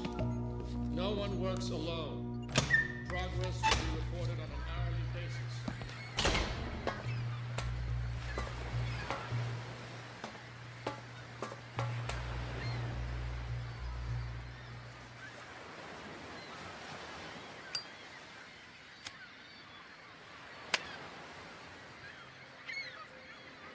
Excuse me. Can I bum a smoke off you? Hello, Tim. I heard you were dead. Sounds like Mary did her job. She's one of us, you know. I figured if Thompson thought I was dead, I'd have a better chance. It's one way of looking at it, but a better chance at what? Sounds like you and your friends have done enough. Getting away. Oh, nice. You and your beer-drinking buddies caused thousands of boats to sink, and all you want to do is get away. Yeah, that's saving the Earth for you. We didn't know. Thompson told us nothing. We thought the same thing you did, that he was trying to make a world-saving technology. And then we found out it was nothing more than a profit center for the companies and governments destroying the Earth. That may be true, but I gotta tell you, Timmy, there's a big target on your back these days. That's why I'm getting out of here. You staying or coming with me? So you're just gonna run away? Do you know what happened to your friends out there? They're dead, you know. I heard the boat sank. There's more to it than that, Timmy boy. Your nanobots can't seem to tell the difference between a plastic bottle and the plastic hull of a boat. If it means the end of plastic on the planet, who cares? You know, you need to work on that attitude. They knew what they were doing was dangerous. Oh, really? Did you tell them that before they left? Did you tell them they might find themselves in the water 1,000 or so miles out in the ocean? Why didn't you save them? Was that their punishment? Punishment? You want to hear about punishment? Listen, you hear that out there? That's the sound of billions of your little bugs out in the ocean. But hey, what are they eating? There's no oil slick, no boats out there, but the sound of them. More and more eating and duplicating. Your friends didn't drown out there, Tim, and we didn't abandon them. We watched. watched as a gray stain in the water enveloped them. Your tiny little spiders consumed your friends alive right before our eyes until there was nothing left but clear water down to 1,000 feet. That's not possible. You left them to die. You talked them into it. You're the guy with the big ideas. You sent them out there and they were eaten alive by your little nanobot friends. I didn't know. I didn't know. Thompson never tells us anything. We tested them in the lab. All they ever consumed was petroleum-based products. They only consumed what you fed them. You had them in sealed glass tanks and tested for what you wanted to see. Too bad you didn't stick your hand in there just once. Things might be a little different now. Things don't sound like they're getting any better. We gotta get out of here. We? Aren't you confusing me with your co-conspirators down there in the lab? You stay if you want, but you're gonna die. Look. What the hell? The nanobots. They're crawling up on land. They're consuming the plant life and the bacteria in the sand on the beaches. Anything organic, anything that's carbon-based. They don't know the difference. Tim, we have to get out of here. Let's go. No, we can't go that way. They've invaded the lab. You, what are you doing here? Marie! What? Close the hatch. Maybe we can keep those things off the deck. Do you realize what you've all done?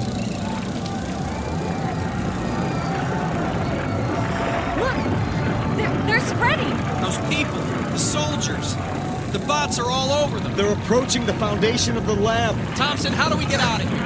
Unless you can fly, Mr. Harrington, I'm afraid you have no options. They won't get up here. They can't. Can they? No. The foundation and walls of the building are composed of stone, concrete, and steel. They need carbon and water to spread. So it's over? No, Mr. Harrington. I'm afraid it's just beginning. Do you see that creek over there? They're moving upstream. Like the veins and arteries in an organism. Consuming every carbon-based life form in their path across every continent, no doubt. We have to get out of here. We can't stay here. When Mr. Harrington sprouts wings, maybe he'll take you with him. Thompson, what are we supposed to do here? We wait, Mr. Harrington. You see, all humans are carbon-based life forms. It's not petroleum the bots are after. It's the carbon and the oil. That's the trigger. That's what I was trying to solve. But none of you could wait. So now we wait here. Wait until they move on. Or they die. Yes, that's also an option. Of course, given the fact that they have a life expectancy measured in tens of thousands of long years, that would be a very long wait.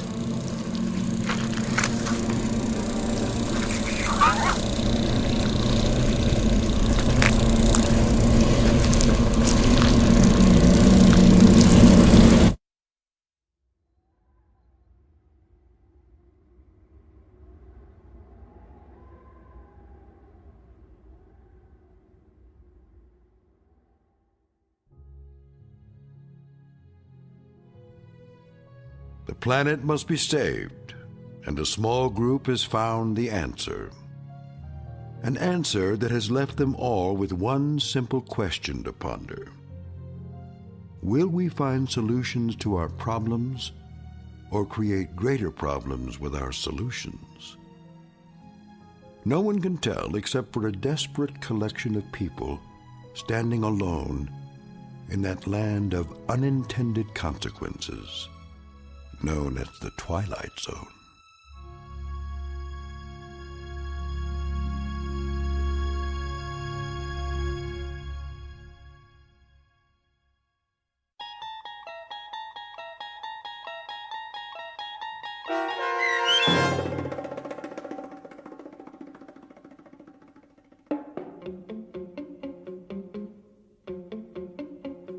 The Nanobots, starring David Pasquesi with Stacy Keach as your narrator, was written for The Twilight Zone by Steve Newby.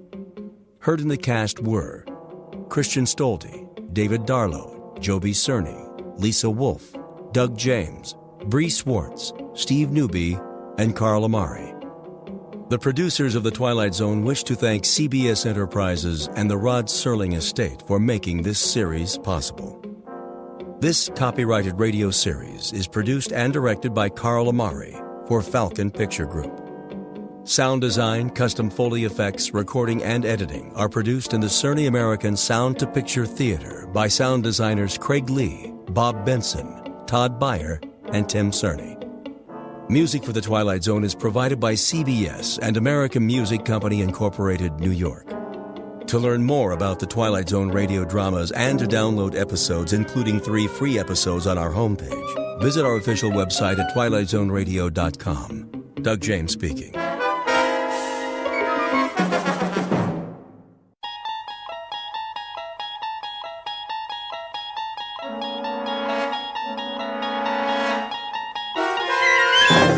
You unlock this door with the key of imagination. Beyond it is another dimension, a dimension of sound, a dimension of sight, a dimension of mind. You're moving into a land of both shadow and substance, of things and ideas. You've just crossed over into the Twilight Zone.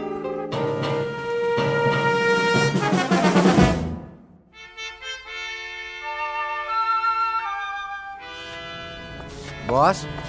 Yeah, Stevens? Got the feeder belt running again. Already? All it was a bad bushing. I had Walters fix it. Hanley will be glad to hear that. How'd you do it?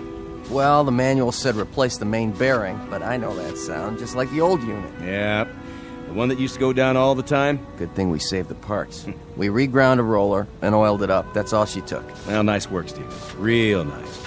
Tell Walters thanks for me. No problem. Hey, Dick, how's it going? Oh, looking good, Mr. Hanley. I got the conveyor belt running. Should be back to capacity. Great. That'll bring the numbers up again. How to make the old man happy, huh? Oh, I don't know about that. Well, we do our best. I got me a real team here. Sure you do. Some of the boys, they know more about the plant than anybody. Been here longer than the old man. Walter Hanley, please come to the main office. Supervisor Hanley to Mr. Whipple's office right away. Second time this morning, huh, Mr. Hanley? Maybe you're getting a promotion. The old man just keeps pushing. He's on an efficiency kick, wants a 10% increase. For the quarter? For the week. Yeah? How are we supposed to do that? Don't ask me. Must be that computer of his. Some computer. I mean, numbers are one thing, but there's a limit. A man can only do so much. I'll tell Whipple you said so. Now, don't do me any favors. I got one more year to go, and then it's pension time. You? You'll never retire, Bob. You want to bet? I got a date with some big-mouth bass waiting right up at the lake. I can hear him calling. That's not fish. That's the old man. Telling you to whip your boys like government mules. Well, then you can tell him this. You tell him to come down on the floor and work a shift sometime. He'll find out what it's like. We're not machines. I know you're not, and I'm glad of it. You're doing great, Bob. Try to squeeze out another 5% if you can. That ought to keep him happy for a while. And tell the boys I appreciate the good work. From all of them.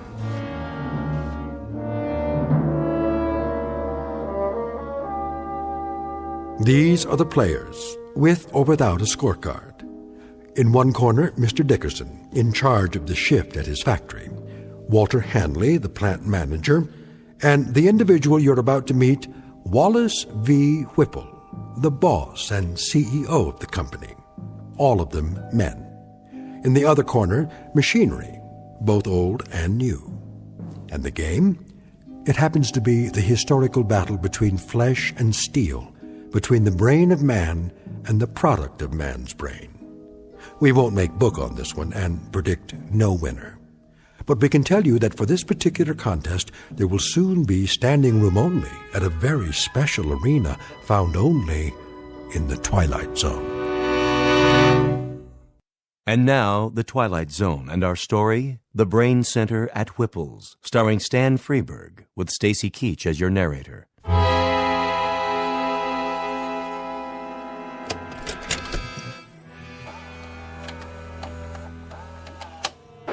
Greetings to our happy family of shareholders from the Whipple Manufacturing Corporation.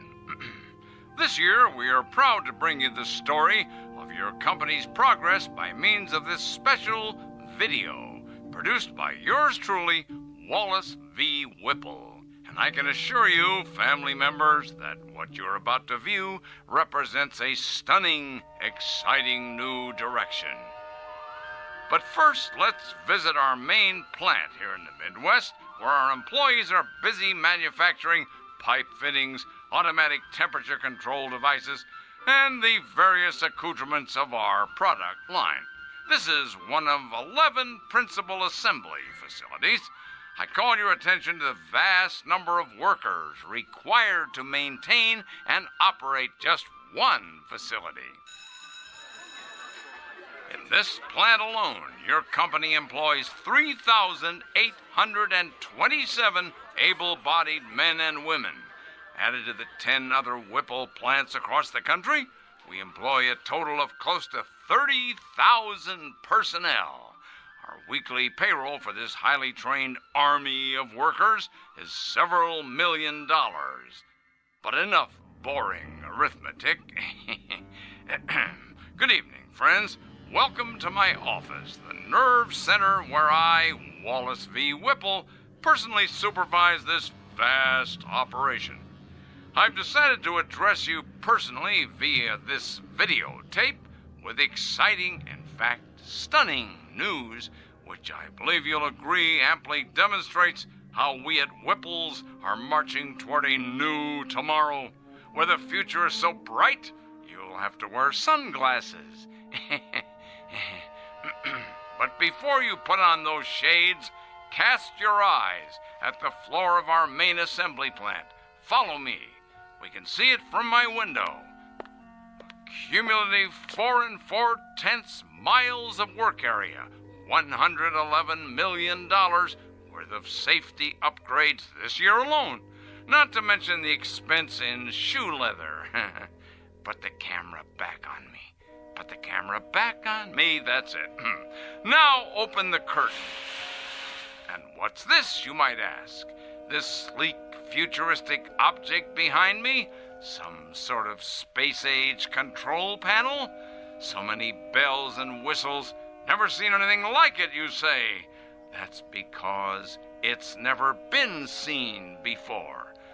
Ladies and gentlemen, stockholders, and members of the Whipple corporate family, feast your eyes on this. I give you the X109B14.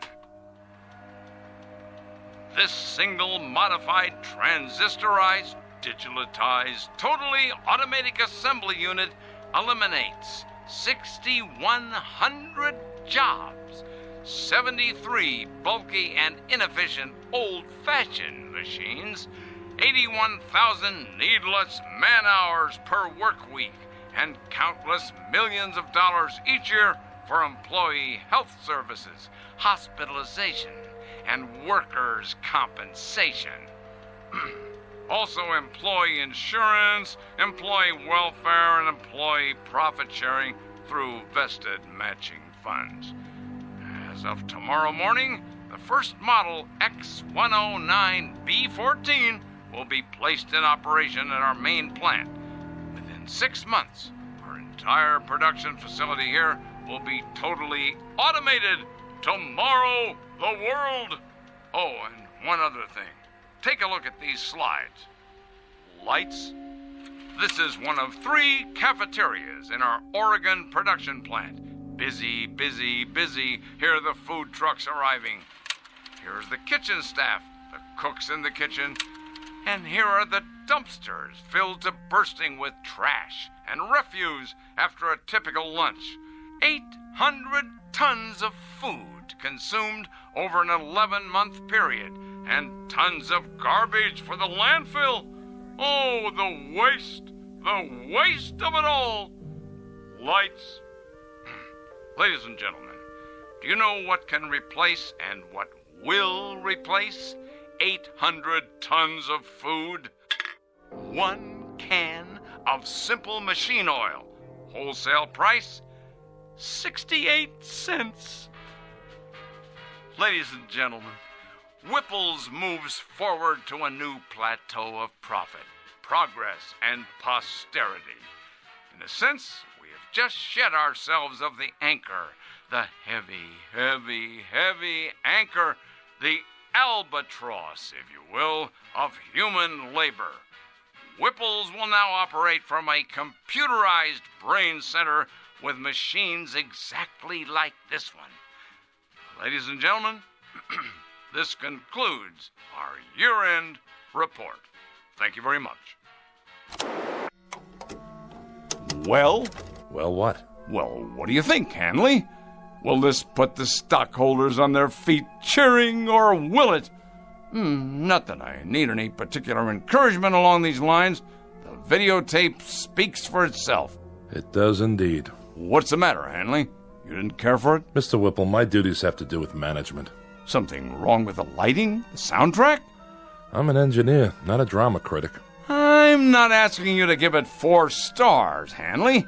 But as a plant manager, I would assume you'd have a point of view as to the content. Frankly, I would have expected at least some degree of enthusiasm. Sorry, sir. Having to do with the fact that it's a most definitive and incisive report on what we plan to do around here. Now, does it or doesn't it give you the lay of the land?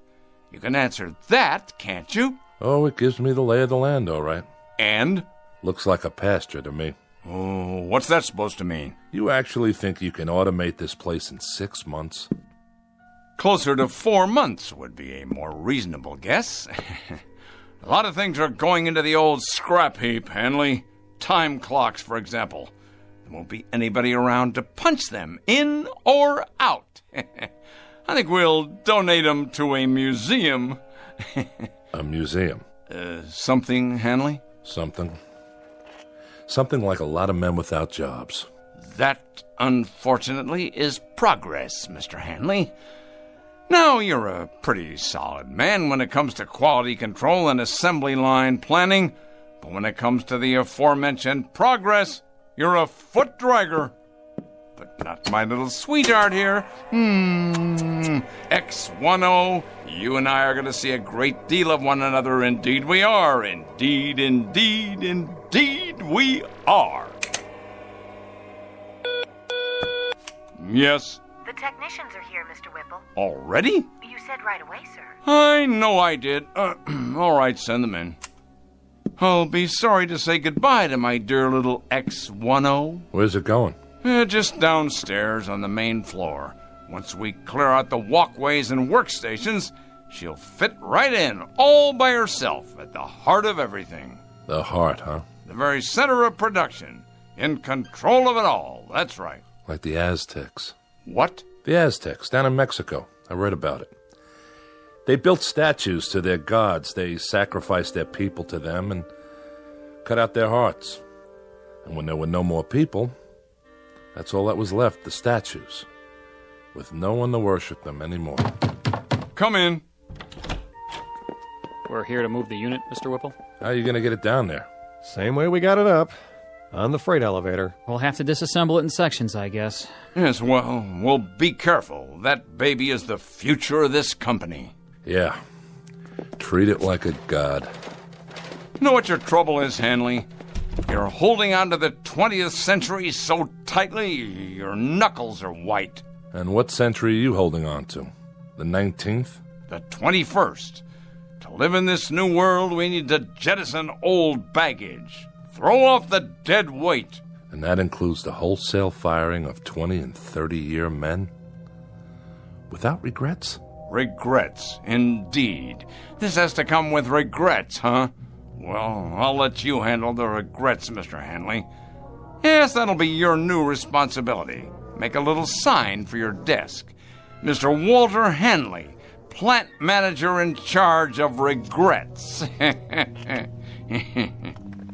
You're so hell-bent to replace men with machines. Did it ever occur to you that there's a trade-off? Pride for efficiency? Pride? Pride. Craftsmanship. What a man feels when he tries to make something as well as it can be made. What do you suppose that bloody machine feels? Anything? Anything at all? What the devil can I do with pride? Can it? Bottle it? Package it? Market it? How? I'm not selling pride here. I'm selling product. Your father, God rest his soul.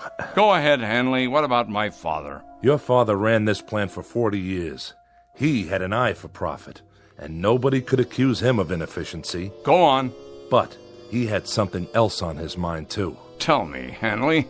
Tell me what else he had in his mind. Goodwill and the welfare of the people who work for him. Goodwill and the welfare of the people working for him, huh? Indeed, Mr. Hanley, indeed. And in some 40 years, he succeeded in doubling the size of the plant. That should tell you something. While his competitors quadrupled theirs. His competitors, Mr. Hanley, who were perhaps somewhat less preoccupied with goodwill and the welfare of the people working for them. They paid a fair wage for a fair day's work. But if they could put in a machine capable of doing a job better than a man, they did it. They didn't look backwards, they looked forward. Maybe the difference was this. They didn't have plant managers who succumbed to crying jags every time a pink slip got pinned to a time clock. I'm not crying. Good. You asked for my opinion, I'm giving it to you, that's all. Then we can begin. The foreman of the day shift, let's see, I believe his name is... Dickerson. That's it. I will now engage in some of that heart-filled compassion you value so highly.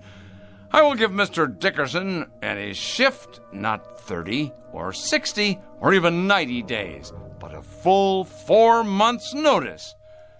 I put it to you, Mr. Hanley, what could be more compassionate than that? You make it sound like you're doing them a favor. Be good enough to send Mr. Dickerson in here, would you? Hold his hand, if you like. Pat his head, dry his tears, but get him in here.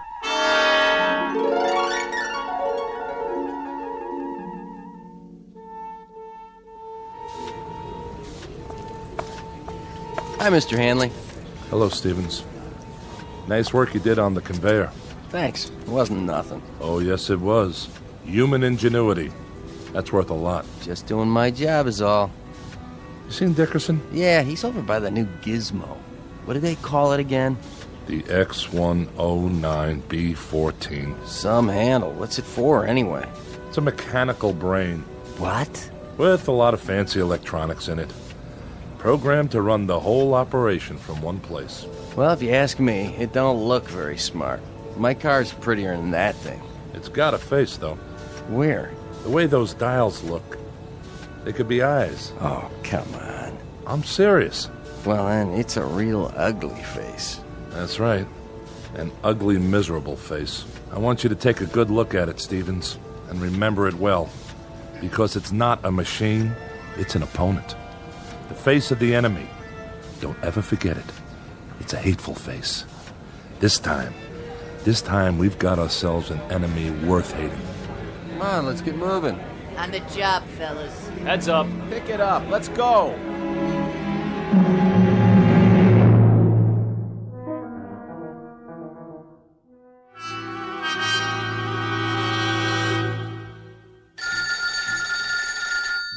Yes. Walt, is that you? This is Walter Hanley. Oh, I'm so glad. This is Virginia, Dick's wife. Oh, hello there, Mrs. Dickerson. How are you? I'm just fine, but it's not me I'm worried about. Dick hasn't come home yet. No?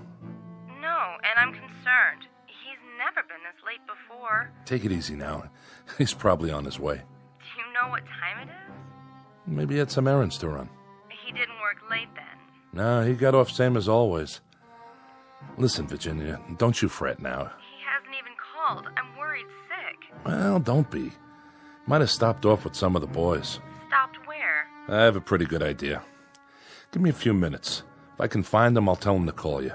Oh, would you? Thank you, Walt. Don't mention it. I'll call you one way or the other. Sit tight. Ah, Dick. Did you go and fall off the wagon again?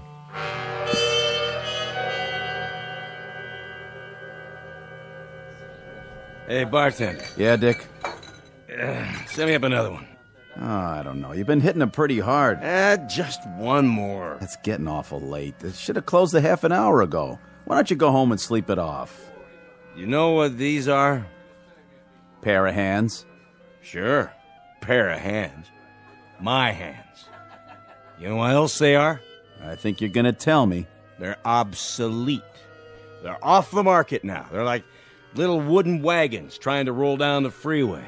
flesh, bone, muscle, nerves. But that doesn't cut the mustard anymore.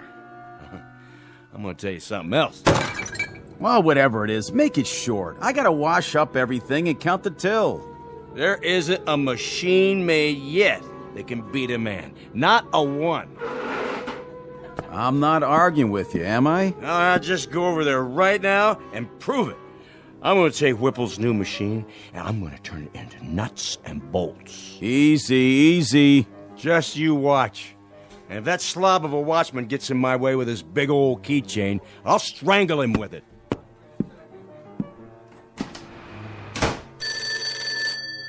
Mike's pub. No, Dick's not here. He just left. Yeah, he said something about going across the street to the factory to have it out with a machine or some such. Yeah, I know it's closed. But by the looks of him, I say that won't slow him down none.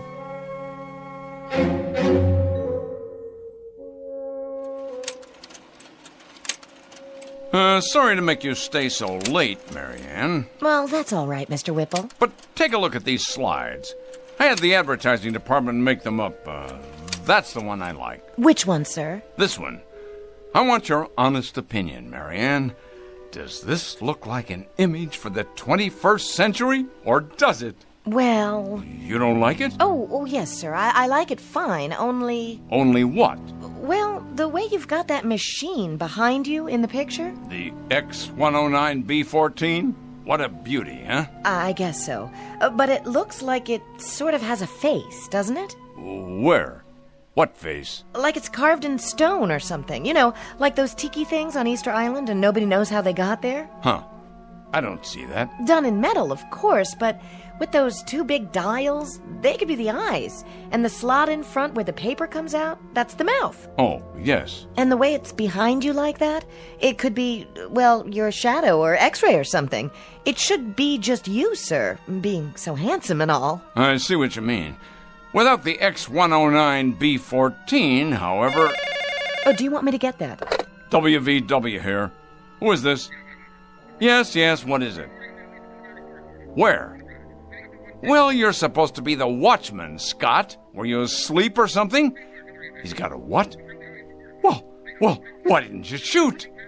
Yes, I know who he is. Never mind, I'll go out and look for him. But you better haul your duff over here in a hurry in case he shows up. Trouble, Mr. Whipple? Not really. Some drunk barged his way into the factory.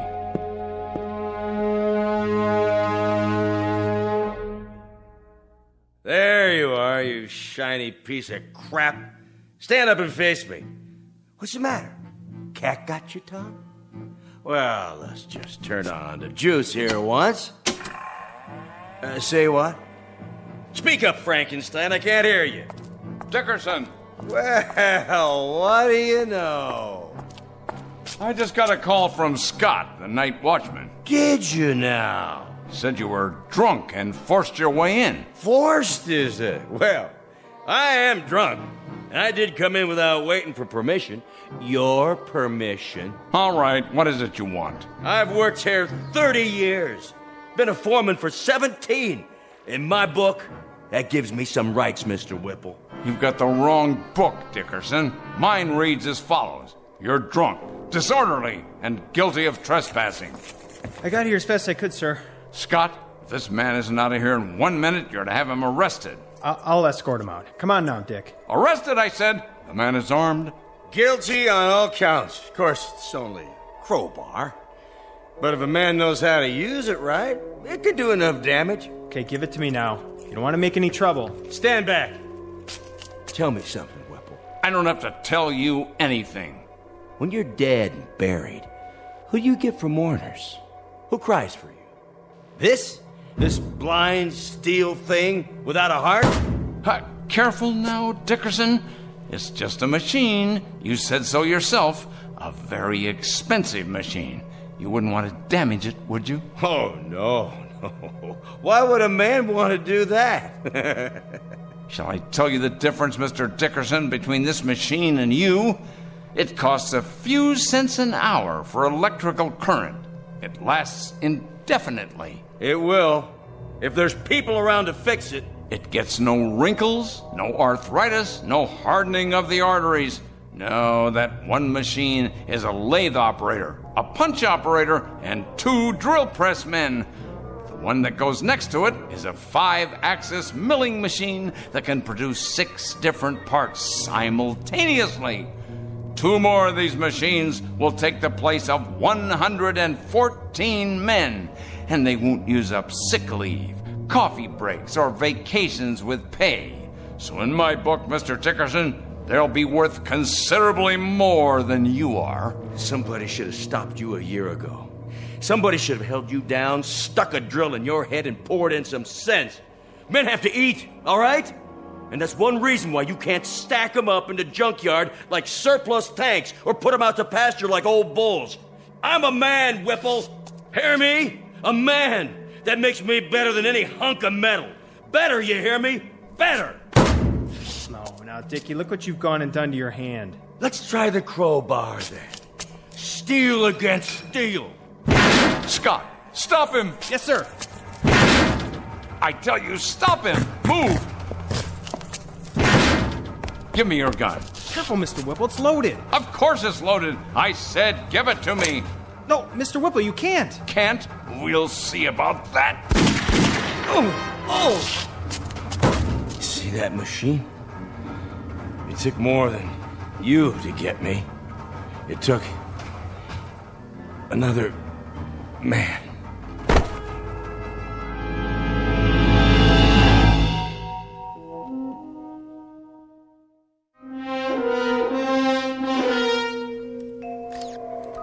I can't get the specs up. She's barely reading. Try a new motherboard.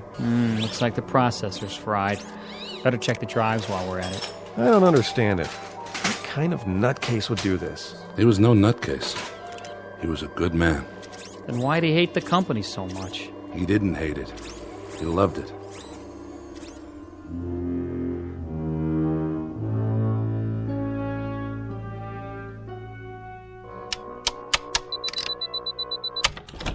Oh, hello, Hanley. I've been expecting you.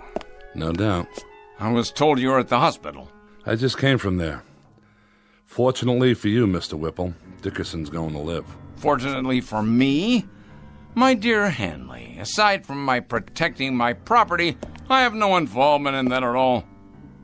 Are the technicians repairing the machine downstairs? It appears so. Good, good. This should interest you. A tape-controlled 7-axis, what they call a sentry. Know what it does, Hanley? It is connected to every single plant section, tooling complex, and assembly line in the factory. It keeps absolutely accurate data on quality control, product rejects, man hours, machine hours, cost factors, and everything else. It's one of the most sophisticated machines I've ever seen. How many men does it replace?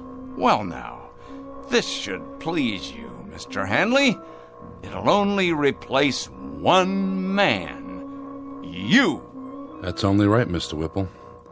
Since the point of my coming here tonight was to give you notice. I suspected as much. You're a practical man, Hanley. An industrial team has to be compatible. When 2 men, well, when they rub one another the wrong way, it's unrealistic that they stay on the same team.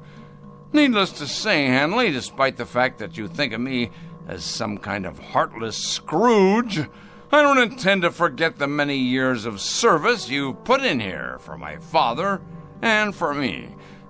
So I'm giving you a liberal severance pay. What I think you'll agree is a far better than average pension. That's very decent of you, Mr. Whipple. And I'd like to give you something in return, if you don't mind. And that is... you struck me. That was for you, Mr. Whipple. Directly from me. For your insensitivity, your lack of compassion, and the fact that you're a cold-blooded manipulator of men as well as machines. You may take my severance, my pension, and your goodbye speech and stick them into the nearest metal orifice that's handy. When I walk away from you, I walk away clean. And that, Mr. Whipple, is one hell of a trick. What's that for? To keep people out or in? A new Watchman device, much more reliable than the old one. Now, if you will swipe your ID card, just don't try to use it after tonight. Your code won't work the next time. If you could build one of these machines in the shape of a wife, your cup would runneth over.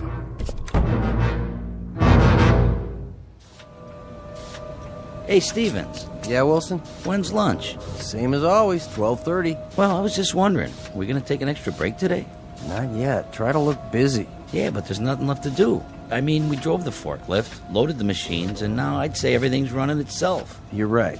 It is. Then why does the old man keep us around? He has to. Labor laws. But we won't be here much longer. And then it's Unemployment City, huh? This isn't the only factory. Yeah, but if Whipple's keeps it up like this, pretty soon there won't be any competition.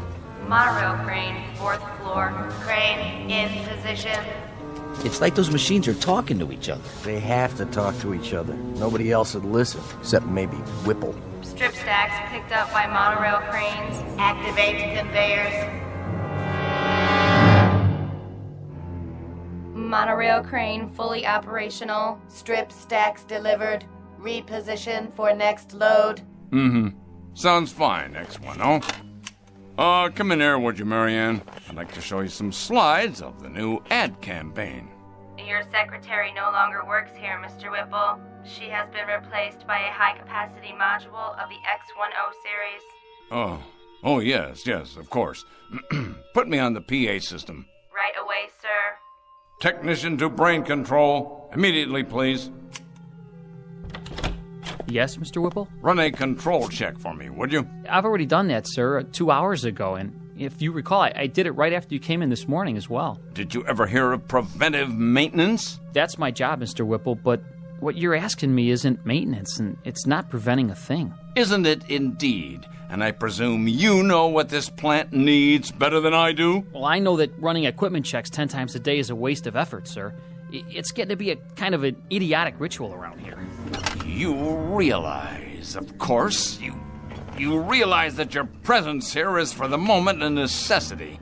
I stress the words "for the moment." Case in point, young man. Case in point. Watch this. Take a letter, X10. Dear sirs, yours of the 14th, received and acknowledged. The quick brown fox jumped over the etc., etc., etc. Now, print, please. See that? A perfect letter. Without error, without corrections. Typed as of the moment of its conception, using voice recognition technology. Am I getting through to you? I presume you mean to demonstrate that secretaries are obsolete now? Precisely. Obsolete. And what does this mean? It means no more powder rooms, no more coffee breaks, no more work stoppages because of inconveniences like maternity leave. Inconveniences like maternity? You'll forgive me, Mr. Whipple, but if this sort of thing keeps up, we're going to have perfect products, but mighty few people to buy them. This, happily enough, is not my concern. Efficiency is my only goal. You looked around this place lately? The cafeteria, for example? It's just like a cave. Not a soul in there, just vending machines and music coming out of a loudspeaker. You walk around the parking lot, it's a desert. There's no people, no cars.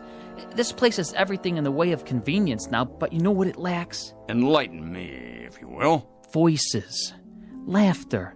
Just whatever it is that people feel for other people.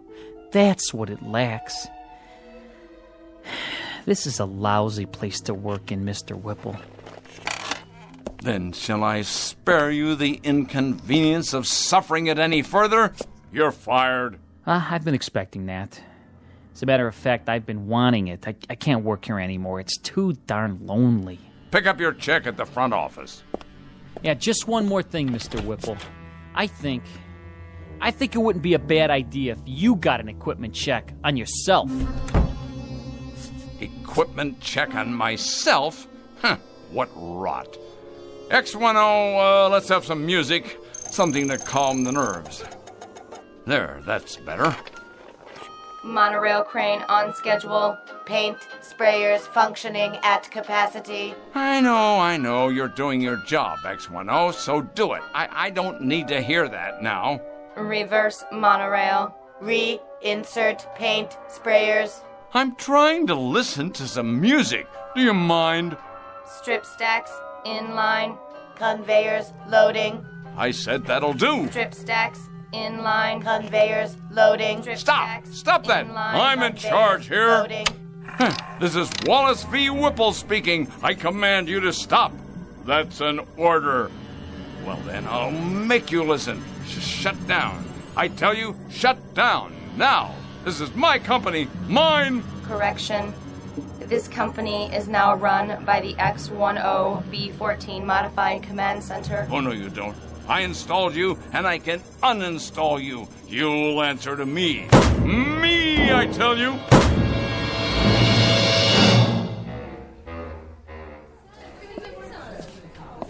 What'll it be, Mr. Whipple? Beer, please. One beer, coming up. How about you, Mr. Hanley? One more? No, thank you. Well, 2 other days, Hanley. I'll drink to that, Mr. Whipple. How are you finding your retirement? Tolerable, Mr. Whipple. I managed to keep busy. Not as much as I'd like, of course, and my wife says I'm underfoot all the time. But I'm doing all right. It's kind of nice to sleep late in the mornings. Yes, it's a good thing, though, this retirement, I mean. Man should have time for leisure as he gets older. It's important he has time for leisure. That's so, Mr. Whipple. When the board of directors decided that I was overtired and could relinquish some of my responsibilities, well, if the truth were known, I did feel a certain resentment toward them. But actually, they were quite right, quite right. You don't have to explain. No, I want to. With the perspective of time, I've begun to realize that when they moved me out of there, it was nothing personal. Of course, I'm not married, and, well, it's somewhat dull for me at times. Oh, I manage to keep busy, but there are times that I wish they really had no right, no right at all. They chuck a man out in his prime like he was some kind of machine part. Said I was neurotic. Said being with the machines like that all by myself had warped me. That was the expression they used. Warped. Like a piece of metal. Well, really, Hanley, it isn't fair. It isn't fair at all. A man has worth. A man has value. And they just snap their fingers and bring in a replacement. It really isn't fair, Hanley. It isn't fair at all. The way they diminish us. But he'll find out. My replacement, whoever he is, he'll find out soon enough.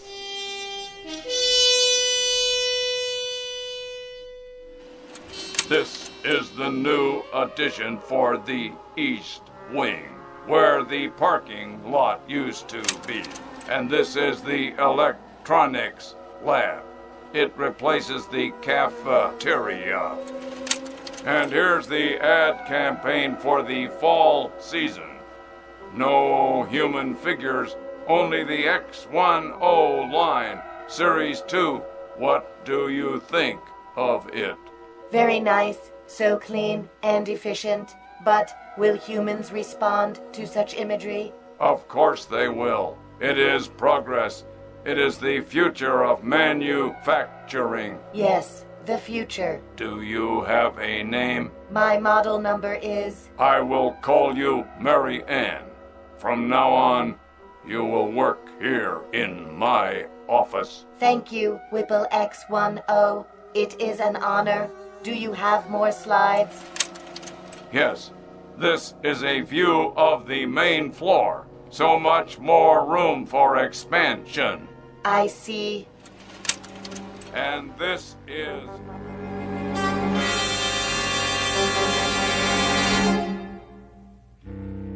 There are many bromides applicable here. Too much of a good thing, tiger by the tail. As you sow, so shall you reap. The point is that too often man becomes clever instead of becoming wise. He becomes inventive, but not thoughtful. And sometimes, as in the case of Mr. Whipple, he can create himself right out of existence. Our tale of oddness and obsolescence from the Twilight Zone. More from the Twilight Zone after this. Hi, this is Carl Amari, producer of the Twilight Zone radio dramas. I'd like to take a moment to tell you about our official website at twilightzoneradio.com, where you'll get the latest news and information on these Twilight Zone radio dramas. Plus, at twilightzoneradio.com, you can digitally download 3 free episodes or any of our episodes for only $1.95 each. In this age of ever-changing technology, we've decided to make these episodes instantly available to you by making the Twilight Zone radio dramas a digital download-only series. This means that this series will no longer be offered on CD. The CD collections at our website are now being offered, while supplies last, at buy one, get one free. So be sure to get your favorites before they're sold out. Be sure to visit us often, and I'll see you in the zone.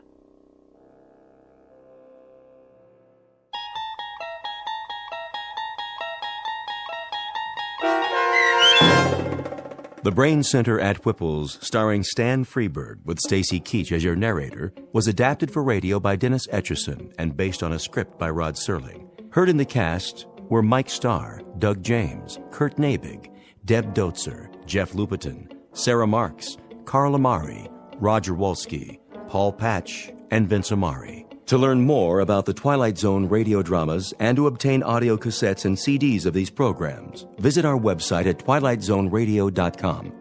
The producers of The Twilight Zone wish to thank CBS Enterprises, Carol Serling, Dennis Etchison, Dick Brescia Associates, Claire Simon Casting, Terry Jennings, XM Satellite Radio, the American Forces Radio and Television Service, Sirius Satellite Radio, our sponsors, and our radio affiliates for helping make this series possible. This copyrighted radio series is produced and directed by Carl Amari and Roger Wolski for Falcon Picture Group.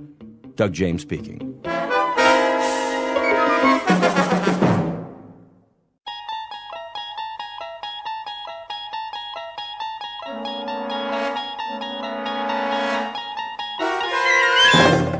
You're traveling through another dimension.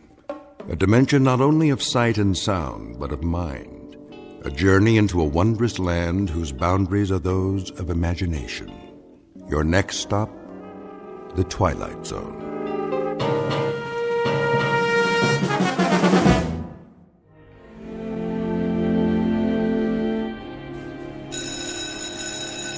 There's the bell. We're gonna be late. So what? Last day before vacation. Yeah, but Fowler doesn't care. He'll mark us absent. Weird old guy, huh? Yeah. How did you do on the test? Me? I aced it. You did? Nah. Did you study? Well, I read all the pages, but I don't know. I don't get this poetry stuff. Why can't they just say what they mean? All right, class, let's begin.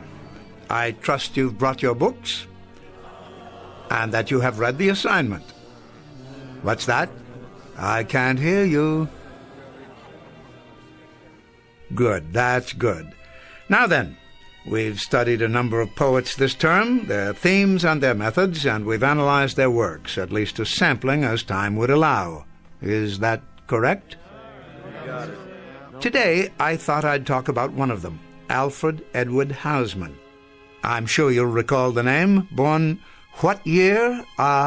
Mr. Graham?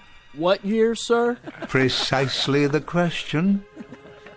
Well, sometime in the last century, I think. Close, Mr. Graham, closer than usual. Mr. Graham's career is laid out for him. After the varsity football team, he will be a second assistant in the information booth at Grand Central Station. In the interest of time, let me refresh your memory. The date of A.E. Housman's birth, Mr. Graham, and for the benefit of the rest of the class, was 1859, a long time ago. So long ago that it happened before our own Civil War, in fact. I could, of course, ask you to tell me about the war between the states, but I choose not to press my luck any further. In any event, the subject of this class is literature, not history. His death occurred in what year, Mr. Butler? Well, I would say around 1900, sir. Upon my word, young Mr. Butler, it seems that you and Mr. Graham are kindred spirits. You are both masters of inexactitude. So allow me to enlighten you. Alfred Edward Houseman died in the year 1936, but we are concerned here with his achievements rather than the circumstances of his death. And perhaps his best-known work was A Shropshire Lad, which, of course, you know well by now, since it was part of your latest assignment. Nevertheless, I thought I might take it upon myself to read just a bit of it aloud. When I was 21, I heard a wise man say, "Give crowns and pounds and guineas, but not your heart away. Give pearls away and rubies, but keep your fancy free." But I was 21, no use to talk to me. The heart out of the bosom was never given in vain. 'Tis paid with sighs a plenty and sold for endless rue. And I am 22, and oh, 'tis true, 'tis true. This being the last afternoon of the semester, and this also being just 3 days before the Christmas holidays, I thought it might behoove me to show at least a minute degree of compassion and let you out early. I might add here that while your final exam papers are not ready to be returned, you have all, amazingly enough, passed. My delight is surpassed only by my sense of shock. It is rare, young men, that in some 51 years of teaching I have ever encountered such a class of dunderheads. But nice dunderheads, and potentially fine young men who will no doubt make their marks. And leave their marks. God bless you all, and a Merry Christmas.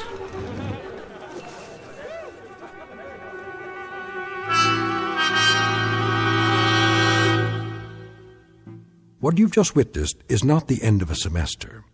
It happens to be the end of an era. Professor Ellis Fowler, a teacher of literature, a gentle, bookish guide to the young, is about to find a package under his Christmas tree, and not a pleasant one.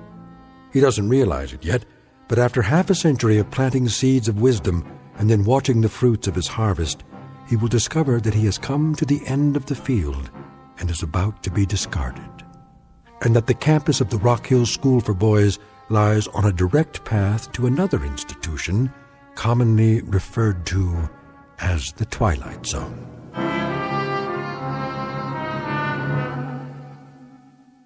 And now, The Twilight Zone, and our story, The Changing of the Guard, starring Orson Bean, with Stacy Keach as your narrator.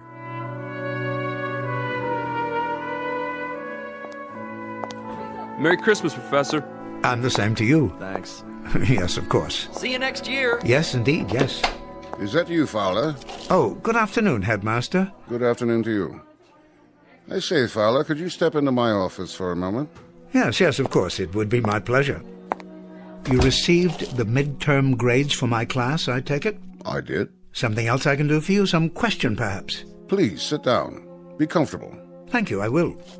You don't mind if I smoke, do you? By all means. I smoked a pipe for many years. I still love the fragrance of a good aromatic blend. Like spice on the air. Sometimes I think that's what I miss most, the aroma. It makes a room feel lived in. Quite right. At least for those who can tolerate tobacco these days. Of course, yes. Am I keeping you? What? No. There is going to be a broadcast of The Messiah at 5 o'clock. Is there? But I have plenty of time. It's a lovely piece, don't you think? It certainly is. Always very Yule-like. I agree.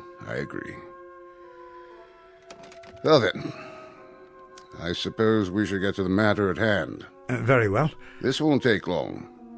Of course not.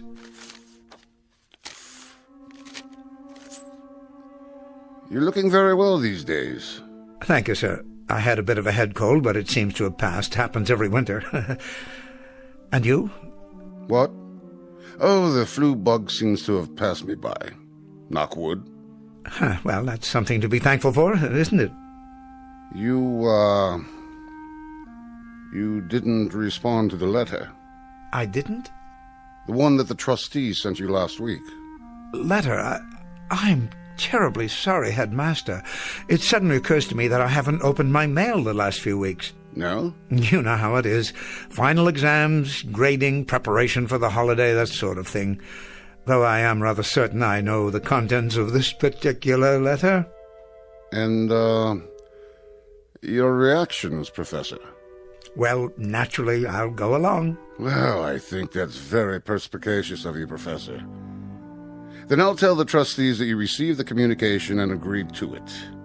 Now, as to your replacement... I told my housekeeper not a week ago that I should very likely teach in this place until I'm 100 years old. And with great pleasure, I might add. Professor... Did you know, 2 years ago, I actually taught the grandson of one of my earliest students. Can you imagine the satisfaction that gave me? A sense of, I don't know, not completion exactly, but accomplishment, perhaps, in some small measure. I venture to say that I'll live to teach a great-grandson one of these days. Please, if you'll... It was the Reynolds boy. You know him, I'm sure. His father was Damon Reynolds, and his grandfather, a regular rascal of a boy who persisted in calling me Weirdbeard. Didn't know I knew that's what he was calling me. A regular rascal of a boy went into the stock market, made himself a fortune, came back for his 20th reunion, shook my hand and actually said to me, "Professor Fowler, please forgive me for calling you Weirdbeard." Isn't that remarkable? Professor Fowler, you'll forgive me, sir, but I think you'd best read the communication that the trustees sent. Oh, indeed I will, though it's really an odd formality, this contract signing year after year. You can tell them for me, Headmaster, old Fowler won't depart the ship. Oh, no, indeed. He'll stand at the wheel through fair weather and foul, and watch the crews come aboard and then depart, come aboard and depart, as they always have. Professor Fowler, please, hear me out. Yes, was there something else?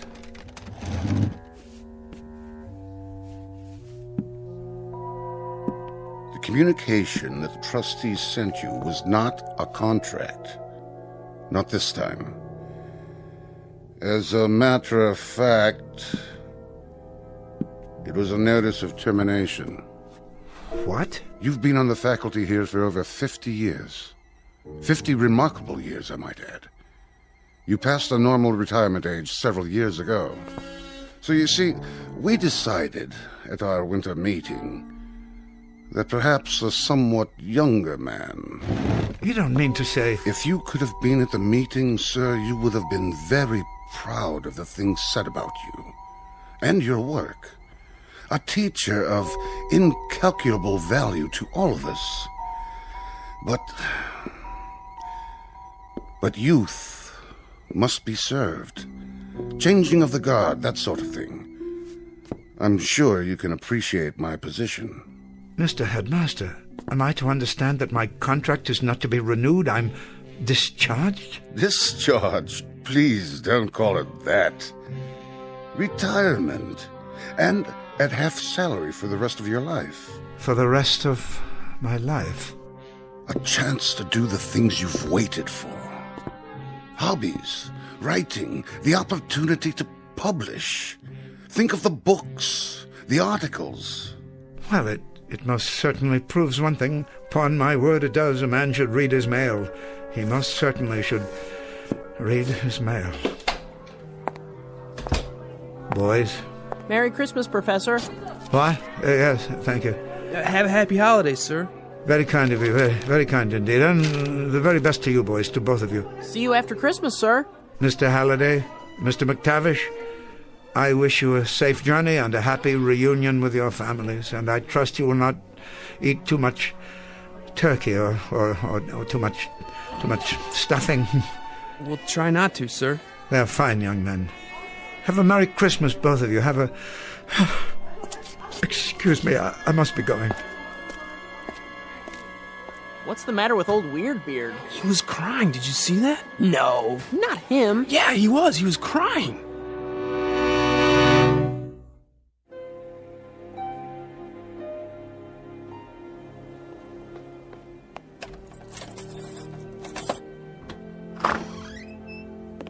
Letter. A letter, he says. Of all the... Oh, Mr. Fowler, I was worried about you. Huh? It's later than usual. I didn't hear you come in. Oh, that's all right. I had my key. Why have you left the door open? Sorry. Everything all right, Mr. Fowler? Here it is. What, Mrs. Landers, am I all right? I guess that would depend upon the point of view, wouldn't it?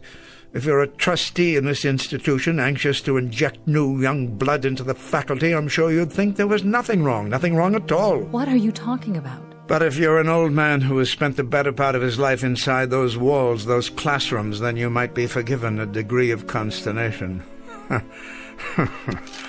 As a matter of fact, everything is not all right. Everything happens to be very wrong. What is it, Professor? What's wrong? See for yourself. Here, I'll read it to you, and so forth, so on, so on. And since it is the policy of the school to ensure our students the most up-to-date educational methods, we think it advisable that you consider this retirement to be a mutually beneficial decision. Please understand the spirit in which this request is made, and understand further that your contributions to Rock Hill School for Boys are a matter of record, as is our appreciation. Oh, my word, Professor, that means... That means, Mrs. Landers, stripped of its sophistry, its subtlety, its effort to break the news gently in so many words, I've been given the sack. But there must be some mistake. None of my boys were here, were they? Your boys? The students. They had a wonderful tradition that went on for many years. On the last afternoon of the winter term, they would gather outside, just there, beyond the window, and sing Christmas carols. I came to expect it after a while. They haven't done that in years, Professor. Not since before the war, as I recall. Of course, I should have remembered. I've become a worshipper of tradition, Mrs. Landers, a worshipper of tradition and a fervent follower of ritual. I know it now. I know it, and I can admit it. I guess that's why this whole thing has taken me by surprise. Can I get you anything? Anything at all? I'm an antique guarding antiques. I am the curator of a museum that houses nothing but some very fragile memories. Professor, you're the finest man. You're absolutely the finest man. And you, Mrs. Landers, have been the most wonderful housekeeper a man could wish for. Now, could you do me one small favor? Anything at all. Could you possibly brew me up a pot of tea? Oh, yes, that's a good idea. Would you mind terribly? Handel's Messiah is on the radio in a few minutes. I'd like to listen to it. I'll bring it right in, sir. Professor? What is it? You'll be all right for a few minutes. Don't be silly. I'm fine. I think I'll sit here and read the rest of my mail until then. It'll be just a moment. I'll be right back. Of course you will. And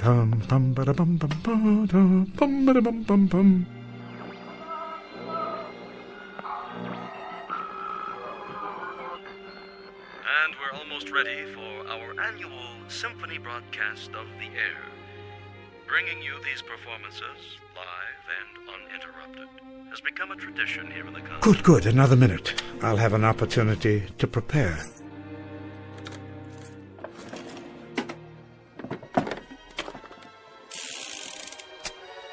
There.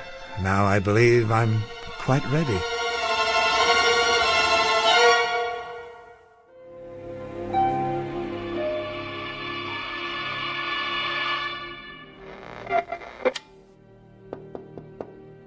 Yes, Mrs. Landers? Come in. Oh, I thought you were asleep, Professor. Not at all. I was listening to the performance. Magnificent, as always. Would you care for some more tea? Thank you, no. Well, I'll have dinner ready in a half hour. Why don't you take a little nap? I know I'm being very difficult, but could we put off dinner this evening? I haven't much of an appetite. You've got to eat something, Professor. Perhaps later. I could keep it warm for you. Why don't you rest for a while? Oh, I don't know that I feel like resting. Not just yet. As you wish. Do you happen to know... Yes, Professor? Where I've kept the yearbooks. The yearbooks? From the school? They haven't been packed away in the attic, have they? Why, no, I don't believe so. Check the corner bookcase. Yes, here they are. Oh, good. Did you want to see one in particular? No, it doesn't matter. So many years summarized here, encapsulated, as it were, as if these books were in some sense time machines. This volume, for instance, look at their faces. Timothy Arnold. Never thought that one would pass. Had an incorrigible habit of chewing bubble gum and popping it. Sounded like a small howitzer in the back of the room. Upon my word, it did. Why don't you sit down? No. And William Hood, little Bill Hood, smallest boy ever to play varsity football here. Believe it or not, he had a penchant for the poems of Shelley. Did he?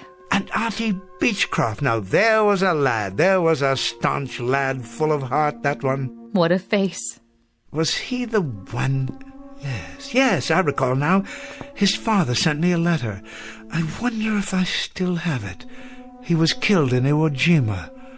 Freckle-faced little fellow, always grinning. Never stopped grinning, most infectious. He'd walk into a classroom and you simply had to smile. Let me put it back for you. They come and go like ghosts. Faces, names, smiles, the funny things they did, or sad things, or silly ones, or noble ones. And I gave them nothing. Oh, Mr. Fowler. But it's true, don't you see? I gave them nothing at all to protect them from the world. I realize that now. Poetry that left their minds as soon as they left the school. Aged slogans and homilies that were already out of date when I repeated them. Quotations so dear to me that were meaningless to them. Surely not. I was a failure, Mrs. Landers. I was an old relic that walked from class to class, speaking by rote to unhearing ears, unwilling heads. I was a dismal, abject failure. I motivated no one. I left no imprint. Now, where do you suppose I got the idea that I was accomplishing anything? How could I have thought that? Oh, Mr. Fowler. I will take that nap now, and I hope I haven't inconvenienced you putting off our dinner like this. You haven't. You haven't done anything of the kind. I'll straighten up for you. Don't bother. There's nothing on my desk of any importance. Dear, dear Mr. Fowler. Oh, of course I'll straighten up for you. The least I can do. It would be my pleasure. What's this? Bullets and an empty holster. Empty? Professor? Professor, are you in your room? Professor, are you out there? Where have you gone?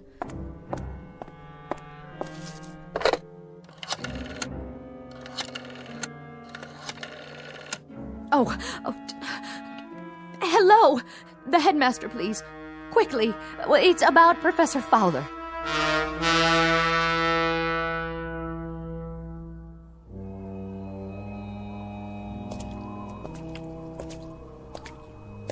Hello?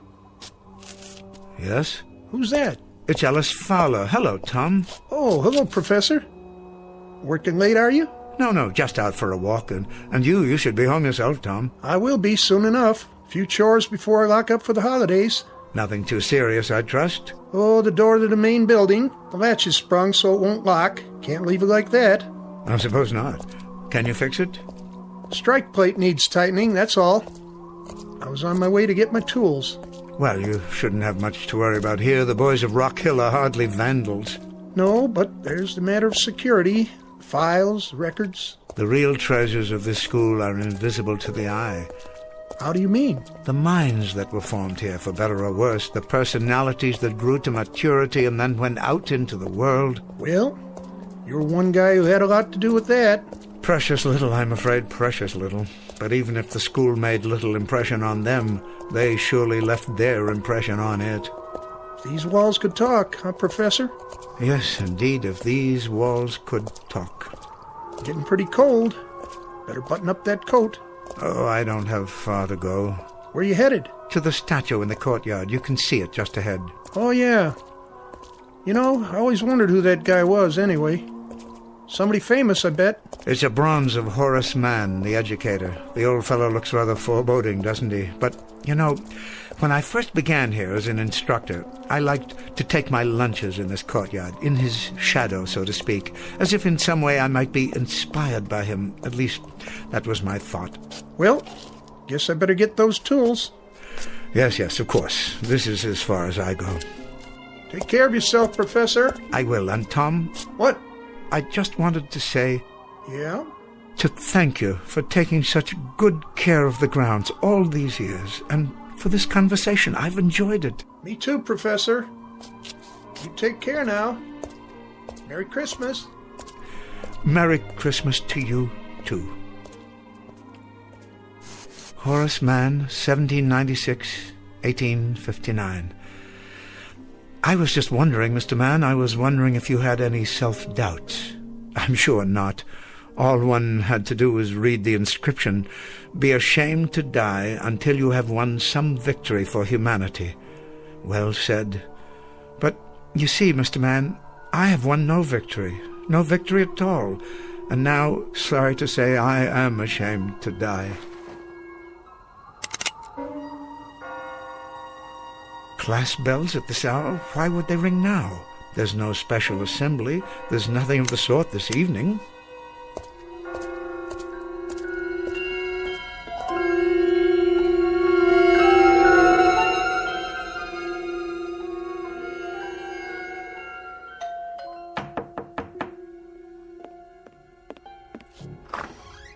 Oh, Headmaster. I came as quickly as I could. Thank you. Not at all, Mrs. Landis. I didn't know who else to call. Have you found Professor Fowler? Not a word. I'll contact the local authorities. If they see him... He couldn't have gone far. I'm afraid I must bear some responsibility for this. Oh, the professor doesn't blame you. Of course, he wouldn't. It's not in his nature. But perhaps if I had handled it differently... He should have been included in the board's deliberations. I want you to know that it was a most difficult decision. Most difficult. Well, the only thing that matters now is to find him. They say there'll be more snow tonight. Can you think of where he might have gone? Into town, perhaps, to visit a friend? He doesn't go anywhere except the school. It's been his life. Then I'll alert campus security. Though it's unlikely he's there. Everything will be closed now for the holidays. There's something I haven't told you. Yes? He has a gun with him. What? An old army souvenir. It belonged to his father. It's gone from his desk drawer. And so are the bullets.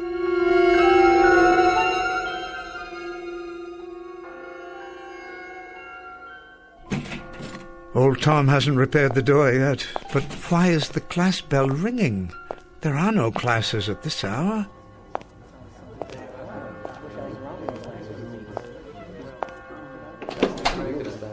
What is the meaning of this? Come in, Professor. We've been waiting for you.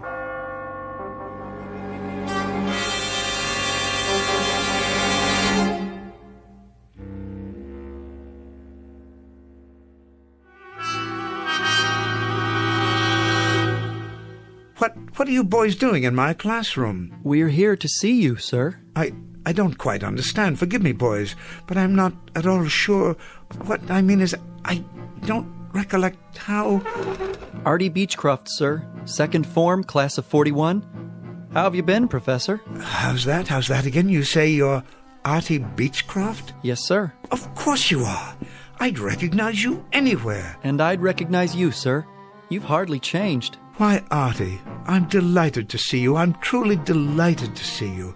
I've thought of you many times over the years, and I've missed your presence. And I've missed you, too. But what are you doing here? Forgive me, but you shouldn't be here at all. If memory serves, weren't you... That's right, Professor. I was killed in the Battle of Iwo Jima. One of this nation's proudest hours. I wanted to show this to you. What do you have there? It's the Congressional Medal of Honor. Splendid. It was given to me posthumously, sir. My father was very proud. Oh, my, and a very prideful thing it is, Mr. Beechcroft, a very prideful thing, and I am indeed proud of you, too. Thank you, sir. That means a great deal to me, more than you know. You were always a fine young man, but I don't understand. How can you be... Professor? What's that? It's Bartlett. 3rd form. I died in Roanoke, Virginia. I was doing research on X-ray treatment for cancer. You were? I was exposed to an overdose of radioactivity and contracted leukemia myself. Such a sacrifice, Bartlett, a terrible price to pay. But think of how many people have benefited from your efforts, your courage. Perhaps a few, sir. I hope so. I remember, Bartlett. I do remember. I read about it. That was a brave thing you did. An incredibly brave thing. I kept remembering, Professor. Something you'd said to me. A quote from a poet named Walter. Yes, Howard Arnold Walter, wasn't it? He said, "I would be true, for there are those who trust me. I would be pure, for there are those who care. I would be strong, for there is much to suffer. I would be brave, for there is much to dare." I never forgot that, Professor. It was something you left me. I never forgot. How very decent of you, Bartlett, to say that. That's why I brought the medal to show you, Professor Fowler. Yes, Mr. Beechcroft? Because it's partly yours. Not at all. It is. You taught me about real courage. You taught me what it meant. Why, how incredible. Professor? Why, it's Weiss, isn't it? Dickie Weiss. You were the first one, Dick, to... The first one to die in World War II, Professor. I was an ensign at Pearl Harbor, on the Arizona. Yes, you were. I remember you, Dick. It was in all the papers and on the radio. You saved a dozen men. I did my best, sir. You certainly did. Got them out of a boiler room after they were trapped and lost your own life doing it. You were at my elbow that day, Professor. What? You may not have known it, but you were. But why? It was a poem you taught me by John Donne. Any man's death diminishes me, because I am involved in mankind, and therefore never send to know for whom the bell tolls. It tolls for thee. Thompson, sir. 2nd form. Class of 39. I died on New Guinea, but you taught me about patriotism. Rice, sir. 3rd form. I died in the Battle of the Bulge. You taught me about duty, about never giving up against impossible odds. Hudson, sir. 2nd form, class of 1951. I did my service in Korea. You taught me about loyalty. Whiting, sir. 4th form, class of 53. I became a civil rights attorney. You taught me about ethics and honesty. I'm overwhelmed. We have to go back now. So soon, Auntie? I'm sorry, Professor. Go where? To the place where we belong. But we wanted to let you know that we were grateful, that we are forever grateful, and that each of us has in turn carried with him something you gave us, something that lives and will not die, not ever. We wanted to thank you, Professor. Yes, thank you. We won't forget. Take care, Professor. Take good care. You don't know how much. Goodbye. Goodbye. Must you go so soon, please? Can't you stay a little bit longer? Artie, I'm reminded of another poem by Shelley, if I can recall. It goes like this. Peace, peace, he is not dead, he does not sleep. He has awakened from the dream of life.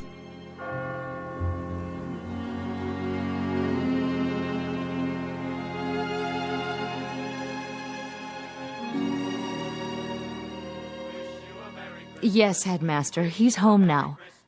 I wanted to call and let you know. Yes, he's all right. Yes, he's just fine. Thank you. Sorry about the misunderstanding. Merry Christmas to you, too. Do you hear that, Mrs. Landers? The carolers came this year after all. And a lovely sound it is. Lovely and joyous. Thank you, boys. I enjoyed your performance very much indeed. Merry Christmas, Professor. A Merry Christmas to you. And a Merry Christmas to you, young man. A very Merry Christmas. And may I add how grateful I am to all of you. I've always felt that Christmas caroling is a wonderfully special tradition. Merry Christmas, boys, and may God bless you. Such fine young men. That they are. They haven't come in such a long time. You know, Mrs. Landers, I've had a chance to consider. I think I will retire. I do believe I've taught all that I can teach. Oh, I'm sure that's not true. In any event, I wouldn't want the returns to diminish. Well then, if that's your decision, I think you've made the right one. I'm sure you have. So am I, Mrs. Landers. So am I. I hope so. Because You see, I do believe that I may have left my mark, such as it was. A few gauntlets of knowledge I've thrown out that may have been picked up here and there after all. Be ashamed to die until you have won some victory for humanity. I didn't win them myself, but perhaps I helped others to win them. So in that way, even in some small measure, they are victories that I can share. I'm sure that's so. I've had a good life, Mrs. Landers. A very rich life. A very fruitful life. And as for this particular changing of the guard, I wouldn't have it any other way. Wish you a Merry Christmas. We wish you a Merry Christmas. We wish you a Merry Christmas and a Happy New Year.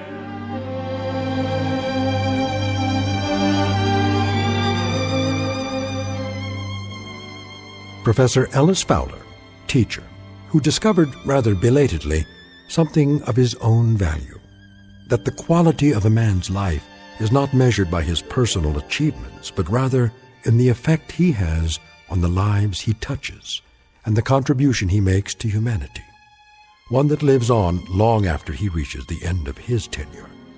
A very small scholastic lesson, but an exceedingly important one, from the campus of the Twilight Zone.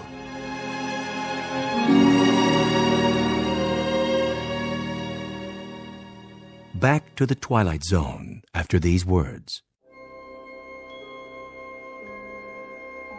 Hi, this is Carl Amari, producer of the Twilight Zone radio dramas. I'd like to take a moment to tell you about our official website at twilightzoneradio.com, where you'll get the latest news and information on these Twilight Zone radio dramas. Plus, at twilightzoneradio.com, you can digitally download 3 free episodes or any of our episodes for only $1.95 each. In this age of ever-changing technology, we've decided to make these episodes instantly available to you by making the Twilight Zone radio dramas a digital download-only series. This means that this series will no longer be offered on CD. The CD collections at our website are now being offered while supplies last at buy one, get one free. So be sure to get your favorites before they're sold out. Be sure to visit us often, and I'll see you in the zone.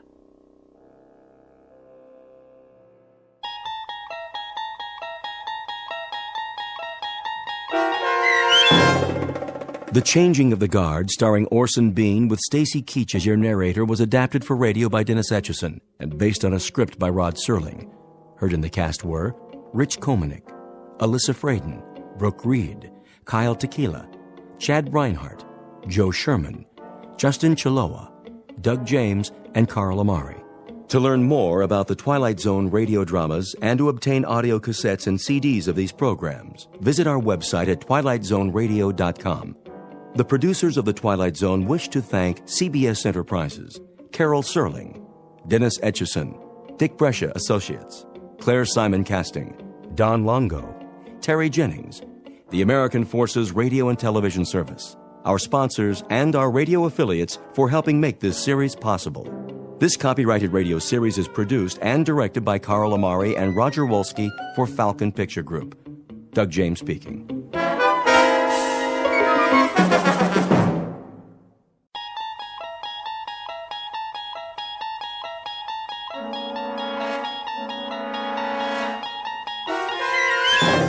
You unlock this door with the key of imagination. Beyond it is another dimension, a dimension of sound, a dimension of sight, a dimension of mind. You're moving into a land of both shadow and substance, of things and ideas. You've just crossed over into the Twilight Zone. Where would I find the thimbles? Well, you'll have to ask Mr. Armbruster, the floor manager. Over there, the man with the flower in his lapel. Thank you. Sir? Yes? I'm looking for the thimbles. The symbols? No, you know, for sewing, the pretty little gold ones. Well, that would be in gifts. Oh, thank you. Which floor? Is this dress on sale? Yes, madam. Oh, good. Can you help me? The sales girl will ring it up for you. Is gifts... Mr. Armbruster to Cosmetics. I'm sorry, what did you say? Is it upstairs or down? Mr. Armbruster, please come to the cosmetics counter. One moment. I'm needed. Is this the final markdown? Let's see. Yes, 40% off. I'll take it. Will that be cash? Charge. Oh, and can you gift wrap it for me? Well, certainly, ma'am. Customer service is downstairs. You take the elevator on your right.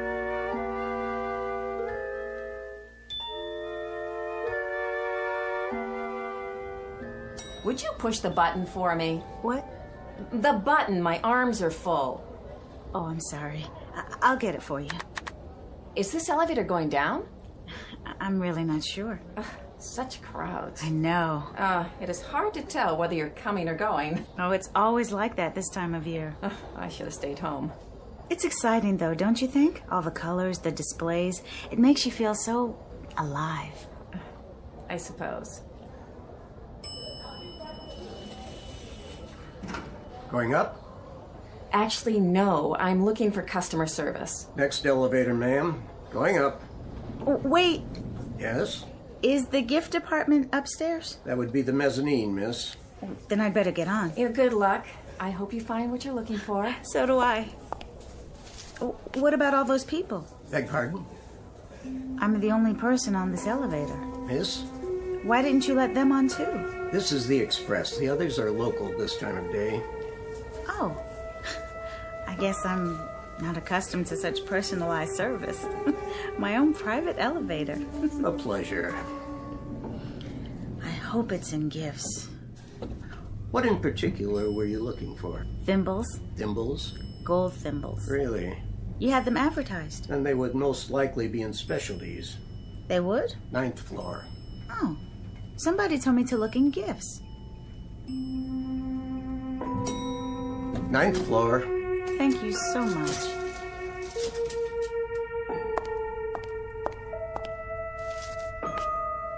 Wait, there must be some mistake. No one's on this floor. I don't even see a salesperson. Wait!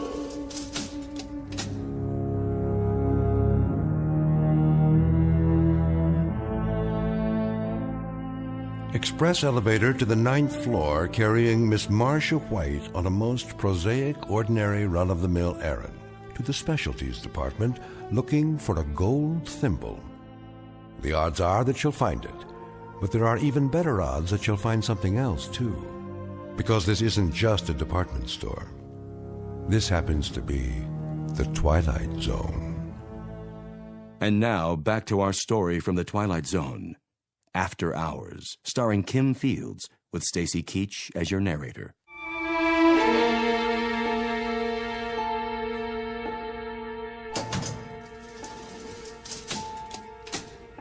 Wait, you can't leave me here. There's nothing on this floor, only empty counters, almost no lights at all. I want this button to work. Now I have to wait till he comes back. Rude, that's what I call it. Hello? Is anyone here? Anyone at all? May I help you? Oh. Is there anything the matter? Where did you come from? Come? From? I didn't see you behind the counter. Was someone helping you? No, how could they? I don't think I'm on the right floor. In fact, I'm sure I'm not. You see... Can I show you anything? Why, yes. If you are open, that is. And what would that be? Well, actually, I was looking for a gold thimble. Really? Mm-hmm. It's a gift from my mother. I see. Gold thimble. Gold thimble. Oh, yes. I think we have just the thing. You do? Something you'll like. In fact, I'm sure you will. But where? I don't even see any merchandise. Down here, at the end of this counter. This way, please. Oh, I see it now. There. How about this? It's all by itself in a glass case? Well, that does make it stand out very dramatic. And in its very own little velvet box. That's lovely. Don't you adore it? May I see? It's 14-karat gold. Really? Quite distinctive, don't you think? Do you have any others? Only this one. But why look any further if this is the one you like? You do like it, don't you? Yes, it's perfect. How did you know? Let me write it up for you. Charge? What? Will this be a charge? Oh, no, I'll be paying for it in cash. As you wish. It's easier that way, at least for me. Applying for credit, waiting to be approved. I never have enough time to go through all that. Do you know what I mean? I know exactly what you mean. Do you want it gift wrapped? Yes, please. If you have the time. On second thought, I'd better wrap it myself. Of course. It seems that there's never enough time, is there? Oh, I forgot to ask. How much is it? $22.80 plus tax. Is that all? Quite reasonable. It's our annual markdown sale for preferred customers. How nice. $25 even. Here you are. Perfect. You know, this is so... What? So odd. In what way, Marcia? Well, you don't have any merchandise here in any of the displays except for this thimble. Except for the very thing I needed. Is that so odd? We pride ourselves on catering to the discriminating shopper. I'm not sure. The whole floor looks so empty. And all the cases... You called me Marcia. Did I? I'm sorry. That was forward of me. I should apologize. How did you know my name? Aren't you a regular? I've probably seen you around the store. No, you haven't. I've never been to this department before, and I certainly have never seen you. Are you sure? Look, I don't want to make a big thing out of this, but really, what kind of place is this? What do you mean? I mean, I go shopping and I want just one small item, a gold thimble, and I end up in this store on a floor where there isn't anything in evidence except the item I'm looking for. Now, you may be more sophisticated than I am. Not at all. But I'd call that odd. Here's your purchase. Well, don't you? Please come again. Anytime. The elevators... But of course, you remember where it is. Yes. Yes, I do. Thank you.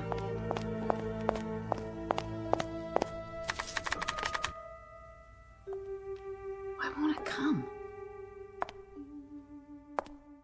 Oh, Miss White. What did you say? I was wondering. What? Are you happy? Am I happy? You'll have to forgive me, but it's really none of your business. Is that so? Why are you smirking? Was I? You are. You're laughing at me. I didn't intend. Is this all a practical joke, one that no one's bothered to let me in on? Not at all. Then explain why you know my first and last name. I didn't give you a credit card or show you my ID. As I say, we must have met before, somewhere. And where would that be? I'm sure I don't remember. And why the personal questions? Am I happy? What does that mean? I was making conversation. But what business is it of yours? What possible interest could my life hold for you? Very well, Miss White. Suit yourself. It's none of my business then, as you say. I believe your elevator's here. Going down. What did she think was so funny? Pardon? Nothing. Did you find what you were looking for? As a matter of fact, I did. Excellent. Also, as a matter of fact, it was the only thing for sale on that floor. You don't say. Somebody ought to hire an efficiency expert or something. Oh, dear. One entire floor devoted to the sale of a single gold thimble. And an extremely odd sales lady. Somebody ought to look into her while they're at it. Odd, you say? You don't believe me? See for yourself. A very nice choice. Wait, this is scratched. I didn't notice. I can't send this to my mother. It's scratched terribly and dented, too. You see here? Main floor. Just look at this thing. It's scratched and it looks like somebody stepped on it. Main floor.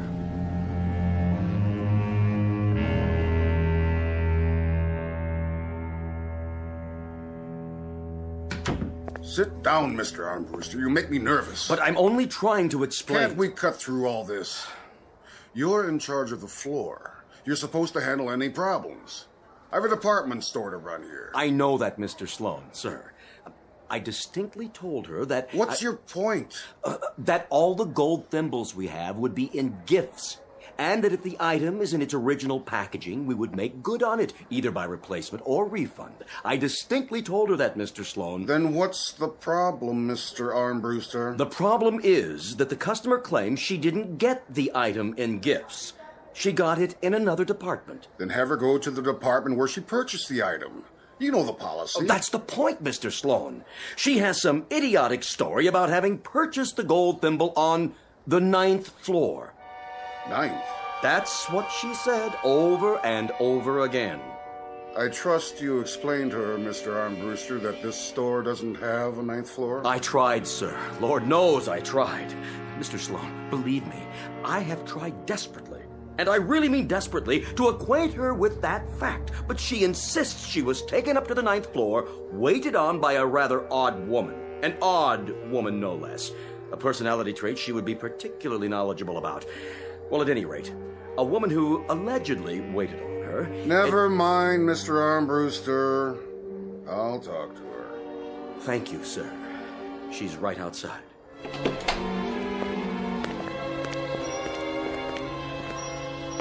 Miss White? Oh, there you are. This is Mr. Sloan. How do you do? He is the manager of the entire store. Hello. Perhaps I can help you, Miss White. I hope so. I'll do my best. It's about this thimble. Let's have a look at it, shall we? It's dented. Oh, my. And scratched. See here? Well, now it most assuredly is. If you'll simply take it back to any register in the gift department, we'll be happy to replace it with merchandise of equal value or issue a credit. If that's all... Mr. Sloan, I've already explained to your Mr. Armbruster here. I didn't purchase this in the gift department. Where then? Now it begins. I was taken up to the 9th floor. Taken? If I may interrupt you right there. That's what's so difficult to understand, Miss White. What is? You see, we don't have a 9th floor. But that's ridiculous. As long as I've been with the store, which, by the way, is a considerable number of years... A considerable number. Well, I know what I know, Mr. Sloan. There's an old saying, those who were there know more than those who weren't. And I was taken up to the 9th floor, definitely. There's no question in my mind. I saw the numbers flash by, and then the elevator operator opened the door. Taken by whom? The express operator. And after that, he took me down again to this floor. Express, did you say? Yes, the express elevator. And I was waited on by a very odd woman. Is your receipt in your bag? My receipt? I didn't get a receipt. You see? I paid cash. I gave the woman a $20 bill and a $5 bill. Then I was given the thimble in this little velvet box here. It doesn't look like one of ours. Then I took the bag and... From the odd woman. She was odd. Anyone would say so. Can you be more specific? She had a very chic tailored suit with her hair tied back tightly in a sort of bun. She seemed to know exactly what she was doing, so I'm sure she's also been with your company for a considerable number of years. And her name was? I don't know. You see? I didn't ask. All our employees are required to wear name badges, like Mr. Armbruster here. So all you'd have to do is glance at the lapel. Voila. And there's the name. I honestly don't think she had one. No, I'm sure. Just the tailored suit with a plain neckline, no jewelry. If you could give me something more to go on. I'm trying. Otherwise, without a proper receipt, I'm afraid... Like that woman. Which? She looked exactly like that woman over there. Where? Standing by the designer collections. The same outfit, same color. That's one of our newest designer suits. It hasn't even been put in the window yet. How did she... Wait. Yes? It not only looks like her, it is her. It is? The woman. The one who waited on me. She's standing right there. See her? Well, this will settle it then. Yes, it most certainly will. Miss, I wonder if you'd mind... She can't hear you. Mr. Armbruster, would you kindly ask her to come over here? With pleasure. Excuse me. Sorry. If you'll kindly step aside, I have to... You? Do you work here? I said... May we have a word with you, madam? This customer says she purchased a gift item from you earlier today. She refuses to answer. If you'll face me, please. My name is Sloan, and I'm the manager of this store. Where is your ID badge? I told you she won't answer. She is not from any of my departments. My salespeople are all trained to be courteous, responsive. Are you deaf? Turn around and let me see your name. Oh, no! You still say this is the one who waited on you, Miss White? What in the world? What's the matter with you, Armbruster? Leading me on a wild goose chase. This is a mannequin. No! I could have sworn. Of course it is. I knew that all along. A small jest, sir. A very small one. Only a mannequin, dressed for display in ladies' couture. Why, what do you say now, Miss White? A dummy! Not a sales girl at all. A mere dummy. Armbruster, what are you doing in ladies' lingerie? Sir, I'm waiting to see if our favorite customer, alleged customer... Miss White? You mean she's still here? In the ladies' lounge. I thought I told you to show her the door. She didn't feel well. She wanted to lie down. I thought it best to accommodate her. You never know about these crazies. Lawsuits, insurance claims. Oh, all right. Let her rest. But send someone in to see how she's doing. It's almost 6 o'clock. Yes, sir. Miss Keever? Yes. Well? Mr. Armbruster? Well, how is she? Oh, Miss White. She'll be all right, Mr. Armbruster. She was feeling a bit faint. I think she may have gone to sleep on the couch. Wake her up, then. Get her on her feet. We'll be closed in a few minutes, and I want her out of here. Post haste. Oh, I'll see what I can do. As soon as I ring up a sale, Now, Miss Keever. Yes, sir. Tell her we're closing. She can come back tomorrow, and we'll get her a replacement on her merchandise, or a refund, or anything she wants. I'll tell her, sir. What I'd like to give her is a bus ticket to any department store west of Cleveland. Preferably one in Chicago, Los Angeles, or Honolulu. Miss Keever, did you hear me? Closing time.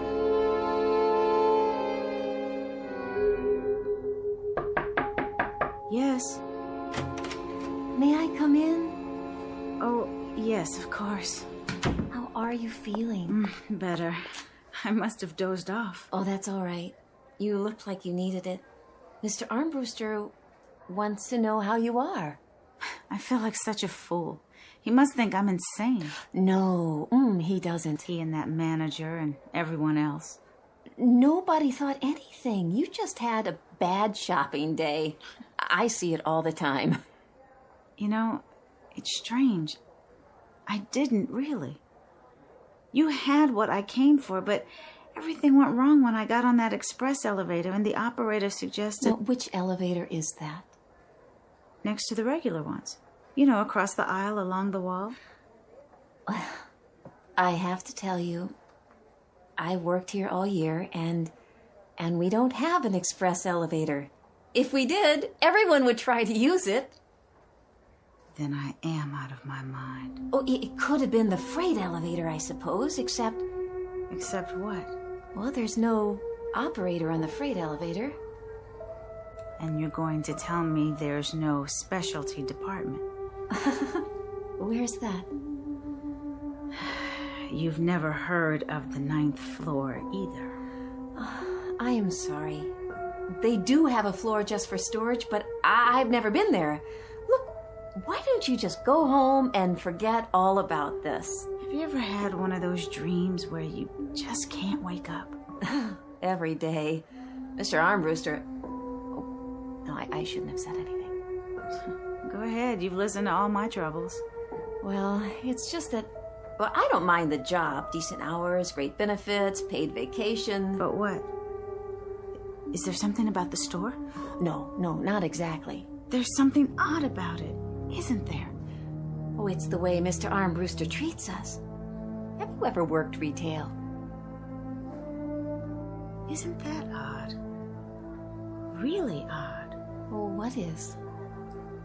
Do you know, right here, right now, at this moment, I'm not sure.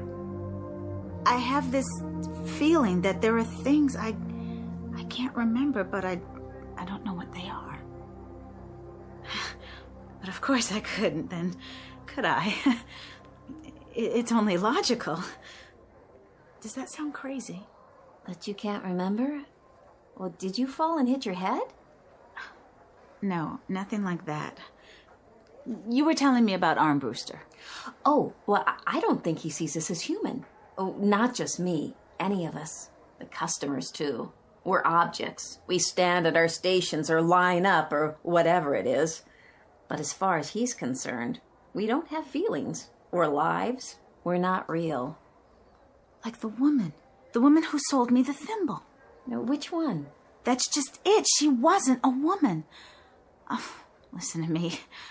I think you're right. I'd better go home and get some rest. Well, can I call for a cab? It's no trouble. Don't bother. I'll walk. Is it very far? I don't think so. What's your address? My address? Okay, I am off in a few minutes, and I have got my car. Oh, that's not necessary, really. Just let me stay here for a minute more. I'll put on my shoes. Peggy? Yes? You've got a customer waiting. Oh, okay, I'll be right there. Miss White, don't worry about Armbruster. Look at it this way. You're one of the lucky ones. I don't feel very lucky. Well, think about it. You can walk out of here anytime you want to. But why can't I remember my own address? Oh, why am I so tired?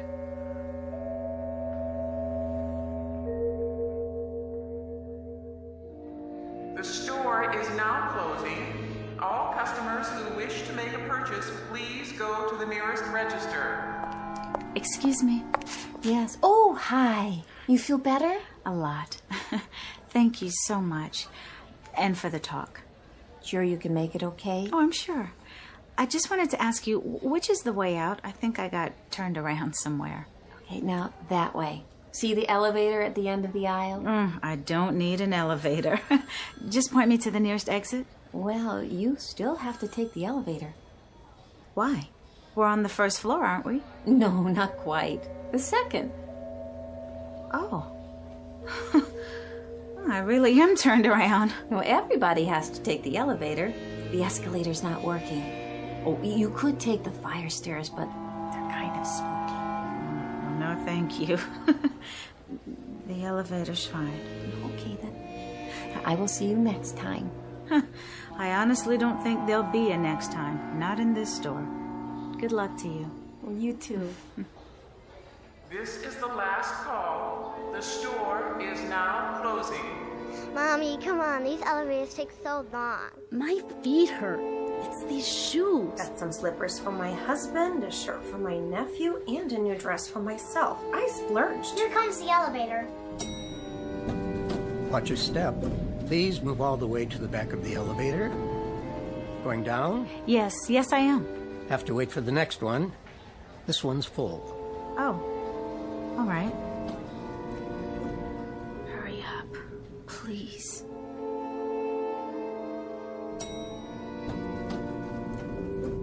Going down. Yes, please. Step into the elevator. But why is it so dark?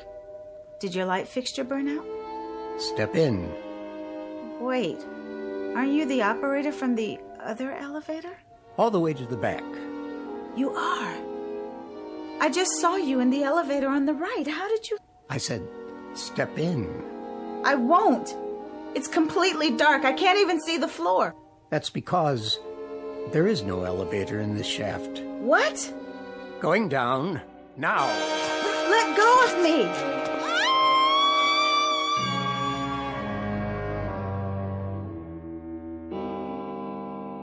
What? What happened to the lights? I'm still in the lounge. Oh my God, I must have fallen asleep again. Oh, what an awful, awful dream.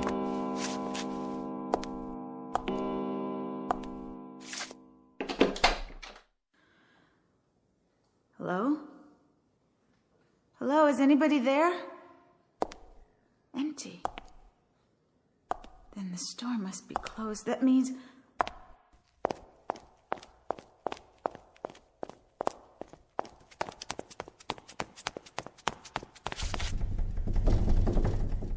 I'm locked in.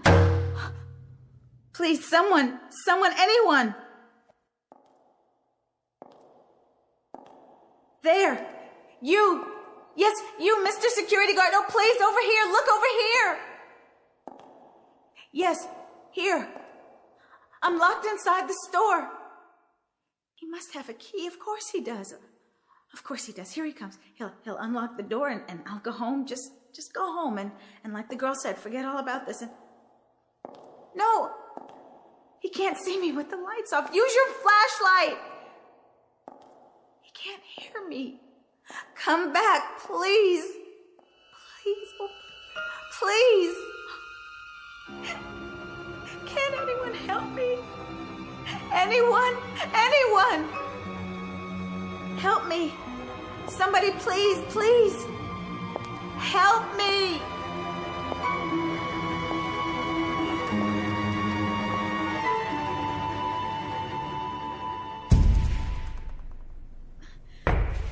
The window won't break.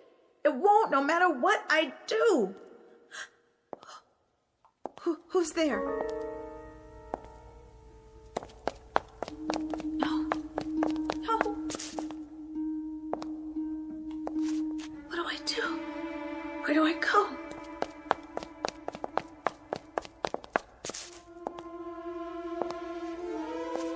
I'll hide. That's it. I'll hide. He won't find me. Whoever he is, where? Men's department. No, not that way.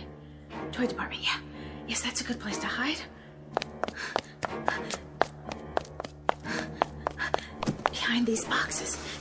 If I can squeeze down. Hi! Want to play? Bet you can't catch me! Want to play? Bet you can't catch me! Catch you!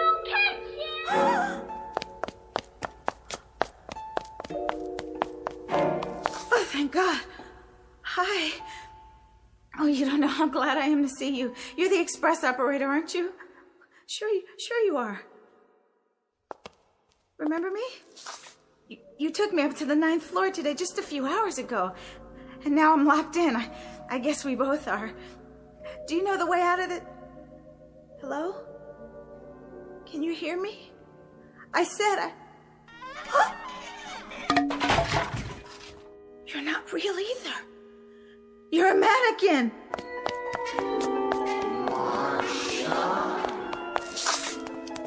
Who do you think you're fooling, Marcia? Come on, dear. Climb off it. You remember, Marcia? You know who you are. We do. We do. We do. A payphone. Yes. Where's my purse? I don't have any change. Help! Someone, please!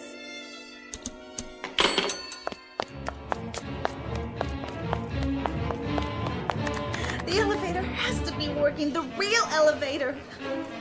Please. Please come. Hurry.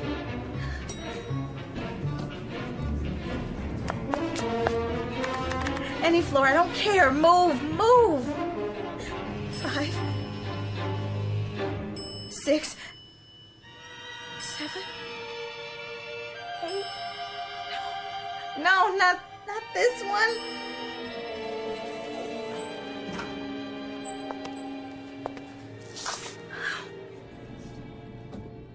Wait, not the 9th floor.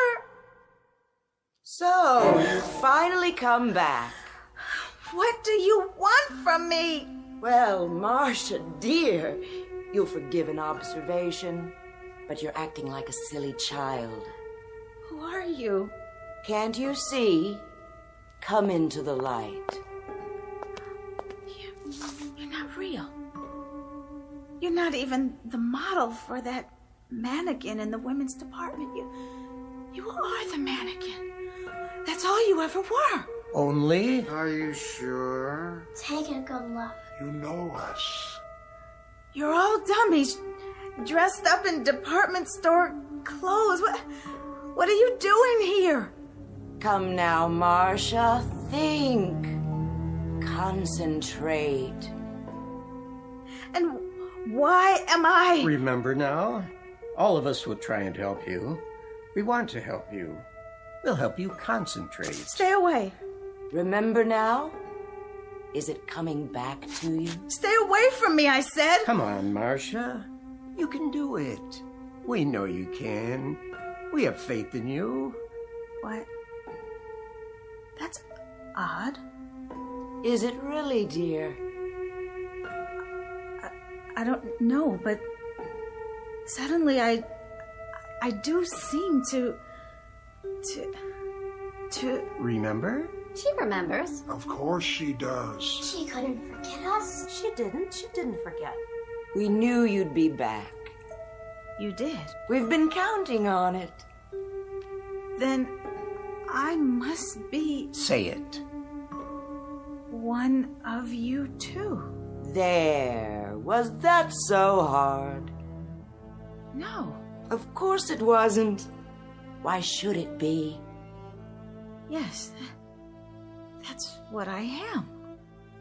One of you, and this is my address, isn't it? It's where I live. Good girl. And it was my turn to... Go ahead. Say it. Your turn to leave us for a month. Becoming much clearer now, isn't it? You left us last month to live with the outsiders. But you were due back yesterday, and you didn't show up. And you know, Marcia, that's selfish, my dear.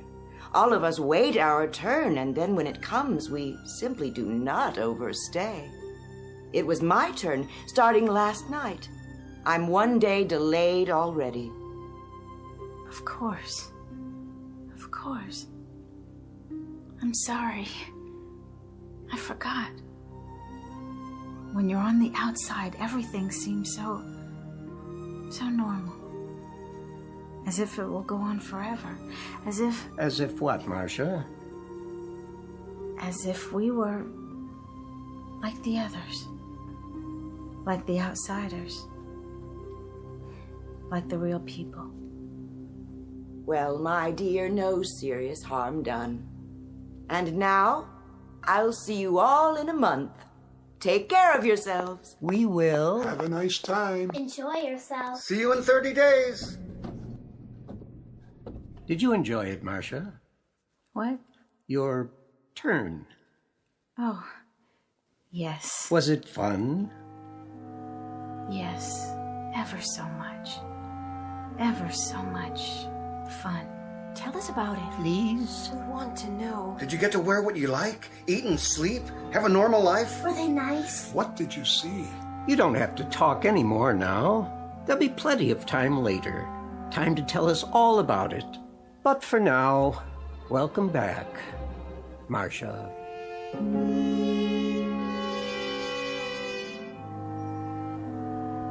Good morning, Miss Keever. Morning, sir. Ready to set a new sales record? Oh, yes, sir. Splendid. I see the very irritating Miss White finally made it out of the store. Well, I guess so, sir. I didn't see her go. Well, good riddance to her and her little golden thimbles. Excuse me. Yes? Where can I find, well, Speak up. ladies' undergarments? Right here. Miss Keever will help you. You Armbruster? Mr. Armbruster. And you are? Maintenance department. I got another dummy for you. Where do you want it? On the pedestal in the window. As soon as it's properly dressed, of course. Right. Hold on. Yeah? Is that a new model? Don't ask me. For a moment there, that is, reminded me of someone. That right. Someone I believe I've seen in the store. I can almost place her. Oh, well, I'm sure it doesn't matter. I have much more important things on my mind. All right, setting her up over here, Mr. Armbruster. Marcia White, in her normal and natural state, a wooden lady with a painted face, who 1 month out of every year takes on the characteristics of someone as normal, as much flesh and blood as you and I. But it makes you wonder, doesn't it, just how normal are we? And who are the people we nod our heads to as we pass on the street?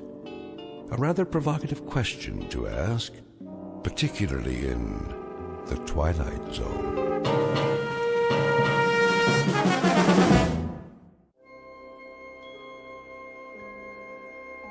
Hi, this is Carl Amari, producer of the Twilight Zone radio dramas. I'd like to take a moment to tell you about our official website at twilightzoneradio.com, where you'll get the latest news and information on these Twilight Zone radio dramas. Plus, at twilightzoneradio.com, you can digitally download 3 free episodes or any of our episodes for only $1.95 each. In this age of ever-changing technology, we've decided to make these episodes instantly available to you by making the Twilight Zone radio dramas a digital download-only series. This means that this series will no longer be offered on CD. The CD collections at our website are now being offered while supplies last at buy one, get one free. So be sure to get your favorites before they're sold out. Be sure to visit us often, and I'll see you in the zone.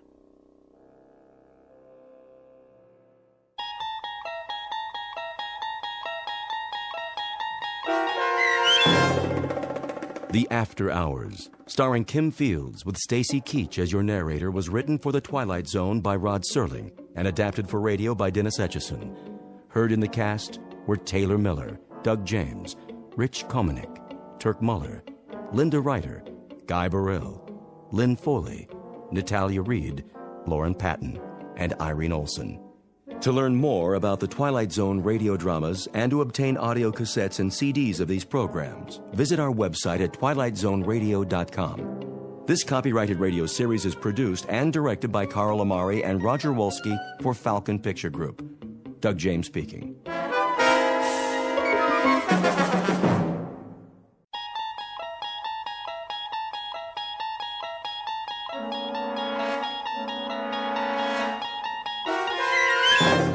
There is a fifth dimension beyond that which is known to man.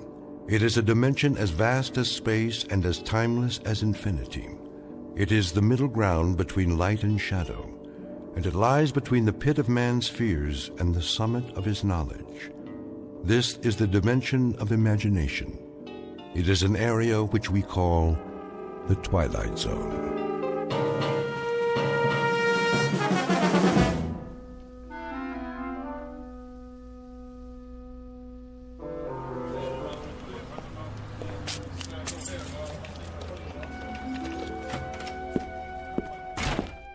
Good morning, Mr. Bemis. Oh, hello, Cheryl. How are you today? Fine, just fine. You're on time, I see. I was getting worried. Were you? I thought you'd be here already. Well, normally I would be before Mr. Carsville notices. Had a bit of a delay, though. What happened? Well, I decided to stop by the library on the way. A few books, to return. But they've changed the hours. They have? Yes. Do you believe it? Opening later, closing early. It's getting harder and harder to check out a book. Scarcely any time at all. Well, don't they have a slot or something for returns? Oh, they do. But what if you're interested, let's say, in scanning the morning paper without having to purchase a copy? Or a student trying to finish a last-minute assignment? And those who work during business hours, who won't be able to use the library now? The right to read is slipping away, and no one seems to care. Oh, here he comes. Get ready. Well, as ready as I'll ever be. Morning, Mr. Carsville. Morning, Miss Anderson. Bemis. Good morning, sir. Glad you decided to join us. Better late than never, I always say. 7 minutes to go. Let's open the bank on time today, shall we? Yes, sir. Scrooge. What? The boss in A Christmas Carol? Doesn't Mr. Carsville remind you the least bit of Ebenezer Scrooge? Well, I don't think I've read it. Really? Well, you should. All of Dickens' Christmas stories, as a matter of fact. They serve as a fine introduction to his novels. Nicholas Nickleby, Oliver Twist. Time to open the front door, Mr. Bemis. They're lining up out front. Oh, yes, of course.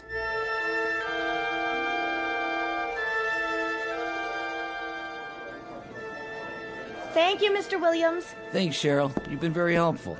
Have a nice day. Marvelous.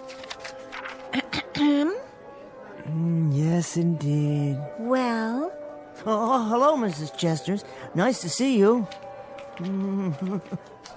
Is this window open or not? What? Oh, of course it is. Sorry. I'd like to make a withdrawal. Certainly. For how much? There's the slip right in front of you. Can't you see? Yes, I see it now. Mrs. Chesters, have you ever read David Copperfield? How's that? Wonderful book. Here's this poor little fellow whose father has passed on, and his mother has remarried a miserable man named Murdstone. Can you believe that name? And Murdstone has this sister, Jane, and... Mr. Bemis, you shortchanged me again. I did? Oh, my. You owe me $1 more. There's only 24 here. I should have 25. Quite right, quite right. I'm truly sorry, Mrs. Chesters. I thought there were 5 ones. Here you are. Now then, there's another character in the book named Micawber, Mr. Micawber. He's always being taken off to debtor's prison. You read too much. I do? Perhaps if you didn't, you wouldn't need such thick glasses. There's a wonderful woman in it, too, named Peggotty. She's David's nurse, and... This is a bank. If I wanted to know about books, I'd go to a library. Well, you see, the library's hardly open anymore, so I'm afraid you'd find that you... Mr. Bemis. Yes, Mr. Carsville. I wonder if I might see you in my office. Now, Bemis.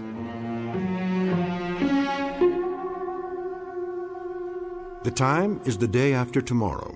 The place is anywhere, so long as it can accommodate a bank, a main street, and a library, along with a myopic little man with Coke bottle glasses named Henry Bemis. The gentleman in question has only one passion in life, and that is to read. Mr. Henry Bemis, conspired against by browbeaters and henpeckers, and by clocks whose hands waggle disapprovingly and always disallow the moments he'd prefer to spend on his favorite pastime. Today, however, Mr. Bemis will finally have his chance to read anything and everything, in a world much different from the one he knows now. A world without bank presidents, a world, for that matter, without anyone at all, located in a place called the Twilight Zone.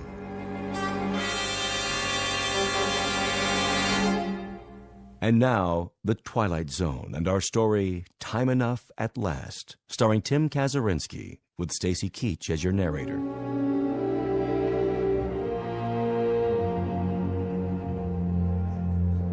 Did you hear what I said, Bemis? Why, certainly, Mr. Carsville.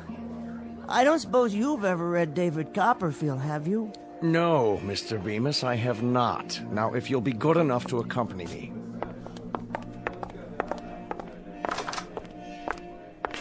Now, Bemis. Yes, sir? I shall come to the point of this interview.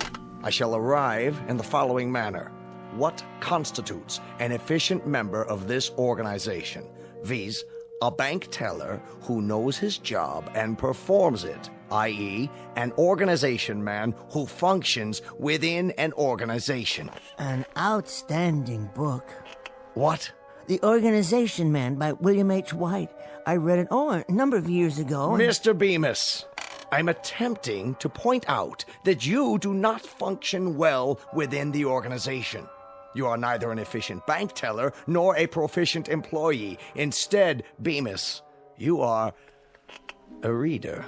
So I am... A reader of books, of magazines, periodicals, newspapers, pamphlets, brochures, catalogs, advertisements, tracts. And chapbooks and broadsides and instruction manuals. Oh, all sorts of things.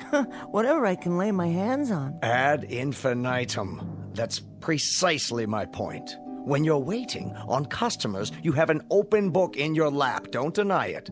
When you're balancing the daily tally sheets, one eye is on a printed page.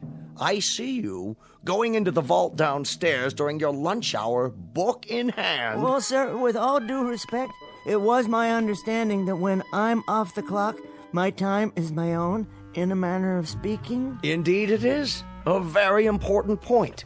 Do you know how I became the man I am, Bemis? Let me see, No, I don't. I was a teller once myself. Hard to believe, I know. A good teller, I'm proud to say. Became what I am today because I spent my lunch hour in the following manner. 5 minutes for a sandwich, 2 minutes milk, 1 minute cookie, then 52 minutes spent studying. And do you know what I studied, Bemis? I can't say that I do. Finance and banking. Is that so?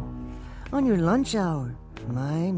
I practiced adding up figures, subtracting, dividing, compounding interest, and after 21 years passing through the ranks, do you know how I wound up?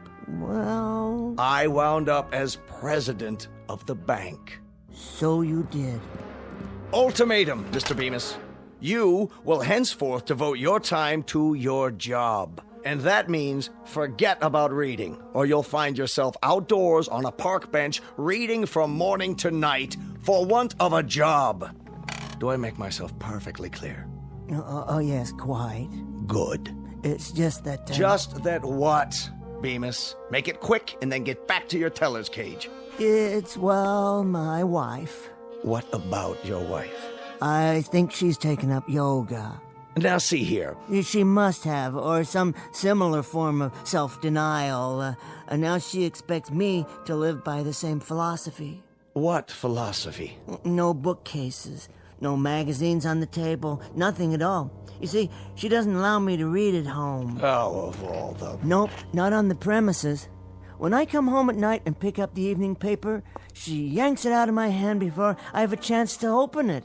And then after dinner, when I try to look at a magazine, to relax, you understand, she's already hidden them away somewhere. It's gotten so bad that I find myself reading the labels on condiment bottles at the dinner table. Now she won't even let me use catsup. Unasked, let me give you my reaction to all this. Oh, please, please. Your wife sounds like an amazingly bright woman. Helen? Well, she is intelligent, but... To see the problem and zero in on it like that. Problem, you say? Your compulsive reading.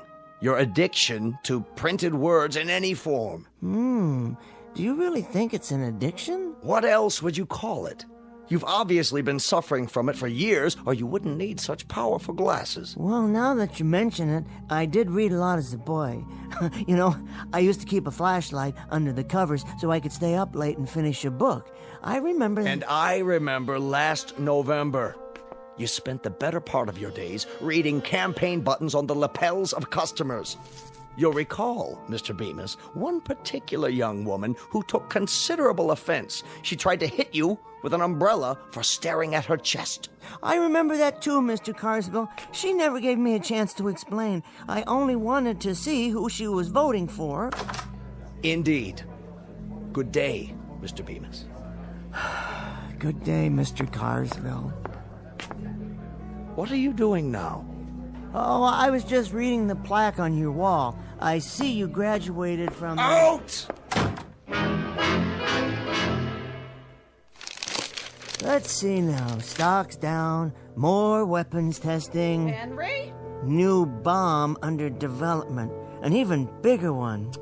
Now that's something to think about. Henry? Yes, dear. I'm in the living room. Do you want more coffee or don't you?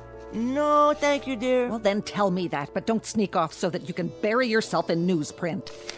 Sorry. I was only checking the headlines. I think we've gone over this quite enough, Henry. I won't countenance a husband of mine sacrificing the art of conversation to...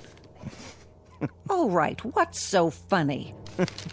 Nothing, dear. Go on, out with it. Oh, it's just the way you worded that. A husband of yours. How many husbands have you had? I thought I was the only one. I would appreciate your not rubbing it in. Oh, Helen, that was a joke. Go into the other room and change your shirt. Now? Well, there's nothing wrong with this shirt. It's the same one I put on this morning. You ironed it yourself. We're playing cards tonight. I want you to look fresh. Cards? That's right. Cards. We're going over to the Phillipses. Oh, we are? Well, Henry, any objections? No, dear. I must have forgotten. What time are we due there? In about 15 minutes. That's why I want you to change your shirt. Try to look at least remotely respectable. I'll be ready, dear. See that you are. And clean your glasses while you're at it. What? Your glasses. You won't be able to see the cards with dirty glasses. Oh, that's true. I wouldn't be able to see anything without these. Do you want me to wipe them off for you? No, I'm quite capable. Well, then do it. And don't use your shirt tail. Oh, I wouldn't think of it. 15 minutes, Henry. Aha, just enough time for a short read. Now, where did I hide it? Ah, in this drawer.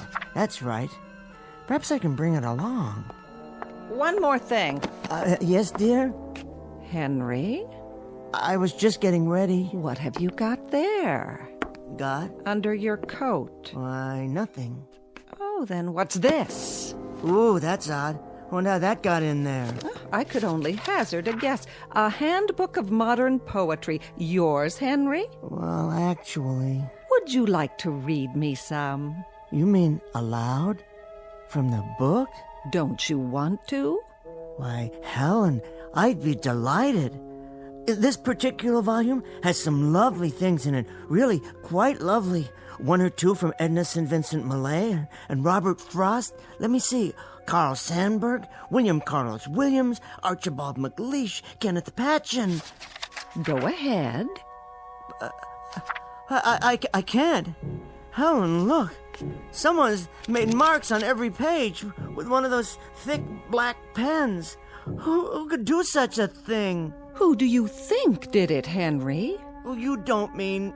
You should thank me. A grown man who reads silly, ridiculous doggerel? It isn't doggerel. There were some beautiful poems in here. I say it's doggerel. I also say it's a waste of time.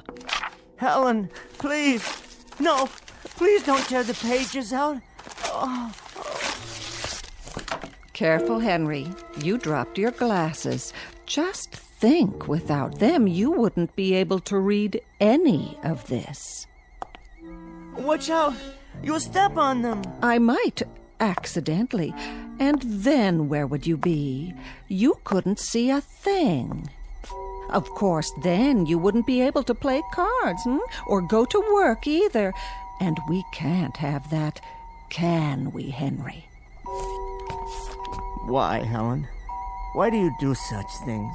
For 20 years. Because I married a fool. There'll come a time, Helen. There'll come a moment when... When what, Henry? When you'll be paid back for such indignities and cruelties and miseries. You'll see. Where are you going, Henry? To change your shirt? I'm going to bed, Helen. There's one thing you didn't count on. I've learned these poems by heart. And you know what I'm going to do? I'm going to say them to myself aloud and listen to the music of those beautiful words, because you can't vandalize what's in my mind. You can't climb in there and scratch out and tear up and destroy such magnificent language. No one can. Henry? Henry, I'm speaking to you!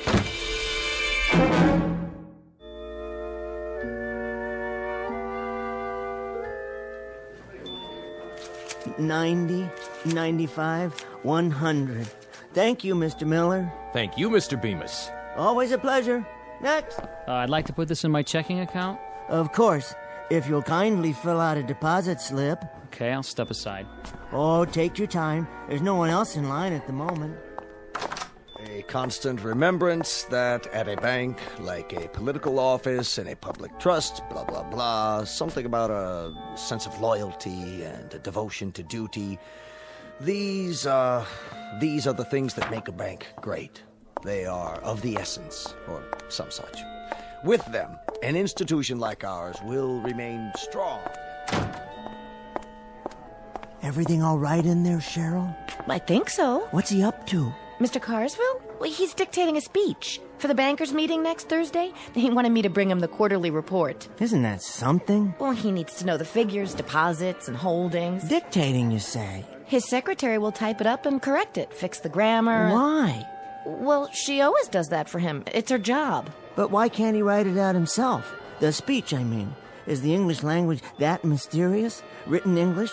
It's really very simple. You gather your thoughts and put them down on paper. They're only words, after all. Words that begin as feelings and become thoughts and then are turned into sentences. I never thought of it that way. Do you see my point? It's the most basic process of the human mind, assuming one has at least an elementary vocabulary. Maybe it's a matter of time. He must have a lot to do running the bank and all. Time, yes, time. That I can understand completely. It's a matter of fitting it into your schedule. But if you want to badly enough, you'll find a way. Take reading, for example. I wouldn't trade it for anything. A doorway, as it were, a privileged entry into another mind, a chance to see the world through someone else's eyes. Here's my deposit slip. Oh, yes. Thank you, sir. And here's your receipt. Okay, see you next week, Mr. Bemis. Oh, I'm sure you will. I'll be here. Where else could I be? It's almost time for lunch. Is it? Already? I was just wondering. Yes? Would you like to join us? Pardon? Well, some of us are going down the street to that new restaurant. They say it's really nice. Is that what they say? Why don't you come along? Unless you have something else to do. Well, that's very kind of you, Cheryl. Very, very kind. But as a matter of fact, there is something I have to finish. I understand. Good, that's good, because, you see, I love Joyce. Oh, does she work near here? oh, heavens, no. That's funny, Cheryl. Really, very funny. I didn't know you had such a sense of humor. I mean, James Joyce. I see. Do you? James Joyce, the writer. Have you read Dubliners? It's the most marvelous book. One piece in particular, The Dead, is perhaps the finest story I've ever read. I'm rereading it now for the first time in years. Just a few pages to go. With any luck, I can finish it on my lunch break. The ending is quite moving, as I recall. Transcendent is the word I'm looking for. Yes, I'll be happy to loan it to you if you like.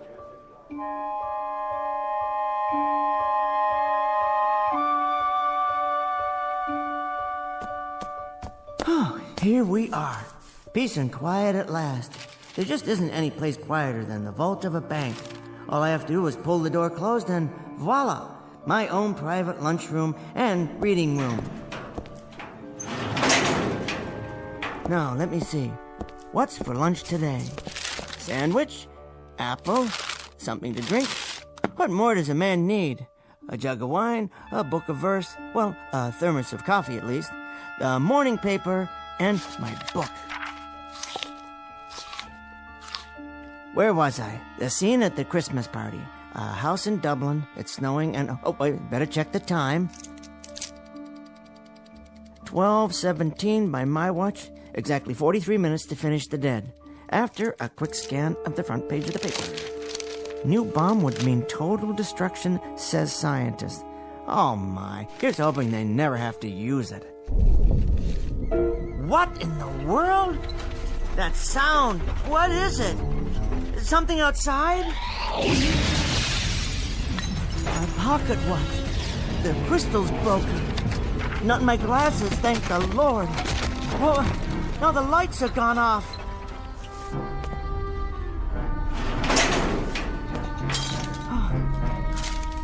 Hello? Hello upstairs? Is everything all right?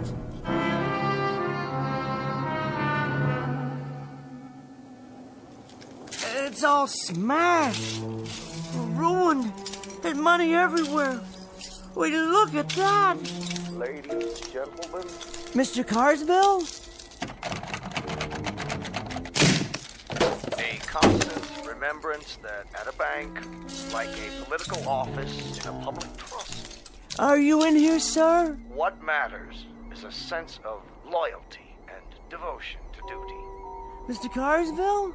So in conclusion, etc., etc., that's my speech for the Thursday night banquet, Miss Jackson, with revisions. Would you type that up in triplicate for me? Type that up in triplicate for me. Type that up in triplicate for me. Type that up in triplicate for me. That's only the dictation recorder. Mr. Carsville's phone.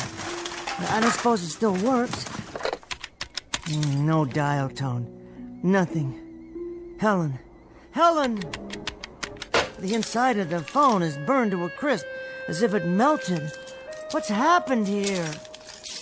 Why, there's no longer any window or wall, just a huge hole. Cheryl?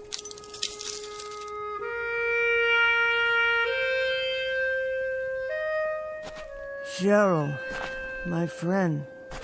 You were my friend, weren't you? My only friend. And now you're gone, too. It's all gone.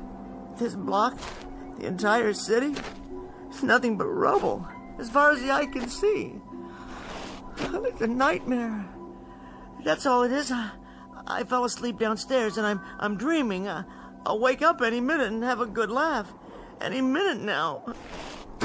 As if this were the last car, the last one on the street that hasn't burned. It's impossible. It isn't real. It can't be. It feels real enough. It certainly does. I wonder if it still runs. Can I get home? See if Helen's alive? Someone's left the key in the ignition. Now I know I'm dreaming. Come on. Come on. Oh, what's the use? There's nowhere to drive.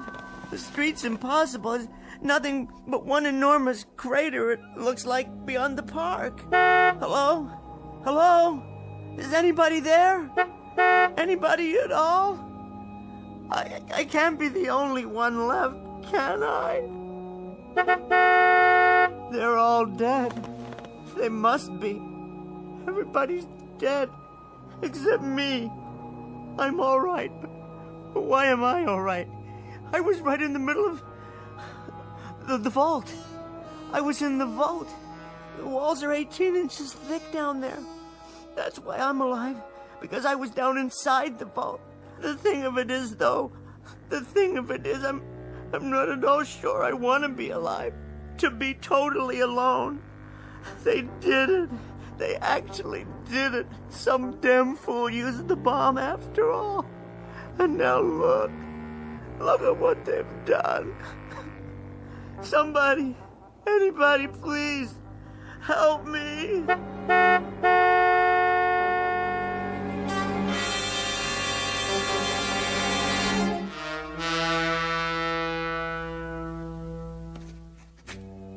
I am born.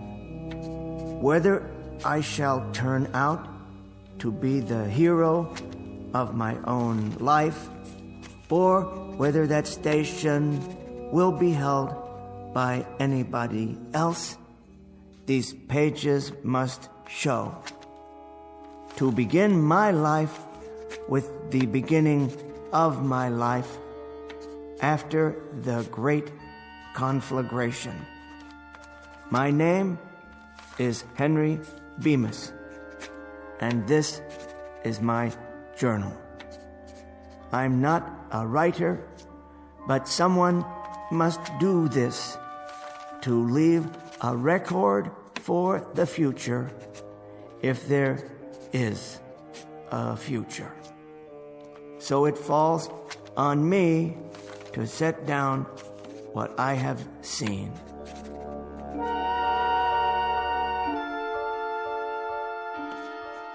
Day 2. As far as I can tell, the city is without life. After sleeping through the night in an abandoned furniture store, I awoke and went in search of food. The markets in the area are fully stocked. The canned goods appear to be undamaged.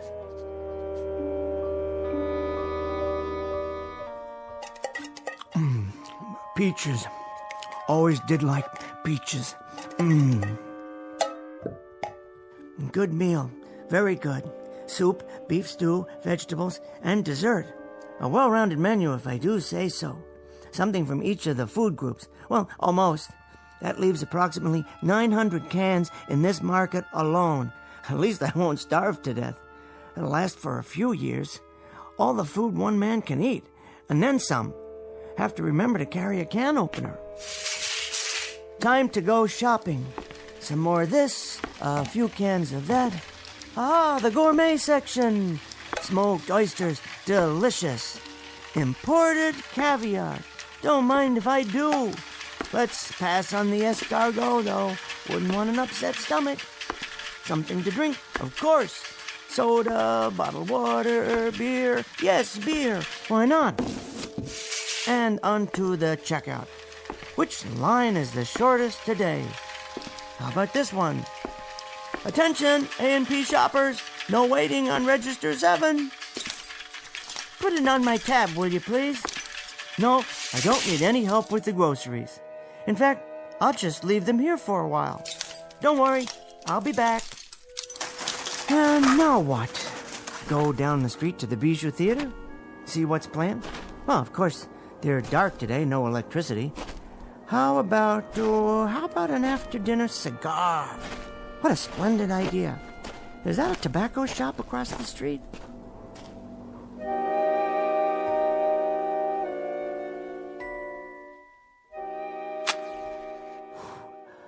Wonderful cigar. Finest imported leaf. Rich, full-bodied. Better take a few with me. And pipes, yes, a new pipe and some tobacco. I've always wanted to smoke a pipe. I do believe it suits me. Next stop, the post office. No, laundromat. Jewelers. I suppose I could pick up a new watch, but I wouldn't know what time to set it. Doesn't matter, really. Well, it doesn't matter at all.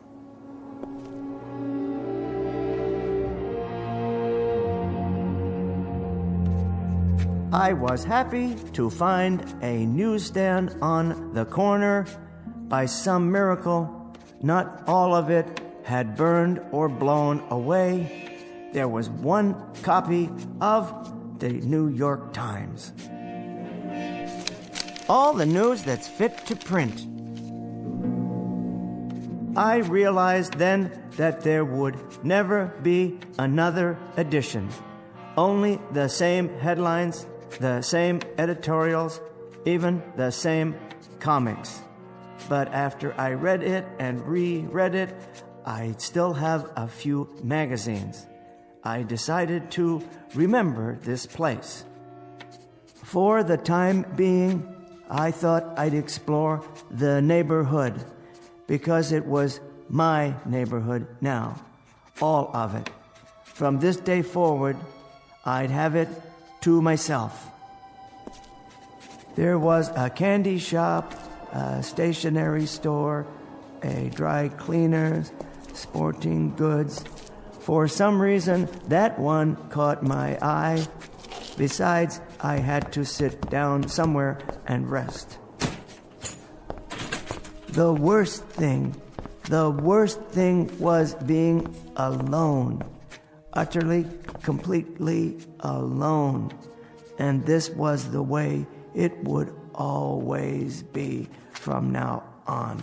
Just walking and sitting, eating and smoking and reading the same newspaper over and over again. But for now, I needed a flashlight and some candles or a lantern for tonight. There were tennis rackets, rods and reels. I could always go fishing if there were any more fish. The gun department. Never used a gun in my life. Wouldn't know how to. I suppose I could learn for self-protection, but against whom? Or target practice. That might fill some time. I had my pick.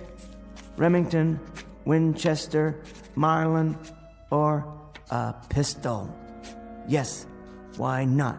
A revolver like a cowboy in a Zane Grey novel.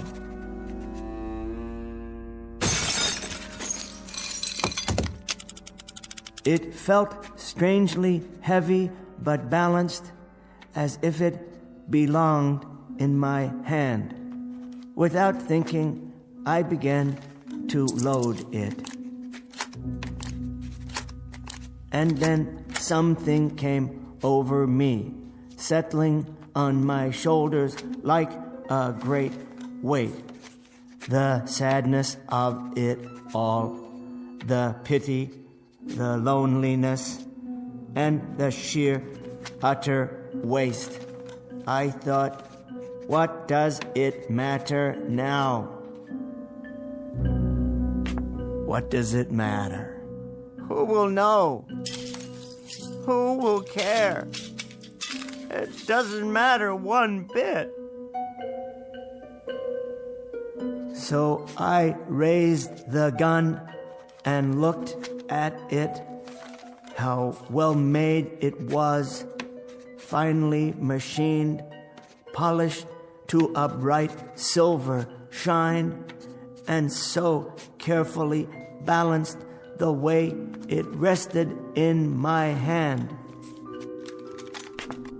It doesn't make any difference. It doesn't make a bit of difference. This is perfectly all right. I mean, this is solitude. I should be grateful.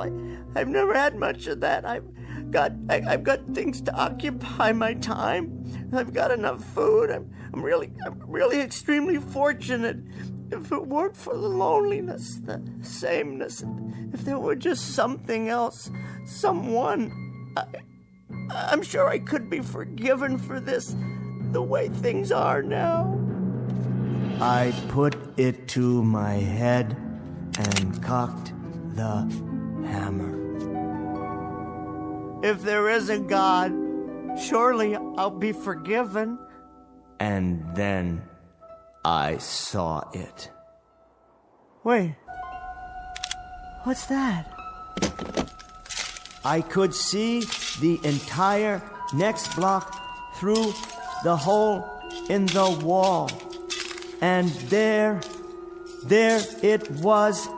I adjusted my glasses and read the sign from here. Public Library!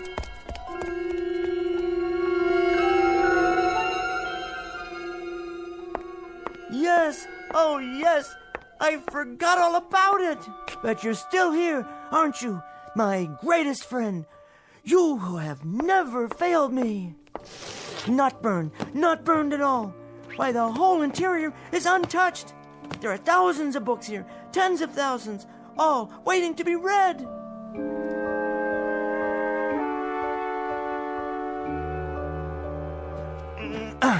Collected works of Shakespeare, complete works of Dickens, collected plays of George Bernard Shaw, poems of Browning, Shelley, Keats, great dramas of the world, books, all the books I need, all the books I want or have ever wanted. Poetry, fiction, history, it's all here. And now my journal ends because I have things to do. It doesn't matter whether I write it down or not. All I have thought and felt has already been said by the great writers, the poets and philosophers, the historians of times past. I know that nothing is new, nothing is ever lost, so long as there are books. In the midst of this catastrophe, I have been reborn. Now, this pile is January, and that one over there, February, March, April, May, this year, next year, the year after that, without end. I think I'll begin with biographies, then short story collections, and move into the great novels. I'll vary them by subject matter. Science fiction in the spring, Wells and Asimov, Bradbury and Clark, Sturgeon and Le Guin, and Philip K. Dick. And then some whodunits for the long nights. Agatha Christie and Patricia Highsmith and Sue Graft. And the best part, the very best part, is that there's time now. There's all the time I need, all the time I want. There's time enough at last. Where to start? What a foolish concern. I believe it was Charles Fort who said, when measuring a circle, begin anywhere. I feel like a kid in a candy store. So many wonders laid out before me, all of them indescribably delicious. My glasses! Where? They're broken. Completely shattered. I'll never be able to put them together again. It isn't fair. It isn't fair at all. There was time now. There was finally time. Plenty of time. All the time in the world. It isn't fair. It isn't fair. No, it isn't fair!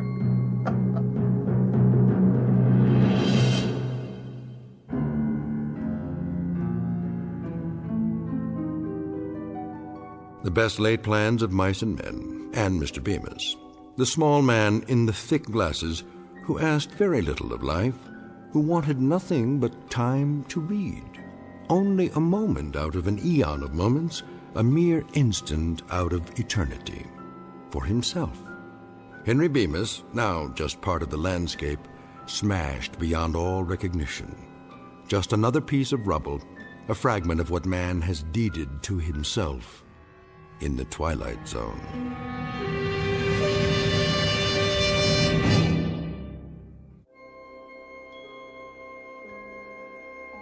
Hi, this is Carl Amari, producer of the Twilight Zone radio dramas. I'd like to take a moment to tell you about our official website at twilightzoneradio.com, where you'll get the latest news and information on these Twilight Zone radio dramas. Plus, at twilightzoneradio.com, you can digitally download 3 free episodes or any of our episodes for only $1.95 each. In this age of ever-changing technology, we've decided to make these episodes instantly available to you by making the Twilight Zone radio dramas a digital download-only series. This means that this series will no longer be offered on CD. The CD collections at our website are now being offered while supplies last at buy one, get one free. So be sure to get your favorites before they're sold out. Be sure to visit us often, and I'll see you in the zone.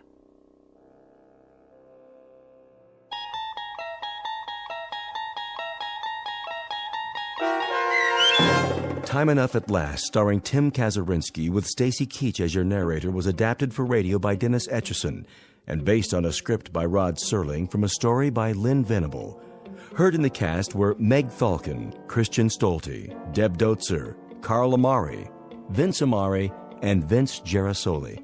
To learn more about the Twilight Zone radio dramas, visit our website at twilightzoneradio.com. This copyrighted radio series is produced and directed by Carl Amari and Roger Wolski for Falcon Picture Group. Doug James speaking.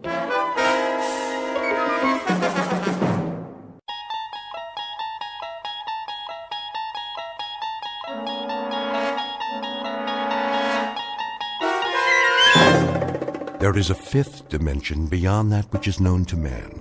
It is a dimension as vast as space and as timeless as infinity. It is the middle ground between light and shadow, and it lies between the pit of man's fears and the summit of his knowledge. This is the dimension of imagination. It is an area which we call the Twilight Zone.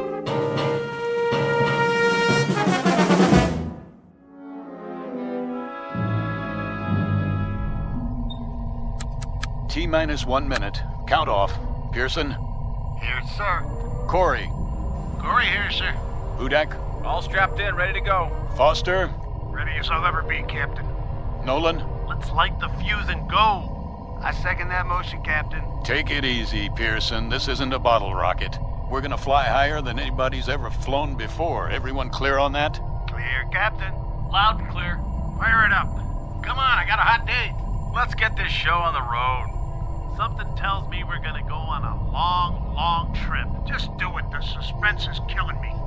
Arrow 1. Come in, Arrow 1. This is Arrow 1. That you, Brandt? Affirmative, Captain Donlin. We read you loud and clear. Well, do we have a go? Weather's holding. Time for a system check. We already did that. Give it to us one more time. On your mark. Fuel supply. Fuel check. Computer presets. Computer check. Air supply and life support. Life support check. Flight plan trajectory. Flight plan check. Autopilot. Autopilot check. System coordinates. All systems check. Looking good, Captain. You've got to go. Crew, stand by. Hey, I changed my mind. I think my mother's calling me. I gotta go to the bathroom. Fire rockets. We have ignition. Cleared for takeoff, Arrow 1. Prepare for countdown. Ready for countdown. T-minus 15. Minus 14. Lock those seatbelts, boys. Hey, I forgot to bring my lunch. Where's my lucky rabbit's foot? Do they have TV in space? We're gonna miss a World Series. Minus 10. Take a deep breath, everybody. Minus 9. You want we should hyperventilate? Minus 8. Captain, I need a drink. Minus 7. No more chatter. Minus 6. Anybody bring a magazine? Minus 5. I gotta finish my crossword puzzle. Minus 4. Don't I get a last cigarette? Minus 3. Wait, I forgot to lock the door. Minus 2. Cut it, I said. Minus 1. Somebody tell my wife I love her. Aw, ain't that sweet? Blast off. Hang on. This is it.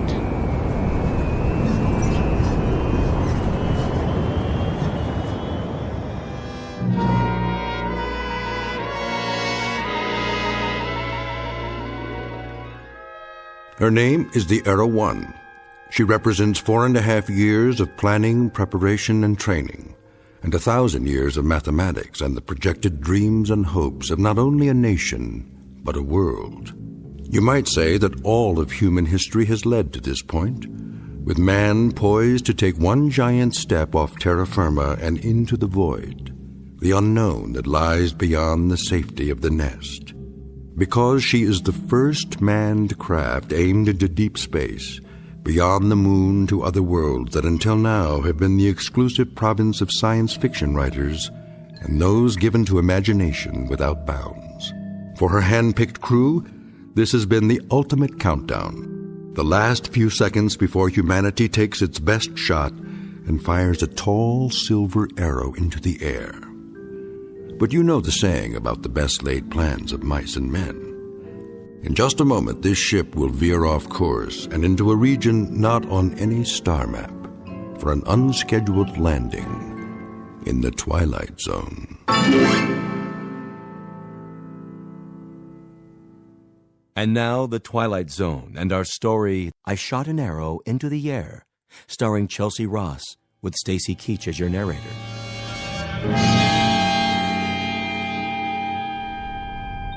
All right, roll call. Sound off. Nolan here. Pearson, anybody got an Alka-Seltzer? Foster, make it a bromo. Corey here. Hudak, look at me, I'm flying. How you doing, Colonel? I am A-OK. We all are, and so's the ship. Are we there yet? We're leaving the Earth's gravitational field. Instruments all in the safety zone. Pearson, give me a visual scan. Yes, sir. Everything's on the money, Captain, as far as I can see. Cabin pressure? 1.19, sir. Disengage restraints. You can remove your helmets now. We're free to move around.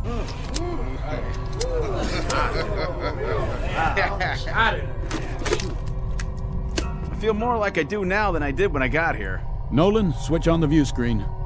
There she is, Captain. Wow. Will you look at that? Is that talcum powder? Or stars? Never saw so many in my life. Quite a sight, huh? We're almost clear of the Earth's atmosphere.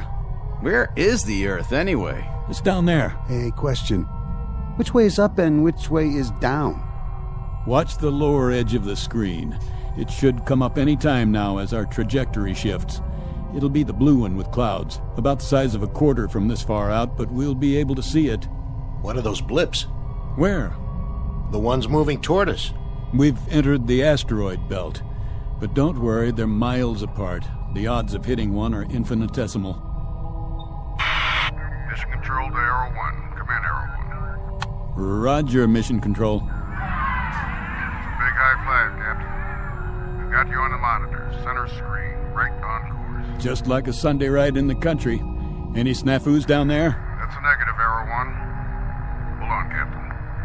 Someone wants to talk to you. Standing by. I just want to say how proud we are of you, Donlin. You and the entire crew. That you, General Langford? That's right, Bob. How does it feel to make history?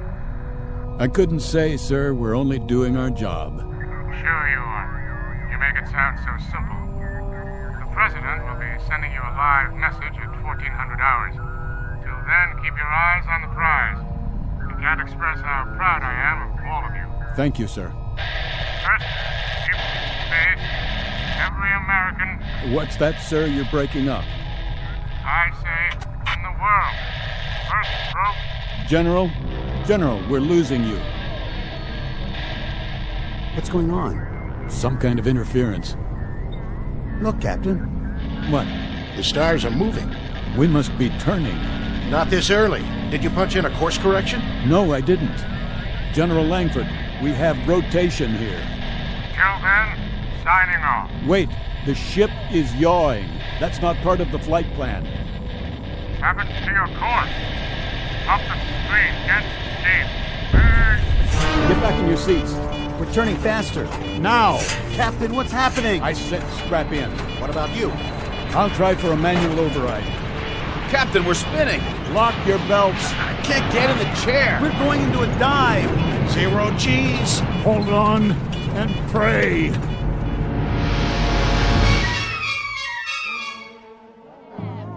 Vector 19. Triangulate with Sydney, Australia, and South Africa. We have no signal. We've lost it. Well, what do you mean we've lost it?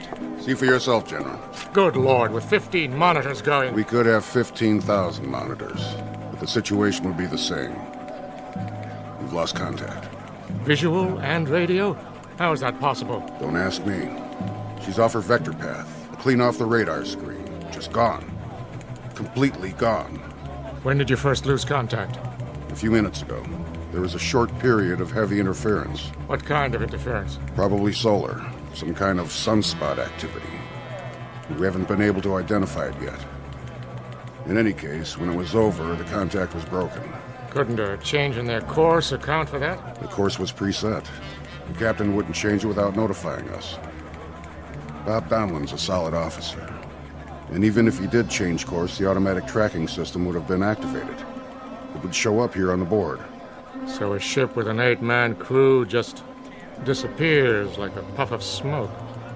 1 minute she's there, the next minute she's gone. That's not the worst part. What do you mean? Until we regain contact, if we do, there's not a thing anybody can do for them. I shot an arrow into the air. It landed I know not where. What say, General? A nursery rhyme for the age of space. Gentlemen, wherever you are, may God help you. Contact the observatory. There's no readings. It's flat. She's gone.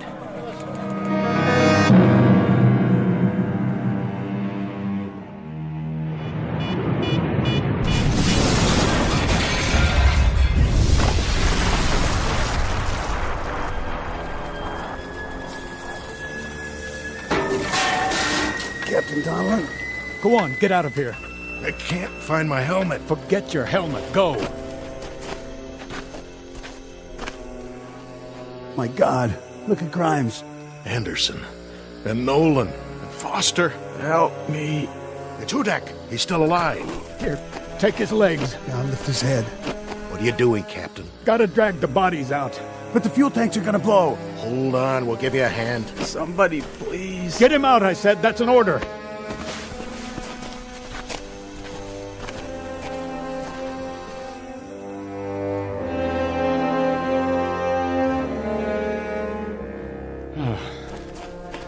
I think that's all of them. That's all of them, Captain. All right. Now, check the forward hold. The fire's spreading. We have to try and get the supplies out. Yes, sir.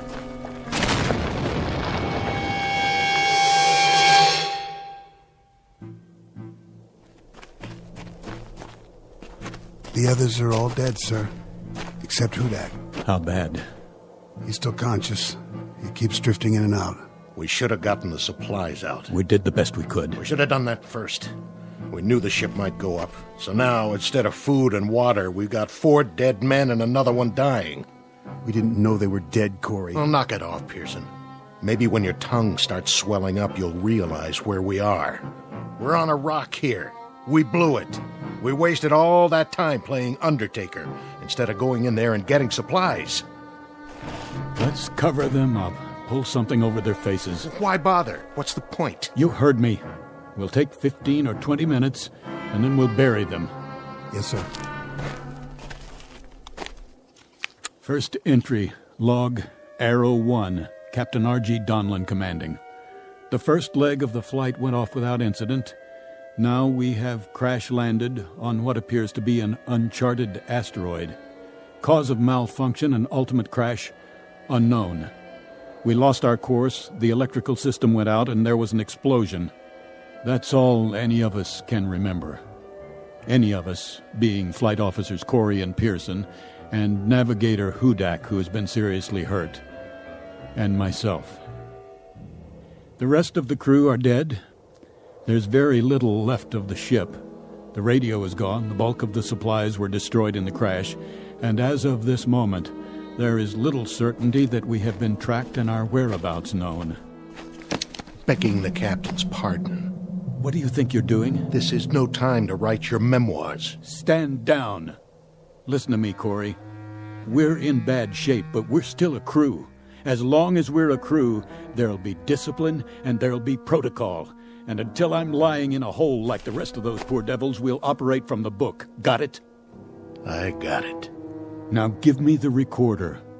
Go over there by the rock and sit down. Continuing this log entry. Commander Donlin, it's hot, see? It's very hot. Thank you for the information, Corey. And that makes it hard to think. So if you're going to expend all that energy, use it to figure a way out of here. A way to get back home. A way to let them know where we are. Corey, you stay out of this. You heard him. Go over there and sit down. You've got a bad cut on your forehead. Make a bandage and tie something around it. Okay. Something's wrong with Corey, sir. The bump on his head, or whatever it was, he's not acting right. He's not the one I'm worried about just now. Hudak? Hudak, can you hear me? Sir? How about some water? Water. Please, sir. Thank you. How much is there? 5-gallon can and whatever we've got on us. Then why waste it? He won't last through the day. You the consulting surgeon, Corey? I'm one man out of 3 who's going to need that water. And 5 gallons isn't going to last very long. If the situation were reversed, Corey, if that were you lying there, I'll give you good odds you wouldn't want to get written off, 5 gallons of water or no. He's going to die, Colonel. If he dies, Corey, but nobody gets behind to push. If he's thirsty, he gets water. If he's hot, we move him in the shade. And then if he goes, we'll give him a prayer or two. Right? If you say so.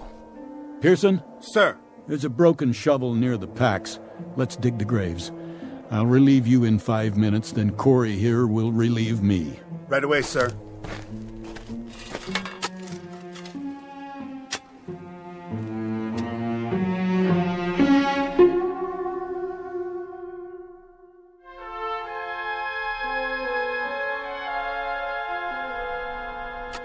Captain?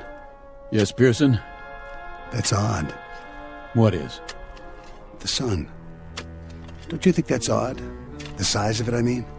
What, the size of the sun? It's hardly any different than we knew it on Earth. Same kind of star and almost exactly the same distance. Which means that whatever asteroid we've landed on is close to the Earth. How close? Pick a number. That's how it is, huh? 100,000 miles, 200,000, maybe more. A lot more. Who knows? Hard to say after we've blacked out. But wherever we are, it's a cinch it isn't heaven. We can count on that. Yeah, I guess we can. Unless it's the other place. We can count on this, too. We've got maybe 6-7 gallons of water and food concentrates for about 4 days. And that's it. So we'd better make our plans with that in mind. What kind of plans? We have to get our bearings and see what's here. Any water, plant life. We'll use this as a base and spread out in 2-man patrols, 1 man to stay behind and watch Hudak. You think we'll find anything but rocks out there? At least we'll see what's on the other side of the rise. Look at it this way. We've got several things in our favor. The air is breathable, so we don't need suits and helmets. The gravity's close to Earth's, so moving around's no problem. No signs of animal life, friendly or unfriendly. And there's no radiation to speak of. You checked? The Geiger counter still works. I have to hand it to you, Colonel. That's what I call positive thinking. We don't have much of a choice. No, sir, I guess we don't. It took 4.5 years to build that ship. There wasn't any prototype, just the one, the only ship of its kind. So, if they know where we are and want to come get us, they've got to build another one, and that'll take another 4.5 years. So I suggest we dig in and get comfortable, because any way you look at it, we've got a devil of a long wait ahead of us. Pearson, your turn.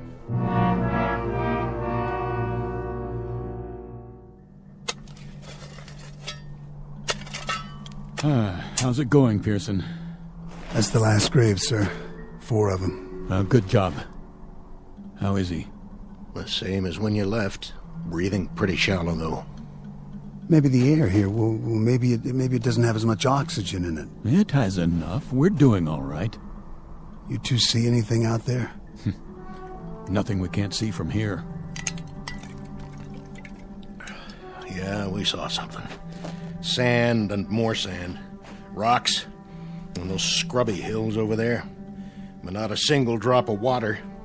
This isn't an asteroid, it's an 8-ball. And hot, Pearson. Hot like nothing you've ever felt before. It'll be cooler at night, sir. I'll head south towards the mountains and take a look in that direction. If there is a night here. There has to be. The sun's moved down to the horizon. That you, Captain? Right here. What are you doing? Giving him his ration of water. Oh, no. Not this time. Corey, take your hand off my canteen. That's an order. Not this time, Colonel. What are you talking about? I want an even shake. I want a chance. You're alive, aren't you? That's a better shake than the men in those graves got. For now. But I want to stay alive. So don't give him any of my water. Your water? That's right. It's ours now. Stand down, Corey. You heard him. How are you doing, Hudak? Hot. So hot. Yeah. Here, take a sip of this. Let go of that. Get off me. I said leave it. Don't you ever raise your hand to me. I'm still the commanding officer here. Do you understand? Captain Donlan? What is it, Pearson? See for yourself, sir. I think he's stopped breathing. You'll be pleased to hear, Corey, that he won't be drinking any more of your water. Pearson, get something to cover his face. Yes, sir. You died a long way from home, boy. A long, long way. Rest in peace. Wait till dark. Then we'll make some treks over the hills and down to the flats in all 4 directions. We better get to know it, because this is our home now, gentlemen. Such as it is. Corey, what are you doing? What does it look like? I'm taking his canteen off his belt. He can't use it. For the record, Corey, there's just 3 of us now. And the big problem is going to be staying alive. You hear me? The 3 of us. I'll carry the extra canteen. Something's wrong with you, Corey. I was gonna share it. Sure you were. Something's very wrong with you. Something happened to you when you hit your head in the crash. Okay, so you're not responsible for your actions anymore, but if I catch you filching just once, Corey. Let it go. This dirty little grave robbing. I said forget it. Yes, sir. Now, let's all find a place in the shade and sit tight. For how long? Till the sun goes down.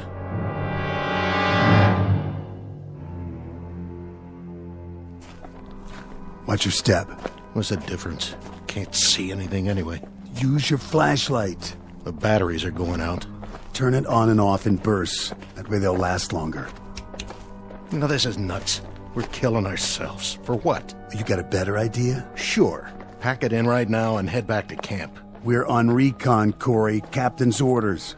Well, I gotta stop for a minute. Hey. Take it easy with that canteen. I'm thirsty. Well, so am I. Now listen to me. We'll need every drop of that water come morning. Right now we've got 2 choices. Either curl up and die out here, or keep moving. What's the point? We can't see where we're going. The mountains are getting closer. They don't even look real. There should be stars, lots of them, and a moon. Doesn't this place have a moon? It's the atmosphere. Some sort of cloud cover after the sun goes down. Where are you going? I'll peel off and head for the mountains. We'll rendezvous at base camp in 2 hours. Yeah, what am I supposed to do? Check out the flatlands straight ahead. Think you can do that? Yeah, but if we split up... What? Well, we might not find our way back. Are you telling me you can't walk a straight line, Corey? There's the rise directly behind us. If you get turned around, look for a light, okay? The captain will keep the fire going. Yeah, right. Listen, soldier. For all I care, you can lie down and fry like a piece of bacon when the sun comes up. As far as I'm concerned, you're on your own. All right. If that's the way it is... Keep your sidearm loaded. What for? In case we're not alone on this rock, after all.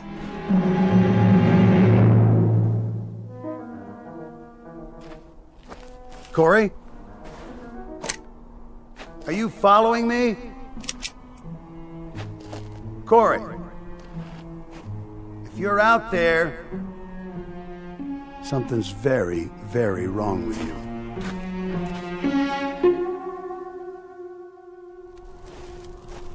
Pearson! Corey? Who's there? Identify yourself. What the...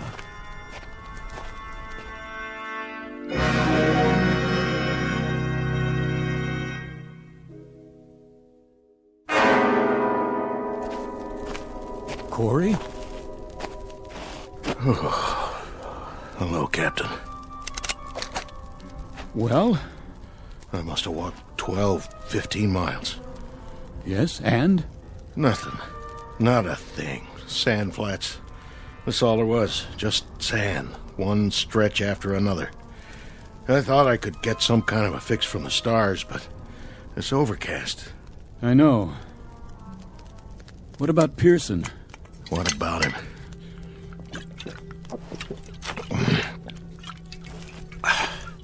You haven't seen him? Not for hours. You didn't pass him coming back? He went south to the mountains, and I went west toward nothing. What time is it? Oh, 3 o'clock in the morning, or it would be on Earth. You kept the fire going. This is what's left of the flight chairs. There are some plastic panels scattered around. When that's gone, the only thing left to burn will be our suits. Fine with me. Not like we're going anywhere. He's been gone 6 hours. He should have been back by now.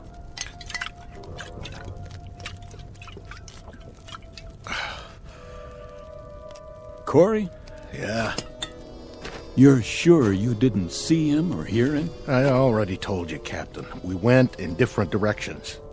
Was it hot out there, Corey? You know it. The sand doesn't cool off much at night. And that made you thirsty, didn't it? All the time. I guess I'm getting used to it. Obviously. Very used to it. So used to it, Corey, that you didn't even need any of your water. I drank some. Hardly any. This canteen is almost full. You were out all those hours and you didn't touch more than a drop, is that right? That's pretty remarkable. Downright amazing, in fact. So put me in for a medal. Buddy, what I'm going to give you can't get pinned on a uniform. Hey, what are you talking about? I want to know why you started out 6 hours ago with half a canteen and then came back with it 3/4 full. Hey, let me go. Come on, Corey, talk. I want to know where you left Pearson and what you did with him. Now. All right. It was like this. I found him, face down. He must have fallen and hit his head on a rock. That's all I know. He was dead when I got there. And where did this happen? At the foothills. You followed him there? I went looking for him. Sand was too deep, heading west. I had to change directions. It's your story you'd better change. Captain, I swear I didn't touch him. He was dead already. I saw his canteen, and I poured his water into mine. I knew you wouldn't believe me. That's why I told you I hadn't seen him. What's that for? On your feet. We're going to bring him back. No, you're nuts. It's 7 or 8 miles from here. I can't make it again. I'm dead, Captain. Correction. You're almost dead, but you're not quite yet. Let's go, Corey. I want a conducted tour all the way to Pearson's body. I want to see for myself. Let's move out.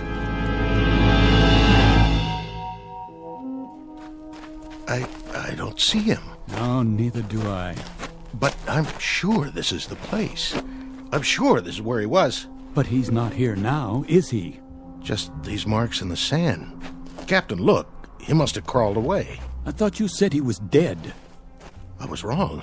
I must have been wrong. But you were so sure he was dead. You were so positive, Corey. I was. Did you do anything for him? Anything at all? Did you check his pulse, his respiration? Did you do anything to help him? I checked, I swear. Or did you just steal his water and then make a beeline back as fast as you could? You must have been hit hard in the head, pal, real hard. It knocked more out than your senses. It turned you into an animal. Captain, please. I thought he was dead. I really did. But I was so thirsty. My tongue was swelling up. I swear on everything holy, my tongue was swelling up and I... Pearson! Pearson! It's Captain Donlin. Pearson, answer me! You can still see the tracks. It looks like he went that way. Pearson, I'm here. You're going to be all right, Pearson. I'm coming. Don't worry, Captain. I'm coming too.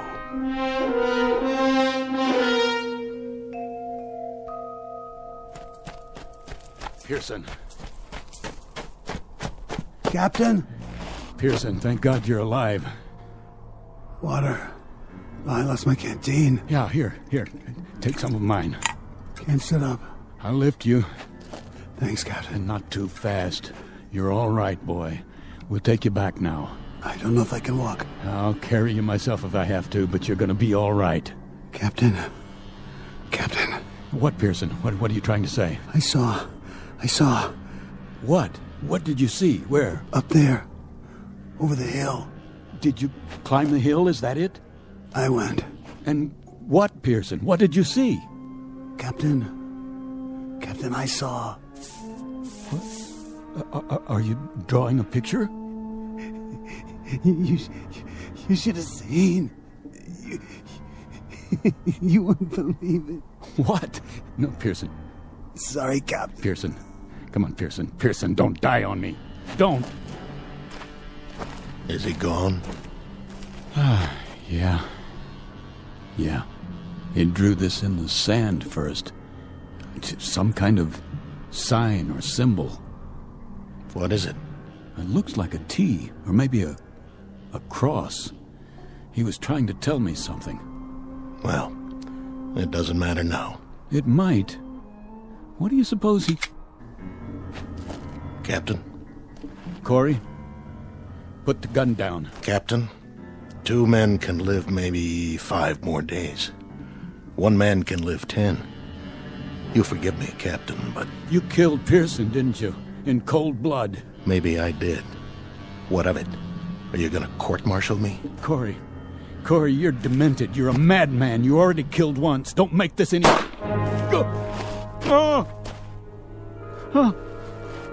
Corey,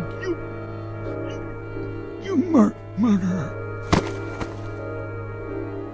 Sorry, Captain. Real sorry. But in a situation like this, there's no choice. No alternatives. It's not your fault. It just had to be. You can see that, can't you?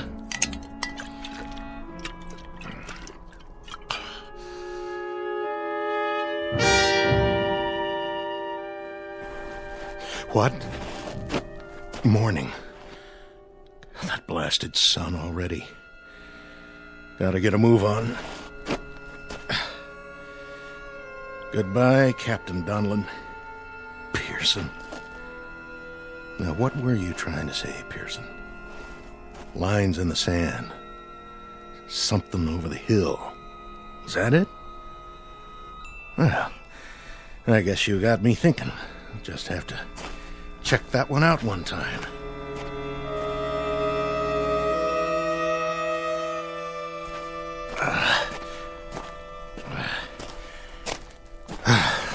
There. Now we'll see what you... What? What in the... Oh, my dear God. It's a highway. Pearson. Now I know what you drew in the sand. It was a telephone pole. You were trying to draw telephone poles. And there's a sign. Reno, 97 miles. Captain Donlin, Pearson, all of them dead. Now I know what happened. I understand. We never left. That's why we went off the radar, why nobody tracked us. We never left the Earth at all. We just crashed back into it. Donlin, Pearson, I'm sorry. Oh, please, please forgive me. I'm sorry.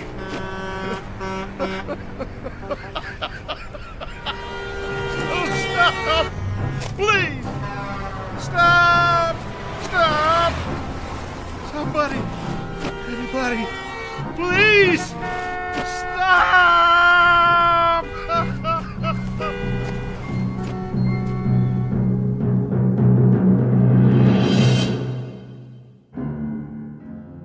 Practical joke perpetrated by Mother Nature and a combination of improbable events. Practical joke wearing the trappings of nightmare, of terror, of desperation.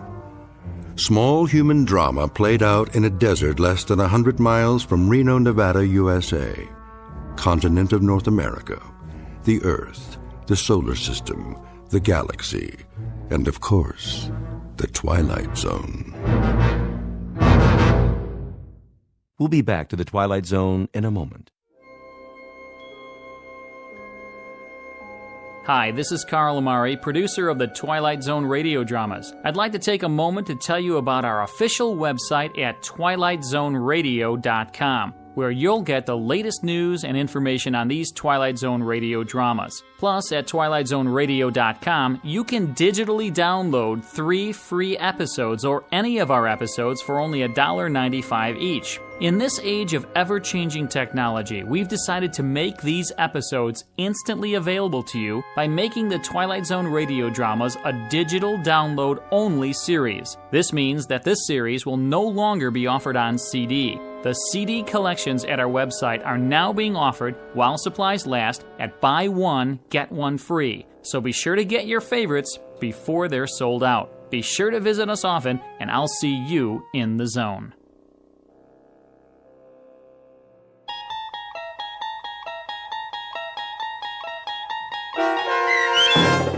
I Shot an Arrow into the Air, starring Chelsea Ross with Stacy Keach as your narrator, was adapted for radio by Dennis Etchison and based on a script by Rod Serling.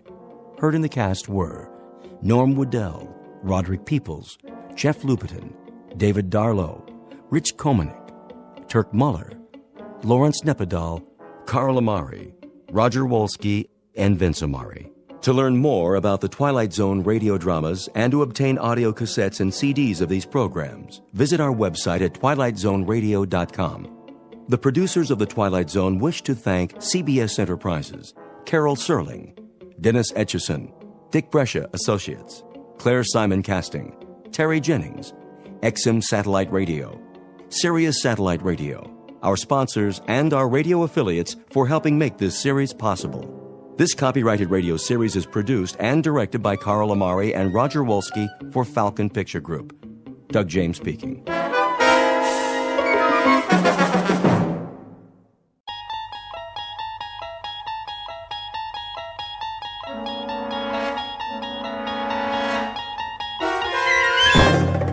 There is a fifth dimension beyond that which is known to man. It is a dimension as vast as space and as timeless as infinity.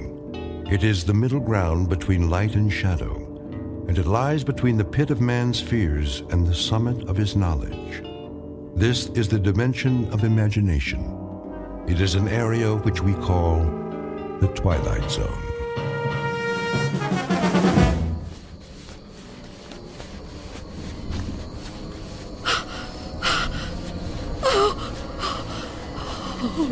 Oh, no, where am I?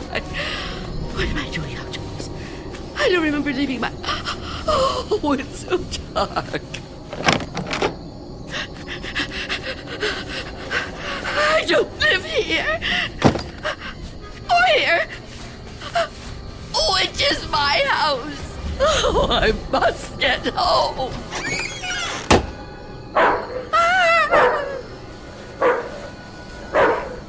May I assist you, madam? You startled me. I've lost my way. My home is somewhere around here, I'm sure, but I don't know where. Perhaps I can help you find it. Oh, thank you. Thank you. I don't even know how I came to be out here. It's certainly not safe at this time of night. Oh, at any time. Well, surely the daytime when the streets are crowded. No, that's when it's most dangerous. For me. So you see, I never go out. Never? Never. But, dear lady, why not? I'm afraid. Afraid?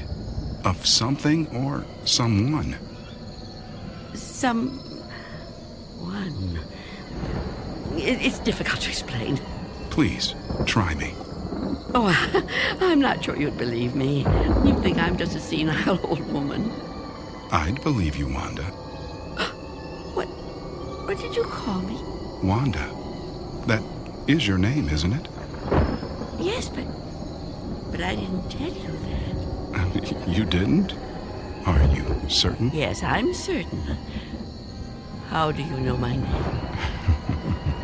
Because I've been looking for you for a long time, Wanda. Oh, no. You've kept me at bay for many years, but no longer. No. Get away from me. There's nowhere to turn, Wanda.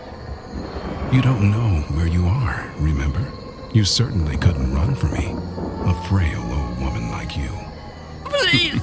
No, I won't let you. Say that again. It amuses me. You won't let me? How do you imagine you're going to stop me? You really have no choice, Wanda. There's nowhere for you to